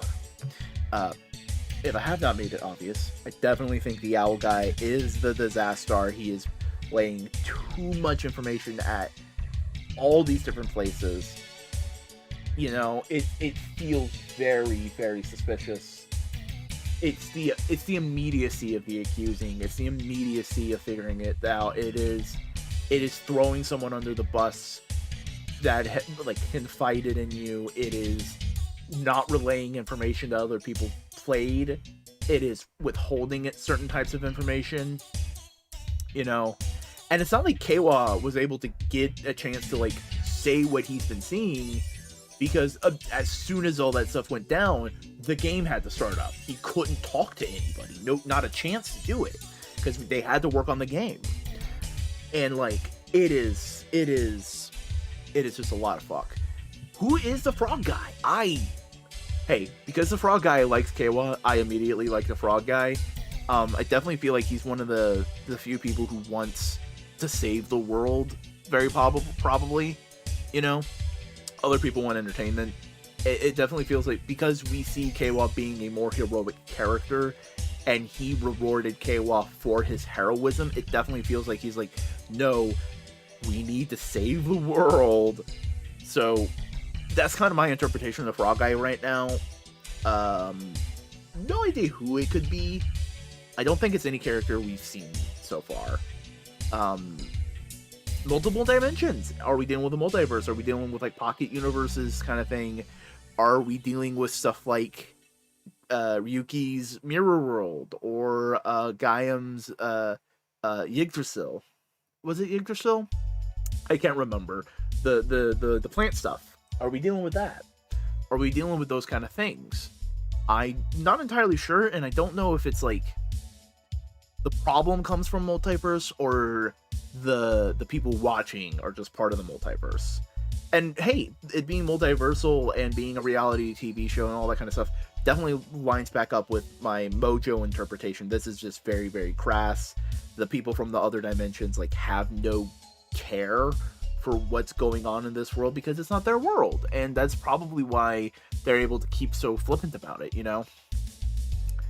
Here's the thing, the multiversal worlds, are they previous worlds of the DGP, and like someone finally was like, I don't want the DGP anymore, and so they move it to another world? Is that a possibility? Or is like the garden like the end result of a DGP world? Who knows? And ultimately, has Ace been lying to us, the audience? I don't know.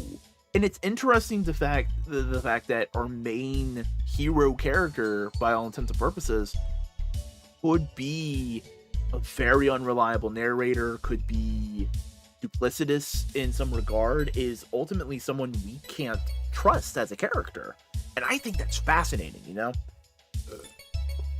And all of these questions, all of these things, all these very little answers that we've been getting, it definitely feels like we are on the precipice of like really running down just what is going on in this show, and I am excited for that. Hey yo, buddies, it's time for another Gateway to Geats, episode 19 of Geats, the 20th video of this series, because I made it episode 0. That's what I did.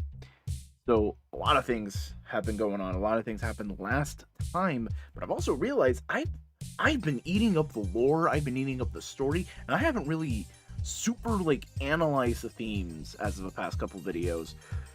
It's been really focused on plot, but the plot has been informing the themes that I've kind of theorized what they were talking about.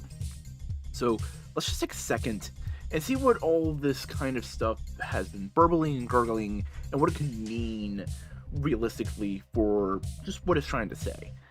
Mostly, it's going through the idea of desire. It's talking about desire all throughout the whole series. That's its main modus operandi, the Desire Grand Prix, all that kind of stuff. But mostly it's through the lens of you have to be willing to fight for your wish. That's the big thing, is like pushing Keiwa to fight for what he wants, Ace always willing to fight for what his wants are, questioning the other desires of like, is that really something you want to fight for? Is that something worth it, you know? So there's a whole lot of interesting stuff there, and how ultimately the desires are being treated with respect by the players and not necessarily the staff. It's interesting to see that, because the players basically see everyone else is like, oh, we're all doing the same kind of thing, we're all on the same kind of equal playing field, and the staff is ultimately just kind of using it as a carrot and a stick. It's basically saying like, you can get what you want for whatever, just do our little game, and that's kind of manipulative. That's very manipulative, you know. And here's the thing, if a wish is malicious, if a wish is from an asshole, the other players reject it. They don't like it, because ultimately a secondary theme involving desires isn't necessarily like desire in and of itself, but it's that you need others to help you. That you can't achieve your desires by your lonesome. You have to have people helping you, and you help them achieve their desires as well. And that's a very fascinating concept. Like, it's real, based in realism of like mutual aid, community, all that kind of stuff. But in the context of the show, the best way to describe it is selfish togetherness, because it's a lot bigger than just being able to help each other, you know? And the show just loves to show how desires are interacting, and how once in conflict with the heroic ideals that some people have, or the lack of heroic ideals, all this kind of stuff, and how the game uses those desires for entertainment of basically just look at these people, look at what they're putting their lives on the line for what they want. Isn't that entertaining? In a very kind of manipulative way that reality TV shows can be, like Survivor, Big Brother, so on and so forth, of like, make a fool of yourself on camera, put your life on the line, and maybe you'll win the grand prize. You know, you're not guaranteed to win, but you might win. It's the lottery, you know? Similar thing with how when Keiwa lost his desire, he started playing the lotto. And it's like, yeah, that's what the DGP is. It's the lottery. It's just every chance and opportunity is your life on the line. The desire also leans into what the gardener is doing with his Yamato. Of like, he has a desire for the Yamato, and what does that do? What does it mean? He wants the Yamato to win the game. What does that mean for humanity? All these different kinds of things, and how does that relate to the game? And the themes are very, I wouldn't say set in stone. They're set in like very quickly drying concrete, and it's definitely knows what it's playing with. They know where they can like pull new ideas from, and it's very interesting, very fascinating kind of thing, because there was another season of Kamen Rider that had a very similar theme, which was O's, and ultimately I'd say that was more focused on like, it's okay to want things. It's okay to have greed, as long as you operate within moderation, because that's ultimately the failure of the majority of the bad guys, of wanting too much, and a majority in the final villain who wanted of nothing. You need to have some moderation. You need to be somewhere in the middle of wants and desires. But here's the thing. All of these thoughts were written before I even watched the episode. I have watched the episode by now, so let's get to it. So we start the recap. Love how they're continuing the reality show confessionals, and I love how Keiwa's back doing the recap, and he immediately, this is bullshit. He doesn't say it like that, you know what I mean. He's immediately like, I'm not the disaster, this is all crazy. We get back to the game, and Sparrow, Ned Sparrow. I call him an owl. He's not an owl, he's a sparrow. Spare me the details. He benches Keiwa from the ball game that they're playing. First off, who gave you that authority? You're not Ace. You don't get to make those choices. And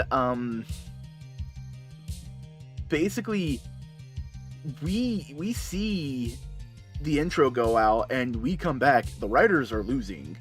They do a big play from Geats and the athlete girl, and just everybody except Keiwa do a big play to do a massive catch up. There's a draw, and now there's a sudden death tomorrow. We're back at the lounge, and Keiwa gets a call and says like, hey, you gotta meet an audience member. And he goes to meet his supporter, who we met last week. He meets him this week. And he talks to the frog, and the frog guy is like a fun kind of old man, kind of like tough masculine dude. And basically goes like, hey, I want you to win. I've been helping you the fuck out. You need to tighten up your shit. You can't be super trusting. This is life and death. You're against other people. You need to put your mind to the grindstone. All this kind of stuff. And he basically says like, yeah, I gave you the boost buckle all those times, and it's like, oh shit, Keiwa has had someone behind him backing him up the whole time. You know, and we then go to Keiwa sleeping on the couch, and Ace comes in and kind of gives him a little pick me up. They have a little snack of steak.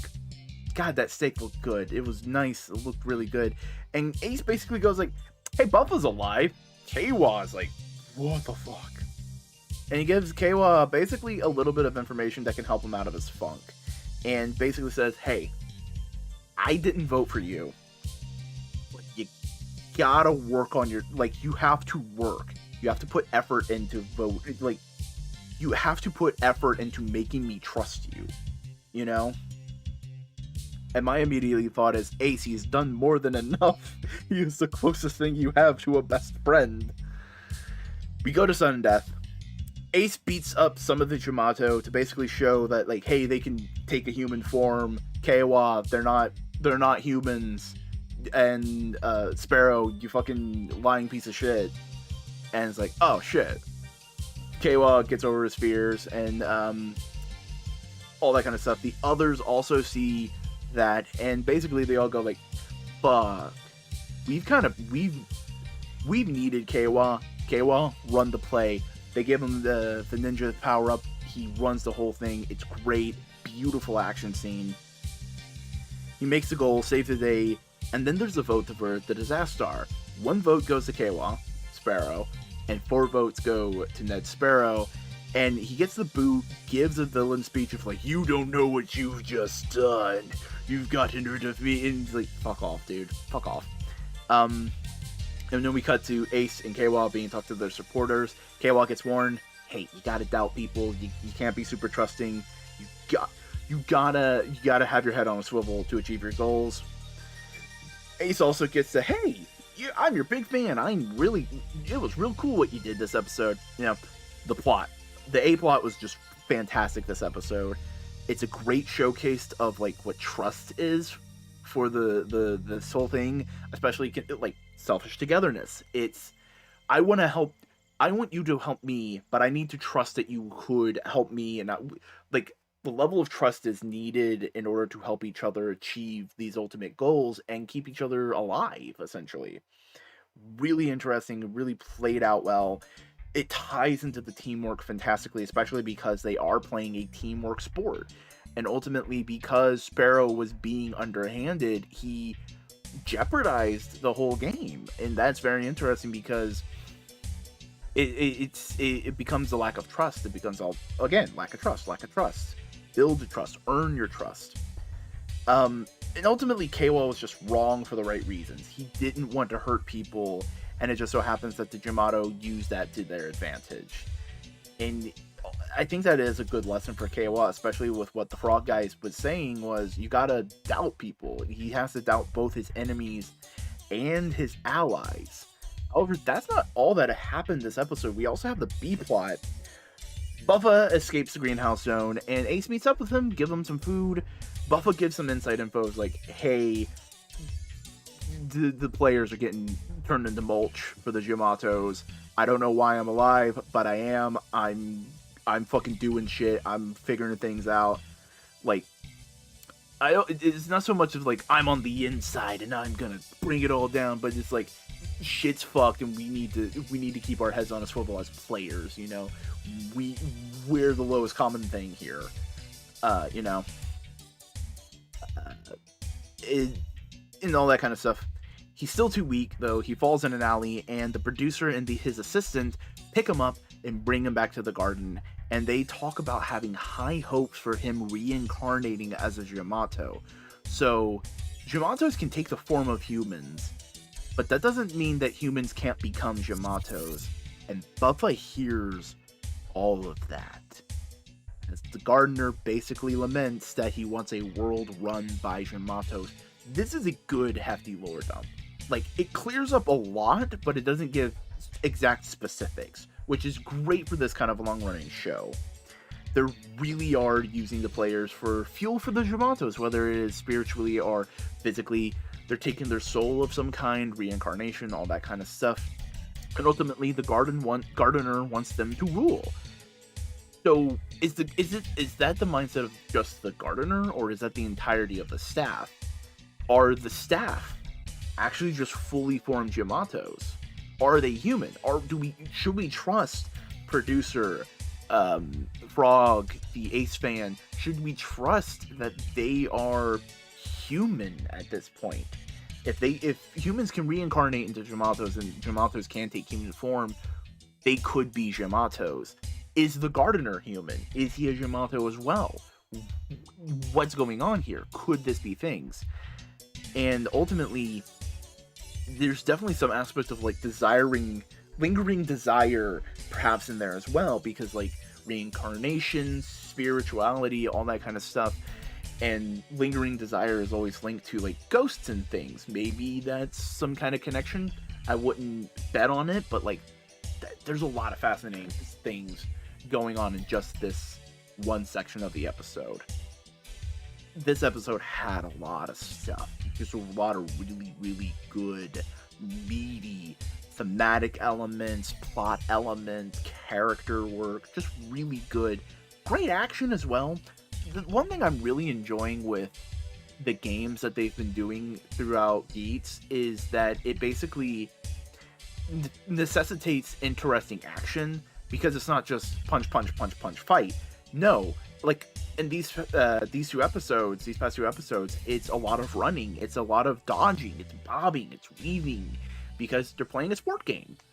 And it varies, it makes it nice, it gives good flavor. It's not just eating pizza every single week. It's pizza, it's hamburgers, it's sushi, it's tacos, and you get spices, you know? Hello and welcome back to Gateway to Geats, the video series where I'm reviewing Geats. That's what I'm doing. It's late. I'm tired. It's been a day. Not a bad day, it's just been a day. But yeah, no, this arc is definitely dealing with interesting things of Geats and so on and variety. Mostly with the disaster. It's a very interesting concept of like, it is an imposter, it is Among Us, it's all the bullshit, you know, blah, blah, blah, blah, blah.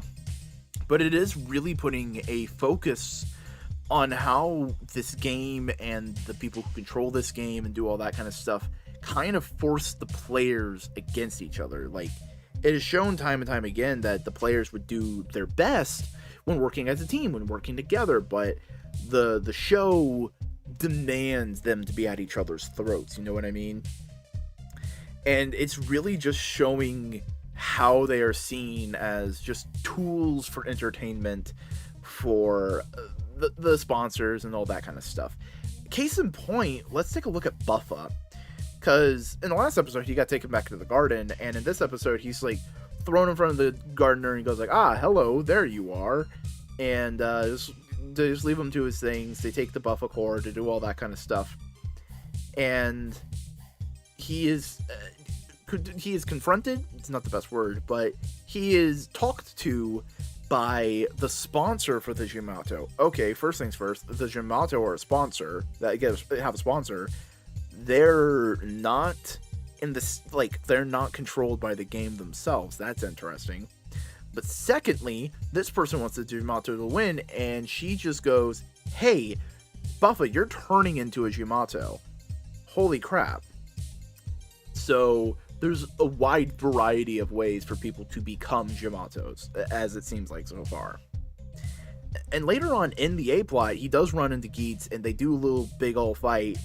Of course, Buffa loses, Geats wins, and Buffa just goes like, fuck you, I'll go do my own thing. Because earlier in the episode, the goth girl, who is the sponsor for the Yamato, said like, hey, do what I say, and you can like beat all the Kamen Riders that we all know you want to do. And he's like, yeah, I know what, that's fair.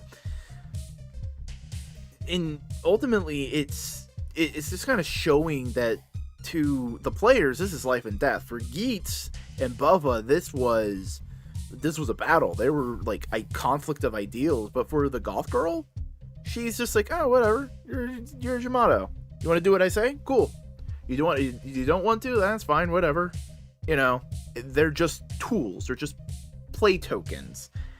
And even more so, there it's shown in the callousness that the host shows, the new host has been showing about the disaster, as basically of like, we put a traitor amongst you. Isn't that funny? Isn't that wacky? And we don't really have much time to dwell on it, because Keiwa gets a call from his sister. She's like, I got a pineapple. I don't know where it came from, and it says I gotta eat it before sundown, all that kind of stuff. And it's like, oh, okay.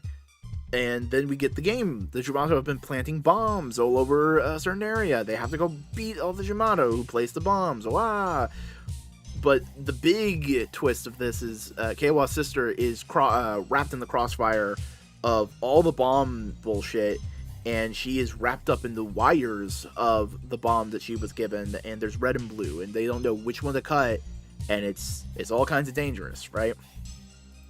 So through talking with Geats, Keiwa does understand, like, okay, when we beat certain Jumato, their bombs disappear. So if I beat the pineapple one, the person who's been labeled the pineapple bombs, I could figure out how to dismantle the bomb that's going to hurt my sister. And they're like, all right, cool, we have a plan.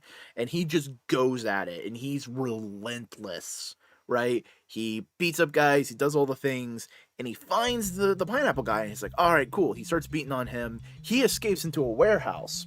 And Keiwa's just like, I can't beat it. All right, cool. Hey, Lopo, I'm going to take your zombie, use the chainsaw, and get in there. And it's like full on an Ace moment. It's great. It's very much showing like Ace's tenacity is rubbing off on Keiwa, and Keiwa's kindness is rubbing off on Ace, because they helped each other. They were working together. It was great. Even more so when we look at it through Geats' point of view, right? So he beats the pineapple bomb layer. He figures out which cable that needs to be cut. He goes, he does it. He cut the wire at the nick of time and goes on and save the day. It's great. But ultimately, the game doesn't care that she was in danger. The game does not care anybody was in danger. It's just like, all right, cool. Go save the day. No concern, no talking about it. Just like, nope, go save the day. And it's doubly certain of like they don't care who gets hurt in the crossfire, right? Because we learn a little bit more about Lopo this episode, because Lopo and Nago have been sharing some great moments. Nago also gets some good moments in this.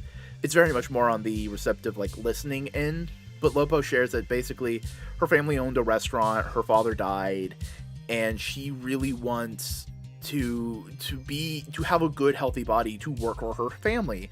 And it's just like, oh, that's honestly kind of sweet. And then we get the gut wrench at the end, where it's shown that she is the disaster. And it really just kind of paints a light of like, the game will use your wish against you. Like, oh, you wanna win this not just for yourself but for your family? Great, we're gonna hold them kind of like hostage, figuratively. Do what we want. Be the asshole. And maybe you'll get a chance to win. And it's just like, it's very manipulative. It's very asshole-ish. It's a very fascinating way to like look at all this stuff, right? It's not necessarily like, oh, the players are in the game. The game is an antagonist. Like, there's 3 factions here. We have the players, the game, and the Yamato. And I definitely feel like the game itself, the DGP, is the more likely like full bad guy. You know what I mean? It feels like that kind of vibe. But overall, this was just a fantastic episode.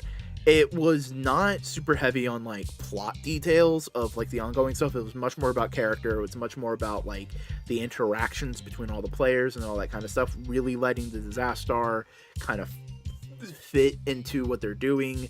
Buffa and all of his stuff, it's all good. Ton of great fights, great choreography, great camera work. All like, this show is just going above and beyond what it needs to for like fight scenes and for the camera, and just all of it working together, doing a lot of interesting things, using a lot of techniques that I don't know if they've been using drone footage previously, but I'm here for it. The drone footage has just kicked this show up like a notch. You know, it's phenomenal looking. We do get some setup with the intro of the goth chick.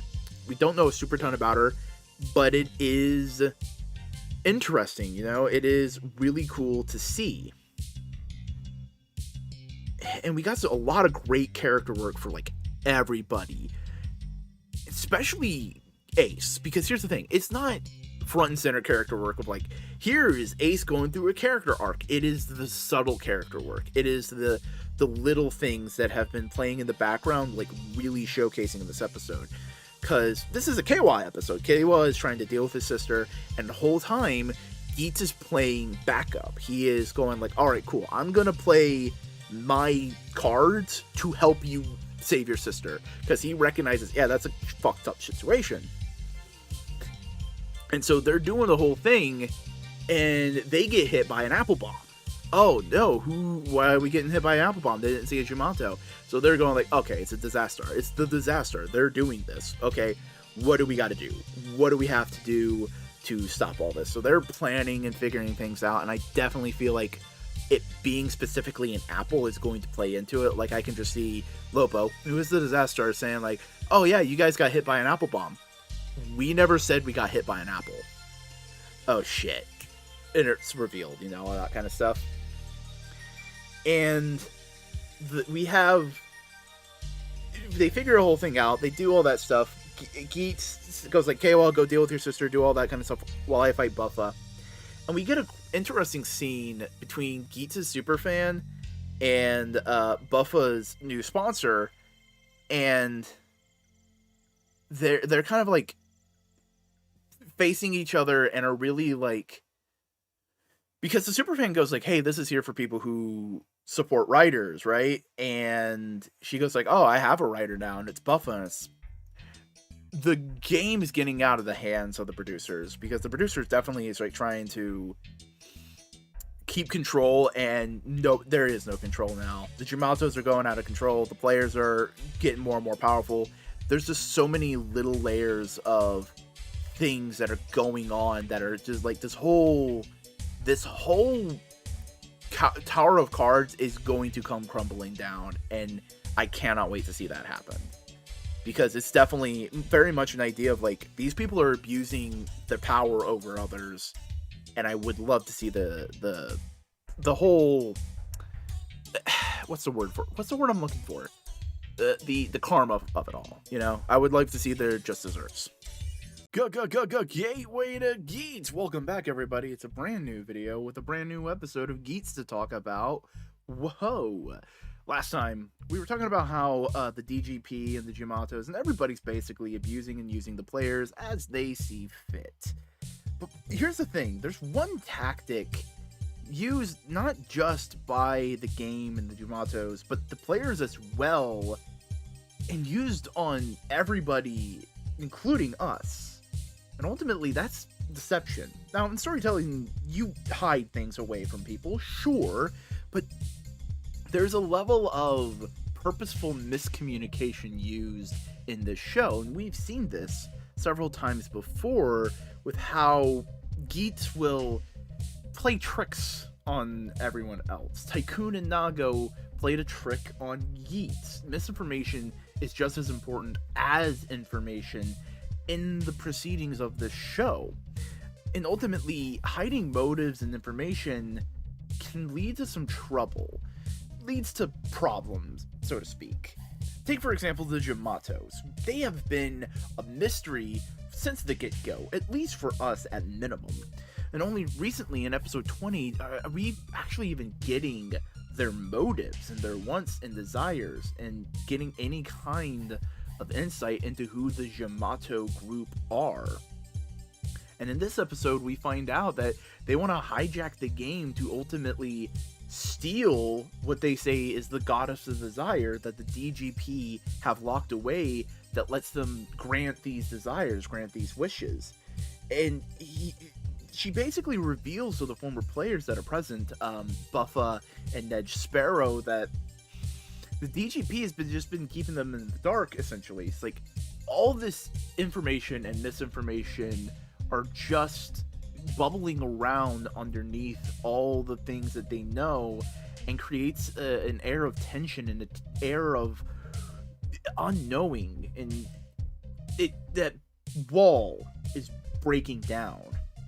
And even then, the whole Yamato crew is still keeping information buttoned up. Why did they start making the Yamatos? What their true end goal is? How does the goth girl fit into all of this? All these different kinds of things. But later on, Nedge and Buffa have a little conversation, and Ned Sparrow goes, I don't give a shit how I achieve my desires. I just want to have them. And it's interesting of like how people will ignore bad information in order to accomplish what they want and get what they want. You know, they will ignore the proper research and lie to themselves. You know, there's a mystery here, but Ned Sparrow, funnily enough, the smartest character, is uncurious to find out what the true mystery is. But we continue on with Buffa as he basically fights Lopo for the zombie buckle back, because, you know, he likes the zombie buckle. It's a tool. He's used to it. And why steal something he's not used to? And then he gets into a fight with the producer. The producer, who has been keeping a lot of things close to the chest, a lot of things hidden, a lot of things are just not known, and he tries to get rid of Buffa. It's like, you're an unknown variable. You're mucking up my show. He fights him, he destroys him, wrecks Buffa, but Buffa survives, and that's when the producer goes like, alright, cool, fine, and works Buffa into his plans that are like, we don't know the ultimate goal of the DGP, the ultimate goal of the show. Is it just to entertain? Is there some deeper machinations? We don't know, but ultimately, that's the point. The producer is keeping not even just the players at arm's length, us at arm's length.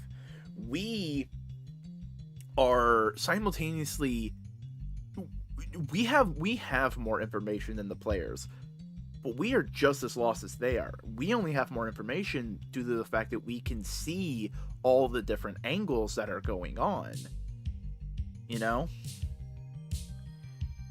And it just kind of shows how much the players of the game aren't treated with respect. Like, it's a need-to-know basis, and you don't need to know, and they're treated like puppets. Not unlike Lopo this episode, because last episode, we see, as the audience, her lift up a Disaster card, and we're meant to imply, oh, she's the Disaster, holy shit. Thematic irony, you know, we know and the players don't, and it's like, oh god, guys, she's oh no, what are you guys gonna do, you know? And the bomb is still going off. They're still in the bomb round, and this episode, her family is in the crossfire, and we really get to see her really love her family, trying everything in her power to save them, being a really good hero character. It's a great setup for a character that we're essentially writing off in our head as she's, as we think right now, the Disaster. But the entire time, she's just getting beat down for her troubles. Buffa takes Zombie back, you know, and she just goes and steals Kawa's power-up that he gets in this episode, but it makes her look hella suspicious. You know, everyone's just immediately like, oh, you're the Disaster? And she doesn't say, and she goes like, sure, whatever, just trying to save her family. That's all she cares about. She beats the bad guy, she beats the melon bomb maker, she saves her family, but she is voted out. 4 votes in total, which there's only 4 players, so they go like, oh, she voted for herself? No, and you're going like, what?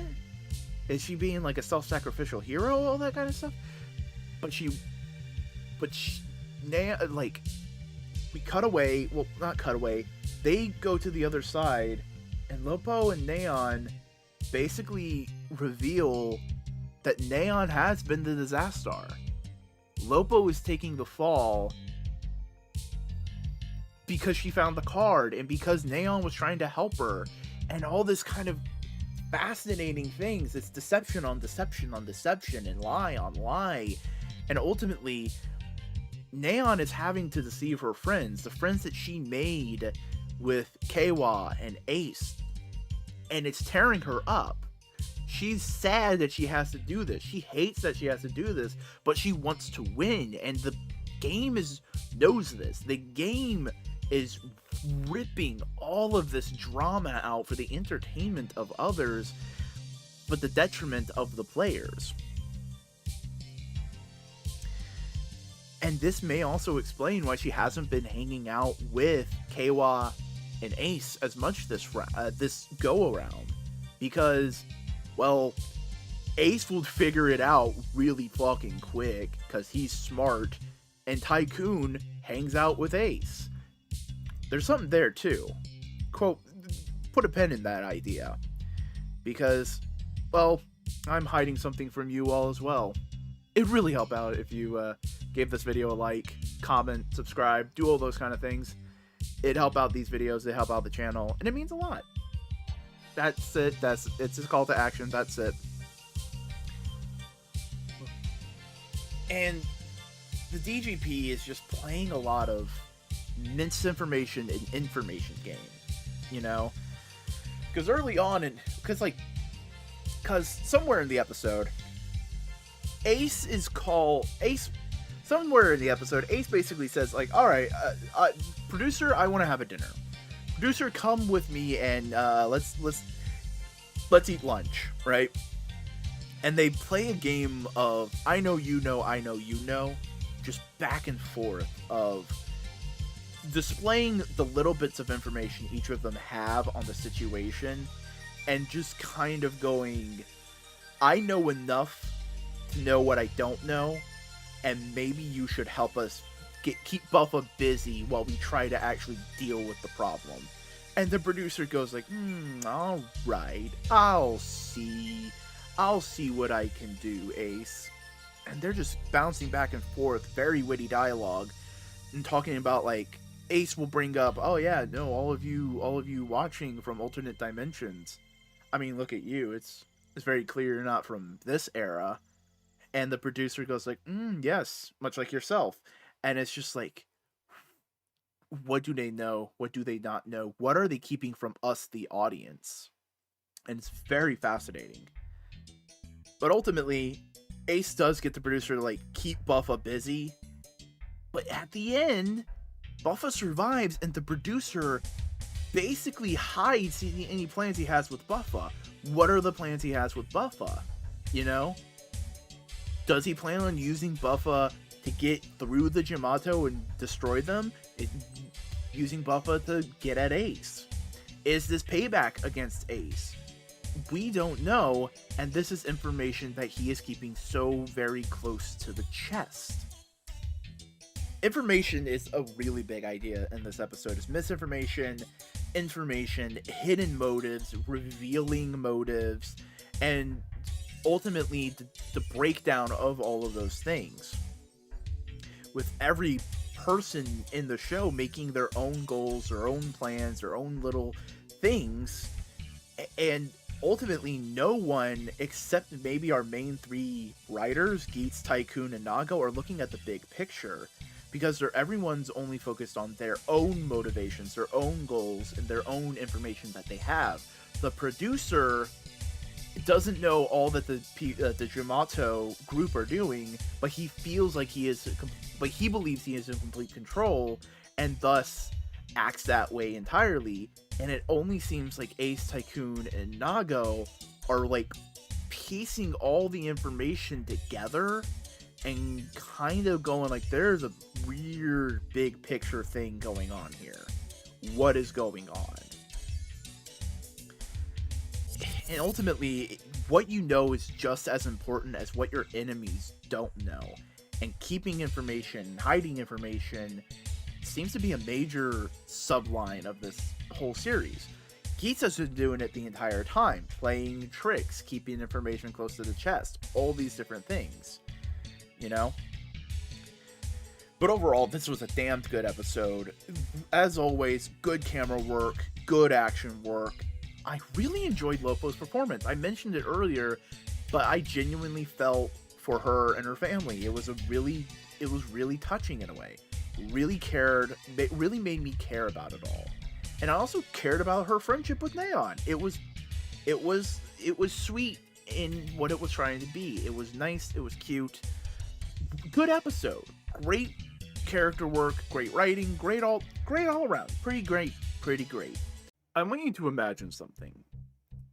I want you to imagine that you want something so incredibly bad. You want it with everything in your being, right? It could be anything. Doesn't matter in this hypothetical. Tanking it now would mean consequences dire that you don't even know yet. But you want it now. So, against your better judgment, you grab it, you take it, whatever it is. And eventually, you'll pay the price for it. Hello everybody, and welcome to Gateway to Geats, your weekly review video essay editorial thing about every episode of Kamen Rider Geats. Wahoo! I'm a funny little robot man who talks about a dude who dresses up like a fox. Why are there so many furries in my life? That's a question for another day. But hey, let's talk about the show. The DGP and ultimately the show has been talking about desires throughout a lot of it, whether it is an intentional part of the plot or if it is a thematic element that is just desires gets brought up a ton. And ultimately, another part of that is what you will do to achieve your desires, what you'll do to get them. And how some people are just tired of waiting. Fuck waiting. They want it now, and they can't call JG Wentworth. So they're gonna take it now, or they're gonna misplan their ideas and fall right on their face. Neon only needs one person left to get eliminated for her to win. We know she's the disaster, so what's her plan? Well, her plan now has another wrench in it, because with her new orders, she basically has to accomplish it or never get her desired world. She has to sabotage both of the other players, Keiwa and Ace. Well, eventually, she is able to get Keiwa pointing him in the wrong direction, an easy enough mistake to make, easy enough to explain away. And after that round, that's just what she's doing. They're eating in a restaurant, having a conversation. And Keiwa brings it up, hey, you pointed me in the wrong direction. And she goes like, oh, it was an honest mistake, all that kind of thing. And immediately starts pointing the fingers at Ace. Ace is duplicitous. Ace is a guy who will lie to your face. He is one who already has lied to Keiwa to get what he wants. He doesn't care about you. He's probably already planning your downfall, Keiwa. You know? It's a very succinct argument for Keiwa in the moment. However, she leaves, and a man walks up to her with something she left behind, basically saying that her duplicity will have consequences. I mean, it's not like she wants to lie. She's being forced and put into a situation, and ultimately, she's not the person to lie. She's too kind of a person, as we have seen. She's a hero, but they're forcing her to be a villain. In the second round, though, she fully frames Ace. Ace is aiming his gun at an enemy, and, well, she gets in the way, just convincingly enough to make it look like Ace fired upon her. They're having that discussion, pointing the fingers and all those kind of things, and Keiwa realizes Ace is too good. There's too many clues pointing to Ace. It can't be Ace. It's you, Neon. And he basically figures it out finally with the understanding that she never pointed the fingers at him. She was only ever trying to convince Keiwa it was Ace, because Ace probably has it all figured out. So it's easier to trick him than try and fool the fox. In her last attempt to pin it on someone, she left way too many clues. But also, in fact, she may have already been kinda given what she wanted? I'll explain real quick. Side idea. Each of our main three characters' desires fundamentally revolve around the concept. Ace wants to find his mother, so he wants to find his family. And well, he gets really friendly and chummy with Neon and Keiwa. They hang out all the time, he seems to enjoy their company, almost like a found family. Keiwa wants peace, and ultimately, he's working on it right now. He's fighting as a Kamen Rider against this threat, as far as they know. He's fighting for peace. He's achieved his goal on a fundamental level. Neon wants the power to find her true love. And, well, the show has been doing a slight hints at the possibility that it might be Keiwa. She looks at him in admiration of his fundamental beliefs and so on, and of course they had the soon-off in this episode of Ace poking and prodding and them both going, they're not my significant other. That whole trope and gag. Maybe the DGP, I don't think it's going to be the DGP is the friends we made along the way, but maybe there is something there, some kind of concept, like your desires are within your reach, you know? I don't think it's going to be Wizard of Oz, Cowardly Lion, so it's an idea that kind of popped in my head while talking to this, you know? You know what also pops in my head? The fact that you, yes you, could leave a comment. What? A comment? Yes, a comment. They can be a discussion, and I will respond. I tend to respond to all the comments. Talk about what you liked in the show, talk about what you thought was interesting, things that I didn't bring up that you want to bring up, and you could also just tell me I'm an idiot. That's always a thing. Tell me ways I can improve the show in a general sense. I would love to hear your thoughts. Leave a comment, like the video, subscribe if you want to see this, these Geats videos and any other upcoming projects I have. Wink wink, nudge nudge, tap of the nose. And you can always follow me on my variety of social medias, Twitter, TikTok, Instagram, Tumblr, links all those in the description. And you can also go follow me on Twitch. I stream semi-regularly. I try to, at least. But with desires being within the reach of all our main characters in the DGP, no, it's not at reach. The Yamatos. Yes, I know. A horrible, horrible segue. The Yamatos aren't coming. It's like a couple days and they haven't arrived, and the Game Master's getting a little antsy. It's like, hey Gardner, if the bad guys don't come, the show's gonna tank in ratings, and that looks real bad on me. The Game Master's in a bind, and the Gardner could not be happier. As we see some plotting from the plant crew of basically they're keeping the Yamatos to agitate the DGP, hold on to their power, essentially.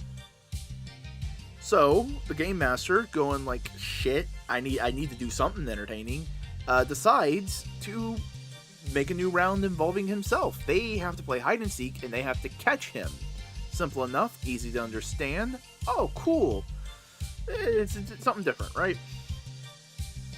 So, it's silly, it's wacky, it's meant to be. It's meant to be this dumb, goofy thing that he's pulling out of his ass, because that's all he wants to do, is he wants the show to keep going. He's not paying attention to anything. Ultimately, it is a game. It's a game and not a real threat, which is what the Yamatos have been, not necessarily becoming, are being revealed to us that they are. The Game Master evades our heroes, and he eventually runs into the plant crew. They beat his ass, something severe, and they take his driver, and it's revealed to us that these drivers that the Game Masters use and the producer used are the keys to the creation goddess, the mythical figure that we've been told that gives the desires for the Desire Grand Prix. So, oh no, big oofs, fucky wuckies. Ace's superfan, though, he shows up, he transforms and says that he can't do it. You're ruining my show, bud. You're ruining my soaps. And that's when the episode ends. Ultimately, the Game Master let his fear of bad ratings looking bad on him it put him in trouble. He uses a tool that seems to be only for the most dire situations to alleviate his immediate wants. He wanted a show to be exciting. Let me use this big, powerful tool that shouldn't be used all the time to do it. Our previous Game Master, Grimori, basically only used the belt because he thought Ace was fundamentally going to damage the validity, the security of the DGP. And ultimately, by falling into this immediacy, this monkey brain want, he's given the plant crew exactly what they wanted. A key to their success. Anyone who did not jump the gun got what they wanted. The Jumato side played their hand calmly, coolly, and effectively, and got the tools and keys that they've been waiting for to get to the creation goddess. Keiwa didn't point fingers, was just playing along, got all the clues he needed to figure things out because he just stopped and took a second and paid attention. And Ace has probably had all this figured out fucking 3 episodes ago. And all he's waiting for is his plan to fall into place. You cannot force these things to happen, because if you do, you're gonna forget something. Something's gonna go wrong, and you're gonna fuck up somehow. But is this true for the DGP as a whole? Is this a fundamental concept of you cannot force your desires, and these desires that all these people have been winning, mostly Ace, are fundamentally flawed in some way? I mean, Ace wasn't able to get the one true desire he's wanted, to meet his mother, and everything else just seems to be fucking about. Maybe there's something there. Overall, this was a great episode, had some fun vibes. What did I write? I write these notes and then I do these videos, just behind the scenes, wahoo! H&S. What is H&S? Halls and Salts? No. What could that be? Fuck me if I know. Great acting on all fronts, and the plot is definitely going places. There's a lot of interesting things happening now. H&S. What could H&S be? I have no idea. None of the characters start with an H. If you can figure out what I fucking meant by great episode, fun vibes from H&S, please fucking tell me. I'm fucking lost. Sometimes with long-running shows, one episode can completely recontextualize the whole thing. This is one of those episodes. So far, we've kind of vibed with the idea that the theme of the show is fight for your desires. You gotta be willing to put yourself on the line to get what you want, all that kind of stuff. However, this episode really focuses, deepens, and expands on just what that can ultimately mean. Hello, everybody. Welcome to Gateway to Geats. Oh boy, there's a lot of stuff this episode. And I wrote these notes when I was a little tired, so let's see how this goes. No beating around the bush this episode. because this episode changes a lot of things. We ended last episode with the confrontation with the bad guys, and Geats is super fan. Looks like he just showed up and he's like, "Yo, what's up?" He fights them a little bit. He uses gravity powers. That's a cool effect, really useful in plot, but also like just looking at it aesthetically, it seems relatively cheap to pull off. Like they're not doing a bad job of doing it. It looks pretty good. And they fight, but Baroba gets away with the belt. Oh no, everything's going to shit. Intro, back. The DGP is in disarray. Ace is just asking what's going on, and everyone's just like, what the fuck's going on? And they give as bare minimum answers as they can to get their point across. Keiwa is concerned about the danger. It's just like, this is bad, right? Meanwhile, Baroba just straight up tells Buffa and Nedge just all the information. It's just like, here you go. I don't give a fuck. And it's interesting that the bad guys are like being more forthcoming with the information in comparison to the DGP. Keiwa and Neon go talk to their sponsors. Well, Neon talks to her sponsor. Keiwa goes talk. He gets a pep talk and he gets a new power up. And he's just like, yeah, you can do it. You can be a hero. All that kind of stuff. Neon gets a power up herself in a letter that says like, oh, you can fight for your dreams and all that kind of stuff. And the good guys go to attack the Jumato area to get back the Game Master belt, because that's important. Baroba tries to use the Game Master belt to get to the goddess of creation.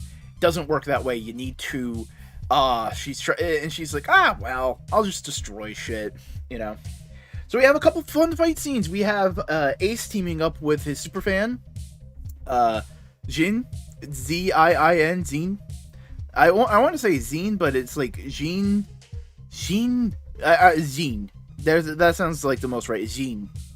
Zine and Ace team up. It's a fun little fight. It's really cool, especially considering that he's much more based off of like Silver Foxes, and Ace is much more based off of like traditional Kitsune.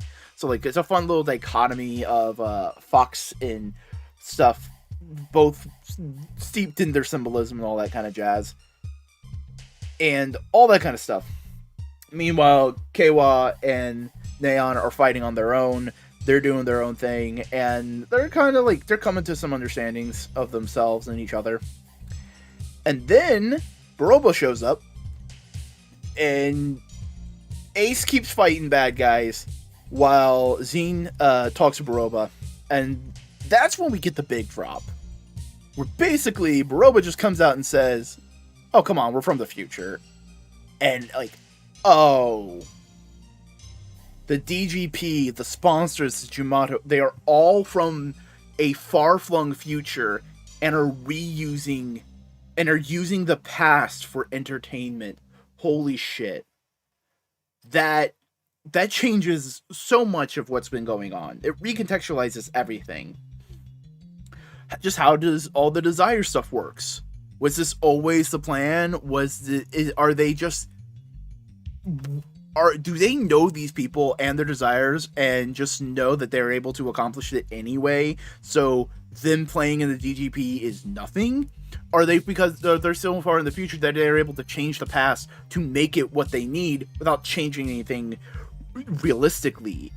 You know? Like,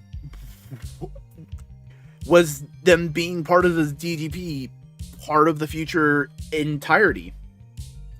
This could also explain why Ace seemingly comes from the past, has that Roman coin, and is like seemingly long-lived. He isn't that long-lived. He's a normal person, because they say, oh yeah, the DGP picks different time periods and does the games in there, and we broadcast it in the future as entertainment. What if, because one of the first ones that Geats has won is he is allowed entry in every single DGP. He is allowed entry into every game. What if he won his first one and says, I want to keep continuing, because he's looking for his mom and he doesn't know any of the shit. So every time they go to a new time period, they have to bring him along because he has to be an entry into the games. So he just keeps getting reset, but he only has the vague memories of his mom and this coin. Like, that's why he has these, like, he knows certain things, but he doesn't know himself. Could that be it? I don't know. We're gonna deep into lore and plot and all that kind of jazz this episode. But that could explain why Ace is seemingly immortal, you know? And it could also be involving Geats' mom. Ace's mom, it's like, could she be from the future? And she just fraternized with the past, and he's like a weird little mistake or something. Could she be someone from the past that was just part of the game and died herself and just can't be brought back? Here's the thing. We also have time travel. Could Ace's mom be someone we have met just further along in their timeline? Could Ace's mom be Tsumuri or Neon? Could they? I'm not saying they are, but time travel's on the table now. It could be anything, right? Also, here's a thought. They're from the far, far future. What if our sponsors are descendants of our players? And that's why they want them to win, because it's like, oh man, my great-grandpappy's fucking fighting in this thing. I want him to do good. Go at it, grandpappy. You know, could that be why some sponsors are doing this? Like, because that's like, I wouldn't say it's like a one-to-one thing, but Frog Dude, who sponsors KWA, is very adamant of like, you are the good guy here, you are a hero, you are trying to do the right thing, I believe in you, you just need help. Like, so many little things that could be in play here, now that we understand that it's in the future, and not just, oh, it's from alternate dimensions. Like, okay, so they're from the future. Oh my god. Okay, I'm just seeing this comparison as like a concept. Remember Den-O? And Den-O, the genie characters are from the future, the Jin, and they travel back to the past. What if these guys are like the Jin? What if these guys are like Momotaro from Den-O and are just fucking weird? That's just an idea, whatever. But them being from the future also recontextualizes the themes and stuff, because we thought it was just fighting for the world you want, all that kind of stuff, right? Fight for what you want. But now, with the whole future element, it does become fighting for your future. Are your desires that long lasting for what you want? Because, like, Kaiwa wants world peace. That's gonna be a thing for the future. That's not just him, that's for eternity. And Neon wants something, I wouldn't say superficial, but she wants something more here and immediate. What does your desires mean to the concept of humanity's future? You know? And ultimately, how does your desires line up with people who will know how history turns out? Like, they don't care about the individual player's desire because they know how history kind of comes out.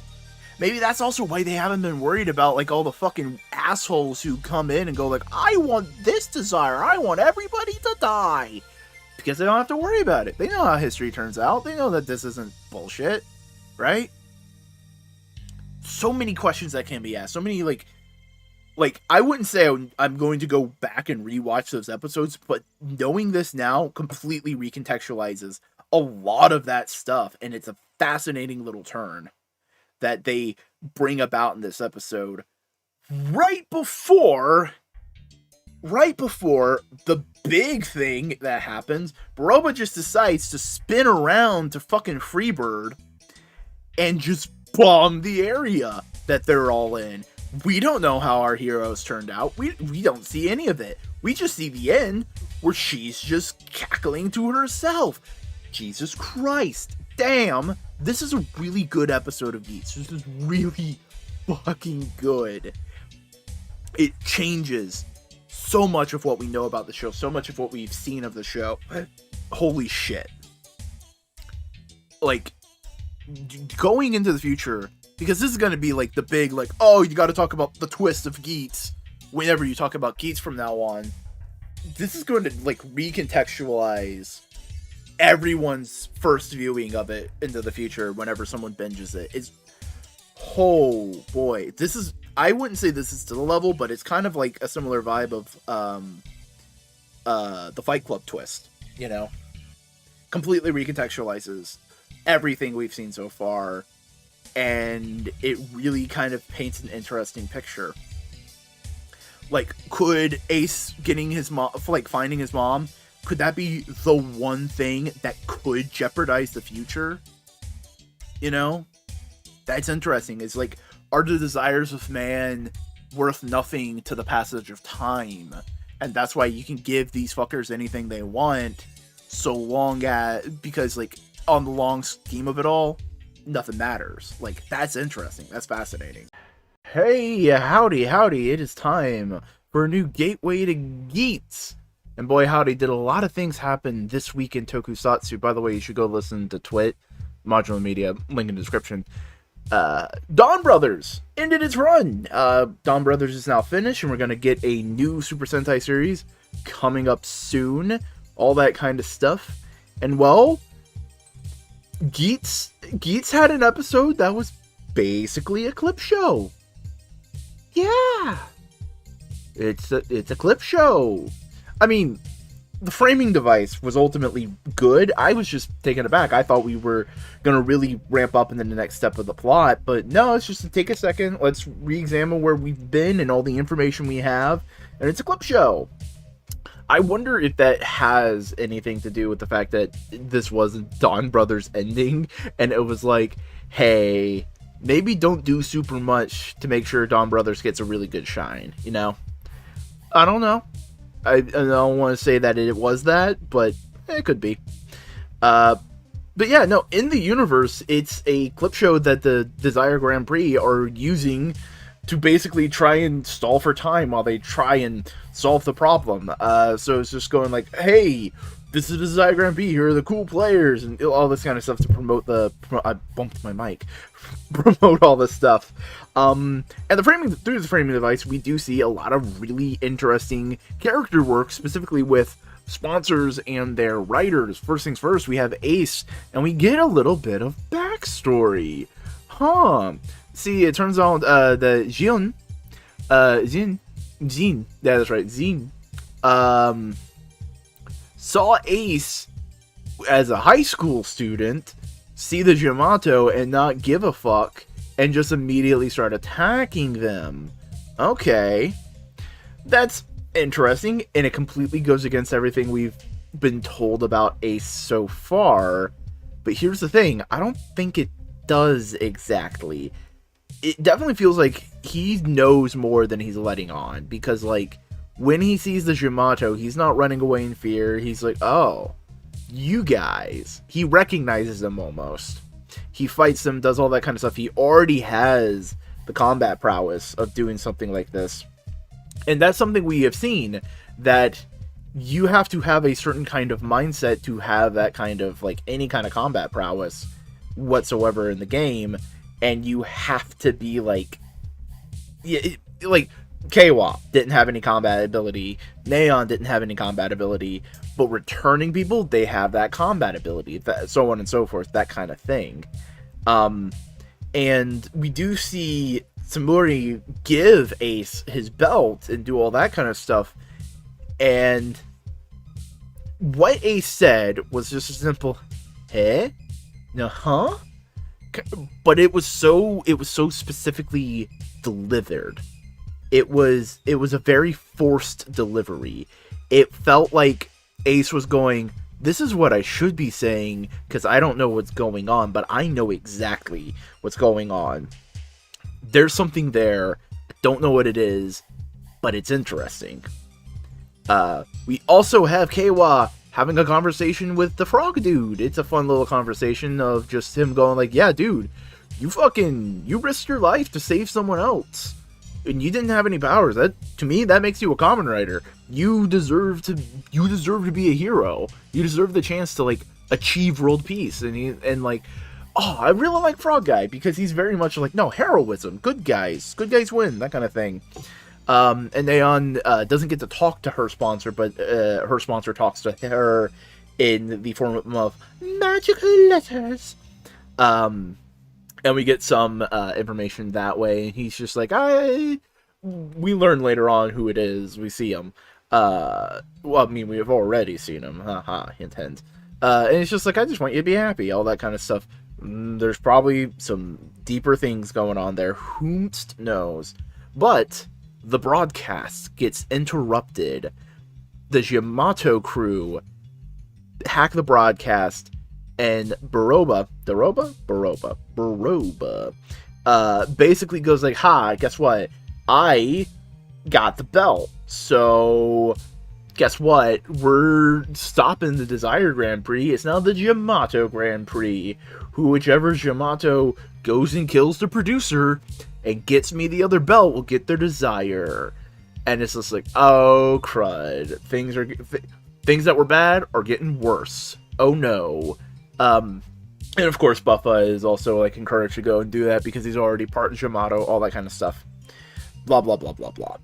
The Yamato though go out, start attacking anybody and everybody because it's just like, okay, cool, just fucking do whatever and try to accomplish their goal, because it is shown to us that the Yamato are gaining sentience, that they are becoming a developing culture and all that kind of stuff, and that it is cruel to just treat them as pawns for a game show, essentially. But people are getting hurt, and all of our writers go like, yo, can't stand for this. So Keiwa, of course, goes up, be the hero. Neon, of course, goes out, be a hero, all that kind of stuff. And the third person to come out is Ace, and he's just like, oh, hey, what's up, guys? Yeah, no. And they're just like, hey, you're here to help save people, aren't you? And he's like, no. And it's a cute little scene of just like, come on, it's okay to care about people, all that kind of stuff. And he's just like, fine. I can't show my true cards. I can't show my true motivations. I'm still a fox, you know? That to me feels like a hint of what the backstory might have been. On another note, there's an earlier thing where it is talking about like people's desires and everything. And hold on, I screen capped it specifically and I posted it somewhere. I didn't post it on social media. Posted it somewheres. So I can get the exact quote. It was a specific enough quote that I think it's important. The quote was that you can get your desire, and one of the quotes was one even desired an offspring to love and cherish. All right, real quick, I'm fucking laying out a theory. That's Ace. Ace is that person. Or, correction, I might be wrong, because that was done with Neon. Maybe Neon's dad wished for that, and that's why, or Neon's dad or Neon's mom wished for that. I said dad because he's more heavily associated with the DGP, but maybe her mom wished for that, and that's why she's so protective. It's just like, no, you're a wish baby. I can't risk anything with you. That kind of thing. No idea. Who knows? A lot of things interesting going on here. But all our heroes are fighting, doing all that kind of stuff. When the sponsors walk up and go like, yeah, look at our fucking Kamen Riders. They're so cool.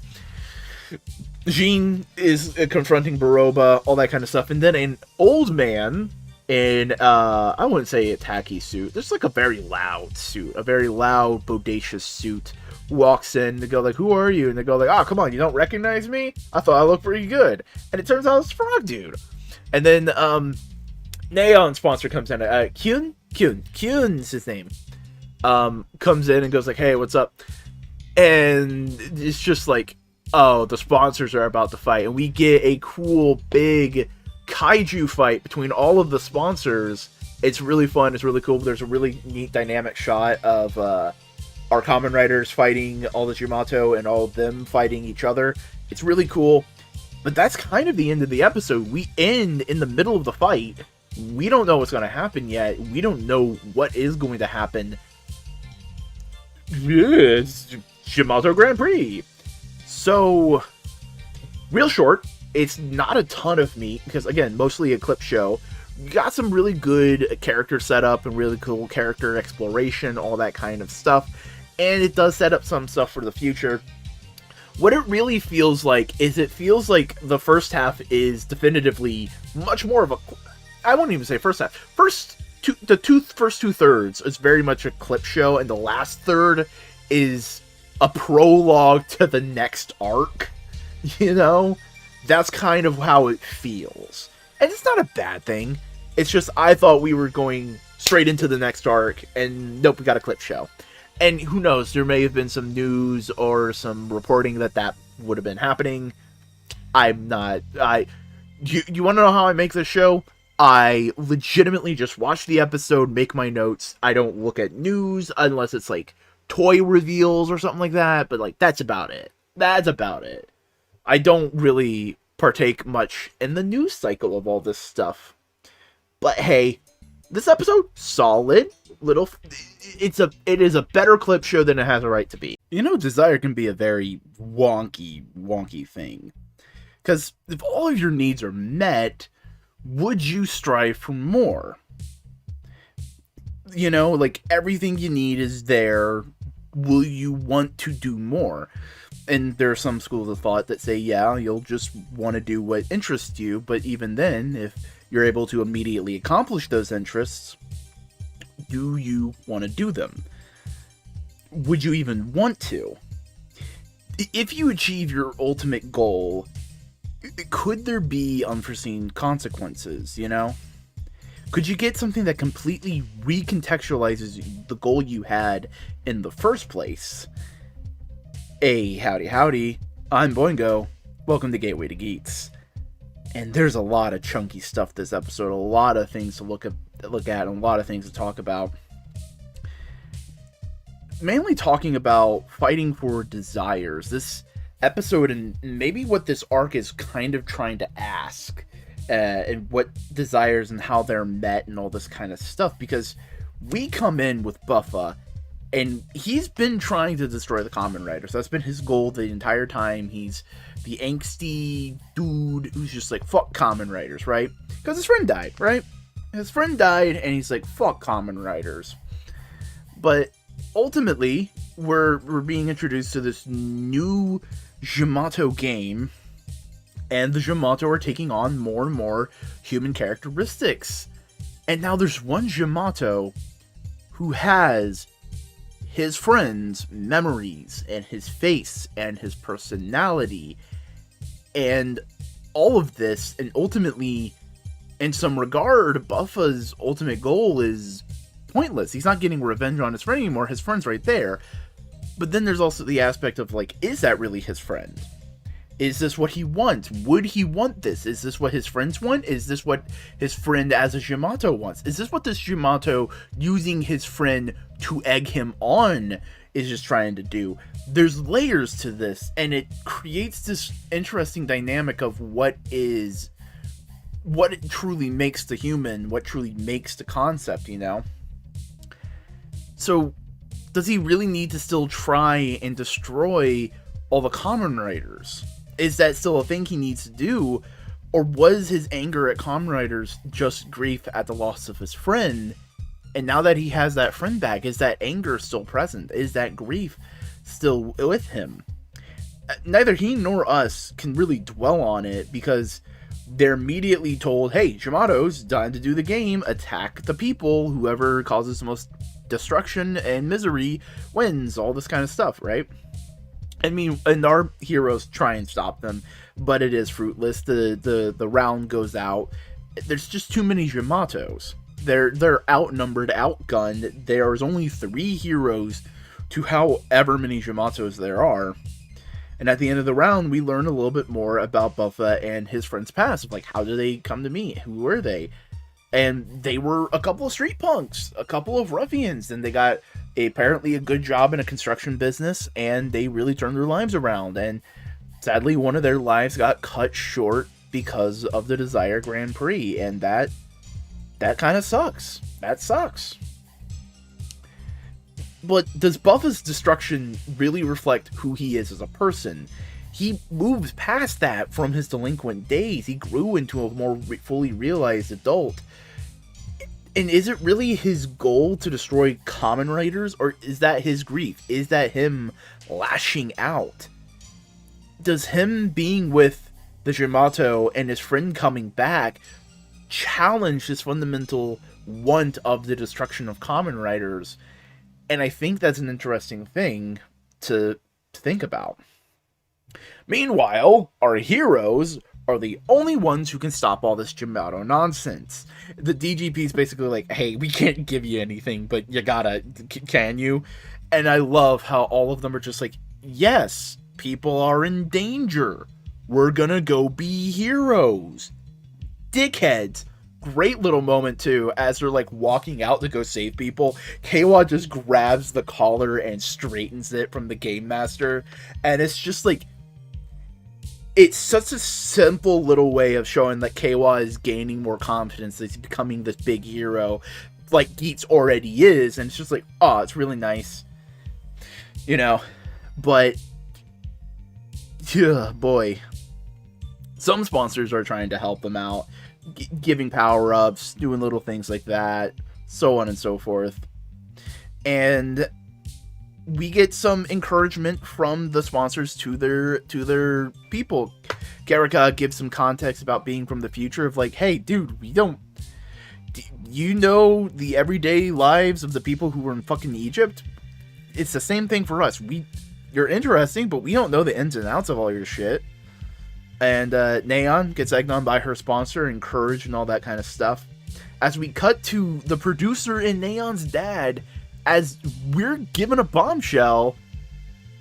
So, last week, I said that there was an important line of, you can even wish for a child, all that kind of stuff. Well, it is important, because her dad fought in the DGP to get a daughter.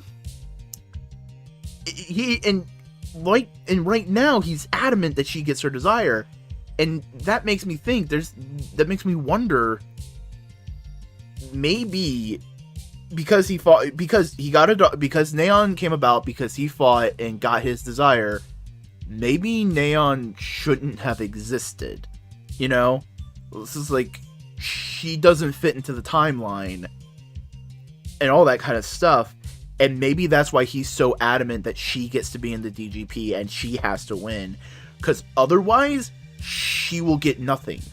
She has no fate. She has no destiny that will ultimately line up with what the future. She has nothing, and she wants her, and he wants her to have something to go for, a goal to struggle for, you know?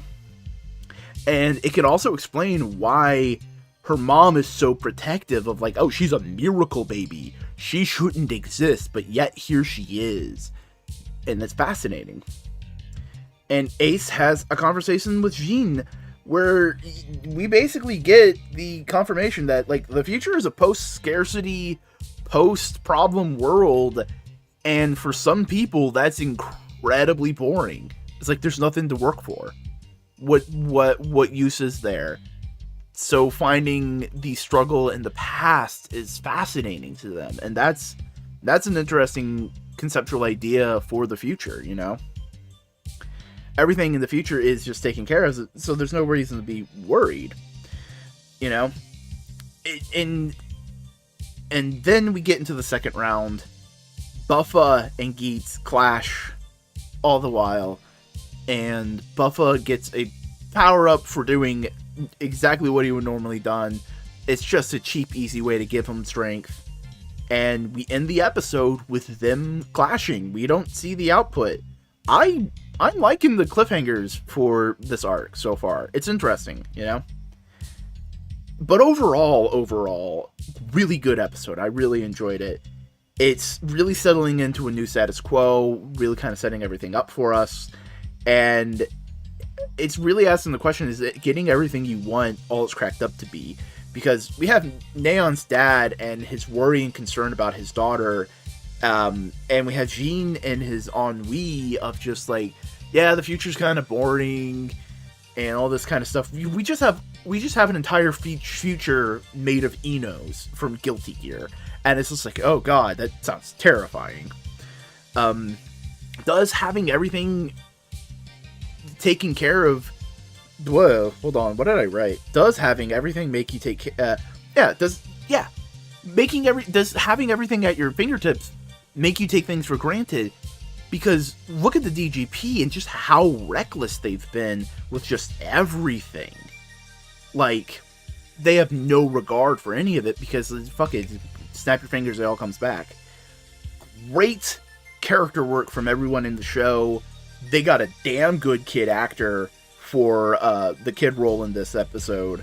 And it just has a lot of fun action. Hello, it's another Gateway to Geats. I hope you're ready for it. I am. Yay! So this episode, I kind of noticed like two major threads kind of going on through, mainly between Geats and Buffa. They're very much centered as like a dialectic of concept, maybe? Or maybe I'm just using big fancy words because I can. Good and the bad of the drive of desire. You know what I mean? With Buffa, it's been very, very simple. He only wants to destroy the Kamen Rider. You know, he just wants Kamen Riders, he's sick of them, he wants them gone, you know? Dead. It's just with the Yamato, he's had more chances to do that because he's directly fighting Kamen Riders, you know? However, with Yamato taking on more and more things, such as like his dead friend's visage, he has to face things that might be different, you know? Like, he had to think about his friend coming back. No, his friend's dead. Kamen Riders killed him. All this kind of stuff. And he's having to reconcile of like, oh, maybe I'm something different. I'm not human anymore. All these different kinds of things. And they continue to fight in the game, just going on their merry way, just trying to reach their goals. But then Geats in this episode gets one up on them, right? He turns the tables. He does this whole thing. And that's when Buffa lets the truth shine through. Because Geats, beating down the bad guys, wrecks the Yamato that's taking on his friend's face. And in that moment, when his friend's going like, hey, buddy, help me, Buffa goes like, why should I help you? You're not my friend. You look like him, sure. You've been talking like him, but you're not my friend. He died. You're not him. And it's just like, he was only being friendly with this Yamato to like increase the effectiveness of a tool. In like, that whole thing is fascinating because he has a single-minded drive to do this thing, to destroy the Kamen Riders, and he will use whatever he can. He's using Baroba just as much as Baroba is using him. His friend coming back could have been a sign to rethink things, to like take a second, take a breath, reanalyze what he's been doing with his life. But he didn't. He just immediately saw a tool that he can use and make believe that they're working together on this big goal to make him a more effective tool. He was so driven by desire that realistically he's dead inside, only longing for one thing, the destruction of Kamen Riders. Kind of makes the zombie power-up all the more accurate. Geats, on the other hand, has a lot more than previous at stake. Now he has to really think about people's safety. It's not just, oh, he can rewind time with the wish and do all that kind of stuff. No, people are getting hurt because they can't do it. It'd be too much of a risk. And again, he still has the possibility of not being able to accomplish his full plan of finding his mother, however that would be. And while talking to a young boy who wanted to do this big old festival and face his fears and all this kind of things and get a wish for his mom because she's sick, it kind of like solidifies his resolve. I don't think it made he was questioning anything, but it's very much more of like, yeah, no, I know what I need to be doing. All right, let's do this. And he really wants to make sure this festival goes down for this kid because I believe he kind of sees something in himself for that, in that kid. And so he goes like, Neon, K-Wop, can you fucking keep a handle on this, protect the people, do all that kind of stuff. And seemingly he goes on to fight Buffa and the Yamato, and he gets beaten down, you know, like you would, and he then screams into the heavens. The goddess of desire just goes like, all right, here you go. And 4 boosts fly down, combine, and make a brand new power-up, Boost Mark II. And we proceed with the fucking beatdown. And beatdown it is. He destroys the Shimano that's been taken on Buffa's friend's face, and he beats down Buffa. In beautiful fashion, might I add. And all the while, the producer who was talking to Neon's dad and goes like, oh shit, it's those fucking things, god damn it. And Neon's dad's like, what are you talking about? And we see later on, as the producer's holding up 4 previous wishes, all written in different styles from like different time periods. And it basically, they all state, I want to reserve this power for like my ancestor or my reincarnation to use later. And they were all accepted. And it's like different versions of Ace throughout history, and this does multiple things. 1, it answers why Ace was seemingly a high schooler and got the Geats driver and all this kind of stuff, and saw all those things and all that kind of stuff, and maybe knew something because he was, but also has all this previous experience with the past and history and all this kind of stuff. It's like, oh, he remembers his past lives. Oh my god, he remembers his past lives. It's both. He's immortal but not immortal. He's Hawkman. He's Hawkman. That's what he is. And it just kind of shows even more mystery to like, we know this now with Ace, but what else do we know? We don't know.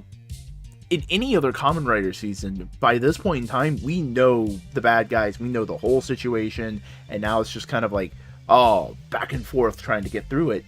We're still in mystery territory, and that's amazing, and that's wonderful.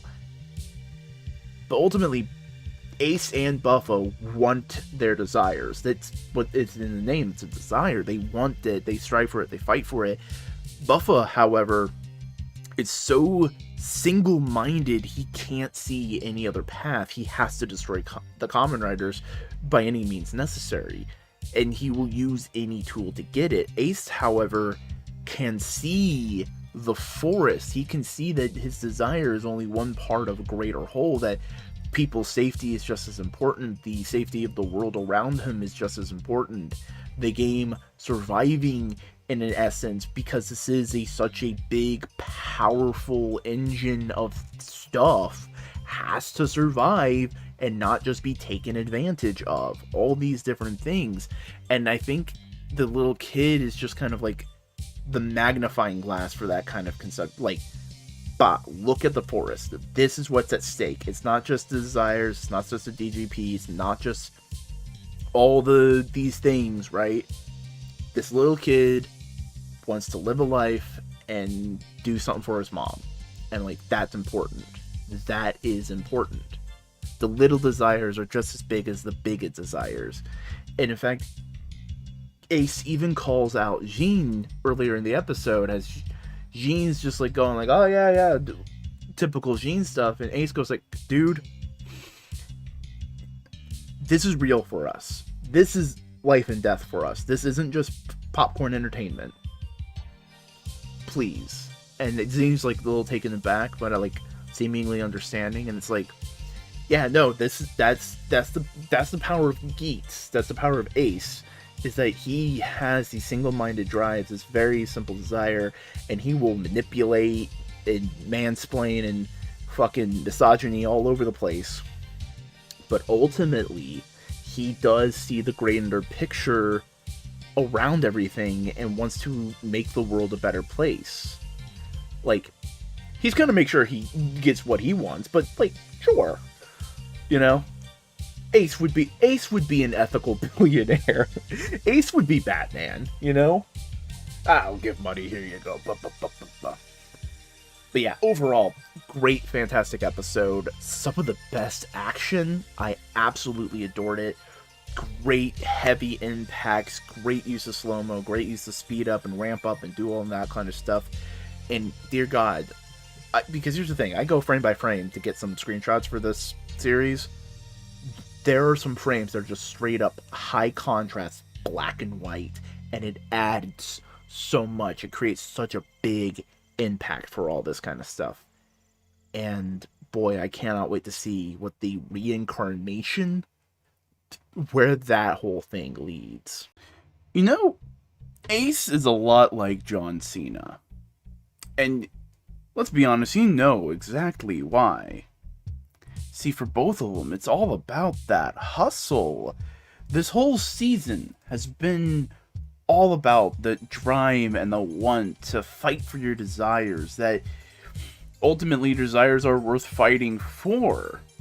But in this episode, we start to see the true ramifications of that unending mindset. Hello! Welcome to Gateway to Geats, the only Boingo hosted Geats review show. I'm Boingo. We're about to talk about Geats. Hey hey, ho ho. See, Ace is wiped from using Boost Mark II last episode. The explanation is that basically he can't survive going that fast normally, you know, just a lot of that hullabaloo, hoopla, and whatnot. So much so that he's just like regularly just conking out, napping, and people are going like, this is weird, because specifically K1 and Neon say like, I don't ever remember him sleeping, and they're good friends. They let him sleep, do all that kind of stuff, and it seems like most everyone is concerned about him because like your heavy hitter is asleep and you're in the middle of a war. Yeah, you're a little afraid. The only one who isn't really concerned about this is Ace. Ace is just kind of like nonplussed about it. He's just very much, whatever, I'll get over it, it's jet lag, so on and so forth. Because Ace has his eyes on the goddamn prize. It's all about that grind, baby. It's all about that hustle, baby. But his exhausted nature does let other people take advantage of him because he isn't taking care of himself. He isn't taking the time to rest, to do all this kind of stuff, that other people take advantage of him. The Yamato grab him and basically go like, all right, cool, we can get rid of Geats.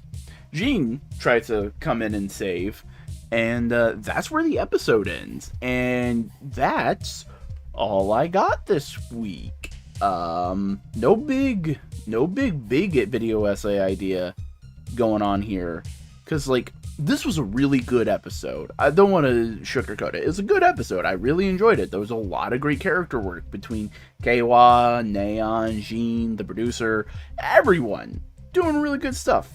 Ace, a little bit lighter because he's like sleeping half the time, but this was very much more of an episode of, here's a confirmation of all the theories, and like, hey, we are specifically it is clarifying exposition an episode, which you need sometimes when like a big part of your story is like mystery, and you like, sometimes you need to take a second and go like, all right, here is all the clues, here's all the evidence, where does that point us?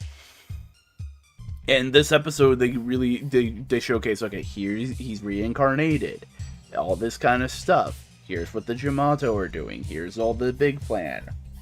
Here's what the like A, B, C, D, right? But we do have some, like, I wouldn't say questions, but it's just more of like, so Ace reincarnated. He's a continuous reincarnation of some dudes. All right, cool. Is that part of his plan? Did he make a wish to do this kind of thing? Or is this more of like fate itself helping him? And in this episode, the JGP are still doing their thing, all this kind of stuff. Fun scene with Baroba tricking the last game master to unlock the belt, so she just has access to it, and he's just like, I'm an idiot. It's great. It's fun. Yeah, that's the big problem with mystery shows. Sometimes you gotta move forward, but you gotta take a step, look at all the evidence, look at all the stuff. Just kind of figure out where you are, where you're standing. You gotta look at the map, do all that kind of stuff. Though Ace finally having consequences for his reckless ass is great. Of him just finally going like, oh, I am fallible. Oh no. And I also absolutely adore how the Trick Stars are just like this little solid little unit. Like, they're going out to eat lunch every day. They're like all hanging out. And I personally believe Neon and Ace looked at K1 and was like, my dude, we need to up your drip level, because K1 this episode. Like, and hey, Neon and Ace are basically celebrities. They are rich people. And they're probably looking at K1 like his poor ass wearing shirts from like the dollar store. Just going like, okay, kid, guy, friend, we love you. But if you're hanging out with us, you have to have at least this much fashion. Okay, whatever. I think it's funny. I think that would be a funny, cute idea. Fan fiction authors, fan artists, get on it. I command you. But cha, it's a whip. Not really. I can't do anything to you. But yeah, no, good episode. A little bit of confirmation on a lot of different little things. I have a feeling we're going to have a lot more to talk about next time. Kamen Geats, the show, not the character, has talked a lot about like desire and its wants and its facets for its entire run. And I've been pointing that out. But it's not just desire in and of itself, nothing else. It's about its many facets. It's about the pitfalls of desire, how desire can ultimately be a harmful aspect with Japan. It can be a desire to hurt others, it can be big and bad, all these different kind of things. It can be reflective in Buffa's corruption that we've seen in this last arc. It is about Keiwa even looking for a more concrete desire with his big overarching want of world peace. It is also about the subtleties of desire with Neon just simply wanting someone to love her and like love her for who she is and all this kind of stuff, and respecting someone's desire so long as they fight for it, so long as it's something worth fighting for and it deserves respect.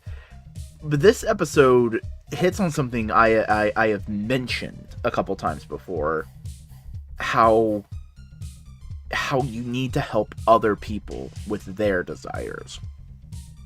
Hey, ho, everybody, it's Gateway to Geats time. How are you? I hope you're doing good. Tell me in the comments, are you doing good? I hope you are. Let's get into this. So, a lot of this episode is very focused on Jean, which is fine. Jean is a cool character. And we open up on the cliffhanger we had last week, which was Geats is strung up, Ace is strung up, about to be destroyed. Jean has been beaten down and he can't do anything about it. And Ace is legit about to be killed. But then, whoa, the heroes show up. Neon and Keiwa pop in, nick of time to save both of them. Neon running, Neon basically saving them, and Keiwa going like, alright, I'm just gonna go in guns blazing and run distraction. I love how he's using jet cannon. It's great. It's phenomenal. But Jean is really fucked up, and he's resting in the infirmary area, and Ace comes in and goes like, yo, I thought y'all were like weird immortal beings from the future. And Jean basically goes like, yeah, we are when we're in our timeline. When we travel to the past, we're subject to your rules. And it's just like, okay, that makes sense. That's why it's kind of like a thrill seeking. That's why it's not like this big thing that a lot of people do with the future. There is a risk involved, essentially. And basically Jean is just kind of like shell shocked of realizing like he just faced almost dying. He wasn't gonna be able to save the situation. He was at death's door, and they changed scene. They changed location. He basically asked Ace, "Hey, why? Look, I like you as a fighter, and you're really cool to watch. But like, why are you doing this? Why specifically are you doing all of this, and Ace just lays out all the information we've kind of like pieced together and glued into a puzzle, and just lays it out verbatim what it is. Way back in the past, his mother left him with the simple thing, it is better to forget me.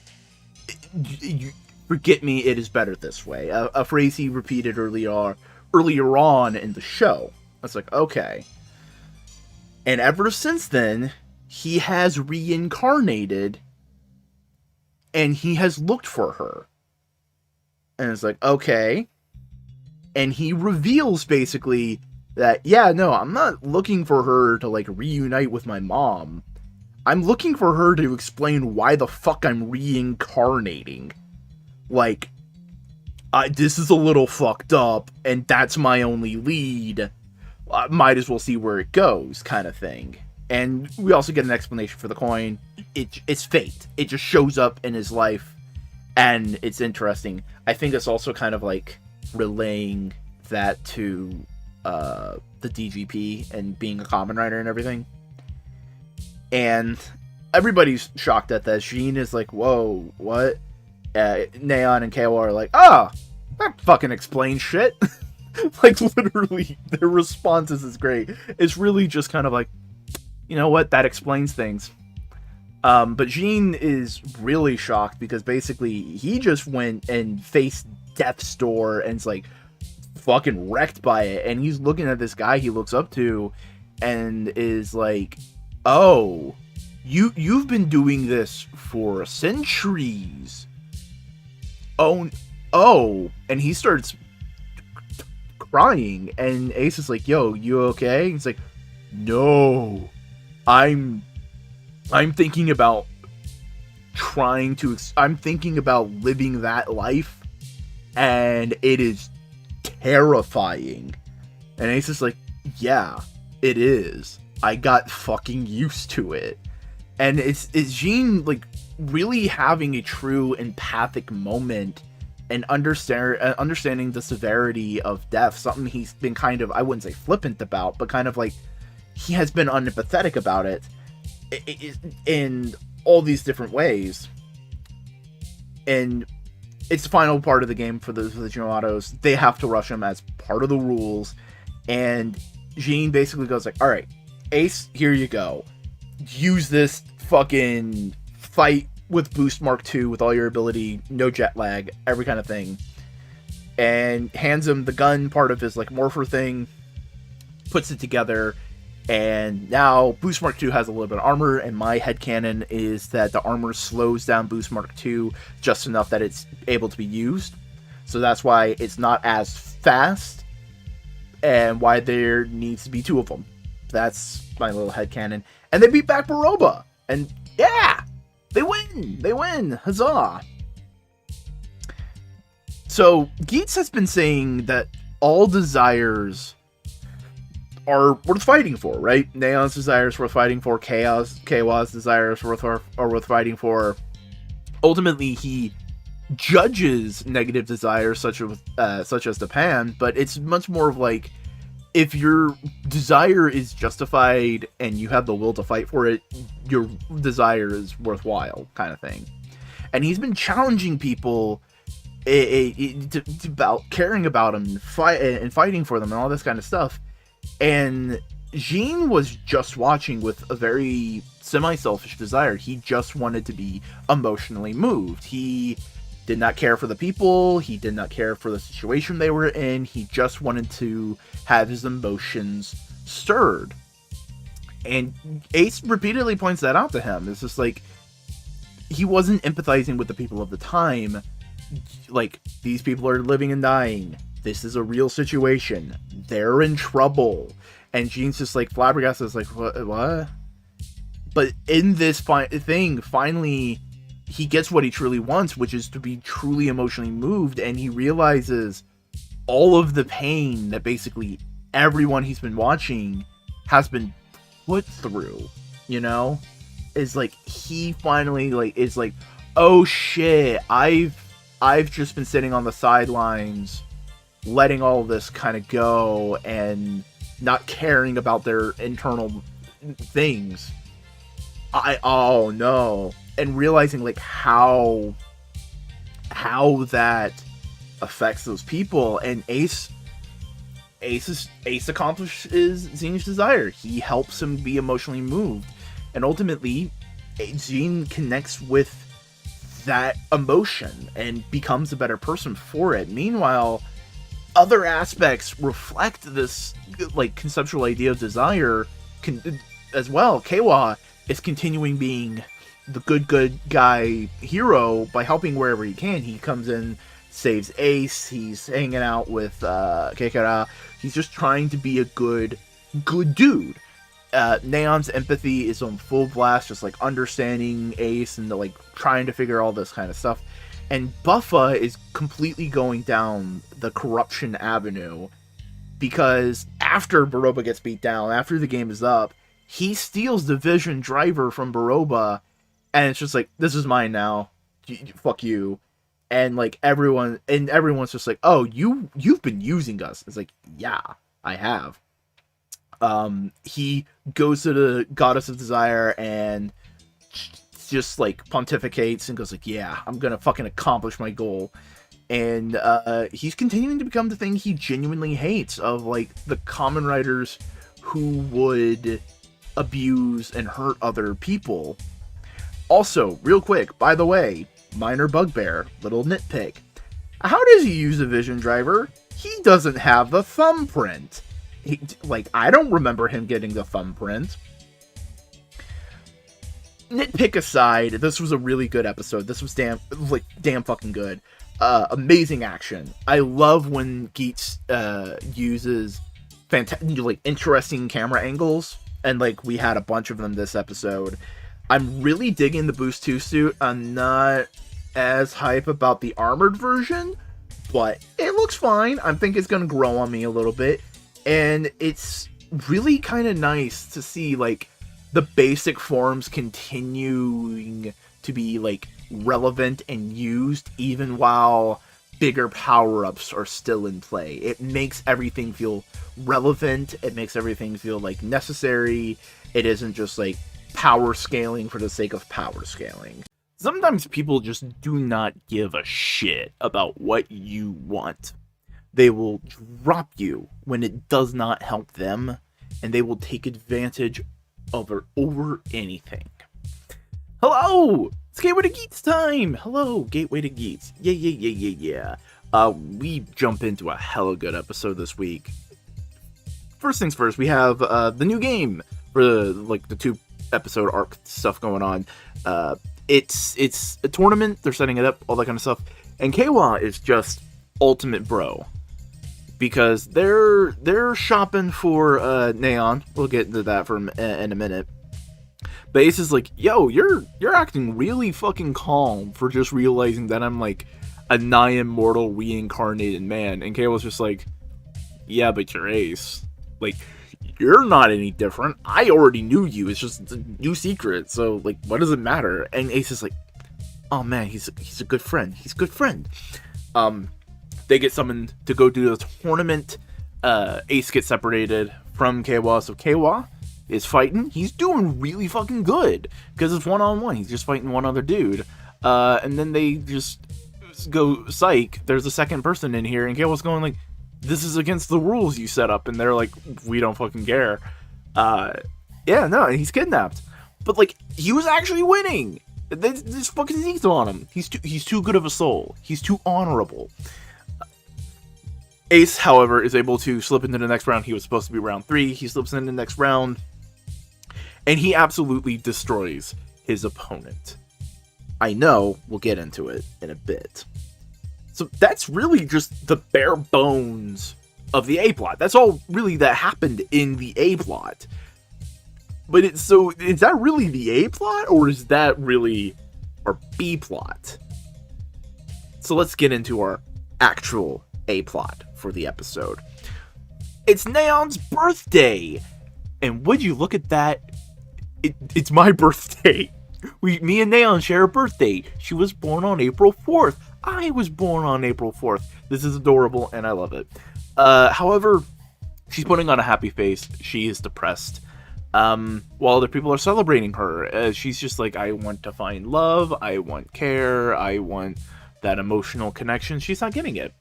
And like I said, Kayla and Ace are looking for a gift for her, and the tournament starts.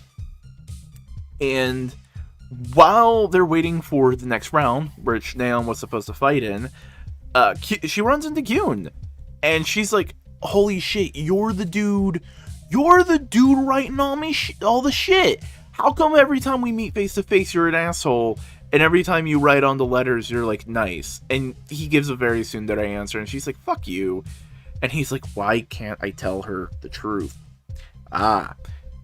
Kyun then runs into Neon's dad, and Neon's dad is very like fucking cryptic and weird. It's like, protect my daughter, protect my daughter. She deserves the world. Protect my daughter. All that kind of stuff. And Ace does what Ace does. He snoops around. He gets to the bottom of things, and he does a little bit of math. He puts 2 and 2 together. He puts 3. He times it by 3. Oh man, holy shit, that's 9. What the fuck, right? Because he's going to look up where Neon was kidnapped because he has some gut feelings. And Neon's dad is there, placing flowers in the building. And Neon's dad is just like contemplative, all that kind of stuff. And Ace just goes like, wouldn't that be a lot better to give to your daughter who's alive? And the dad is just like, fuck you, you don't know shit. You don't know shit. And while Ace skipped a line to basically fight the next round instead of Neon, we get a bombshell. Because Baroba, who's VTubing, okay, really putting the all the bad stuff on VTubers, huh, Baroba? How could you do this to the VTubing community? But basically, Baroba doxes Neon and says like, oh yeah, hey, she's a magical wish person. And it's revealed that Neon, the kidnapping, she died. And she wasn't Neon.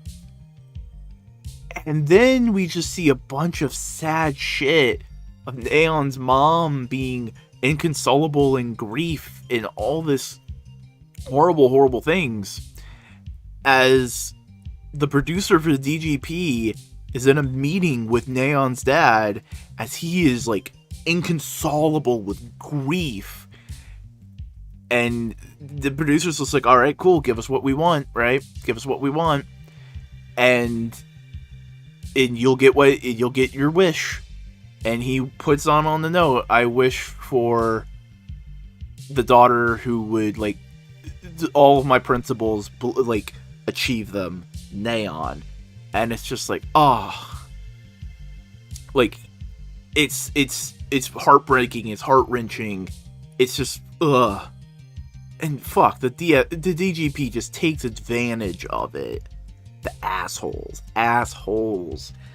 And when all that information gets out, Ace gets fucking pissed. And that's when he goes fucking sicko mode and is like the most brutal he's been this entire season. He is straight up John Wick. He is just like, nope, I don't give a shit. Bang, bang, boom, boom. Fuck it, you're done. And it's like, oh shit, he's been fucking with us the entire time. Like, every bad guy sphincter just like, oh, he's been fucking with us. Oh shit, he's been fucking with us. Oh no. And that's when the episode ends. I don't mind getting all these very, very pointed cliffhanger episode kind of endings for this kind of stuff. This one was a little weaker. Just a little bit. But the DGP uses Neon's dad's grief against him to get what they want, to get their foot in the door in the time period and make everything function. And Neon's fans drop her the moment they realize she's a wish person. It's just like, ew, gross. They do not care for the person themselves. only what they get out of it. It's not altruistic. It's not genuine care and appreciation. And it kind of just makes me want to, I wouldn't say, like, it makes me want to rephrase the theme of the show so far. Because we've been talking about a bunch of different webs of that, and I definitely think it's much more of, like, desires are worthy of effort and respect. And those that don't respect other people's desires only cause misery. Like, that's a pretty overarching conceptual idea for the franchise and the series, I mean. But it works because that kind of, like, look at the Pan. He only wanted to use his wish to hurt other people, and thus it's just misery. It's not a desire, it's misery. The Jamato Grand Prix, that's all they're about. It is the idea of the desire and the respect of it and the care for it and, like, understanding other people's desire is in and of itself the opposite of misery. It is connection, it is love, it is care for other people, and I think that's interesting. I think that's a neat way to kind of display that theme. But this was a damned good episode. And hey, I fucking called it with that neon wish thing. I didn't get the exact details. I don't think anybody specifically got the exact details, because I'm definitely not the only person who called that neon wish thing. But hey, I'm proud of myself for calling it. Let me have this. And this episode definitively just shows me Ace is not the cocky, headstrong guy that he looks like most of the time. He is a kind person who puts on a facade in order to protect himself of, like, years of trauma and all this shit. He is a kind soul who feels like he has to act like an asshole. And, like, that moment where he just lets loose after someone hurts his friend is just amazing. Keiwa, fucking Keiwa, goodest boy. He is a good person, and I love him. It's just like, he actually got some good fight in. He was winning. Then they cheated. Fuck them. The ending fight scene was amazing. Just one of the best. And this is one of the best kind of, like, reveal episodes. You know, like how they kind of, like, plant seeds and then they reveal some information. This was one of the best reveal episodes so far. Great acting from everyone involved. Neon, the man who plays Neon's dad, fucking nailed that wish scene. Ugh. The tears, though. The tears. And hey, look at that. Look at. It's almost as if there's a secondary plot going on this little bit of tearing down the parasocial relationships that the sponsors have. You know, we had Jean last time, and now we have Kyun kind of, like, re-examining his relationship with Neon, and it's like, oh man, this is kind of toxic. It's very fascinating. Great episode this week. Having your own desires is one thing, but to force them onto other people, that's another thing entirely. Hello! It's Gateway to Geats time! I'm Boingo! I make these. Yay! You wanna know what's not yay? Last week we learned that Neon's not how we thought she was. That she's a wish baby. She's a desire thing. To ultimately, callously, just replace her parents' dead child. And this week, it's just dealing with all of that. Just all of it. And we also have another sponsor going through their parasocial arc with Kyun. Kyun is kind of just, like, looking into Neon, just all of the history and all the stuff, just to figure out, get down to the truth, figure out what's going on. And he talks to Neon's dad, and Neon's dad basically explains, like, his whole wackadoo bullshit, where basically, like, he could have brought back his dead daughter, but he was already broken by her dying, that he was like, I'm just gonna make a brand new daughter to just do what I want. No giving a shit. And he just didn't. And just like, bleh. And like, you can tell he feels a little guilty about that with how he's been treating Neon, but he doesn't want to like take actual responsibility. But yeah, he basically says, yeah, my heart was way too gone. And then Ace just comes in and just like puts the lesson for the character on a silver platter and goes like, here you go. That you shouldn't, the other people's emotional struggles are not just for your entertainment, that they are emotional struggles, and you kind of should empathize and sympathize with them. And hey, if you have the chance, you should help someone if they are in need. That kind of thing. Kyun is basically putting his own emotional baggage onto his view of Neon, and knowing she needs help, but he's unsure of what he can do. He does head over to help Neon fight, and basically go like, hey, I have a hard time talking, and I shouldn't have been doing that. Like, I shouldn't have been putting this emotional stress on you. I shouldn't have been expecting it out of you. And he basically was like, all right, you know what? I'm here to support you. You're going through emotional shit. Let me help you. That kind of thing. And that's the biggest thing he could have done for her, which was just give her some simple support. It's like, you're going through shit. Let me help you. Which I think a lot of people just like appreciate, like, even if it's just listening, you know? That kind of thing. But like, we see a lot more examples of people placing their desires onto other people, and just like that whole cycle with, we have the Desire Grand Prix and the Samuri, if basically going like, hey, you can't help the person you've basically become a friend with. You can only observe. That's your job. That's it. And you can see it breaks her up. Baroba, and like the want of misery and destruction she places on Buffa, and Buffa's just not having any of it.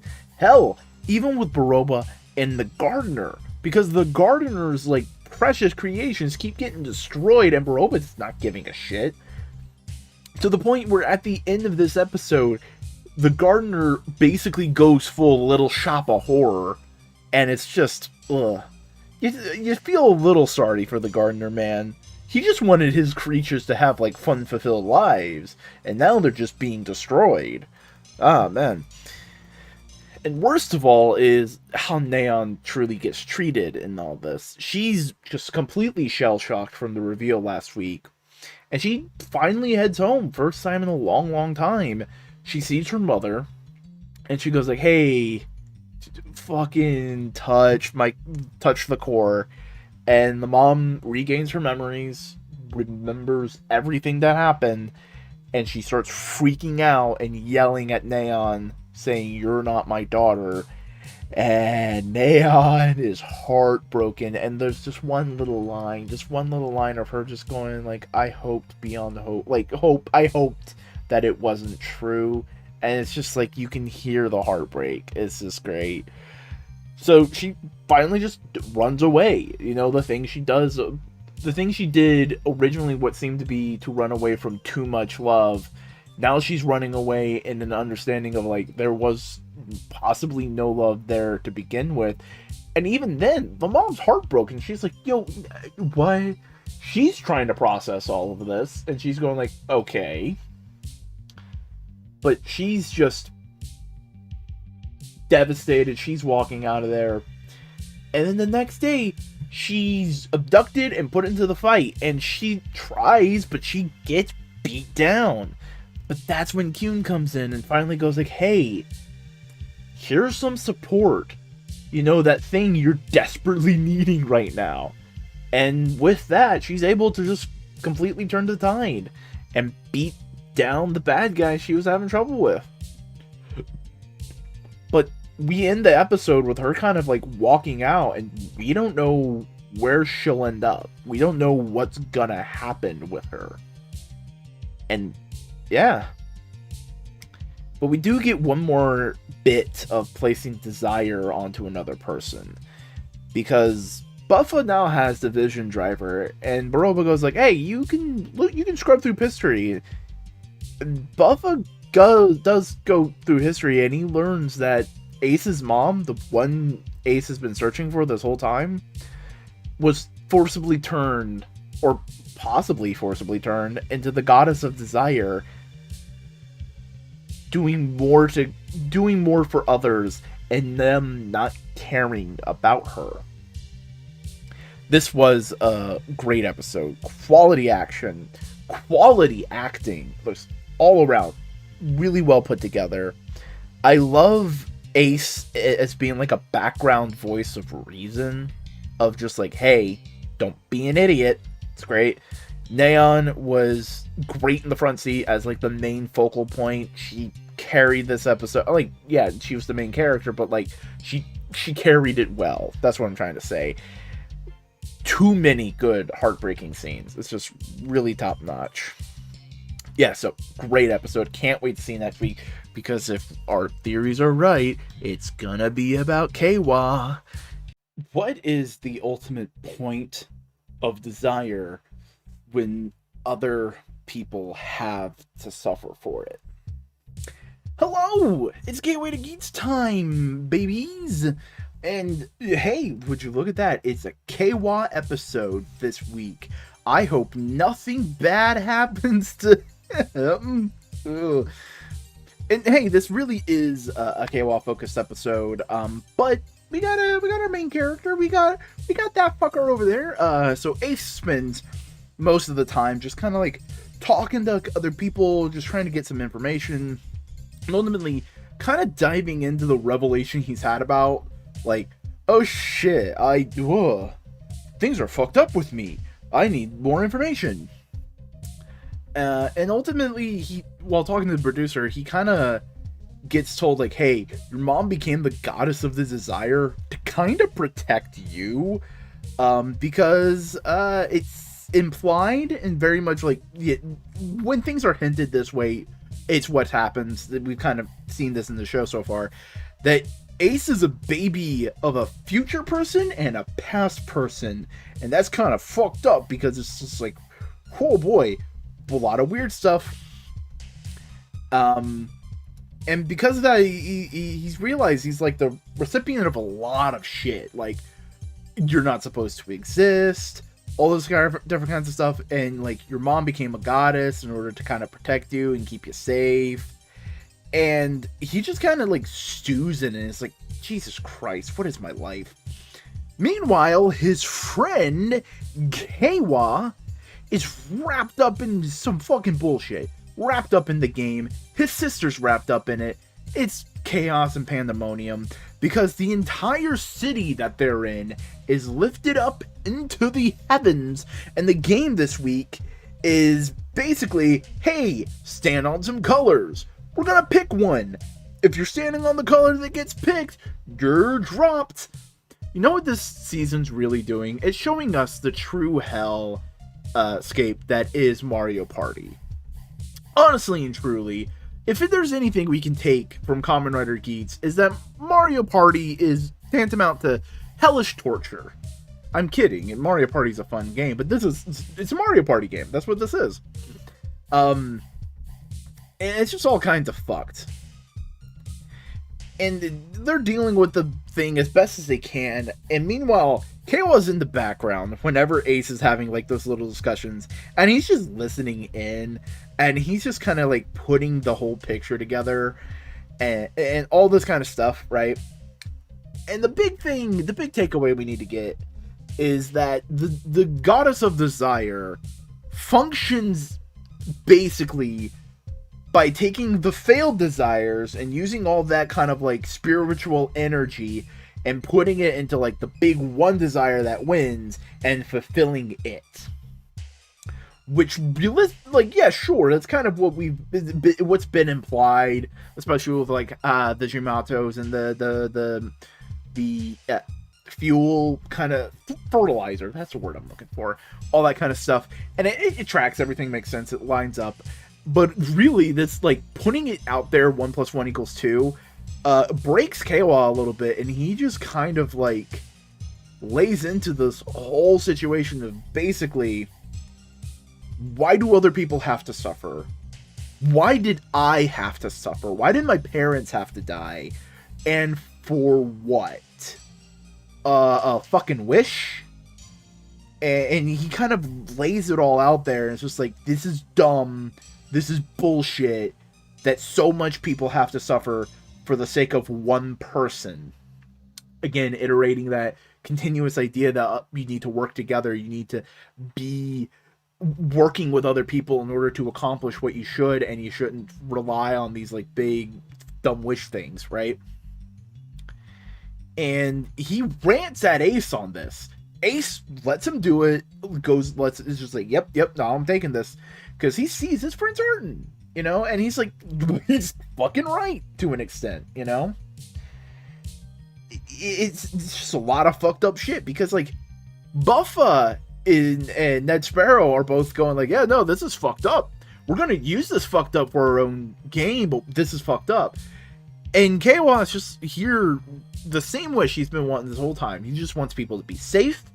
He wants them to he wants people to be safe, and he wants peace.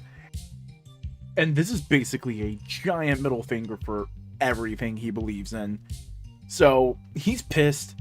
The game's going down again, and Keiwa's just like, fuck all this shit. He goes off, fights the bad guys, and he's doing all that stuff. Meanwhile, civilians are still in trouble, and one girl gets pushed into a corner, figuratively, and literally pushes a man to his death. And that's when Keiwa is just like, that's it, nope, we're done. Fuck you, fuck all of this. And he just starts letting loose and just trying to destroy everything. He's just, no.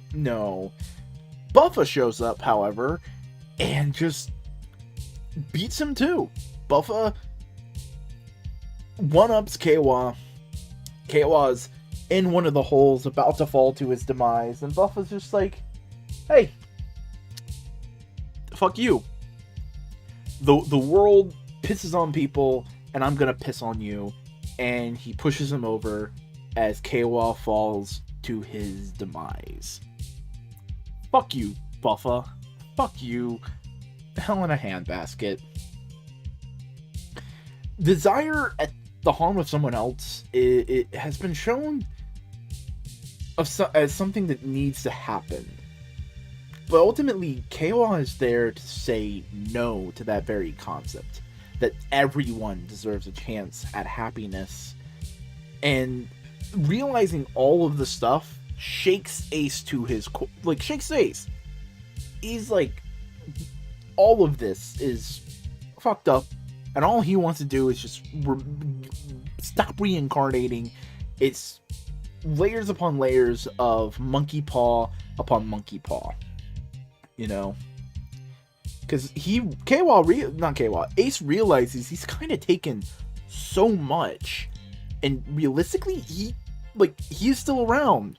He benefited from Keiwa's parents dying. He benefited from so much. And he's just still here. And it's kind of fucked up, you know? And it's not even because of something he did. I mean, eventually, yes, what he did has an impact. But it's because of what his mother did initially. And now he's just the beneficiary of it. This show has gone from talking about desires, wants, and how one can accomplish that, to generational wealth and the inherent flaw in selfish desires. Oh yeah, also there's plant vor. So I've talked a lot in this video series about how desire and how the show handles those themes and just all those interconnecting parts. And now, as we are heading into the end game, I think a lot of the true colors of those desires and those themes are really coming into light. Hello and welcome to Gateway to Geats, your video review of Kamen Rider Geats, made by a robot VTuber. Hello, it is I, said robot VTuber, and this is the wrap to this arc. And we get a lot of little scenes showcasing just like what's going down till the inevitable showdown. And first things first is the gardener jumps into the fight, tried to get his pound of flesh, basically going like, none of y'all care about Yamatos. This is bullshit. Fuck you. Fuck this. Fuck that. You know. I mean, it's the gardener, but it's the Yamato who took on the gardener. So now there's even more of like a reason why the Yamatos are genuinely fighting for what they want and their ultimate desire. We then also have a scene of Niram, the producer, telling Neon's dad that the DGP will be leaving after all this is wrapped up, leaving that time period. Neon's father is fucking living and is just like, no, you are reneging on a deal and not giving me what I want. And he's just telling him, like, yeah, tough shit. I don't give a fuck. You know? As Baroba is just telling Buffa that she helped him out because he was pathetic. That's it. Really. It's just, he was a fail man. And that's, and that was about as much as seeing what he would do, you know? Just like, okay, this is a pathetic loser man. What will happen if I give him a little bit more power? You know? And then, all the while, Ace is just trying to bounce back after, like, all the revelations going down of just, like, how he lines up with the Goddess of Desire, just what she does, so on and so forth. The loss of Keiwa, of like, oh shit, my friend is gone. And while he's still processing that, and Buffa's like hassling him, Jean shows up and basically helps push him in the right direction. It's just like, hey, you're Ace, you're Geats. You gotta fight this. You gotta fucking be the hero, bud. Kind of thing. And we get a brilliant fucking fight between Geats and Buffa. Because basically Geats just shows up and goes like, give me the goddess, give me the vision driver, right? And it's just like, really, in my opinion, really well choreographed, really good use of the set location that they had. But Geats uses trickery because, of course, he does. He is a kitsune. Gets the vision driver and does see the Goddess of Desire and basically goes like, shit, mom. And then Niram, the producer, shows up and goes like, alright, cool.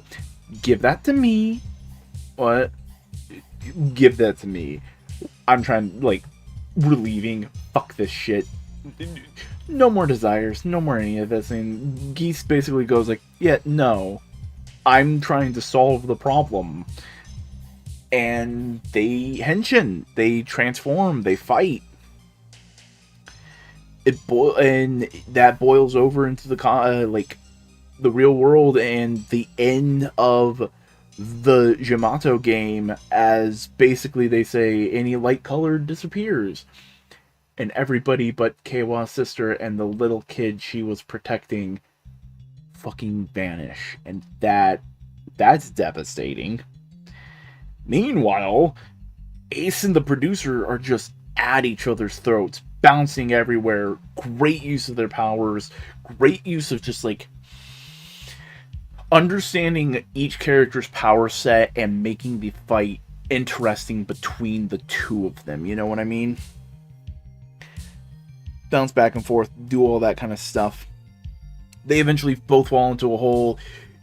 Geats uses the secondary form of the boost power up with like Jean's gun, and he gets like uses the gravity powers.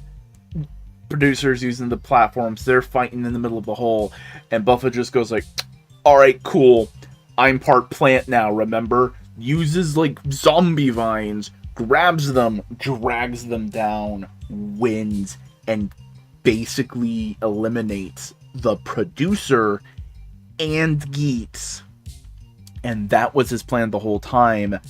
He just wanted to pit them against each other and take advantage of the chaos, and now he has both belts and can enact his plan.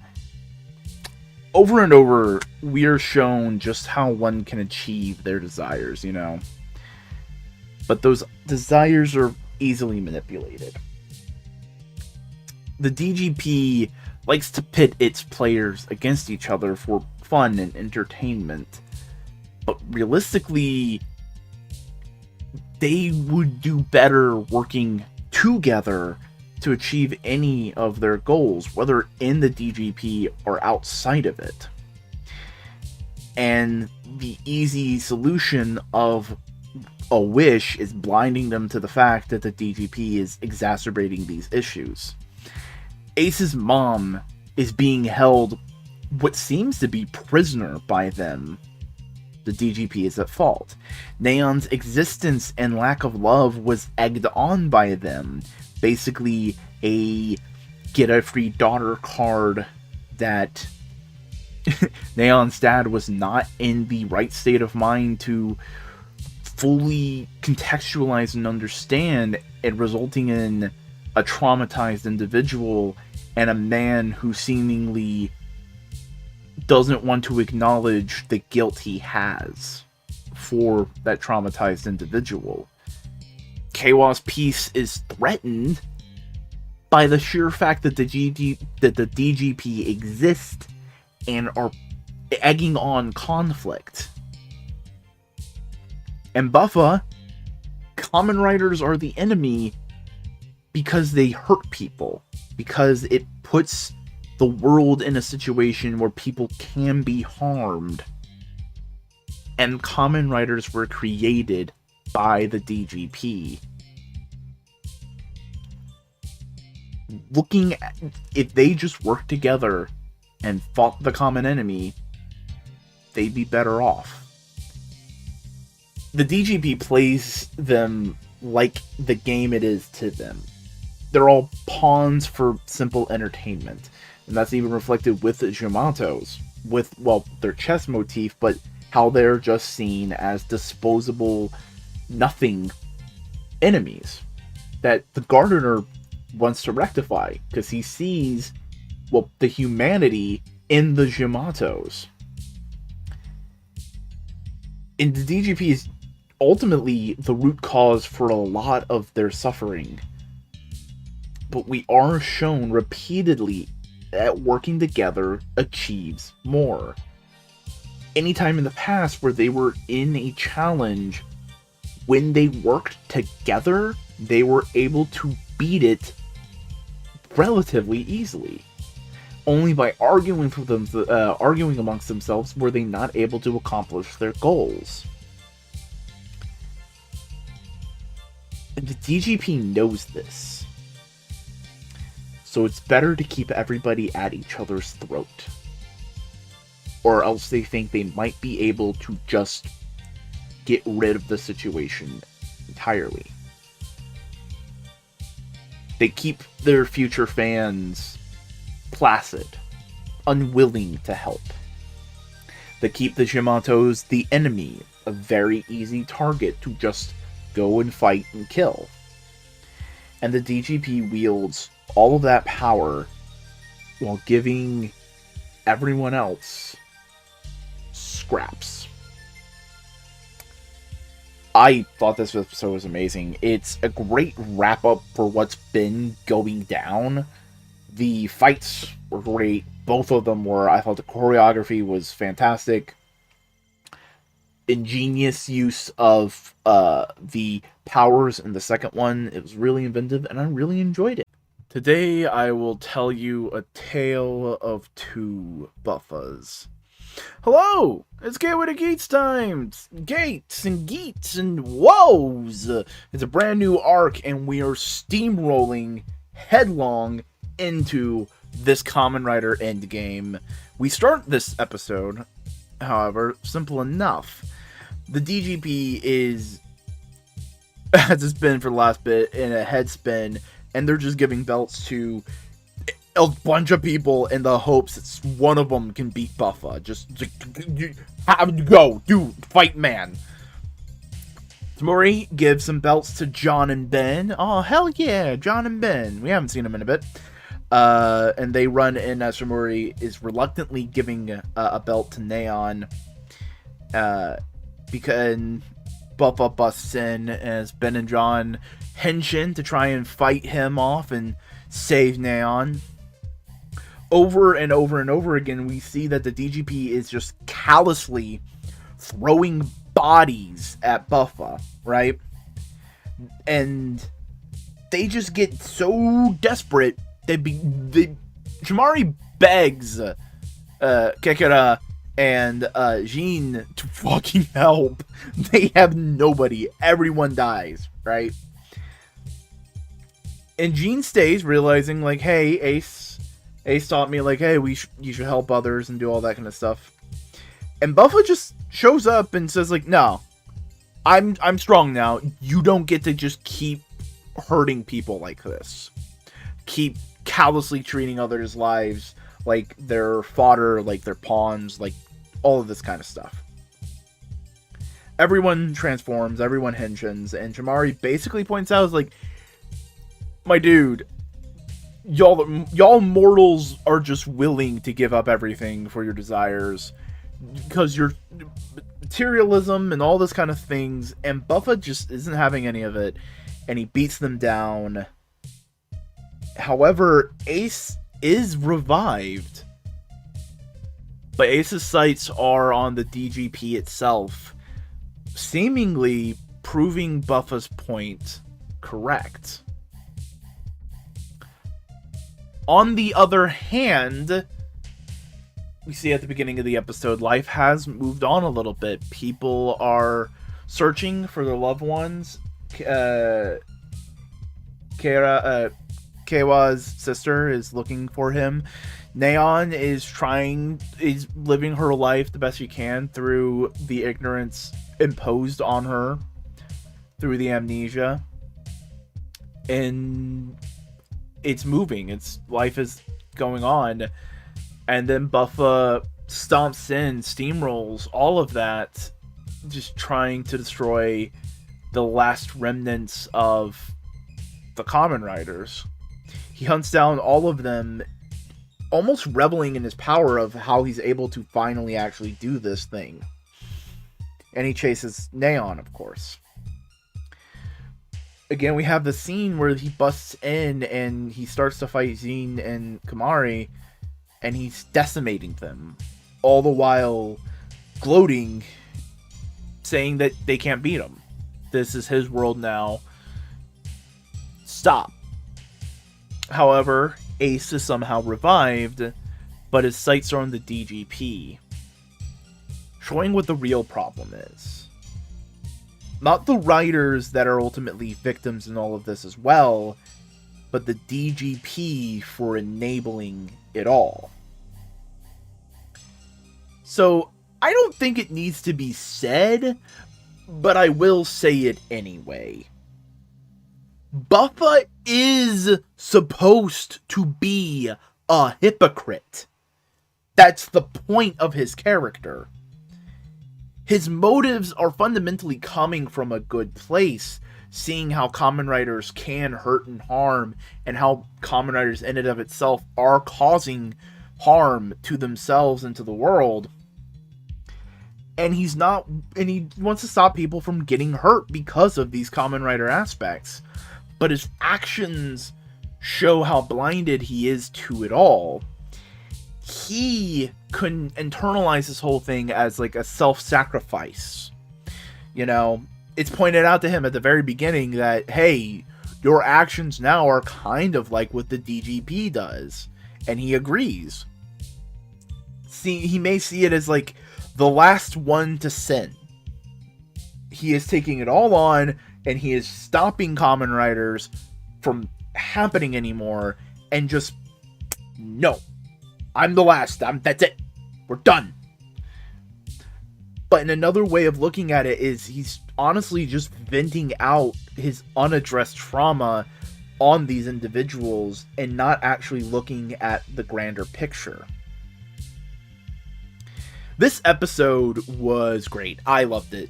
The action was solid. The direction of the plot is interesting, especially for this. I don't know if it's the final arc, but this new arc.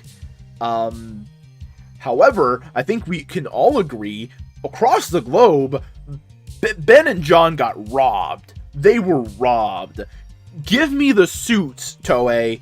Give these fucking legends full-on suits, a full-on henshin, please. Please, please, please. Somehow, some way, I would love it. I think everyone would love it. And on that note, it was fucking wild to me to just see a full-on English conversation in Kamen Rider. I cannot wait to see what happens next. And no, I have not looked at the leak. I will wait. It's time to gateway into your Geats and babies. It's the weekly video series where I try to bullshit a video essay on Kamen Rider Geats that y'all enjoy. I hope you enjoy it. I enjoy making it, and honestly, that's all that matters. But I have been going on about a lot of different themes that the show's kind of been going on about, talking about, so on and so forth. Like the desires and the systems that would abuse what people want, you know, that kind of thing. Taking advantage of those people in disadvantaged situations to prey upon that and get what, and basically use the fact that they want something in order to just do whatever that you want to them. The DGP and its relation to the entertainment industry, how it reflects idol culture and fandom and parasocial relationships, and the breakdown of empathy and sympathy that can arise in those systems of seeing these pieces of it, seeing people not as people but as just pieces of entertainment. The cruel give and take of the DGP, how very much like a lot of systems in our real world, it will take a lot and give to some select few, or give very little, but it takes and takes and takes. And the perceived idea that one can be sucked with a cruel system, how repeatedly it is, the characters kind of go on about how the DGP is almost a necessary evil, how it is a valid thing to be around, how there's arguments to be made that if the DGP wasn't doing it, something else would be taking advantage of these people's desires, and it's better than no one else. Better than someone else, I mean. And how you can get stuck into this idea that there's nothing better. Like, why fight the system when, like, you can't fight the system, that kind of thing. And, well, this episode basically just takes all the themes I've been going, like, yes, this subtly hints at all this, and just lays it out on fucking Main Street. And basically just shows how all these different thematic elements kind of clash with each other and create conflicts in storytelling. Because the desire royale is just fucking gearing up. And our first through line is Sarah is recruited to join the game in order to get Keiwa back. You know, understandable. She misses her brother. She wants her brother back. And she's given a chance to do it. Much how, like, people in the DGP before were probably just goaded into putting their lives on the line to get what seems to be get what they want. However, it seems to be a trick, because basically Kekara went to Baroba, got her in on the thing to bring back Keiwa, with basically the idea that it's going to create maximum misery for Baroba to be entertained by, and ultimately it seems because the siblings don't want each other to get hurt. Sarah joins the game and tries to keep Keiwa out of it because she doesn't want him to get hurt again, all that kind of stuff. And Keiwa is like, buddy, fuck that, my sister's in danger. And there's also like this another element of like, okay, they're both in a desire royale. There can only be one winner. One of them's gonna fucking die, and oh shit, it's probably Sarah because she has less experience less power, and that's just gonna fuck up Keiwa. Oh shit, Keikara's kind of a fucking asshole. Jesus Christ. Because it also just seems like he and Baroba just do not give a shit how they feel. A total lack of empathy, a total lack of sympathy. They only care about what they get out of the whole situation. However, Keiwa is back through, again, these dubious means, and he's put back in the game because, well, his sister's in trouble. And he's not gonna fucking... he's not gonna let her get hurt. So he's fucking running in here, big pissed. Jesus Christ, his sister's in danger, and he's just battering Ned Sparrow all the while. And then Buffa comes in and wrecks house because it's Buffa, and he has the power to destroy Kamen Riders. And what is Keiwa? A Kamen Rider. But Geats comes in, makes the save. They have a brief conversation. Ace wants to ultimately save his mom and destroy the DGP. It's like, nope. She's been tormented. This is bullshit. We need to stop this. And Keiwa rightfully, understandably, asked, like, okay, cool. What about the people who died?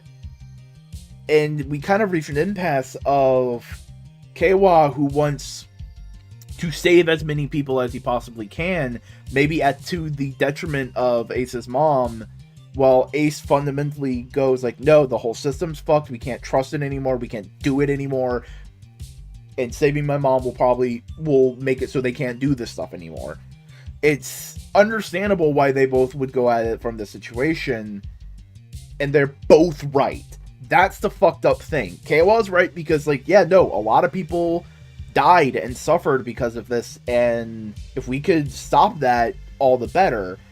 Ace is also right that if you just stop it now, they can't hurt any more people in the future. So it's a catch-22 on both of their things. They can't agree, and Ace just kind of walks away at this end of this episode. But yeah, Ace's beliefs really solidify to take down the DGP in its entirety. And yeah, he's playing the game right now. He's playing the Desire Royale, but it's Ace. It's very clear, it's very obvious he has much bigger plans involved in all of this. In fact, we even see some of that kind of maybe backfire on him as he's having a conversation with Samuri in the episode.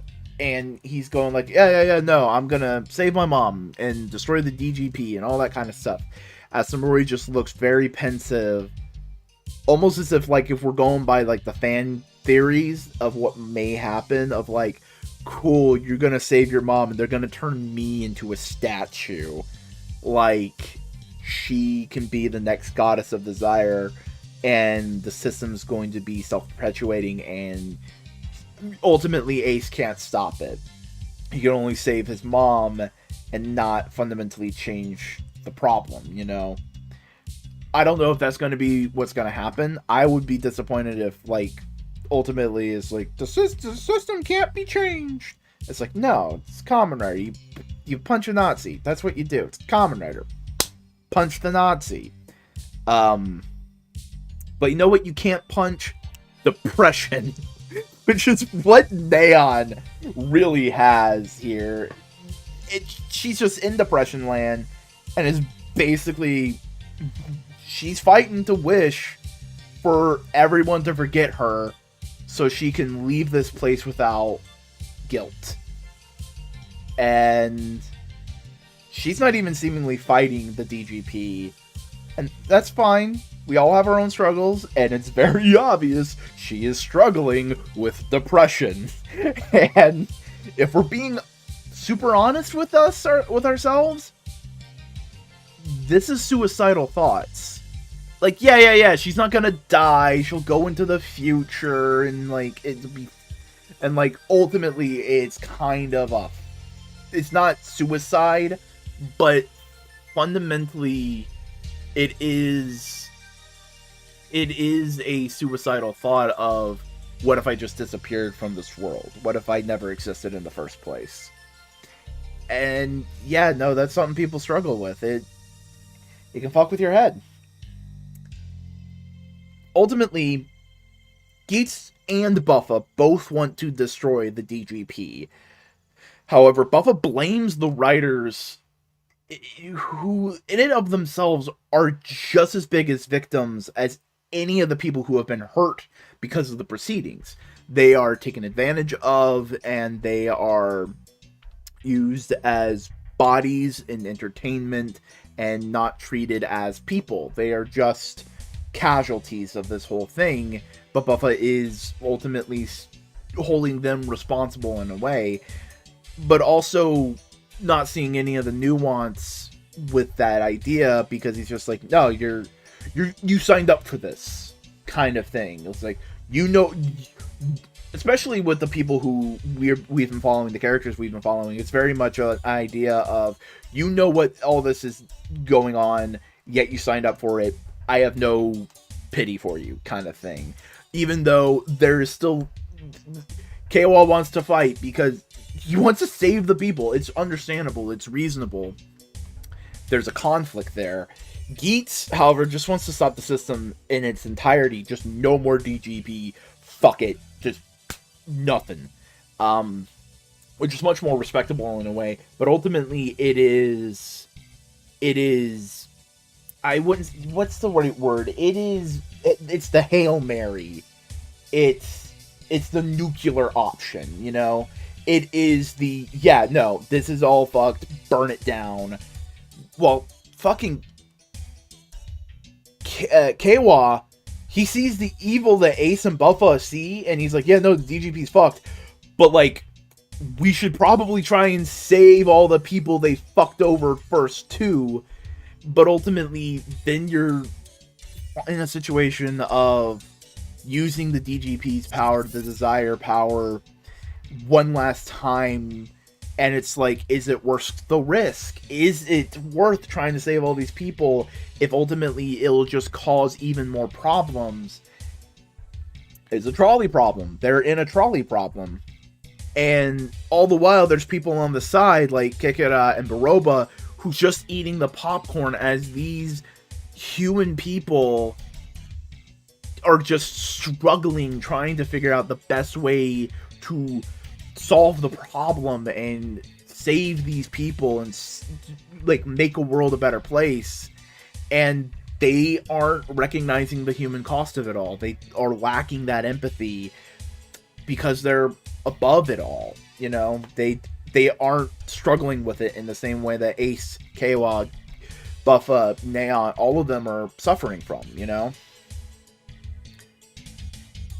Because ultimately, stopping the problem doesn't fix all the damage that has been wrought on these writers, on the writers of the past, on the people, on this world, just in general. The DGP is a scar, and it's figuring out how to ultimately heal from that is going to be the major conflict of, okay, cool, this is bad. How do we fix this? Well, do we save all the people? Do we stop it? Do we starve it of players, like Buffa wants to do? Starve the DGP of players, but just getting rid of them and being a big scary thing? Or do you take away the power in its entirety and make it so no one can save anybody, do anything like that? And then you have Neon just sitting here, just done with it all, just tired. And you can't blame her for that. Boy howdy, this episode was great. Really just laying out all the themes of the show, just putting it out there for everybody to see. And ultimately, that's a good thing, because we've been talking about how subtle it's been, how it's been playing with all these little bits and pieces, just laying out crumbs for us to pick up and morsel. And sometimes it's important to just say it, you know? No pussyfooting around, just say what you're meaning. Because ultimately, this is a kid's show. It's a show made for children. We are watching a show made for children, and that's fine. But we gotta understand and respect that fact. And because this is a kid's show, I wouldn't say kids are dumb. Kids are inexperienced with art. So sometimes laying out the themes is good, in just like showing a kid like this is why the story is doing this, you know?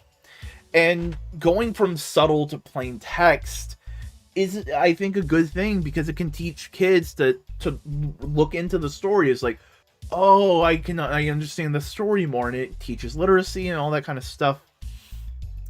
I think it's a good thing. Fun action, solid, like, choreography has been great for this season. Cinematography has been great for this season. And hell, the performances were also top-notch for this episode. But I do have like a little interesting side note thing that's been popped in my head. Okay, so Kamen Rider seasons in the past have had off-the-wall wacky comedy people or wacky comedy scenes with specifically wacky anime-esque sound effects and anime-esque posing and the like for comedy, for side stuff. And I find it funny how Kamen Rider Geats, we have one person who does that with Chamari. I'm pretty sure that's his name. I can't remember. The second game master. And he's doing all these things, but it's purposefully made for the audience. We are meant to understand, it's like, this is annoying. This is grating. And I find it interesting that it's not being played for comedy. It's being played for showcasing how kind of out of touch he is with the people around him. I think that's interesting, you know? It's Gateway to Geats time, baby! Hey, how you doing? It's me, your friend, Boingo. Hi. Not a ton of thematic stuff happened this week. Like, not a ton of new thematic material happening this week. A lot more kind of like focusing in on the elements that we have already been like exploring and seeing, and just kind of like stewing in that for a moment. This is very much like status quo episode of, all right, we've established the new status quo of how things are going to be going. How does everybody react to it? Because we see Ace and Buffa, with their current disillusionment with the establishment of the DGP and how life is set up for them, and all the game, the player, all this kind of stuff. And basically we see their actions and reactions on fighting against it. We see Ace being very calm and planning, kind of moving his pieces on the board, trying to see the whole picture. Like, he's going to Buffa and going like, okay, cool, we're at a truce. You're not gonna kill me, I'm not gonna kill you till we can figure this thing out. Without verbally saying that, he's going up to Neon and Sarah and going like, hey, look, this shit's fucked.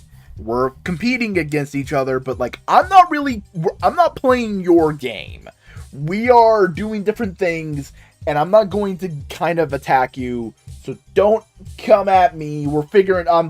I'm figuring things out. And he like kind of does the same thing to Kawa, and it's a lot of like, hey, I have a plan. It's him saying like, I have a plan, without him being able to say, I have a plan. You know what I mean?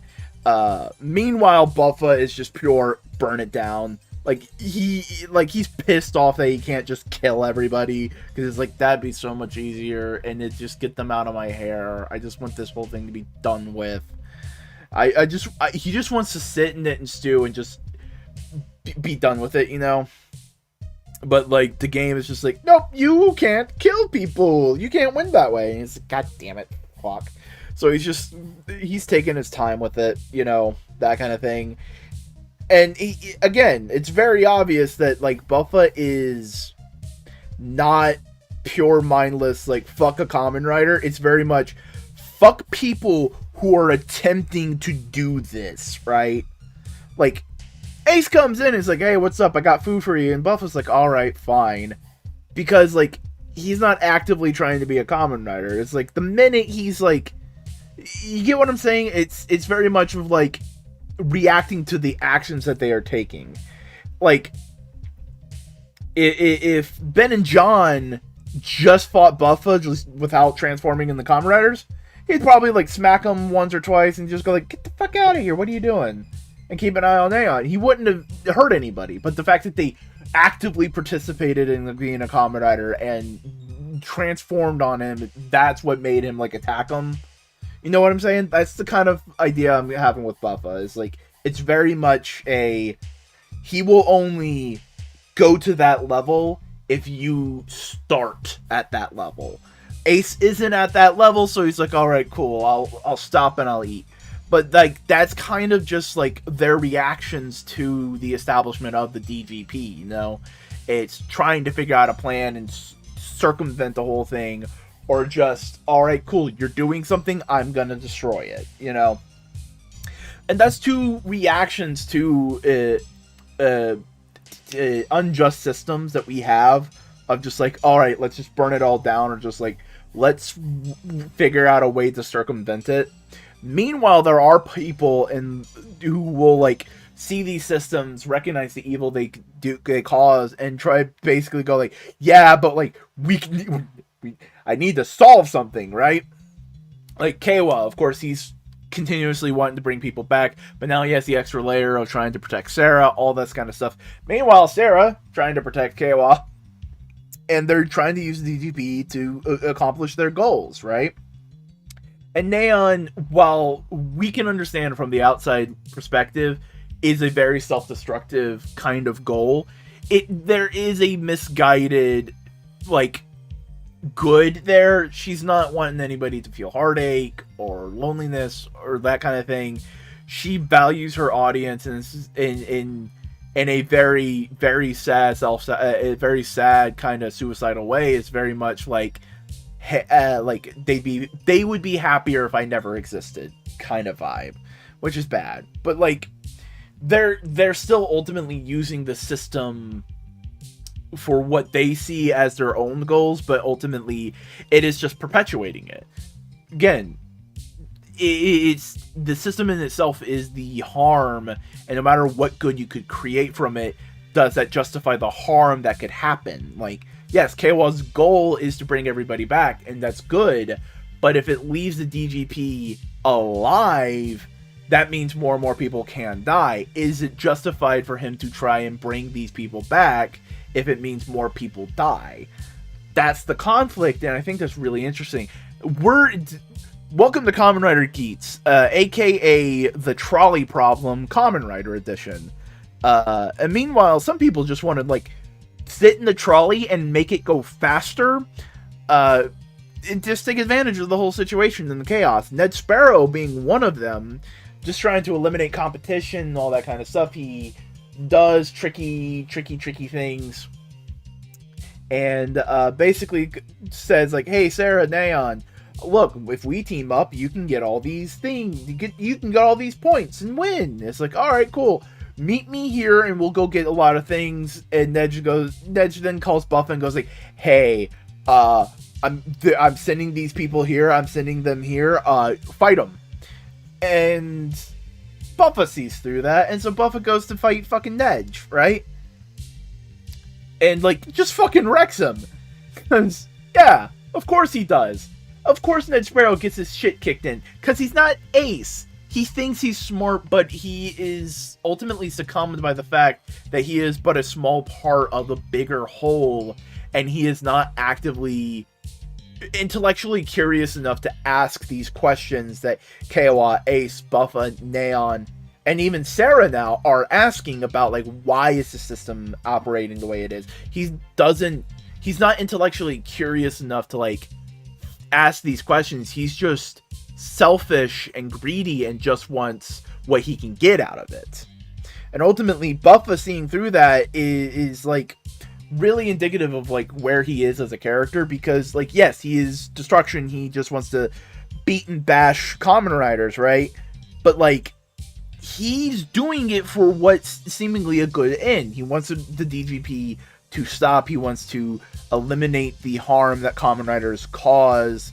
And ultimately, Nedge is a very prime example of that, taking advantage of other riders and putting them in dangerous situations. That is exactly what Buffa is against, and Buffa ultimately kind of shows that I wouldn't say he's in the right. He is very much like an anti-hero, but and when people say like, oh, he's not an anti-hero because he kills people, like, yeah, no, that buddy, anti-hero is a non-heroic person who is struggling with their own goals and will try to achieve them through non-heroic means. That is a classical anti-hero.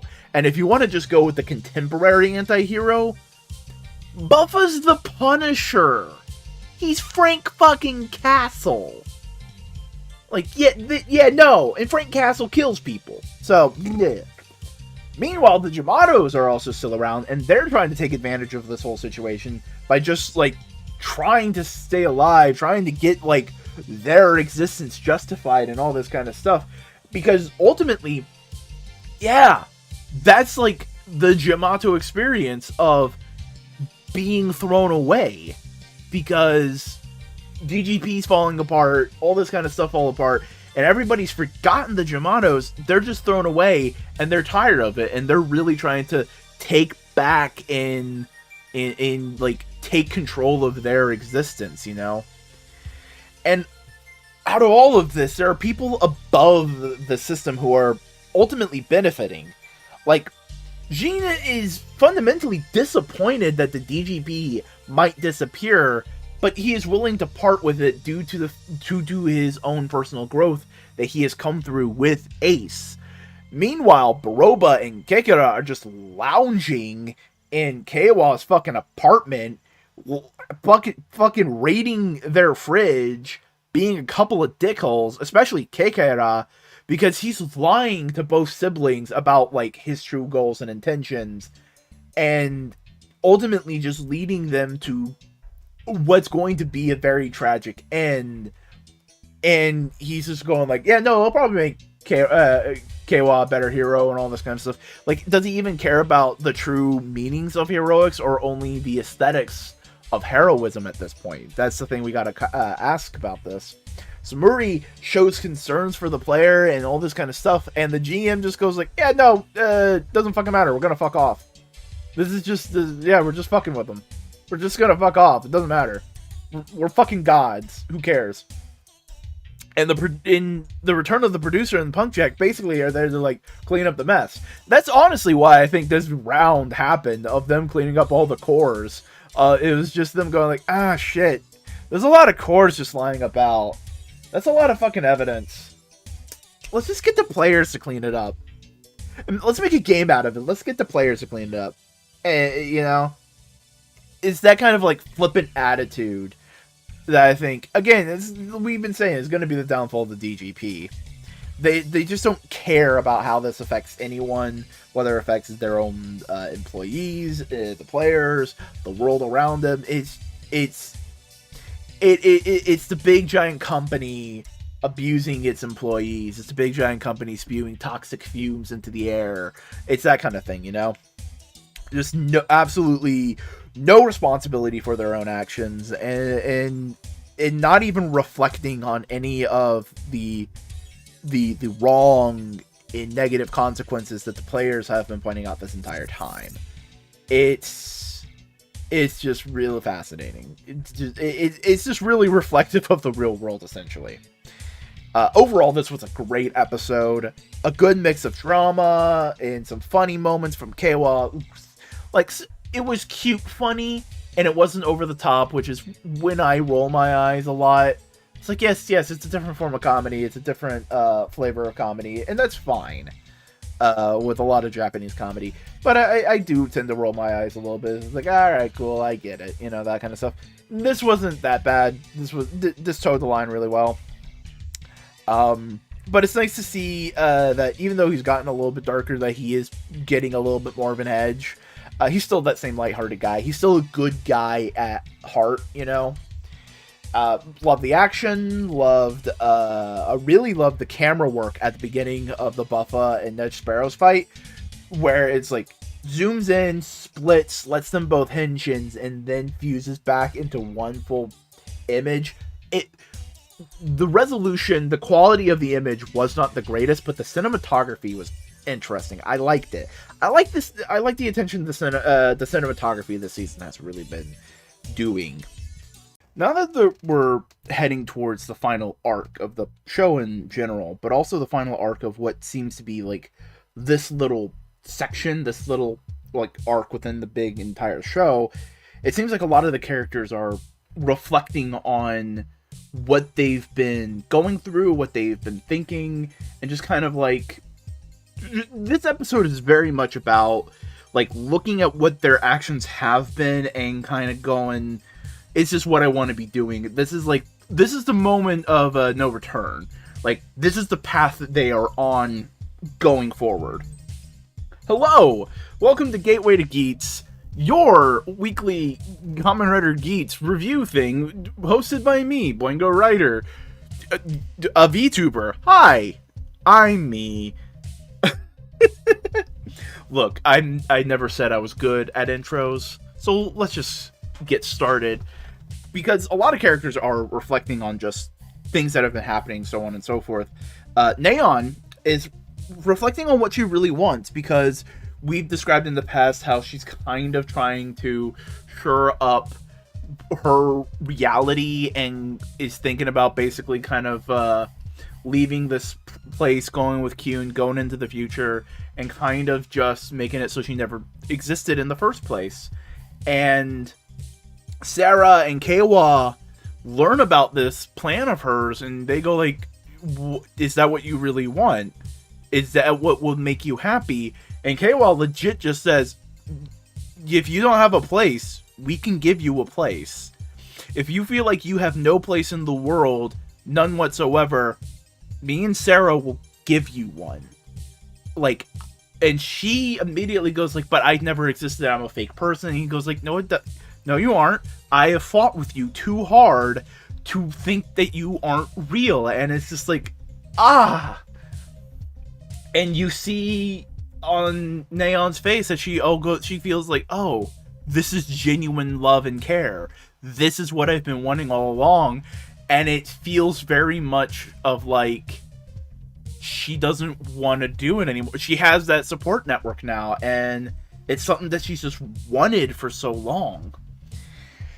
On the other side, Buffa has been reflecting on his actions, and through conversations with Ace, it's like, he doesn't directly say, oh, Kamen Riders are a victim of circumstance, just like I am. No, but he understands of, like, it is very clear that, like, he sees Kamen Riders as idiots making a dumb decision that need to be taught a lesson, but other people shouldn't take advantage of those idiots. That's kind of like his mindset, which, you know, great on him. Like, we were thinking like, oh, it's just pure anger and vitriol. It's like, yeah, it's anger and vitriol, but it's like, the better way to think of it is it's like a smoker smacking the head of a young teenager trying a cigarette for the first time, just going like, don't fucking do that. That's his mindset, is like, no, you don't, fuck off, stop that, right? And it's really shown when the Yamato start targeting Sarah, Keiwa's sister, because Ace brings up, is like, hey, they could probably hurt her real bad, and she didn't deserve it. And he's like, fuck, you're right. And so Buffa and Ace team up, and they beat the Yamatos and save Sarah, which is like real big hero moment, and just takes the Yamatos out of the game. So like, there may be like mooks or something, we don't know for certain, but it seems like right now Yamatos are not a factor in the end game. You know, but also there's another thing that I think we just kind of like overlooked. Buffa's not killing them. When riders fight, they just get taken out of the game. Ben and John are alive. All the riders he's killed are alive. They just don't remember anything. So Ned Sparrow is still out there, fucking going to classes. Ben and John are at the mansion going like, where's Neon? Right? So does that also include everybody that was in the death game?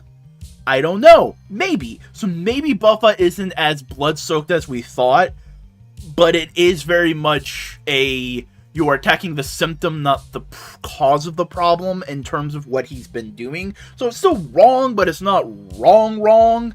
And I think we just all forgot and just was like, oh no, murder! He wasn't murdering. He was only making them forgot. And we also have Sarah go through something interesting, because we had those couple arcs where the sponsors were going through and reanalyzing their parasocial relationship with Jean and Kyun. Sarah has a mini version of that, where she kind of like re-examines her parasocial relationship with Neon, basically going like, I saw this person only as like entertainment, and now that she's a real person in front of me, what is it that I really want for her? I want for her to be happy. I want this person that I care about to have a good life. And so, like, even though it would ultimately result in her leaving her life, so far as Sarah thinks right now, she's willing to be like, no, this is what will make you happy. Be happy. You don't have to feel like you have to entertain me. Just do what you want, which I think is nice. It's a neat little, like, parallel between the sponsors, but it's also, like, a good place for Sarah to be, of just, like, she just wants to help people. Very much like her brother. It's really nice. And ultimately, we also have Kayla kind of reflecting on, like, my sister isn't as weak as I thought. She's strong-willed. She's determined. She's willing to put herself out here and do all this kind of stuff. And, like, he goes, like, all right, cool. Like, you know what? Maybe we can trust each other. Maybe we can get through this whole thing unscathed.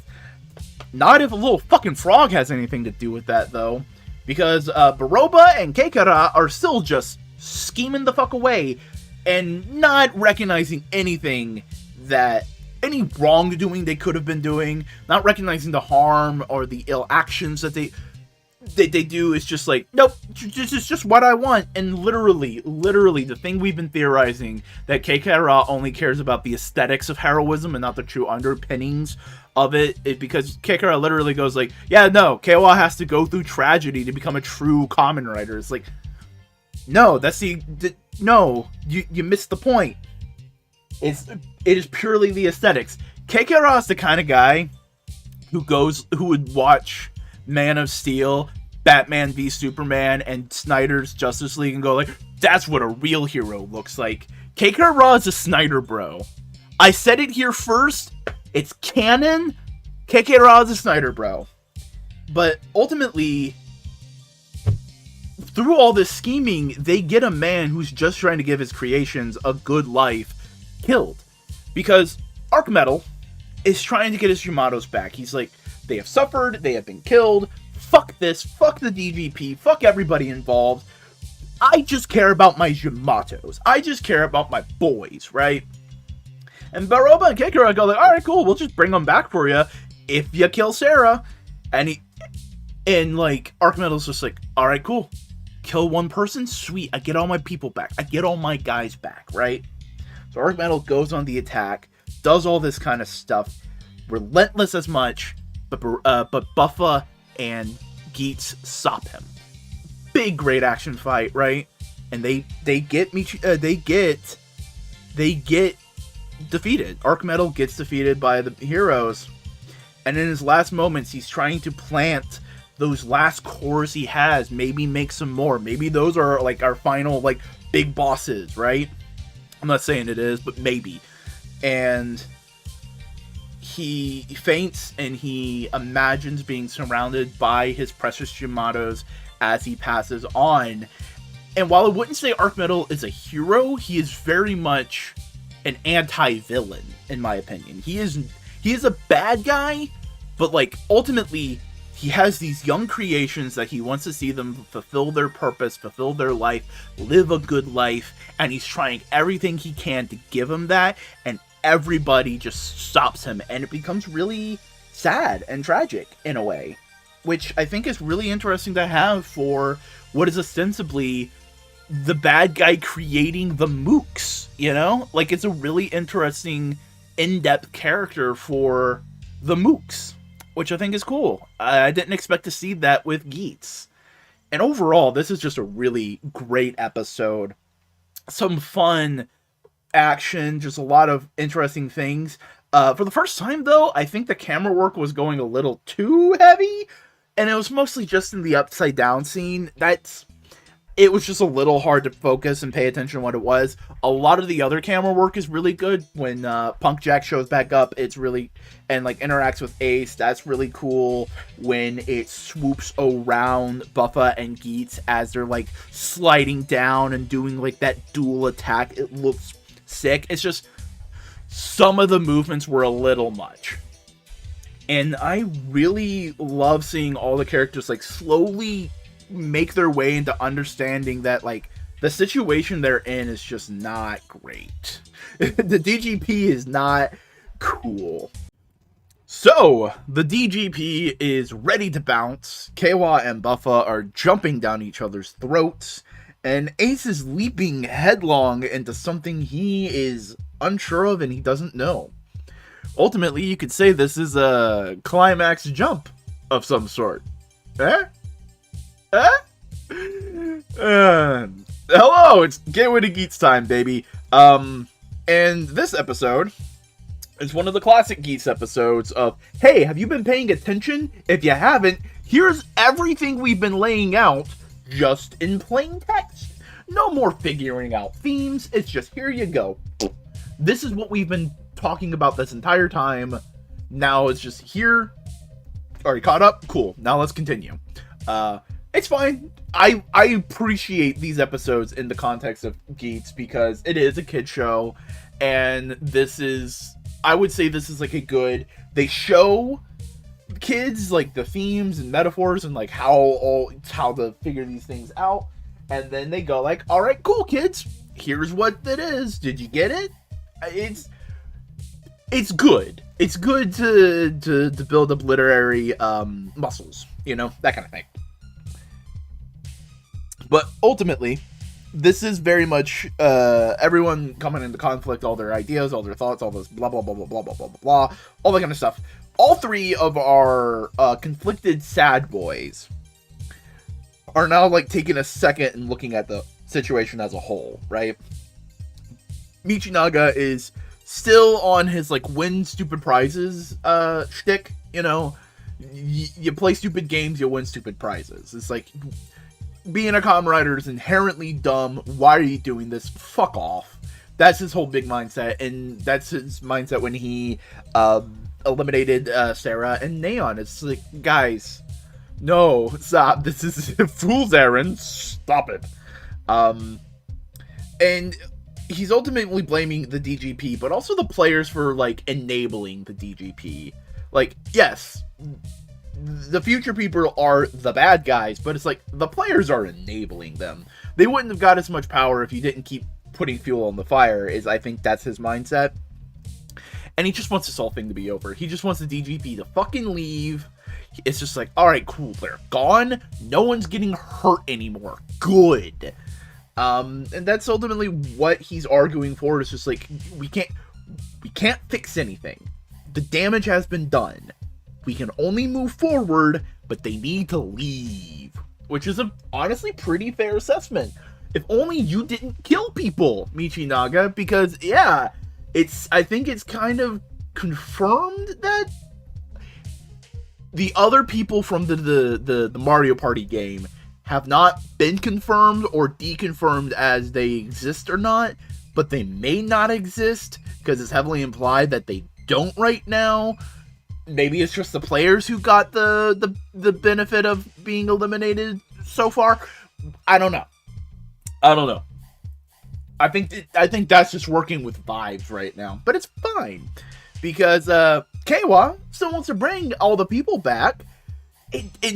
On the surface, this is the most seemingly noble path of all of these guys, right? He wants to bring people back. He wants to fix all the problems that has been caused. And everybody, Michinaga, Ace, Punk Jack, can't remember his real name, basically point out, it's like, yeah, that's a really great idea, my dude. It lacks a lot of nuance. Like, how are you going to bring them back? Well, we can use the power of the goddess. But all these problems, yes, but she needs to redeem herself. She needs to fix the problem she caused. And it's like, my dude, she's the gun. The DGP's the one who shot the bullet. And he's like, God damn it. damn it. And he just kind of like walks away. You know, which is fair for a dude who's basically been told, your idea is good, but it cannot happen. And ultimately, would using the same gun solve the problem? You know what I mean? That's kind of what they're saying. It's like, yes, the goddess did cause all these things, but like, would using the goddess more really fix it? And KOL doesn't really have an answer for it right now. But Ace, he feels like he has all the answers. He is steadfast in his belief. The goddess was being used against her wishes. She was the gun that she was being abused and used. And basically, it's kind of confirmed because the big bad dude we've been following for this whole little bit wishes on the goddess and like, just kill Ace. And the goddess is like, fuck you. Like, it seems like the wish was about to happen, but then the goddess just shut it down. And Ace and Nero kind of take it of like, oh, the goddess is exerting self-will and control. But the big bad is like, no, she's just losing power. She can't do it right now. Well, whatever. It does. You being alive doesn't affect my plans because he's, again, the self-confidence and the delusion the DGP has that these past people have no power. And it's like, no, because they do have power. It's like all that kind of stuff. It's that conflict, right? But yeah, no. So it seems like the goddess has a form of willpower onto herself. Meanwhile, everyone else is just running around like chickens with their heads cut off. Niram is trying to clean the mess and just getting the biggest headache because it's just like, oh god, I have to deal with all these different people. And there's a great moment where he like Jean comes up and goes like, hey, I got the belt for you. Here you go. And it's like, all right, cool. Where's the other belt? And Jean holds it up and throws it to Ace. And Niram's just like, the fuck, dude? And he's like, and Jean's just like, my dude, I love the fucking asshole. What do you think I'm gonna do, right? And it's just like, that's hilarious. And just repeatedly, it's just like, Niram's just like, I'm trying to do a job here, guys. Can I do my job? No. Punk Jack is just trying to get everybody on the same fucking page. He's going like, alright, something's fucking fishy. Everything is fucked. Alright, let's figure this whole thing out. He dives into the records and he figures the whole mystery out. And he's like, alright, you three sad boys, listen. This is what is happening. And then they have that whole debate. And it's just like, it's no debate. DGP's the bad guy. We need to fight them. KOL runs off. Michinaga's just like, bleh, bleh, just let him leave. I don't give a shit. No more people get hurt. And like, I wouldn't say it's a call to action, but it's like that kind of thing, right? Meanwhile, Baroba and Keikara are just being fucking weirdos. They went and got wishes for someone. We don't know who. We don't know what's going on with those wishes. We don't see what happens. Maybe Keikara's one is for the rumored Shogun power-up for Tycoon?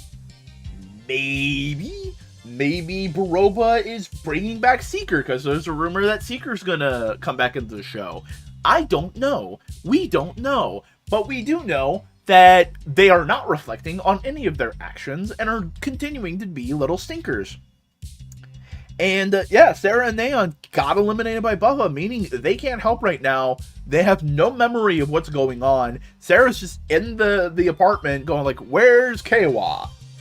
Neon is now, again, oblivious girl, and I guarantee you there's going to be a moment where Kyun goes up to Neon and tries to jog her memory, because there was that one scene where Neon's like, don't you ever let me forget.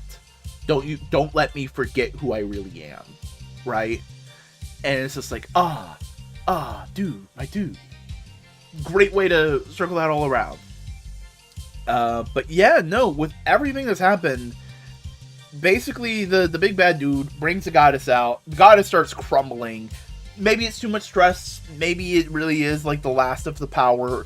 Either way, Ace gets fucking pissed and truly unleashes the fox shit. He gets 9 ethereal tails, and he just starts going a little, I wouldn't say berserk, he gets mega pissed. There's a difference between berserk and mega pissed. Because, like, he's not, like, raging and thrashing his body around like a berserker, like how Kamen Rider typically shows berserkers. He is, like, no, he is haunched. He is haunched in a monstrous-like position, but it's very clear that this is, like, a pissed-off emotion, right? And it's not the final form, it's a proto-final form, a repaint of Boost, and it looks really cool. But yeah, no, that's how the episode ends, with Ace just fucking going Super Saiyan. And this was a great episode. It was nice to see this kind of sad boy trio, like, get all the same information. They're now all on the same page. They may not all believe the page, but they're all on the same page. I think Keiwa is, like, reflexively going, like, no, like, we would need to fix this, but being told, like, there's not an easy way to fix this, it's hard on someone. And people saying, like, oh, Keiwa's being a little bitch about it. It's like, yeah, of course he's being a little fucking bitch about it. He's being told that, no, you can't save everybody. And it's like, no, I want to save everybody. You can't. Like, anybody would be a little bitch about that. Come on. Get off your high horse. And proto form for Geats looks really good, even though it's a repaint. I think it's a nice way to, like, bridge between the current Geats forms into the final Geats form that we have seen in magazine scans.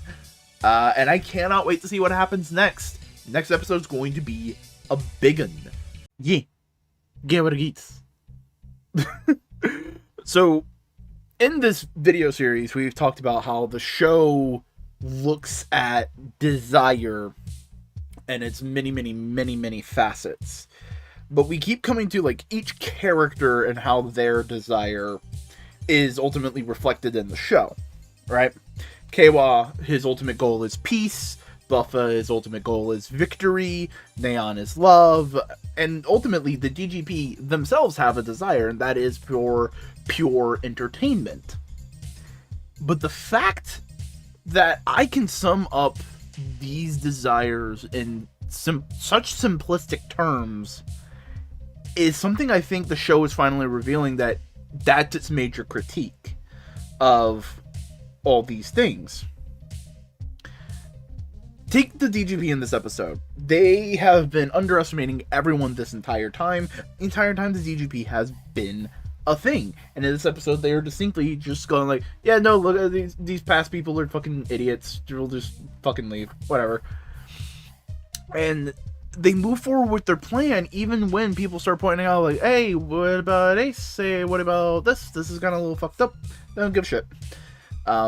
It's so much so that even a loyal member of their, like, group, Niram, basically is like, this is a little bullshit, and is shot for his troubles. And yeah, ultimately, their shallow desire is leading to faults that can be taken advantage of, because ultimately all they care about is entertainment. That simple goal, that simple want, is taken advantage of by Geats, by Ace, and just the fact that he can win all the time and get whatever he wants. It's like they didn't think anything of it other than the original game masters, like, this guy's planning something, but everyone else was just like, yeah, whatever, it's fucking Ace, who gives a shit, all of his wishes are nonsense, right? But ultimately that's because all they were focused on was entertainment, so Ace was able to take advantage of that. Baroba ultimately is able to take advantage of it as well, because she was an audience member. Who gives a shit? Why pay attention to them, right? And the Jamato also found that flaw because they were just a prop. And props don't have complaints. Props don't talk, you know? But they did cause trouble for the DGP when Buffa took over, because, again, the players are bullshit. The players are nothing. We're in control.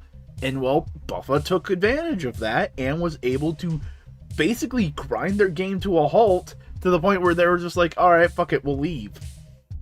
You know? All of the DGP's wants are very, very simple, and they lacked nuance. It's just pure entertainment. And ultimately, because of that lack of nuance, because of that shallowness, they hurt others callously, right? And it does lead to more problems for them. Loss of their goddess, the Geats on his warpath right now. But it's also reflective on the audience members of the DGP. Because we saw it with the parasocial arcs, with Jean coming to understand the nuance of being a player and being in the world that they're in. Kyun realizing that the players are people and that they have wants and desires all on their own, and it's not just his own selfish desire that can be placed on them. And that's ultimately the downfall of all of any character in the show, is their desire being shallow, being weak, being not fully formed. Meanwhile, Ace in this episode has his desire like fully solidified, but it's been solidifying the entire time. Early on, it was just through random wishes, seeing what it is that he wants and trying to figure out the best way to get the attention of his mom, and just all these different little things. He's grasping at straws, right? And also solidifying through talking to other players and seeing their decisions, and that reflected with his goal with his own mother and all these different kinds of things. His desire becomes more and more well-rounded, becomes much more nuanced. It has depth behind it, right? Because he realizes he could just say, oh, I want to take down the DGP, but not everyone in the DGP is directly evil. Jean is an example of that, and he comes to that understanding, and they both become friends in that way. And he also realizes not every good wish is perfect. Like, yes, Keiwa, it is perfectly reasonable and logical to want the world to be at peace, but there is a lack of nuance there because of, like, how do you execute the peace? What constitutes peace? And understanding, Ace comes to understand and understands and really, like, solidifies that idea of it's not perfect, right? And not every seemingly evil wish is wrong, because we saw earlier with Japan that, like, yeah, no, certain wishes are wrong, bad, evil, and should be stopped, because it's like, it hurts other people. But not every wish that seemingly is just to hurt people that's not its ultimate goal, because of Buffa. Buffa shows that ultimately you can have a wish, you can have a desire that is destructive, but is at its heart good, you know? With Neon, it's the idea that a seemingly selfish desire can have its place. Neon just wants to find love, all this different things, and in relation to Buffa and Keiwa, her wish seems kind of shallow, but ultimately that's what the show's kind of going on about, of like, the way Neon's going about it is shallow. Not shallow is the wrong word. It lacks nuance. But Ace's wish is ultimately save my mom. But he understands the multitude of variables that go into that, and it can't just be purely save mom, because that would just wreck a lot of different things. It is selfishness without being selfish, right? And also there's the idea of selflessness can be in and of itself a foolhardy idea of just giving everything up, right? You gotta fight for yourself in some ways, because of what he saw with Sarah, of like, she's giving all this up for Keiwa, okay, fuck it, we need to help and save her, right? There's layers of that in there. And there's also the, again, we're also shown Ace's desire becomes more well-rounded, becomes more well-nuanced because of all the people he's talked to, and even the fact that he comes to the understanding of what his mom has gone through as the goddess, of like, she was being used as a gun, came from Punk Jack. Not just in the recent episodes where Punk Jack reveals that information to everybody as solidifying as like, yeah, no, this is what they were doing, but with Punk Jack's actual story of being a person recruited into the system basically against his will for the want of his own father. Punk Jack was foreshadowing for the goddess. And that's interesting. all these different little things are combining and folding and morphing into what Geats has learned, what Ace has learned through all this show, through his experiences, to form a more nuanced idea of what he really wants, what the desire is, and get to the point of like figuring it all out on how to like save everything, right? Like the hero he is. He's got all the information now. It's time to start figuring out his plan, because at the beginning of the episode, he gets knocked out for a little bit, and he gets to go onto the astral plane and talk to his mom. One-on-one, finally, for the first time, he gets to do it, and they say what they need to say, her going like, oh, I didn't want this for you, I wanted you to just live a happy life, all this kind of things, and he's like, yeah, but I can't do that while you're suffering, all these different kinds of things, it's my desire, and it's like, they hug it out, they do all the things, they get to say their final words to each other, and there's something interesting being done here, because Ace flat out says, basically, you did nothing wrong. You were weaponized. You were used against your will and all this kind of stuff. And she fundamentally disagrees, because she still had a part in it. She still had a hand in it. And that is the final bit of nuance, I think it is, of Ace isn't just blindly going, Mom is good, everything's good. Like, this is the final piece of nuance that like Punk Jack really brought into focus. All these different kinds of things. It's like, okay, everything is flawed. She was used and abused, but she was also basically complacent. She did these things for years, and because it's shown recently, she does have a will. She can stop it, but she didn't. So she is complacent in some ways. That's a fascinating wrinkle of the fact that she had done wrong. She views herself as doing something wrong, but Ace goes like, no, but like there's nuance and all of it. Sorry. And as she's falling apart, the DGP finally does the whole thing. They're getting out of that time period, but Ace then grabs reality, takes a hold of it, and molds it to what he wants, molds the world back into fruition, fully understanding the scope of the desire of everything he wants, everything of why he wants it, how it'll hurt and affect other people, and how he can mitigate that damage, right? I have a feeling he fully understands of like, yes, we got to do this, and this, and we got to do it in this way, because action A will have Z consequence, and he is taking those consequences into consideration. He beats the bad guy with some dope powers, and he does save the day by fully understanding what his desire is in its totality, and not just letting it be surface level like so many other characters and groups in this show have. This was an absolutely amazing episode. It was a great showing for the final form for Geats. I absolutely love it. It looks sick. I love the blank circle in the middle of his, like, the mid-torso black area. It's great. The white, the orange highlights. It's simple. It's sleek. It's not overly rambunctious. It looks really good. I love the nine-tailed cape. It looks amazing. Everything just like, one of the best final forms in Kamen Rider history. I absolutely think so. I loved the suit. I love how it was used. I loved all the effects that they used with it. The action was fantastic.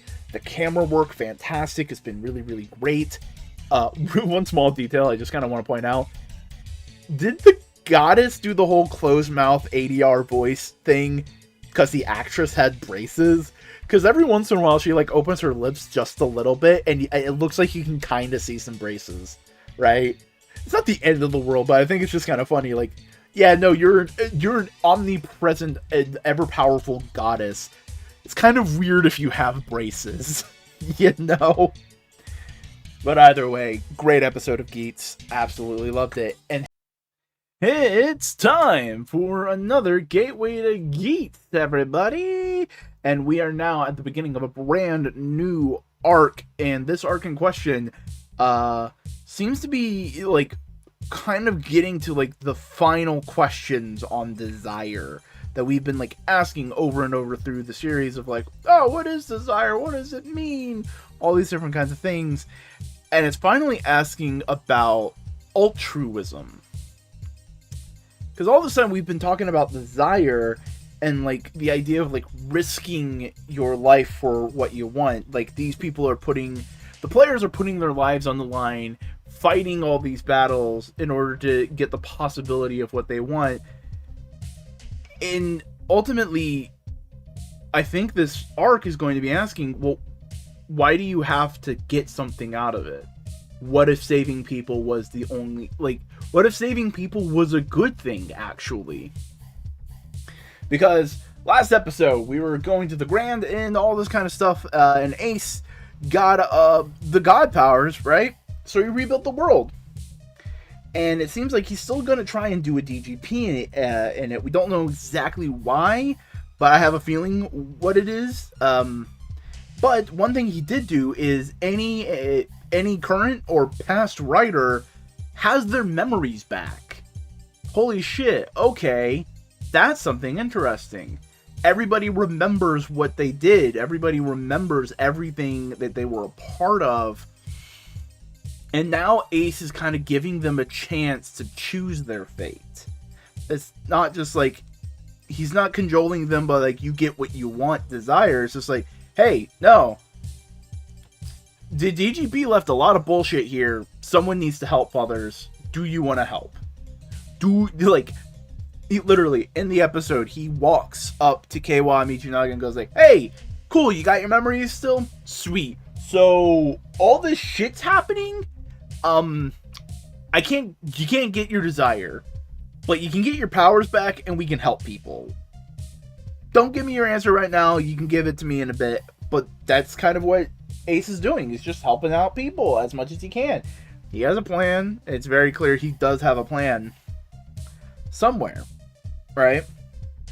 But like, Punk Jack's on board. He's like, cool, let's help people. Let's do this, especially when you consider what happened in the Punk Jack special, which I will have a video up hopefully by the end of the week.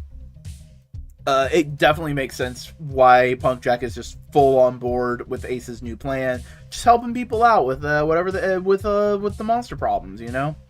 However, over there, Michinaga and Keiwa aren't as free as Ace kind of hopes they are, because Kekara and Baroba both walk up and talk to their respective writer, telling them that they basically expect them to still be their little plaything. Kekara is like, hey, I'm still here to see you be a Kamen writer, and Baroba's like, I'm still here to see you be miserable.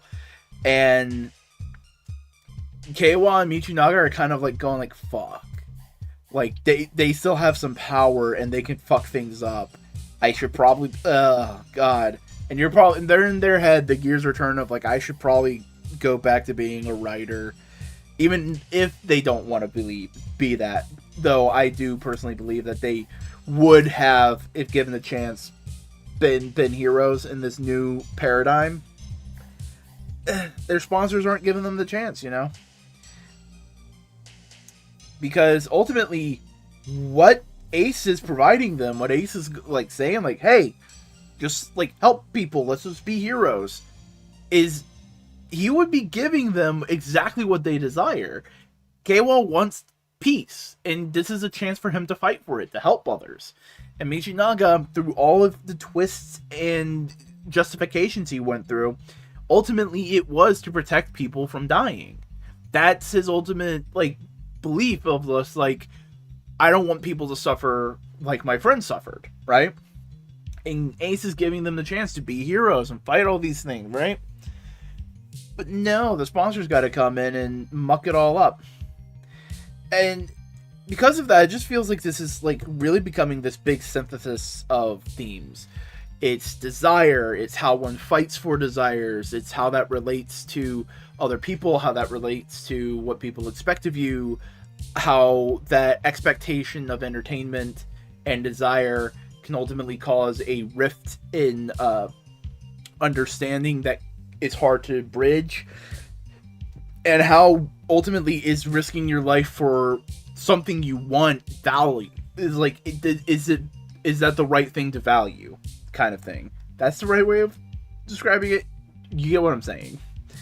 And then just some other things that happened. Neon was taking the first steps in her new page of her life, just getting an apartment, just trying to get out from her family situation. Speaking of her family situation, her dad is arrested under the implications of all the trouble he caused, because now the DGP can't erase it. It's, oh Jesus, consequences. Like, it's not just, and that's another thing, is like the DGP have not been like understanding the consequences of their actions, and this whole episode is just consequences for all your actions. Because we also have Ned Sparrow, I don't remember the character's name, deciding to just be an absolute fuckboy, creating a terrarium of miniature parasitic Jamatos, just causing chaos? What is his goal? I don't know. And even then, the DGP aren't done yet, because they just go like, yeah, no, we gotta finish the job, we gotta get out of here. We're being, like, this is being held in place. We can't let this keep going. And it's very fascinating, very interesting. Overall, this was a really great episode. I absolutely loved it. It was fun to see this feel like it treated the rest of the earlier parts of the season as, like, a prologue. And this felt like the first episode of a really typical Kamen Rider setup. You know? Like, beforehand, it was a prologue. This feels like the first episode of Double.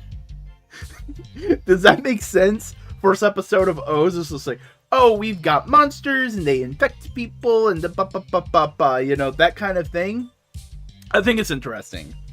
It's also nice to see Ace back up on the main foot again. He's kind of in control again. You know, he's planning, he's figuring things out. Like, he has a plan, he's working on it.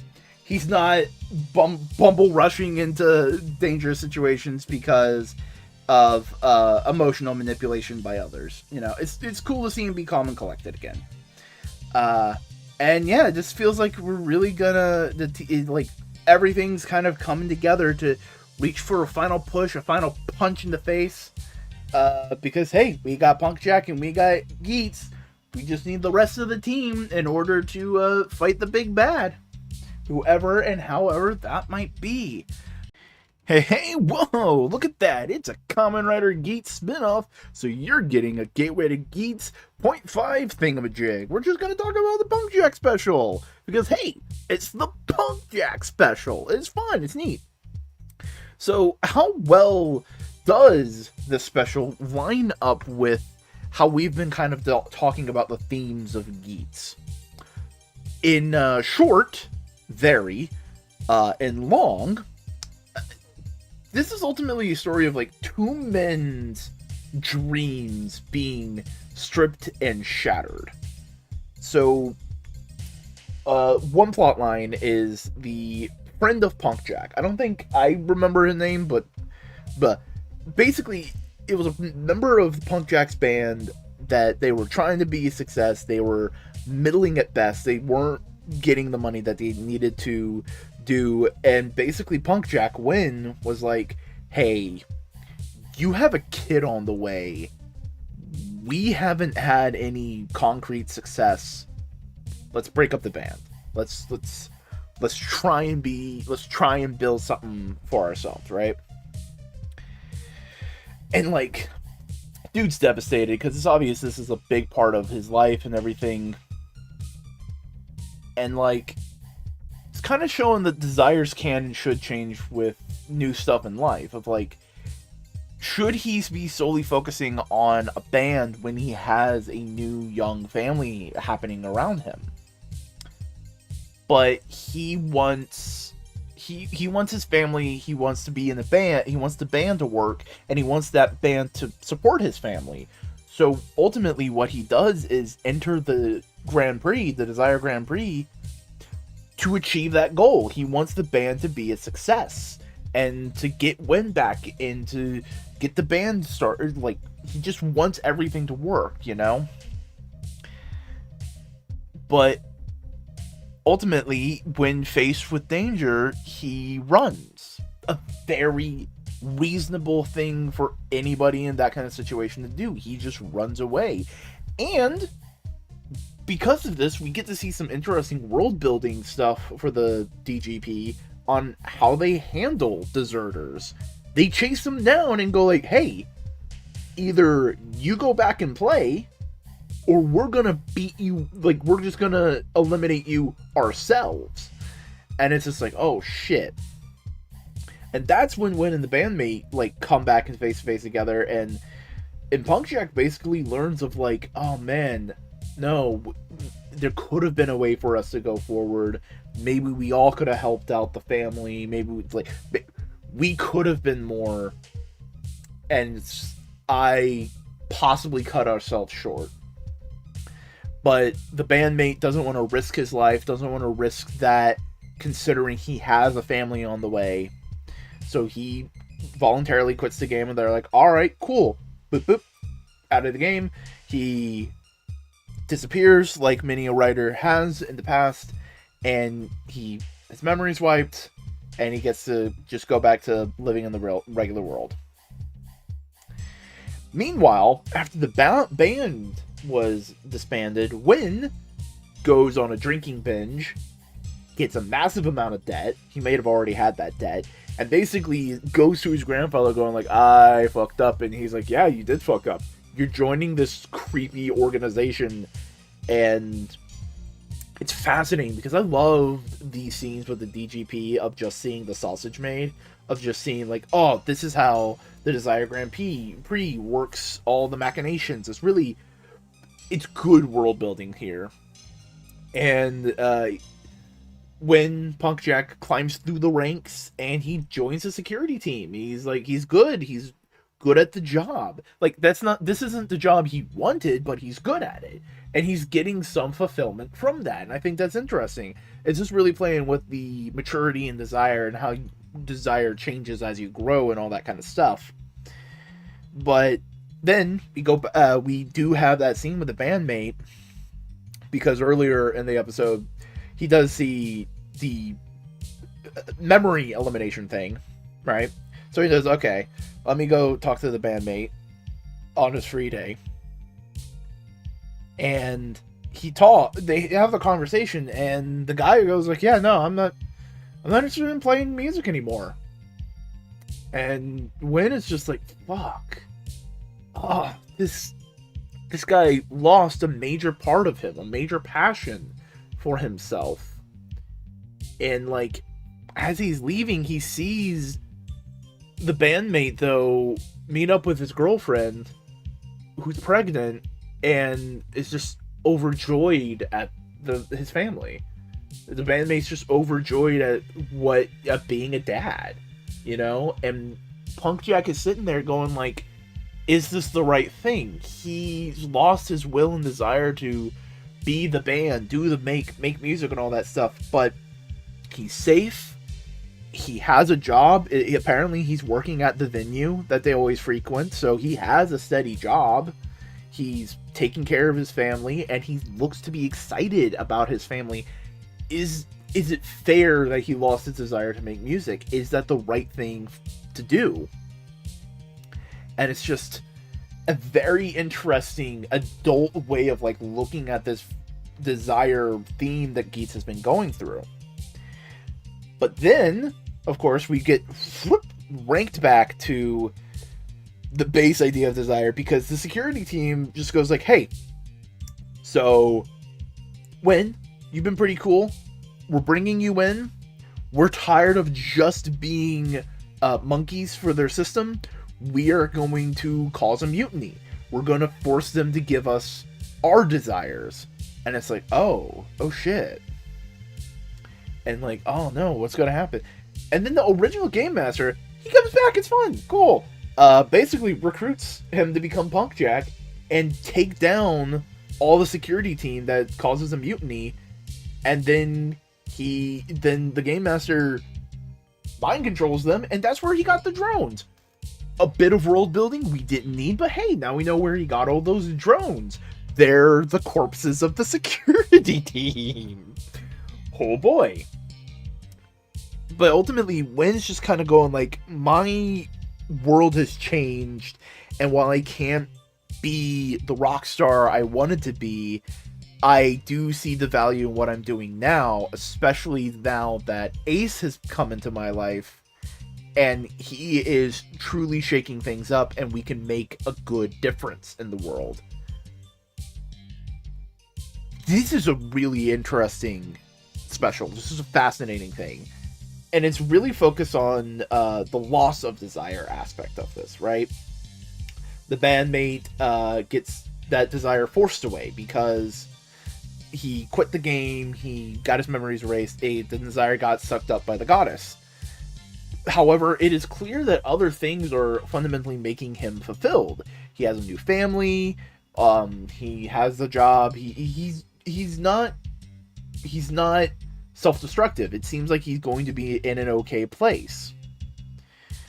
However, Win loses his desire not through like the weird machinations of the magic of the show, but through real world consequences. His band's not successful. He fails at his dream. He becomes an alcoholic. He has to get a crummy job that he's not that interested in. And yeah, he's good at it, and he fundamentally finds some happiness within the job he's doing. It's not the job he wants to be doing, right? He gets stuck with bosses that don't give a shit about him. It's just use him as a pawn and a tool. And this is really kind of focusing on the idea, is it better to forget? Is it better to... How should we hold on to our desires? Should we hold on to them so hard, so fast that we can never grow as a person? Or do we let these desires fade as we grow up and become different people? Do we let the I dream of being in a band disappear because, well, you need a job to pay off your debts. You need a job to take care of your young family. But you can also find new passions, and how does that relate to this desire? Because, again, bandmate finds contentment in his family and becoming a dad, and Punkjack finds new passion in just being able to help people in Ace's new world. He's like, all right, cool. I'm working with Ace for saving people. It's cool. And I think it's really cool to see them tackle this theme in a much more... But mature is the wrong word. I think it's a different nuance that the show just hasn't been able to, that is a little bit more mature, because it is tackling it from a very adult perspective of sometimes you can't accomplish your dreams. And that's just really good. This special was amazing. I absolutely loved it. The world building was really, really cool. I loved seeing the sausage. I love seeing how everything works and functions. And I love seeing, like, oh yeah, no, these people package up all the things. These guys are the security. It answers questions that you weren't thinking about, because it's like, it's saying, oh, these are how is Batman changing the oil in the Batmobile. They're not questions you need answered, but knowing the answer is kind of fun. And it's really cool to go back and see what was happening before all the show stuff went down. And this really made Punkjack a much more nuanced character. He was already pretty nuanced. He was pretty cool. But now he has a greater depth to him. And I think he really benefits from this special. I hope Keiwa benefits from the Shinobi special just as much. Hello, hello, hello. It's time for another Gateway to Geats. This time on episode 40. I don't say the episode numbers enough in these videos. So let's just do it a couple more times for the sake of prosperity. 40, 40, 40, 40, 40. So, this is the whole video series just talking about the themes of Geats and everything. So, like, desire, it comes up a lot. You know, we talk about desire and how the show looks at and it talks about and analyzes any of these things. And we talk about how it affects the ones who are trying to implement their desire, trying to make their desires come true, how Keiwa doesn't have a fully nuanced version of his desire, how Michinaga is very angry about it, so on and so forth. Neon is not not recognizing the love and appreciation she has around her, so on and so forth. But we don't really... We did at the very beginning with the pond, but we don't really show how desires work when they cause harm. Like, we don't show the ones who want to cause harm. And this episode is full of that kind of stuff. We have the DGP staff basically enabling the worst in Baroba and Kekara and just giving them the tools to abuse Michinaga and Keiwa. Just full on making their lives harder and just going like, alright, cool, do what we want, here you go, do whatever. Just full on enabling just to end this world as they see fit. We also have a scene with Neon's mom where she is devastated that her husband is being taken away to be questioned and prosecuted under the threat of law, and her daughter comes home. Neon's there, and it's like, oh. And she goes like, "Hey, I'm sorry, I fucking freaked out. You're not a replacement daughter. You are Neon. You are my daughter."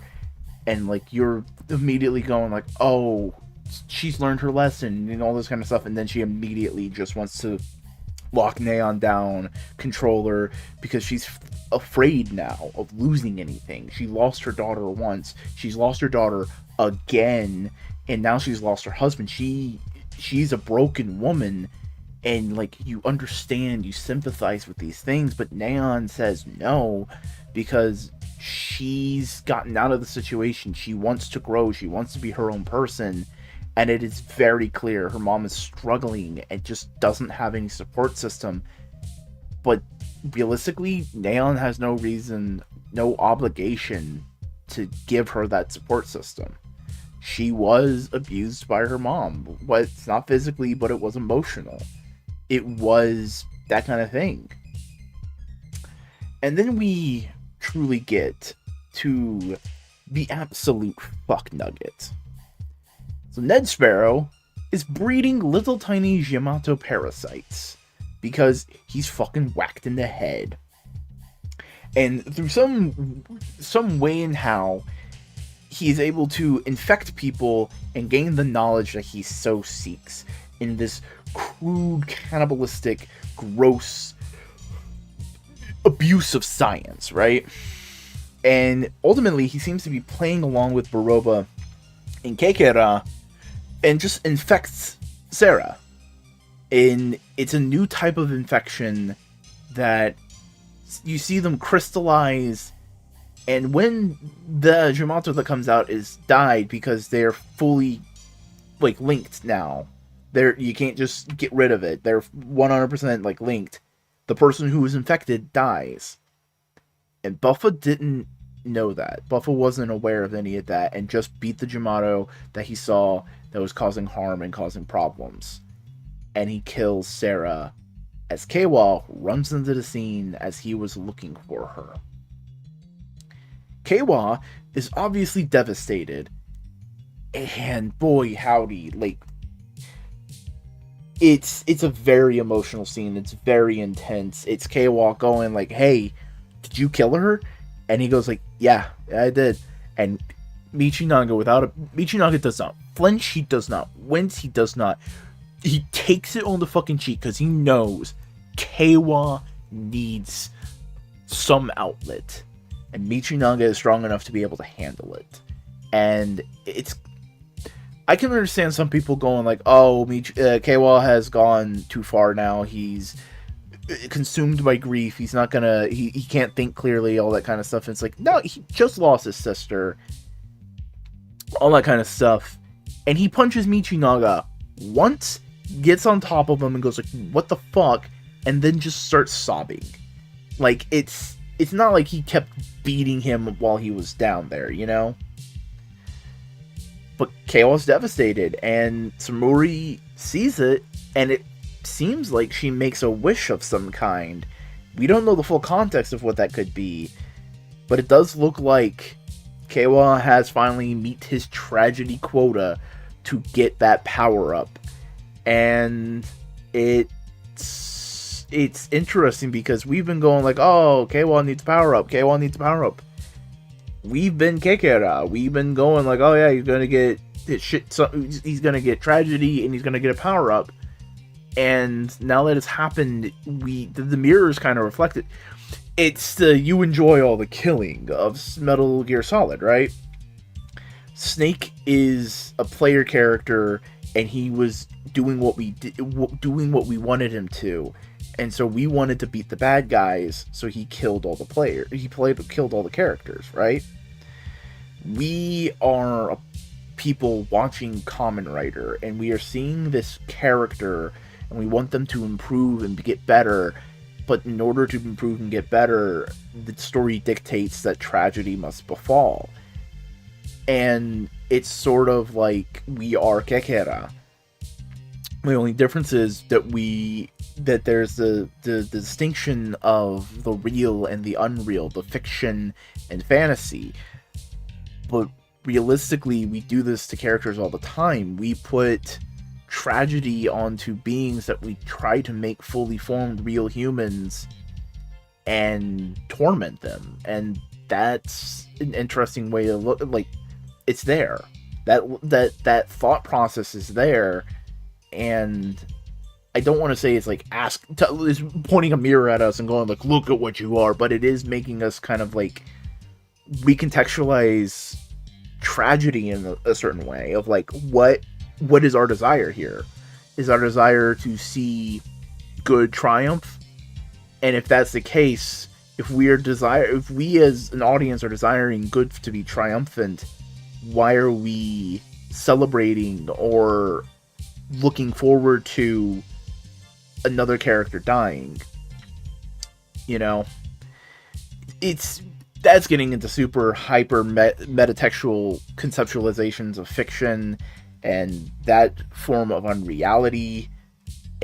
That's a rabbit hole that not many people should or would want to go down. So let's just move on from that, because after last episode, it's just really kind of like talking about altruism of like, do you need your desire to be a good person? Do you need that carrot in order to just do what's right?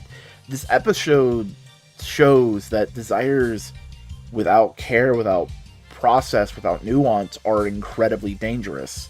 Whether that's putting someone back into a situation that can be harmful to her, like Neon, Kekera, and Baroba not giving a shit about anybody they hurt and only about their entertainment, or the DGP just wanting this whole thing be over, or even Ned Sparrow, who only sees his knowledge and not any of the chaos he is enabling. It just really drives home the point of how destructive, truly selfish desires can be. And ultimately, I think this is what the first Game Master was worried about, was these truly selfish desires.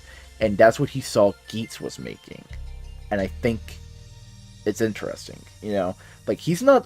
The first Game Master wasn't right, but he wasn't wrong. He just had the wrong... He was pointing the finger at the wrong person. Overall, this was a really great episode. I thoroughly enjoyed it.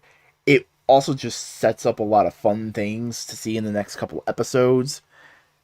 And, okay, I think there should be a conversation briefly about Sarah, Keiwa, and just the function of storytelling, because you could very easily say Sarah got fridged because a character died for the character development of a female character died for the development of a male character. Yes. On one very fundamental level, Sarah got fridged. That is perfectly... If you have that problem with this plot point, you were totally fair to have that. Right? To me, though, I think the fact that it is purposeful fridging, right? Like, in the story, it is a fridge. It is a plan by Kakerat, literally, to kill her to give character motivation to Keiwa. In the story context, it is making a point to basically critique fridging of a female character.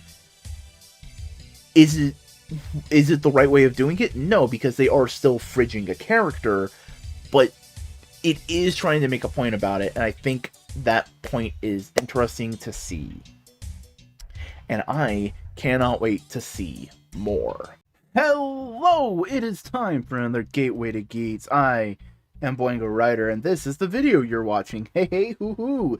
Last time, Punk Jack was done as like a little side video, because there was a lot to talk about, and it wasn't really connected to anything.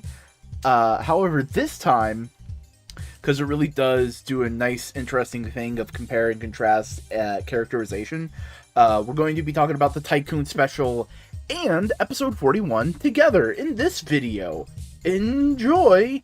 Because in episode 41, it is the ultimate dismantling of Keiwa as a character, of how we kind of view the character, how we kind of see the character, and just breaking down bit by bit what he is, who he is, how he is, okay?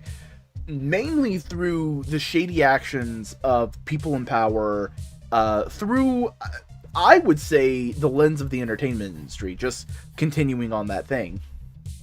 Because we get a scene with the new Game Master, and straight up with the suit and the baton and the way everything was choreographed, dude looks like he's from the Yakuza games.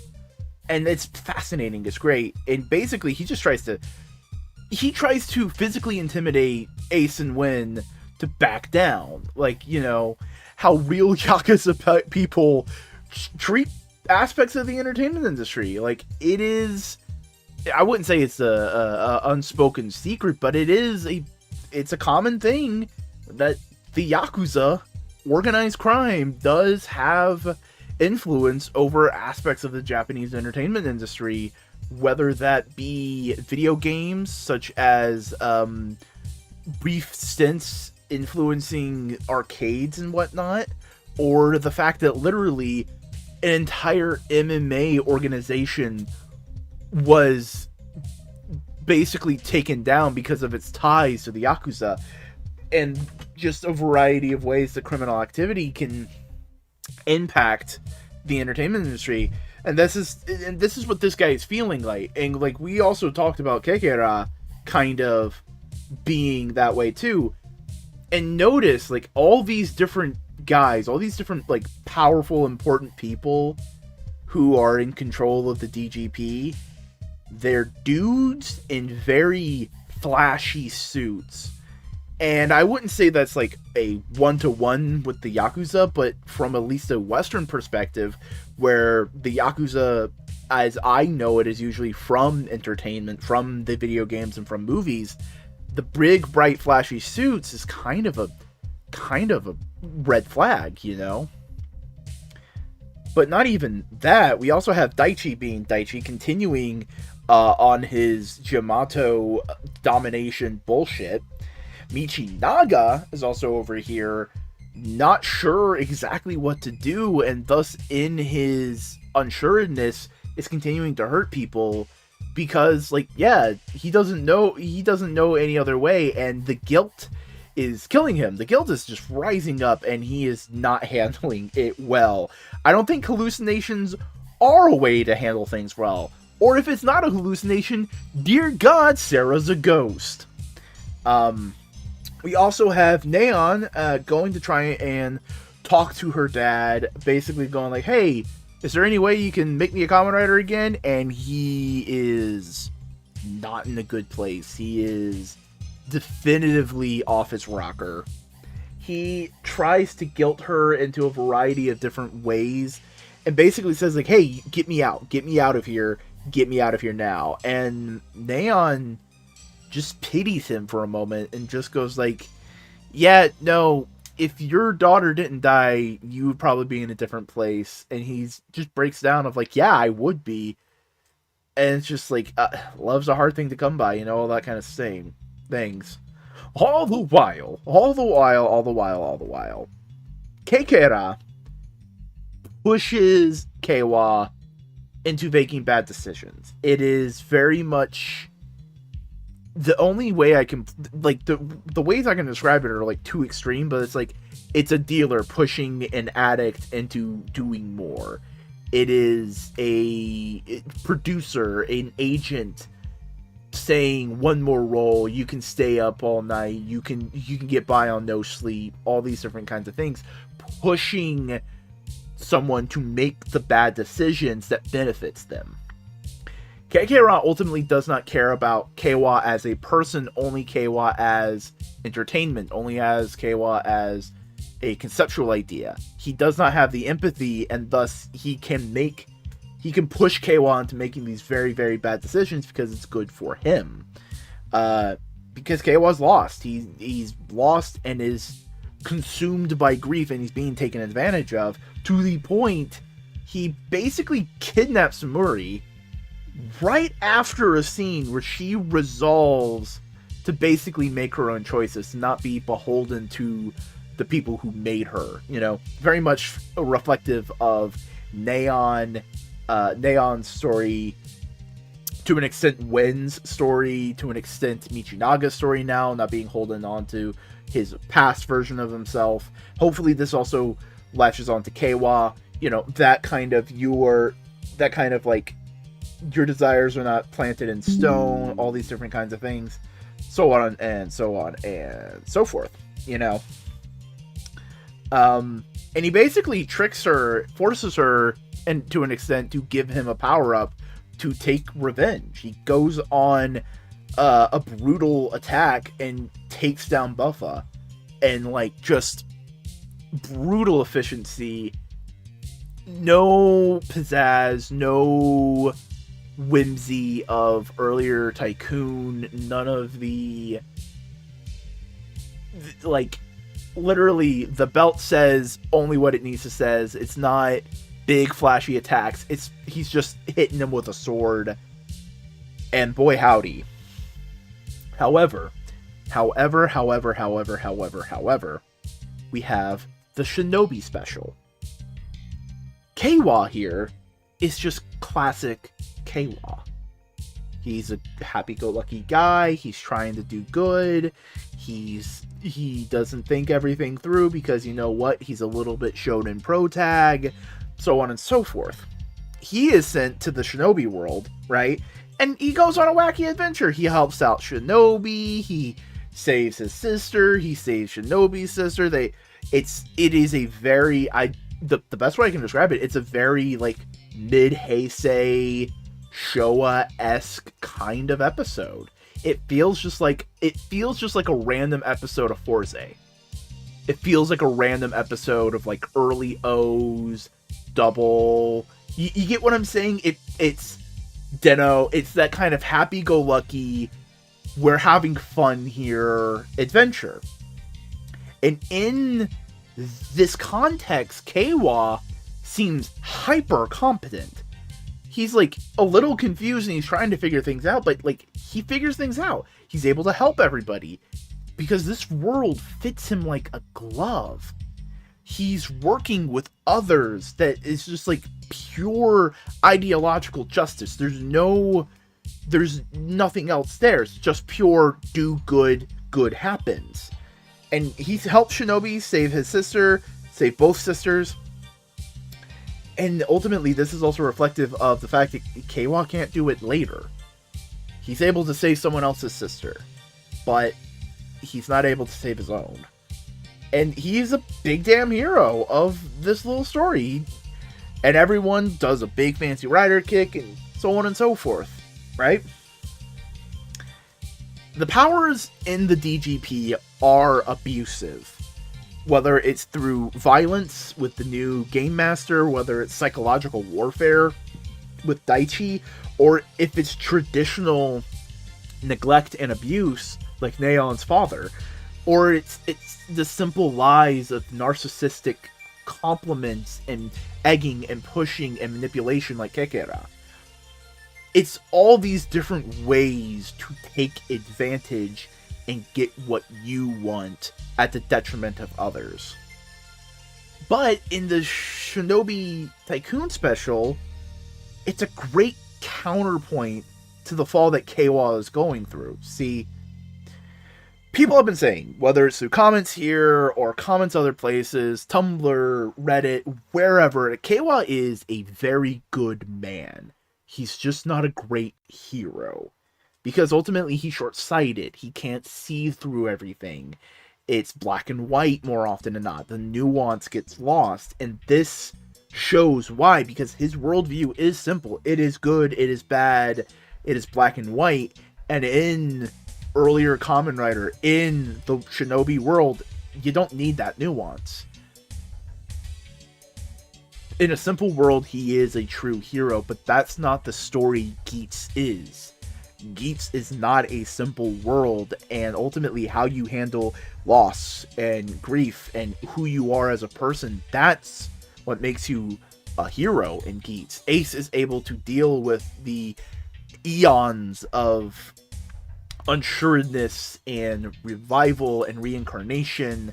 Michinaga is able to grow past his initial grief, and he's still struggling. I wouldn't say he's moved past it completely. He's being haunted by what he's doing now, but he's being haunted.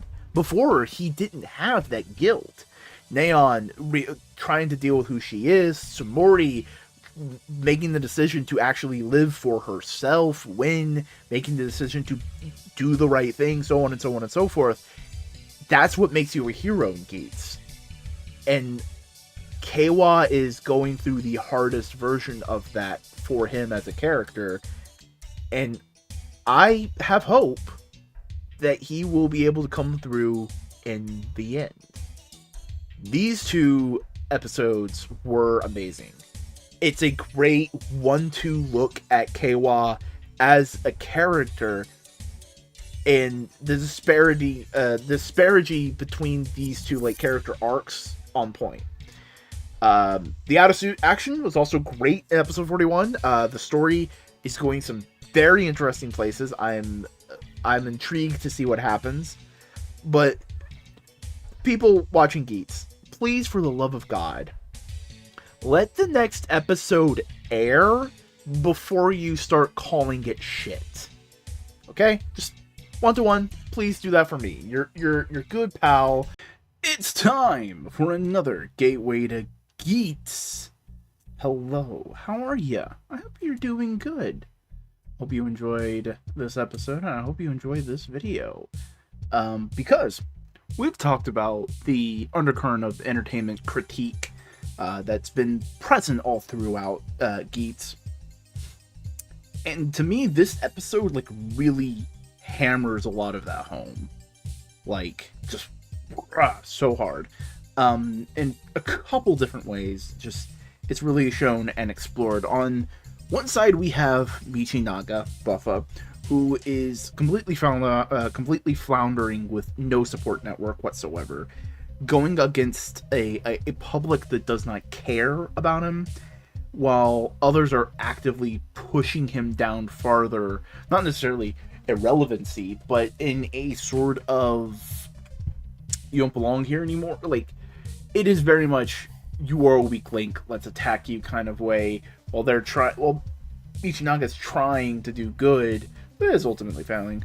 But, like, you can see some parallels with, like, actual entertainment industry people of just, like, no support. They are struggling against these kind of things, and there are people actively making their life harder. Meanwhile, Neon and Ace are just standing to the side, trying to keep the peace, trying to just, like, keep their head on their shoulders, you know? Only at the end of this episode, Ace takes on Keiwa's downfall only once it gets out of hand. He only, like, he goes like, oh shit, Keiwa, fuck, things have gone downhill, you know?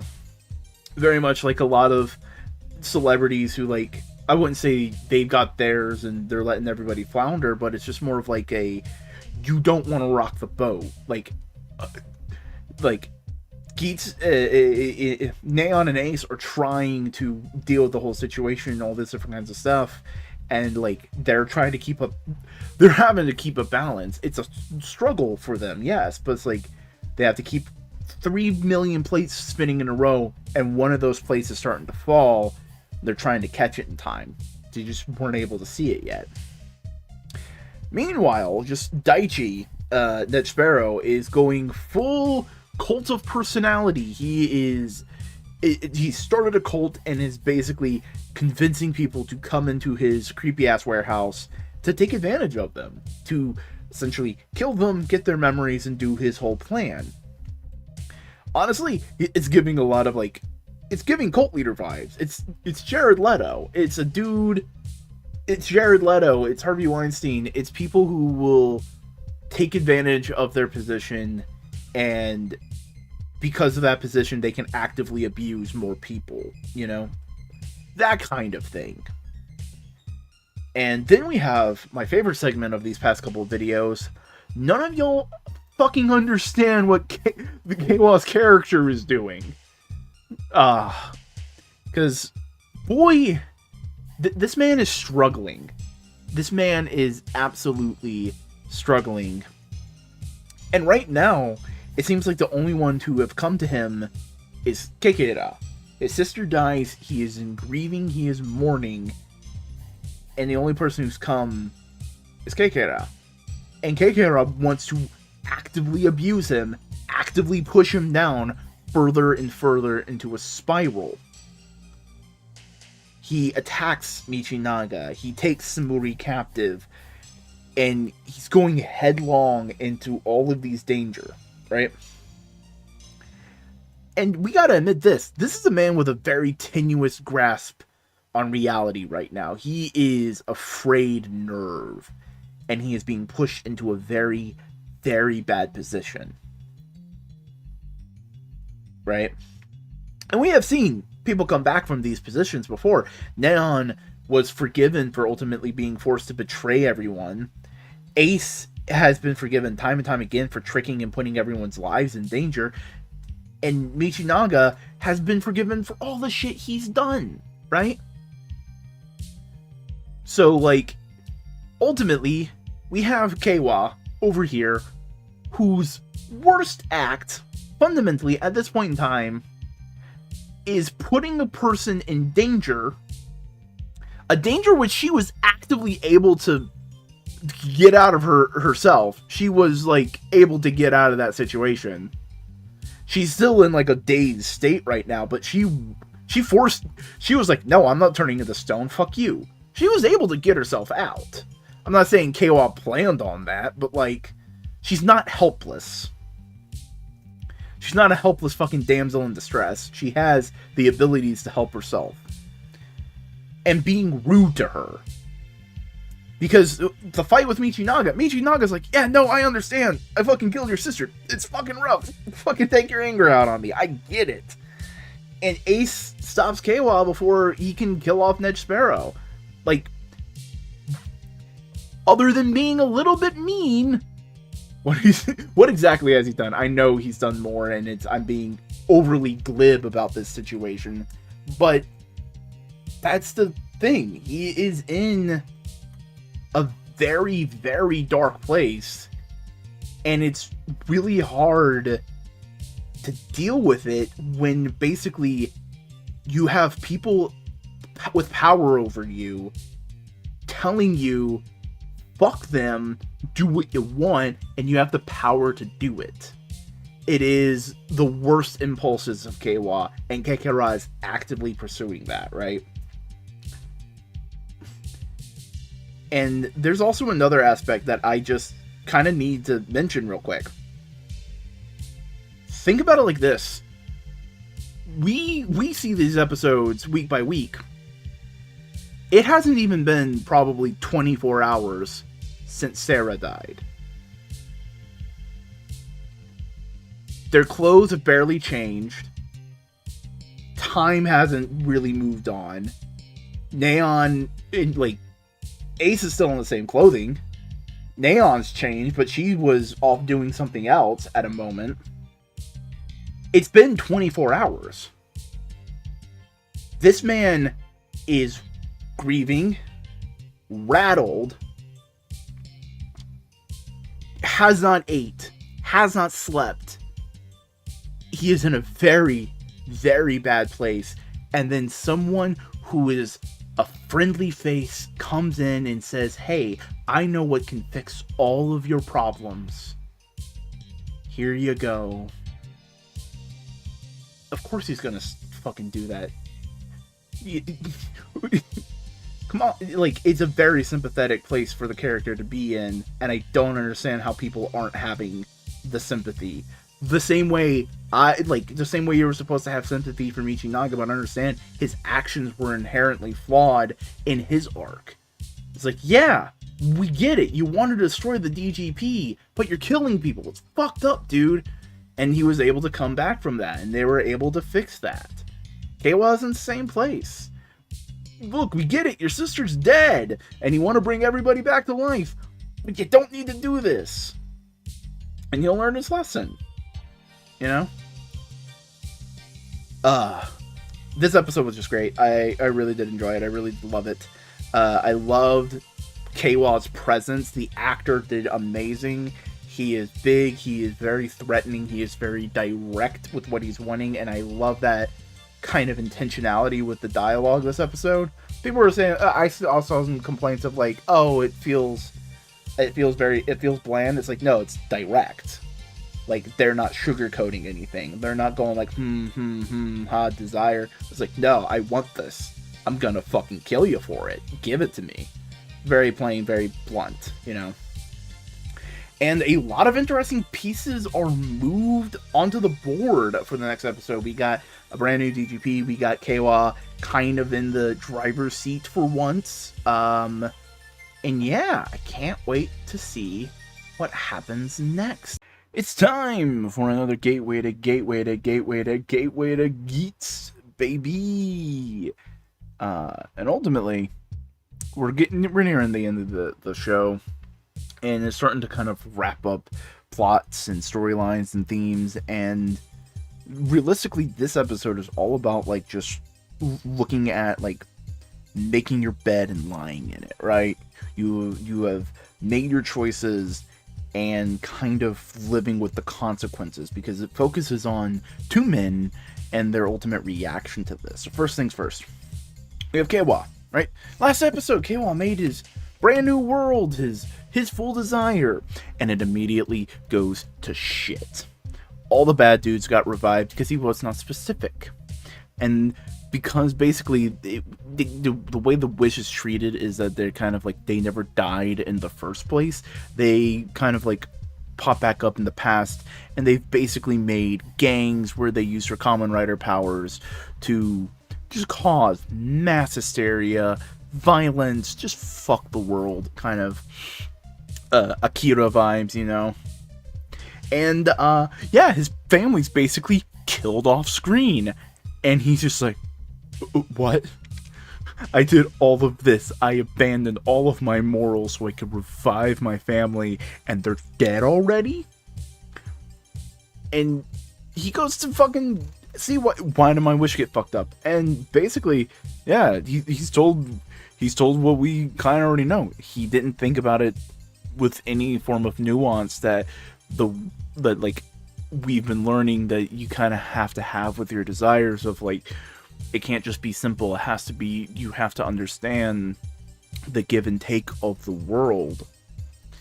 And he's basically gaslit and convinced to keep working with the DGP, and maybe they can make something work, you know?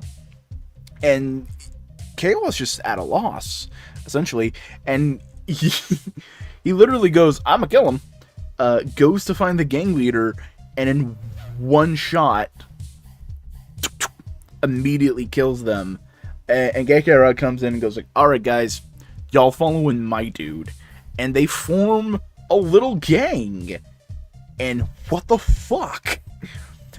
And Michunaga basically says like, "Hey, yo, I'll go deal with Keiwa." It's genuinely an interesting thing, especially because it's very clear, very obvious that Keiwa isn't inherently going like, yes, this is the choices, this is what I want to do.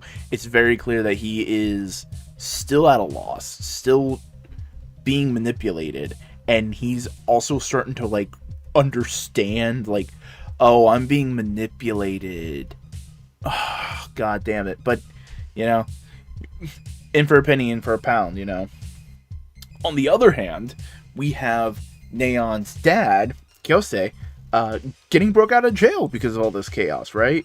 He walks out of the jail, he gets attacked by the gang leader, the bat dude. I think it's a bat, right?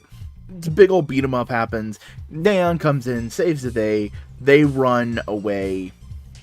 They get to safety, all that kind of stuff. And Kyosei wants to give flowers to his dead daughter.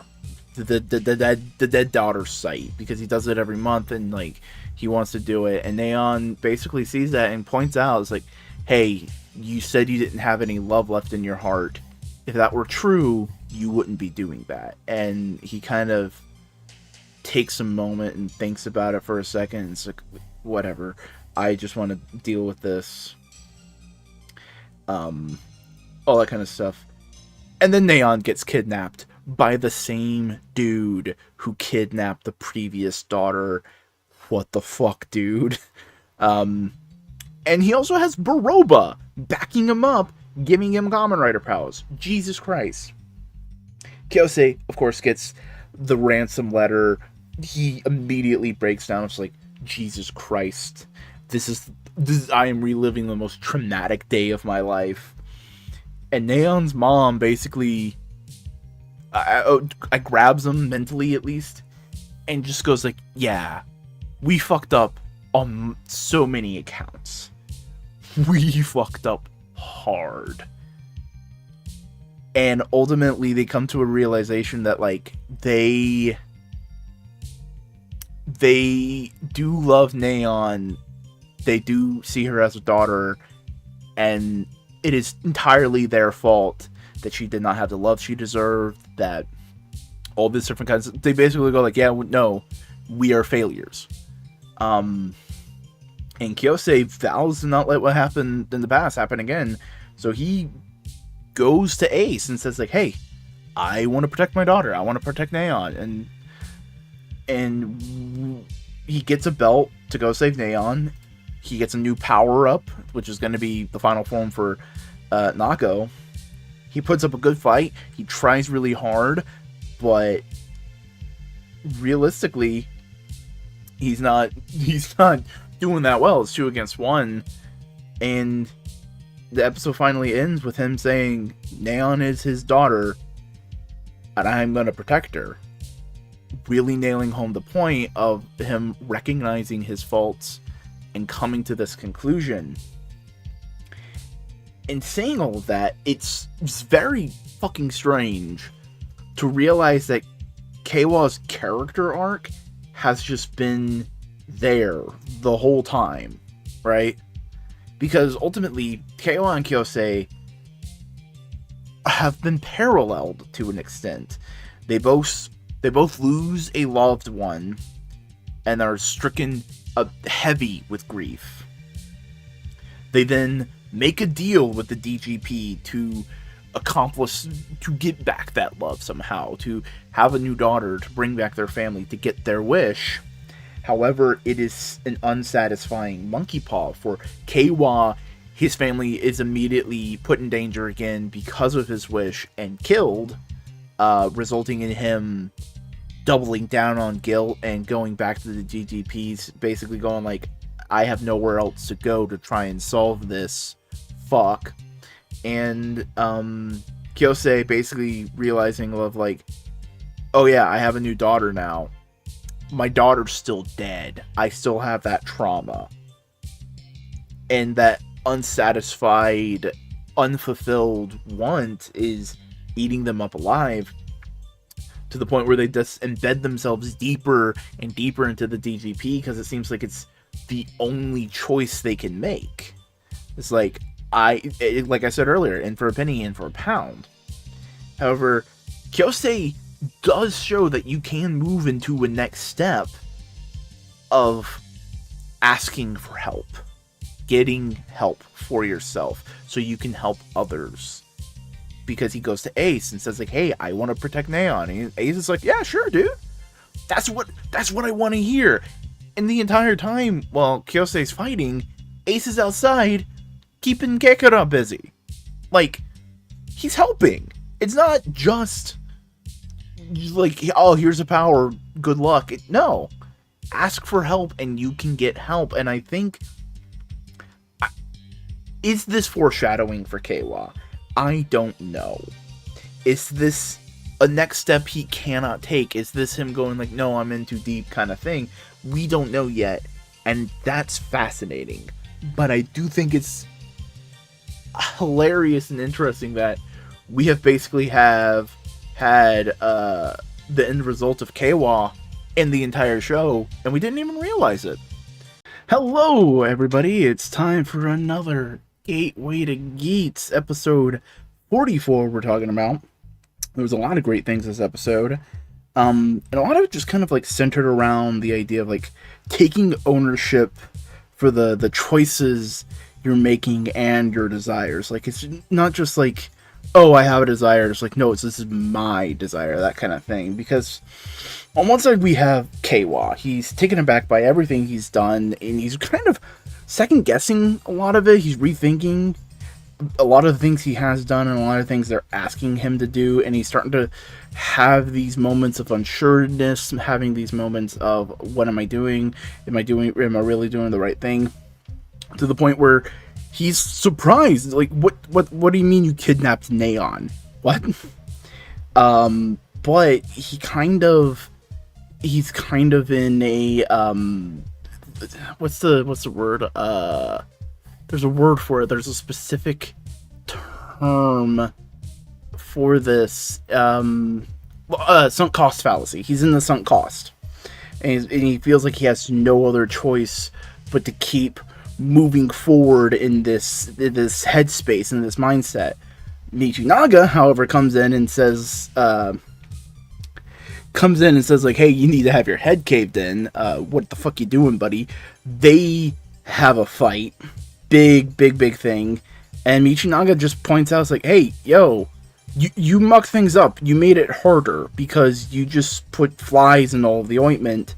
The fight, Keiwa kicks his butt, though. Strong, he's powerful. But Michinaga basically asks, is like, does other people really need to suffer for your family to be happy?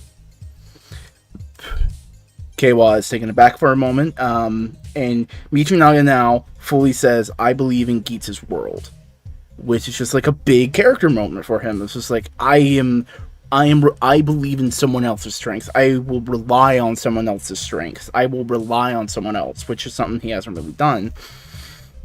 And he's basically asking Keiwa to, hey, believe in Ace. You've done it before, you can do it again. All that kind of stuff. And that Ace could help. And like, all this swirling around of like, oh, the betrayal of trust earlier on in the seasons, and the lies and tricksters of like, I wouldn't say this directly impacts this moment, but it's just kind of like paralleling and rhyming, you know. People give shit for George Lucas that says it's like poetry, it rhymes, but that's good storytelling sometimes. Sometimes things reflect other things. I am now Jerry Seinfeld. Hello! Keiwa basically goes to double check, though, that, hey, you aren't pulling my leg. If I beat Geats, it'll really finish the goddess and you'll give me my family back. And like the slinky fucking devil he is, he goes like, yeah, we'll beat Geats and sure, we'll do whatever you want. So Mori, however, sees the crack in Keiwa's facade crumbling down slowly, and basically fucking shoots her shot, does the best she can, and says like, hey, is this really what you want? Keiwa does the whole self-destructive thing of like, oh yeah, of course that's what we want. He's trying to convince himself more than anything, and Samori just gets right to the point of, if this is what you really want, and this would make you happy, why do you look fucking miserable? Basically, it seems more like Keiwa is dreading everything he has to do to get his family, and ultimately, even having his family back probably wouldn't give him the happiness he longs for, and it's more he's operating off of guilt. Which, you know, hey, sometimes them's the breaks. Because Keiwa wants his family back, right? But he isn't truly taking ownership for the harm he's causing, right? He deflects all these different things of just like, I just needed the goddess so I can get my family back. I'm just doing this so I can get this. He's not taking ownership of his actions. He isn't acknowledging the fundamental part he is playing in hurting his friends.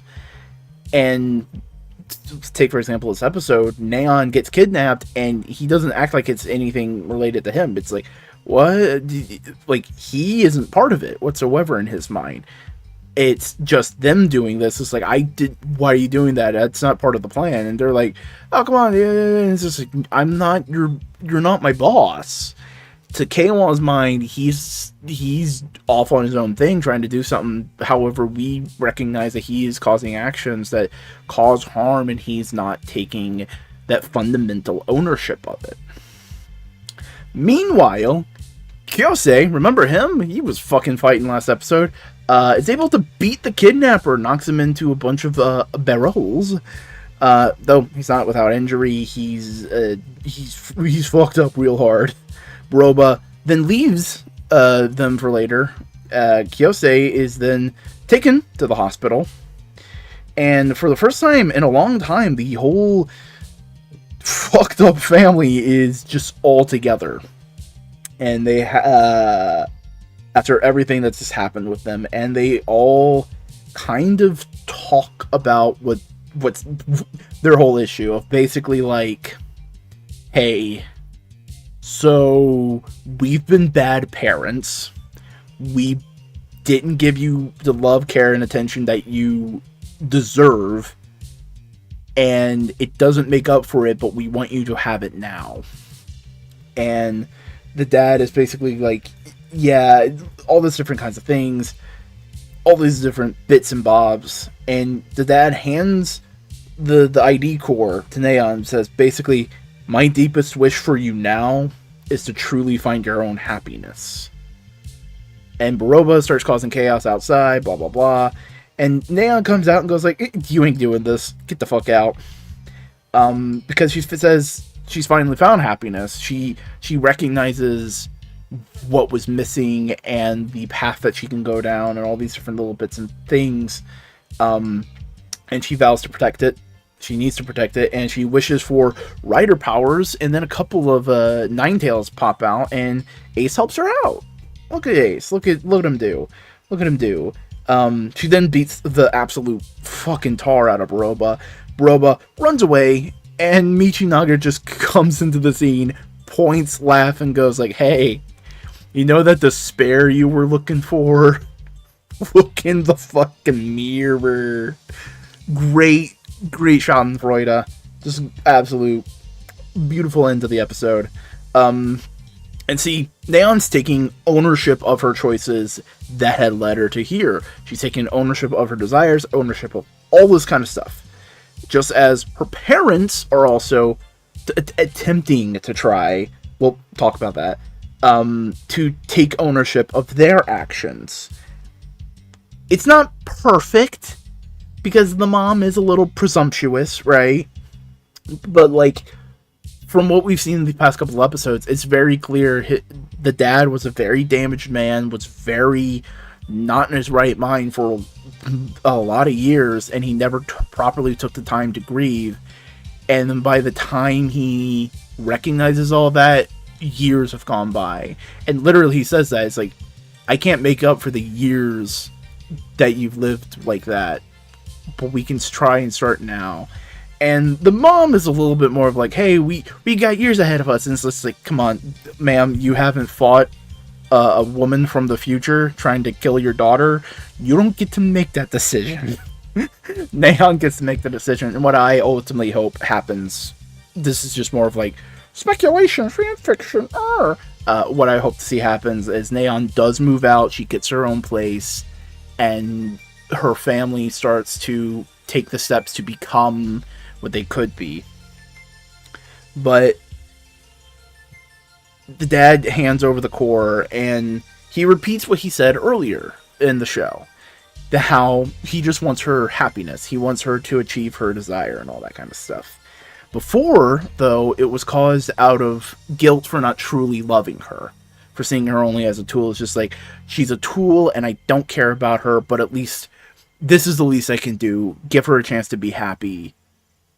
And now it's because he actually loves her and wants her to have a full, fulfilled life. And sometimes that's all you just gotta take actions. You just gotta take ownership of your actions.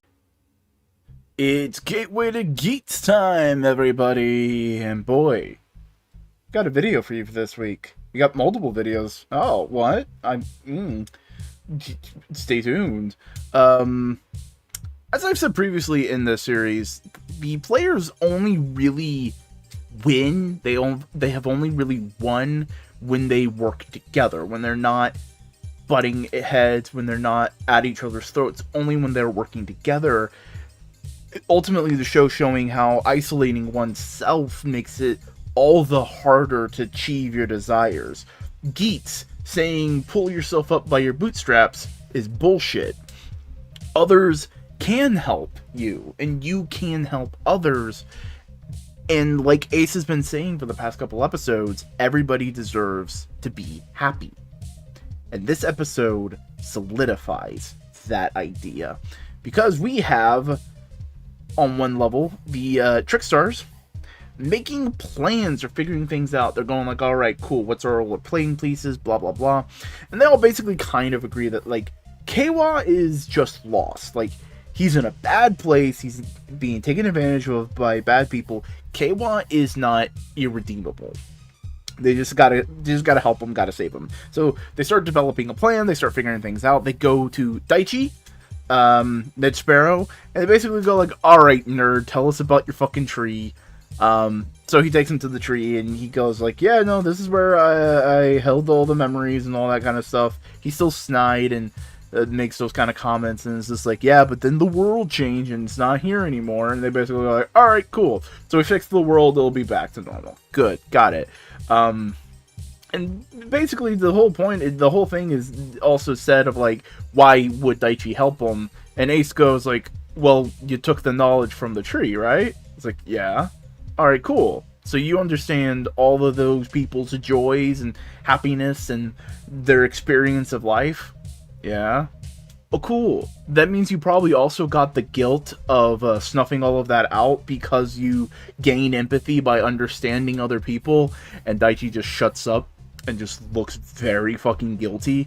And it's just like, oh, yeah, no, understanding people and reaching one's desire means community and not just self-isolation. Almost as if that's a major theme of the show. Whoa. You know?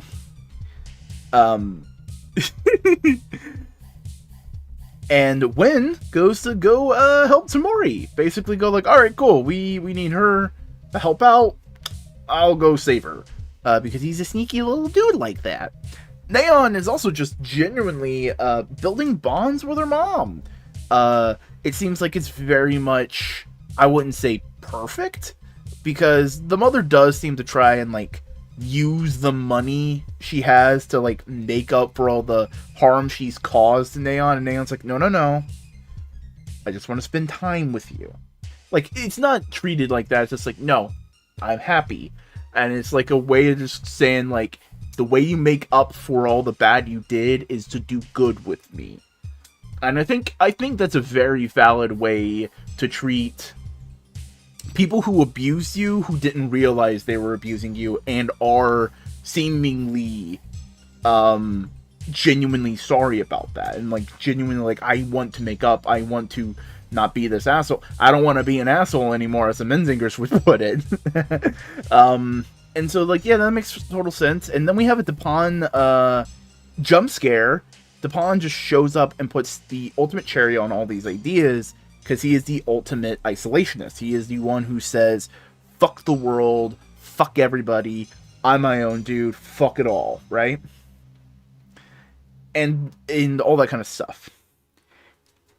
And this ultimately gives Keiwa his last big wake-up call before his confrontation with Ace. Because basically, they're mask off, and they say like, oh, hey, by the way, that person you felt viscerally disgusted at in the beginning of the show, Dupin, yeah, he's here, and you're working with him. What? Why am I working with him? Don't worry, you're still the big dog. No, why am I working with him? You know, and it's just like, okay, there's something up here. And they organize a final fight with Ace and Keiwa. Ace shows up, and he starts the fight with just trying to talk Keiwa down. It's like, hey, nobody has to suffer. People suffering is fundamentally going against what you want. And Keiwa rebukes him and just goes like, yes, but I don't see any other way I can bring my family back. I care about that. Like, he's willing to make a deal with the devil to help the people he cares about. And Ace goes like, yeah, there is. You just gotta work with me. We gotta work together. And Keiwa's just a little too lost in the sauce right now, so they get a fight going. God damn, this is a good fight, but we'll get into that in a moment. Near the end of the fight, Ace just like stops fighting and lets Keiwa get one real big hit in, and Keiwa goes like, whoa, what the fuck? Why? Stop, hold on. Why did you let me hit you? Why did you stop fighting? And basically Ace goes like, because now you're listening. Because now you're paying attention to what I'm saying and not just being angry. You know? And Ace just goes like, hey, I have the power, but I need help. I can't do this alone, and I want to help you get your family back. I want everybody to achieve their happiness. And while all that's happening, Samori just basically shows up and doubles down on like that.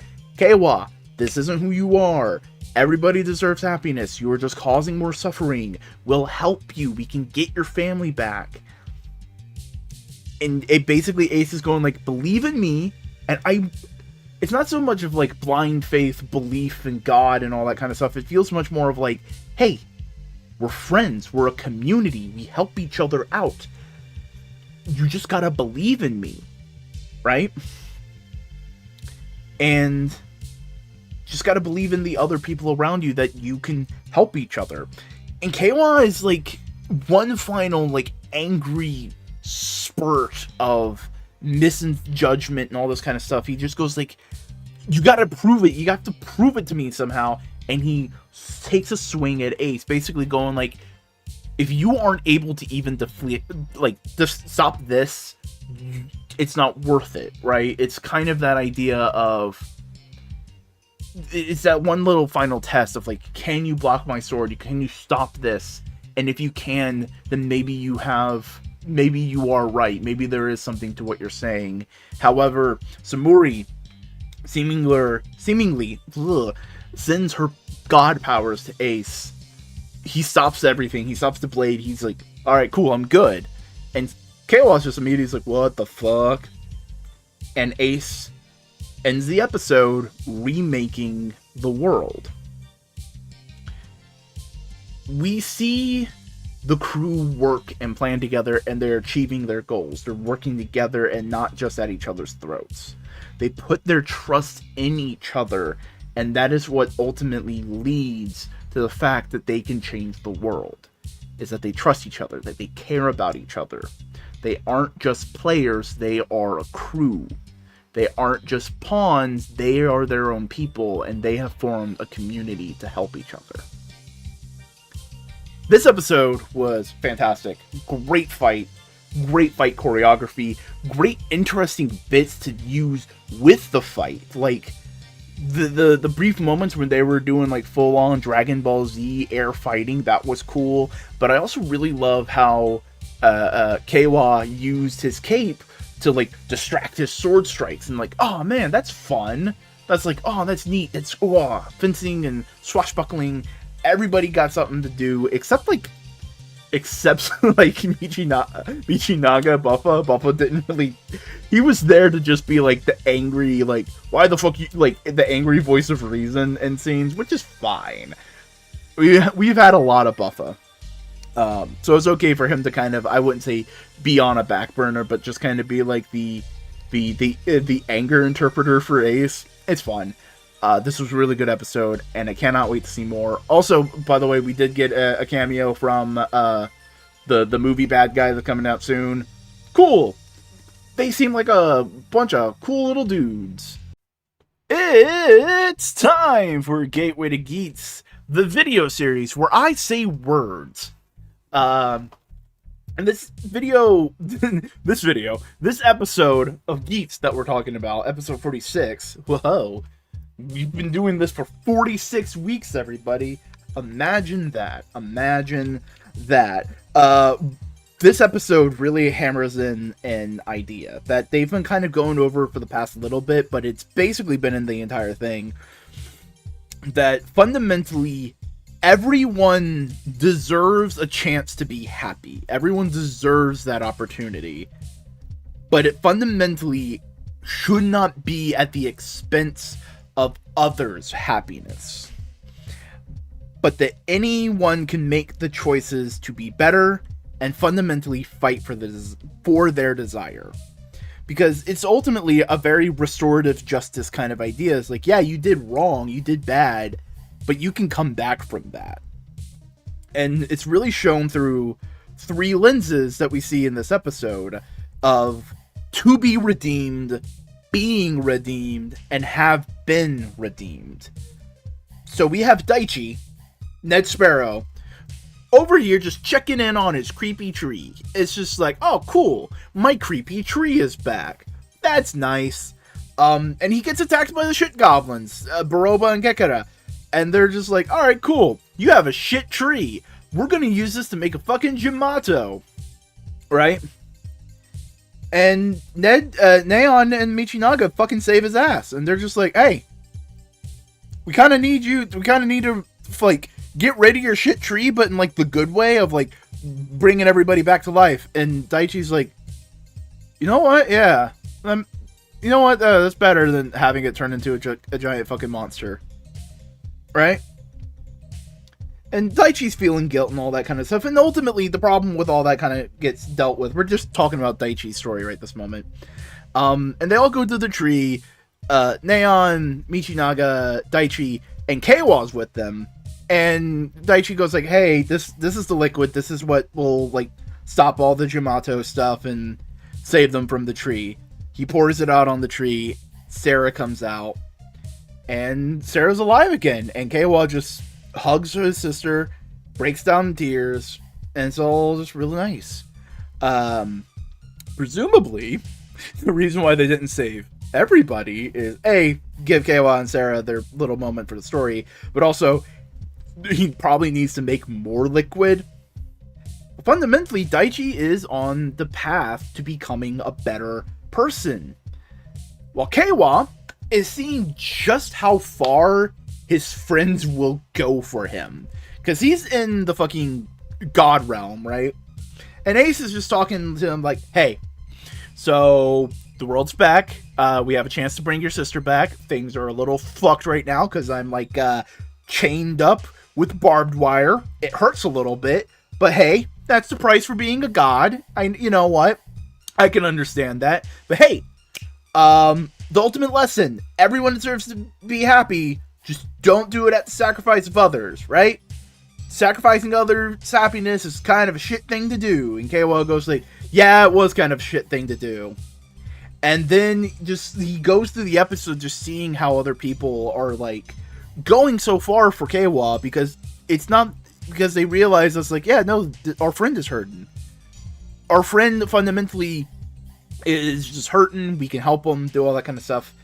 And he sees literally the lengths Michinaga is going to help him and Sarah, and how much he's trying to just make up for the mistakes he's caused. And all throughout that, he's like helping Michinaga up, and Keikei is just off to the side, just being an absolute shit goblin. Just going like, oh, where's the fuck's my badass Kamen Rider? What the fuck are you doing? Why are you being soft? And Keiwa just gives him the biggest fucking death glare of, what the fuck I'm gonna kill you. You took advantage of me. I'm gonna kill you. As Keiwa and Michinaga basically look eye to eye and just kind of have a brief moment to talk. Because Michinaga throughout this whole episode has gone through what Daichi and Keiwa are going through. He has gone through the accumulation of guilt and trying to be better and trying to recognize that people care about him and understand him. He knows he's a shithead and he wants to do better, so he's targeting his shitheadedness towards things that could help people. He goes and saves Daichi. He also goes to make sure that the tree is safe, that they can revive Sarah. And he goes to take down Baroba, basically one of the biggest people who has been egging him on and abusing his mental state. And he beats her. He destroys her with his Kamen Rider defeating powers, because Baroba's just like, oh yeah, I'm not going to use the new ones. I'm going to use my Kamen Rider powers because I'm big and strong and can kick your ass. But ultimately, she gets beaten, she dissolves into nothingness, and Keiwa comes to help him up. And they basically say like, sorry, I was a shithead. Yeah, I'm sorry I was a shithead. And they come to an understanding and are on the path to be able to forgive each other. This show brings up a lot of things. It's about desire, but it's also about, like, everyone deserves the right to fight for their desires, right? But it also has an asterisk there of, as long as it's not at the expense of others. See, like, Dupin is a showcase of that. His desire is only to hurt others, so fundamentally, the show is showing that even though he has a desire and he has the right to fight for it, it is a fundamentally selfish one that should not be allowed. Michinaga was like that at first, but over the course of the show, he grows, and that desire changes and molds into an understanding that we have as an audience, that it fundamentally was to help others. It was just through shitty hard love, and he is coming around to understanding how he can use his strength to protect others. Daichi is also seemingly a good desire. He wants knowledge, but fundamentally the way he goes about trying to get that knowledge only hurts others. And Keiwa is ultimately good. His desire is good. He wants people to have a chance at life, but he loses sight, and no one can truly be happy at the expense of others. He can't sacrifice the world just for his family. Which, yeah, it's a little utilitarian, but it's also just like directly. It's like you can't go out to the street, stab someone, and steal their kidney to give it to your sister. That's kind of what Keiwa was trying to do. He went out to the street, stabbed someone, give me your kidney. This was a really good episode. I loved it. Fantastic. It was great to see Buffa up front and be like the big badass he can be. It was a great fight. Good to see Michinaga take down Baroba and just be like, yeah, no, fuck you. I have grown past this. Also using his Kamen Rider killer power. It was great. One domino down. A couple more left to go. Geats is back after a week away. You know what that means. Gateway is Geek is coming back right along with it. Yeah, baby. I say baby sometimes. That's the world we live in. Sometimes Boingo will just say a baby. This episode doesn't go super into a lot of the themes. It's mostly like, this is a plot episode, but it does really show like elements of how the show's been going on about redemption and community. Because first things first, we have Ace in the Concrete God Zone, the zone of the concrete god. And he's being egged on by the game master. You know, the whole thing was like, hey, give up, don't be a hero, don't be Kamen Rider, give up your will, become our wish machine. Ace says nah. He wants to harness the power to make everyone happy, and of course the GM says like, no, you can't do that.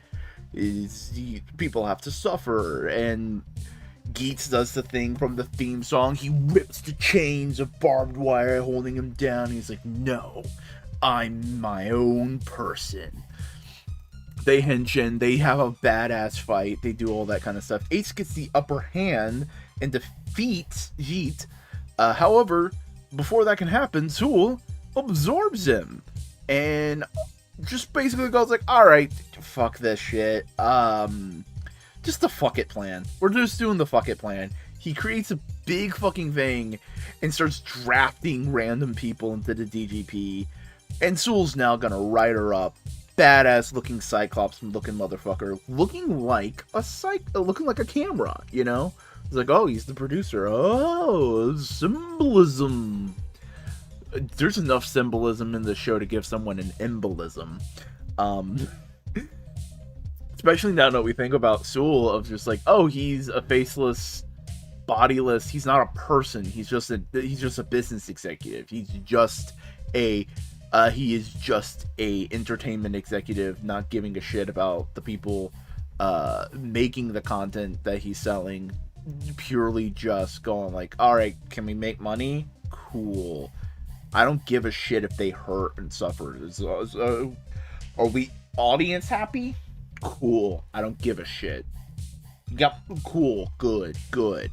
You know, I'm not saying Ace would be here's the thing. Ace would be with the WGA in SAG-AFTRA if he was American. He's Japanese, he's in solidarity, but if he was American, he'd be out there on the streets. That's all I'm saying. But then we have the other side of this episode. We have Keiwa, Michinaga, and Sarah kind of having brunch, kind of having lunch, they're having a meal in that outside area that's common in Japan, just full with a bunch of fucking plastic lawn chairs.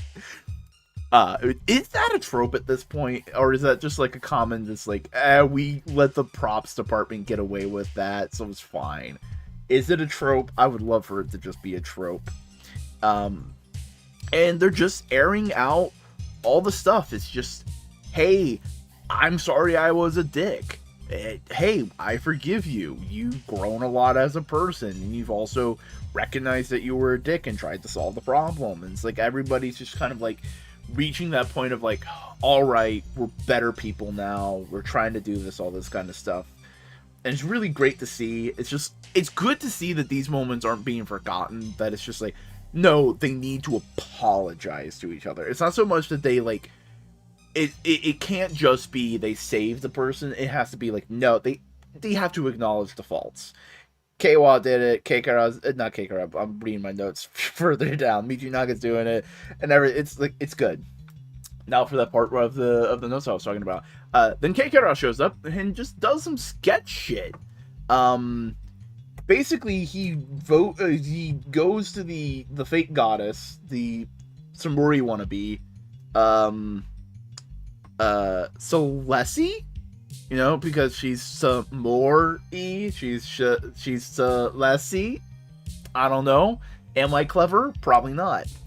But basically his wish is that Keiwa is the only writer left, so all the other writers in the show turn into little cute plushies, or in Win's case, no, they don't turn into cute plushies. Michinaga turns into a cute little plushie buffalo. And then we have Michinaga, not Michinaga, Neon turning into like one of those little like fortune Neko cats. And we have Win just turning into a pumpkin. I'm sorry, it's midnight, Win. This also just made my brain go, continuity.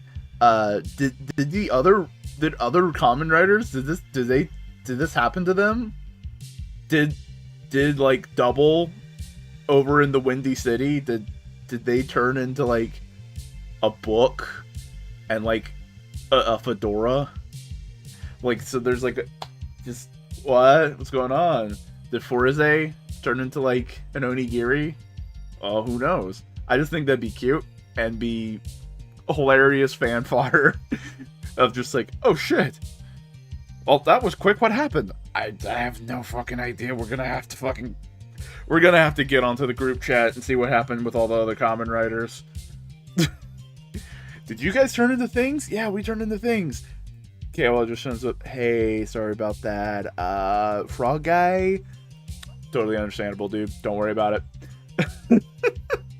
Kekura is doing this to, however, get a chance to just really beat him down and just screw over Keiwa. Fuck Keiwa. He is in pure fuck Keiwa mode.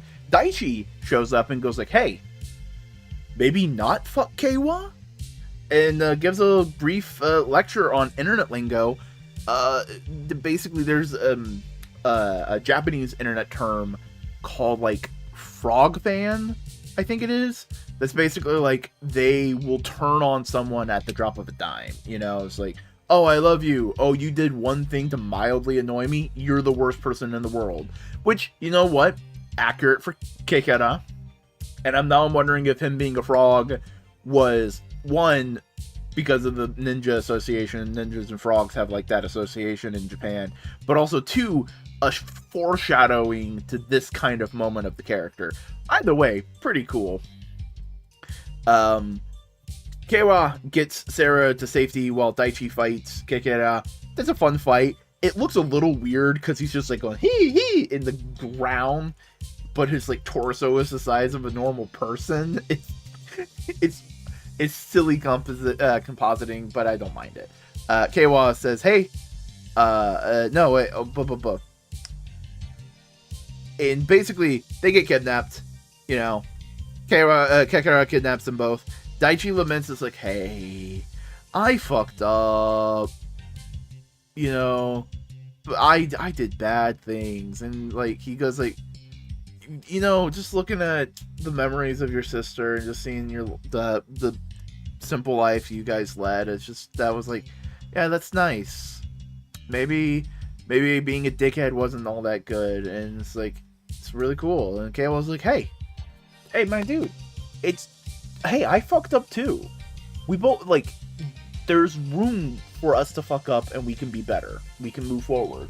And it's like, it's really nice of like, that's cool of like Michinaga went through an arc and redemption and he was like, no, I'm not gonna let Keiwa go through this. I'm gonna drag Keiwa back. And he does. Keiwa's back now, and now he's seeing the same thing with Daichi, and it's like, no. I went through this. Michinaga dragged me back. I'm dragging you back. We have a chance. We are more than the choices we've made, and we can make better choices. And I love that. I absolutely love this kind of like chain of redemption going on. However, Kekera saw the trap. Saw Saul. He saw Saul. And so he's like, hey, I kidnapped these 3 people. I've tied them down. And if you don't save them in a certain amount of time, all these Shimato are gonna eat them. Whoa. So they have a fight, and there's a bunch of like parameters of like, oh, he can't just run past Kekera to save the people, and Kekera's figure that out, and he's like, no, we're fighting, blah blah blah. You got to do all that kind of stuff. They fight for a bit, but really, this fight was actually a distraction for Daichi to like muster up some energy to fucking make the save, because the Jumatos break out and they just stand there, and Kekera's like going like, why are they just standing there? And Daichi goes like, I control Yamatos. You forgot about me. That's okay. I saved the day. And yeah, the Jumatos just go on their business. And KO just goes like, alright, cool. Time to beat this frog fucking down. Badass fight, badass, cool, just... And he also takes the dark power that he got and goes like, you know what, I'm gonna use this for good, because I'm a good guy now. That's dope. And that's probably also why he used Ninja in the first place, because it's like weaker, so he wouldn't just automatically fucking pants Keikara, because he needed that time for Daichi to like get up, you know, that kind of stuff. And there's one last line from Keiwa that's just like beautiful, great, wonderful. And he goes like, you know, there's one thing I am thankful for you for though. Thank you for making me a Kamen Rider. And Keikara just goes like, fucking shit. That's good. That's God damn it. Why you gotta do that to me? Why you gotta be a good Kamen Rider right after I'm dying? The game ends and all the riders are saved. They're back to regular shape. You know? So, in this episode, Ace finds strength in the people he wants to help. In that community. Keiwa, Michinaga, Daichi are all asking for redemption, and they are all finding it in the community that's being formed around Ace and all of them, and how they are able to help each other, and they see how they can help each other. So yeah, no, cool bits. Great episode, fun fights. So far, it seems like there's not been a redemption that doesn't feel like at least solid. Like, you see why the person went and did the things they did. You see how they feel about that, how those feelings are, like, make them feel bad about themselves, make them feel bad about their actions. Then they take the moment then they take that step to go like, all right, I'm going to rectify those actions. I'm going to fight against what I did, and then are taking moments and steps to be better, to stop it in the first place. I like it's solid, good storytelling. And it looks like we might finally have our final bad with Sewell. He looks badass. I love the Cyclops eye, faceless, abusive producer who only sees people as tools. You know, we've been saying it's been the subtle theme of the whole thing. It's pretty overt that this is very much a critique on the entertainment industry. And I think it's good. I think it's good to have those kind of shows that just say like, hey, these people aren't just meat for your viewing pleasure. They are people. It's the penultimate episode, everybody. It has almost been an entire year of Kamen Rider, and as such, it's been almost an entire year of my videos. Realistically, this whole thing started as a way to just force me to make regular videos. It was a challenge of sorts. I was tired of feeling unmotivated and unwilling to, well, basically work on a video, and I thought reviewing an episode a week would force me to refine my skills, refine my note-taking, how I did things, how I thought about video making, and as such, it has. I have made over, realistically, 50 videos in the past year because of Gateway to Geats and other videos I made during that. It was just meant to be a creative exercise, and what it ended up being was an amazing show. Geats has been really top-notch and quite enjoyable entertainment. And realistically, it also gave me a couple of fun companions along the way. So, thank you. All of you regular viewers, and you know who you are. I say your names at the end of these videos plenty of times, and I will say them at the end of this one. Just thank you. All of you regular viewers, the ones that put it on in the background, the ones that engage with the comments, the ones that theory crafted with me, the ones that analyzed themes with me. I hope that if you so desire, we can continue this on with Get Charred. But in the meantime, it's time for Gateway to Geats. So, yeah, we're gonna go on to the whole video essay theme analysis thing. Bullshit, the show is about desire. How is it about desire this time, Boingo? Very simple. This is about how desire fundamentally affects others. And I think that's been what the show's been going on about the most. It is, you have a want, you have the right to fight for that want, but if you hurt other people, that want is less valid. And this is truly the purest version of this, because last episode we had the DGP going around giving and basically drafting a bunch of randos into one final DGP of basically, hey, if you don't kill anybody, your happiness is gonna be disappeared forever. Killed be killed, that kind of thing. And they announced the game, and we see all these different people all across the city having to deal with it. We see random passersby immediately have to start, a mother having to basically abandon her child in order to maintain her life. And we see two teenage lovers be basically deathly afraid of what's happening and going like, fuck this, we ain't fighting, we're running away. And as they're running away, they are basically eliminated, and it's bullshit. All these different people are struggling for their lives, and the game ends. It's tragic, it's brutal, and the gang don't know what to fucking do.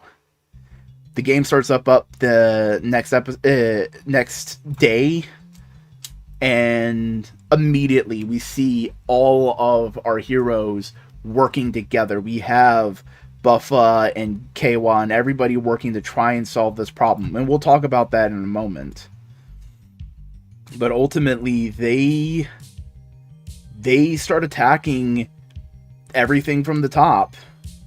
We don't really see how the game is handled this episode, of how these people are saved. But they're in a very bad situation. And it looks like our heroes are going to be able to help them. But at this point in time, the DGP just does not give a shit. It is shown time and time again that they just want their ratings. They just want to be done. Get out of here. Gotta stop just bye. There's a lot of fucking bullshit, but they want their ratings. But then we do have the tricksters kind of going about their daily life, trying to deal with things, and the game starts, and they immediately go like, alright, cool, we gotta help people. Geats, Ace is on the scene on one of these cases. He tries to help some people out. Keiwa is dealing with the teenage lovers, and he's trying his best. Buffa also gets involved in some situations. Everyone's just trying their best to stave off the situation. And then they go, alright, we need to make a plan for when this happens again. And they do. Neon goes, talks to her reconciled dad, and goes like, hey, still got those connections? What if we abused them? And Ace and Sumori go back to their house, their family house from way back earlier in the season, and someone shows up. It's the first game master. He showed up because they needed game masters, and he's like, this isn't what the DGP was supposed to be. And now he's an ally of convenience, ready to just get him where he needs to go. You have Buffa trying to stop people from killing each other. The man who was desperately trying to stop and have this power is now having to be a protector, be a shield. And Win is being distraction incarnate, as Daichi just finally nuts up and goes, alright, I've been a fuckhead, let me help. And the Yamato get a redemption moment as they are fucking gearing up and they are going to help stop the DGP.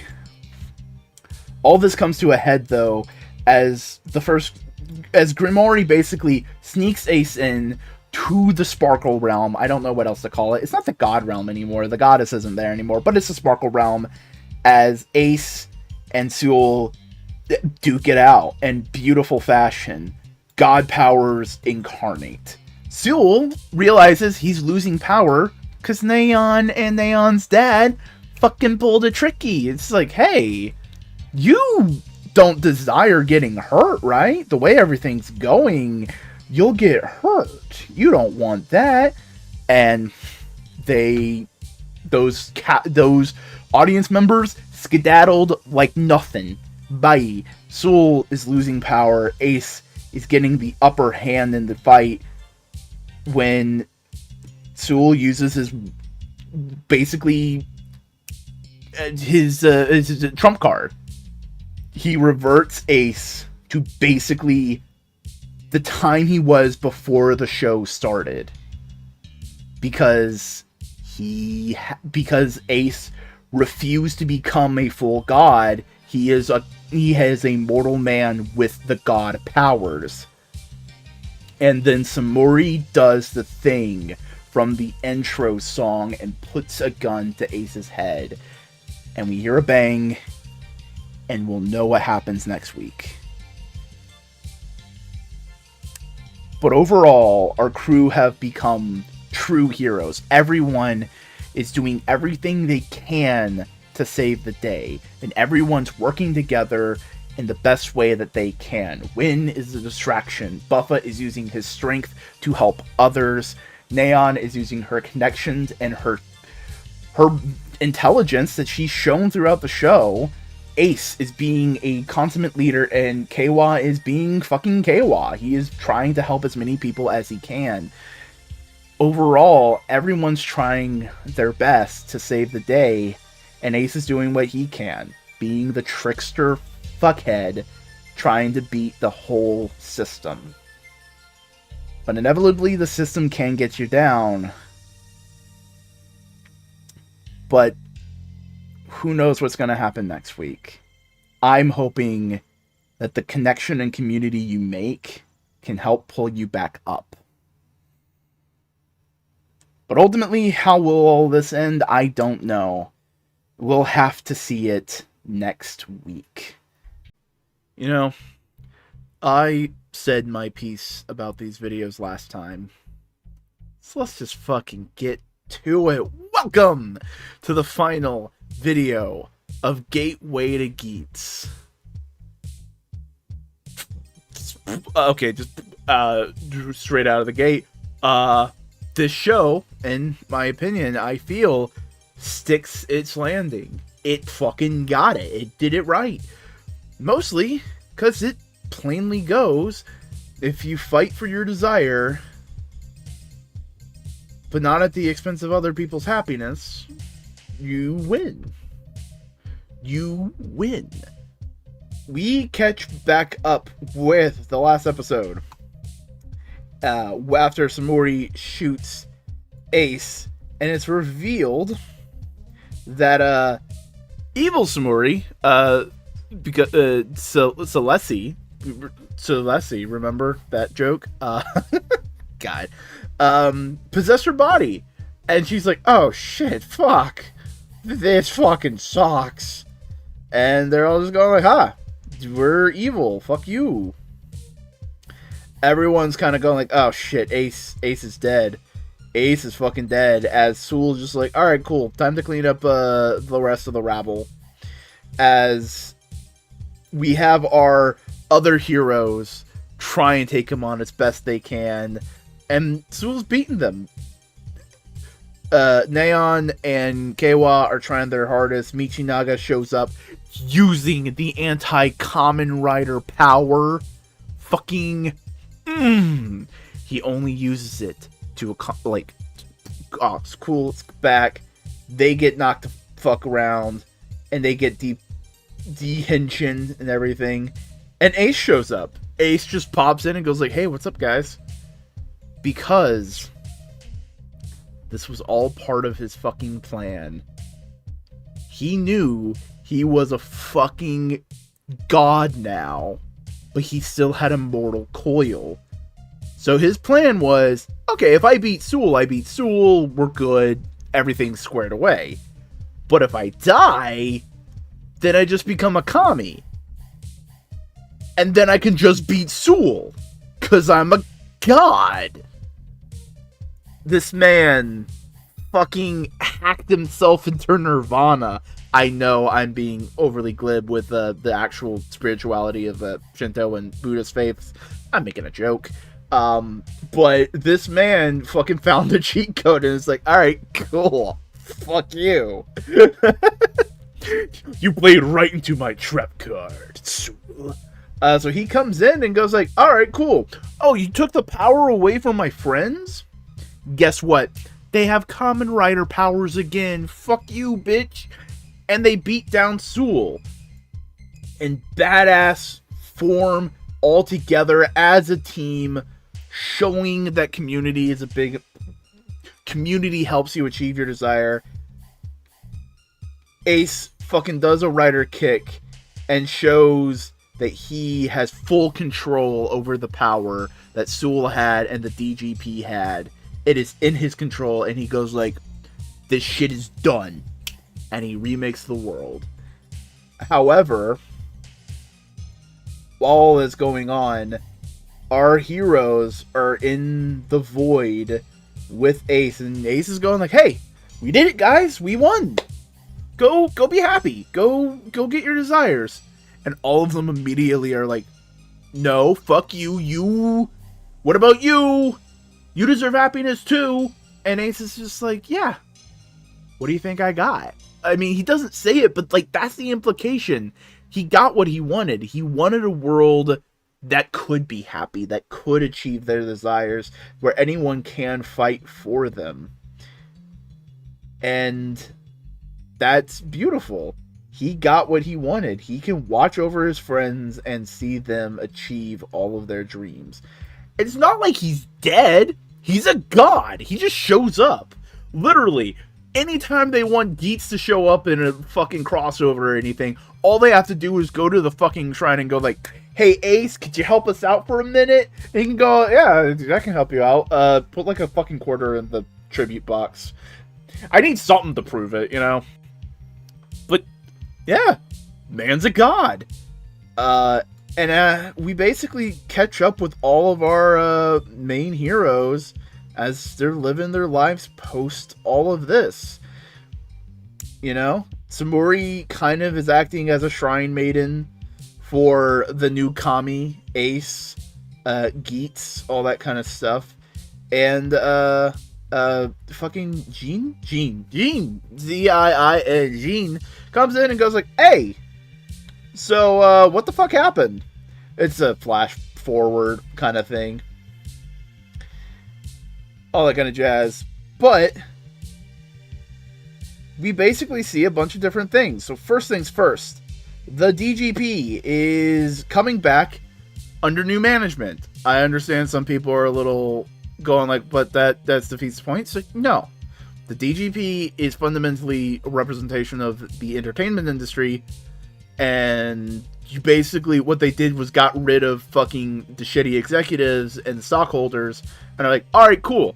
We're just gonna make we're just gonna make shows now. We're just gonna make art. You know? We're just gonna do that. As Daichi is basically taking care of the Yamato and giving them the chance to be peaceful creatures and live their lives, and he's happy about that.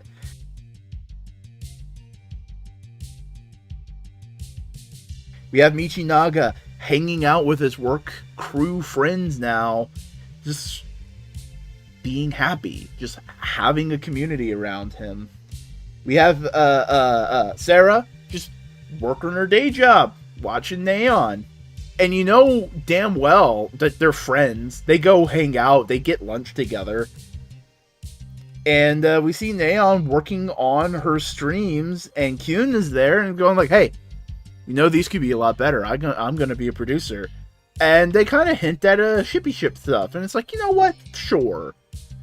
Kyun, you did a lot of stuff to work on yourself in that one arc, and I can see that you're trying to be more honest and open. That's good.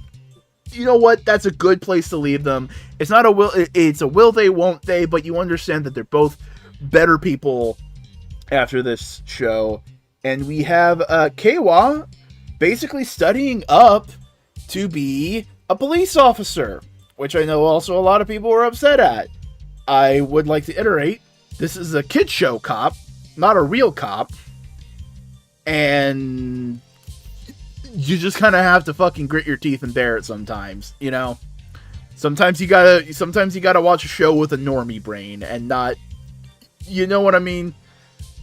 I also agree with some of these complaints. It's just like, I understand. I get why they're doing it. It makes sense thematically.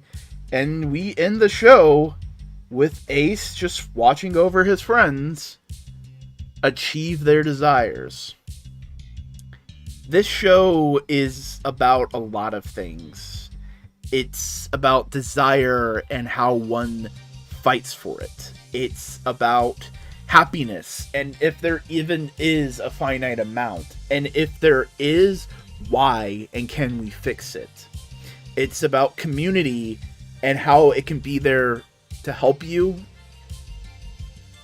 to do what you want. You know, community is there for you, and it's willing to help so long as you give back to the community, as long as you're not an asshole to them. It's also about the entertainment industry and how it treats talent as disposable things that can get lucky once in a while. It's also about the value of expression versus the wants of executives, and it does all of this well. It did it well. I loved this season. It was fantastic. All of the suits were great and amazing. They had a beautiful, consistent quality with all of the designs. It was, strangely, for a season that has probably the most amount of writers, period, it did not feel bloated with belts and stuff like that. It felt genuine. It felt good. It felt compact in that way. But we still had a bunch of people engaging with the world as the world is, you know? That's, I wouldn't say it's a problem with Kamen Rider, it's just a thing with Kamen Rider, that the only people that can really affect the world, the change, the plot, are the people with the suits. But because everyone kind of has a suit in this show, everyone kind of is able to affect the plot, and I think that's kind of cool. The fights were fun and inventive. They did a lot of interesting things. The camera work was top-notch several times.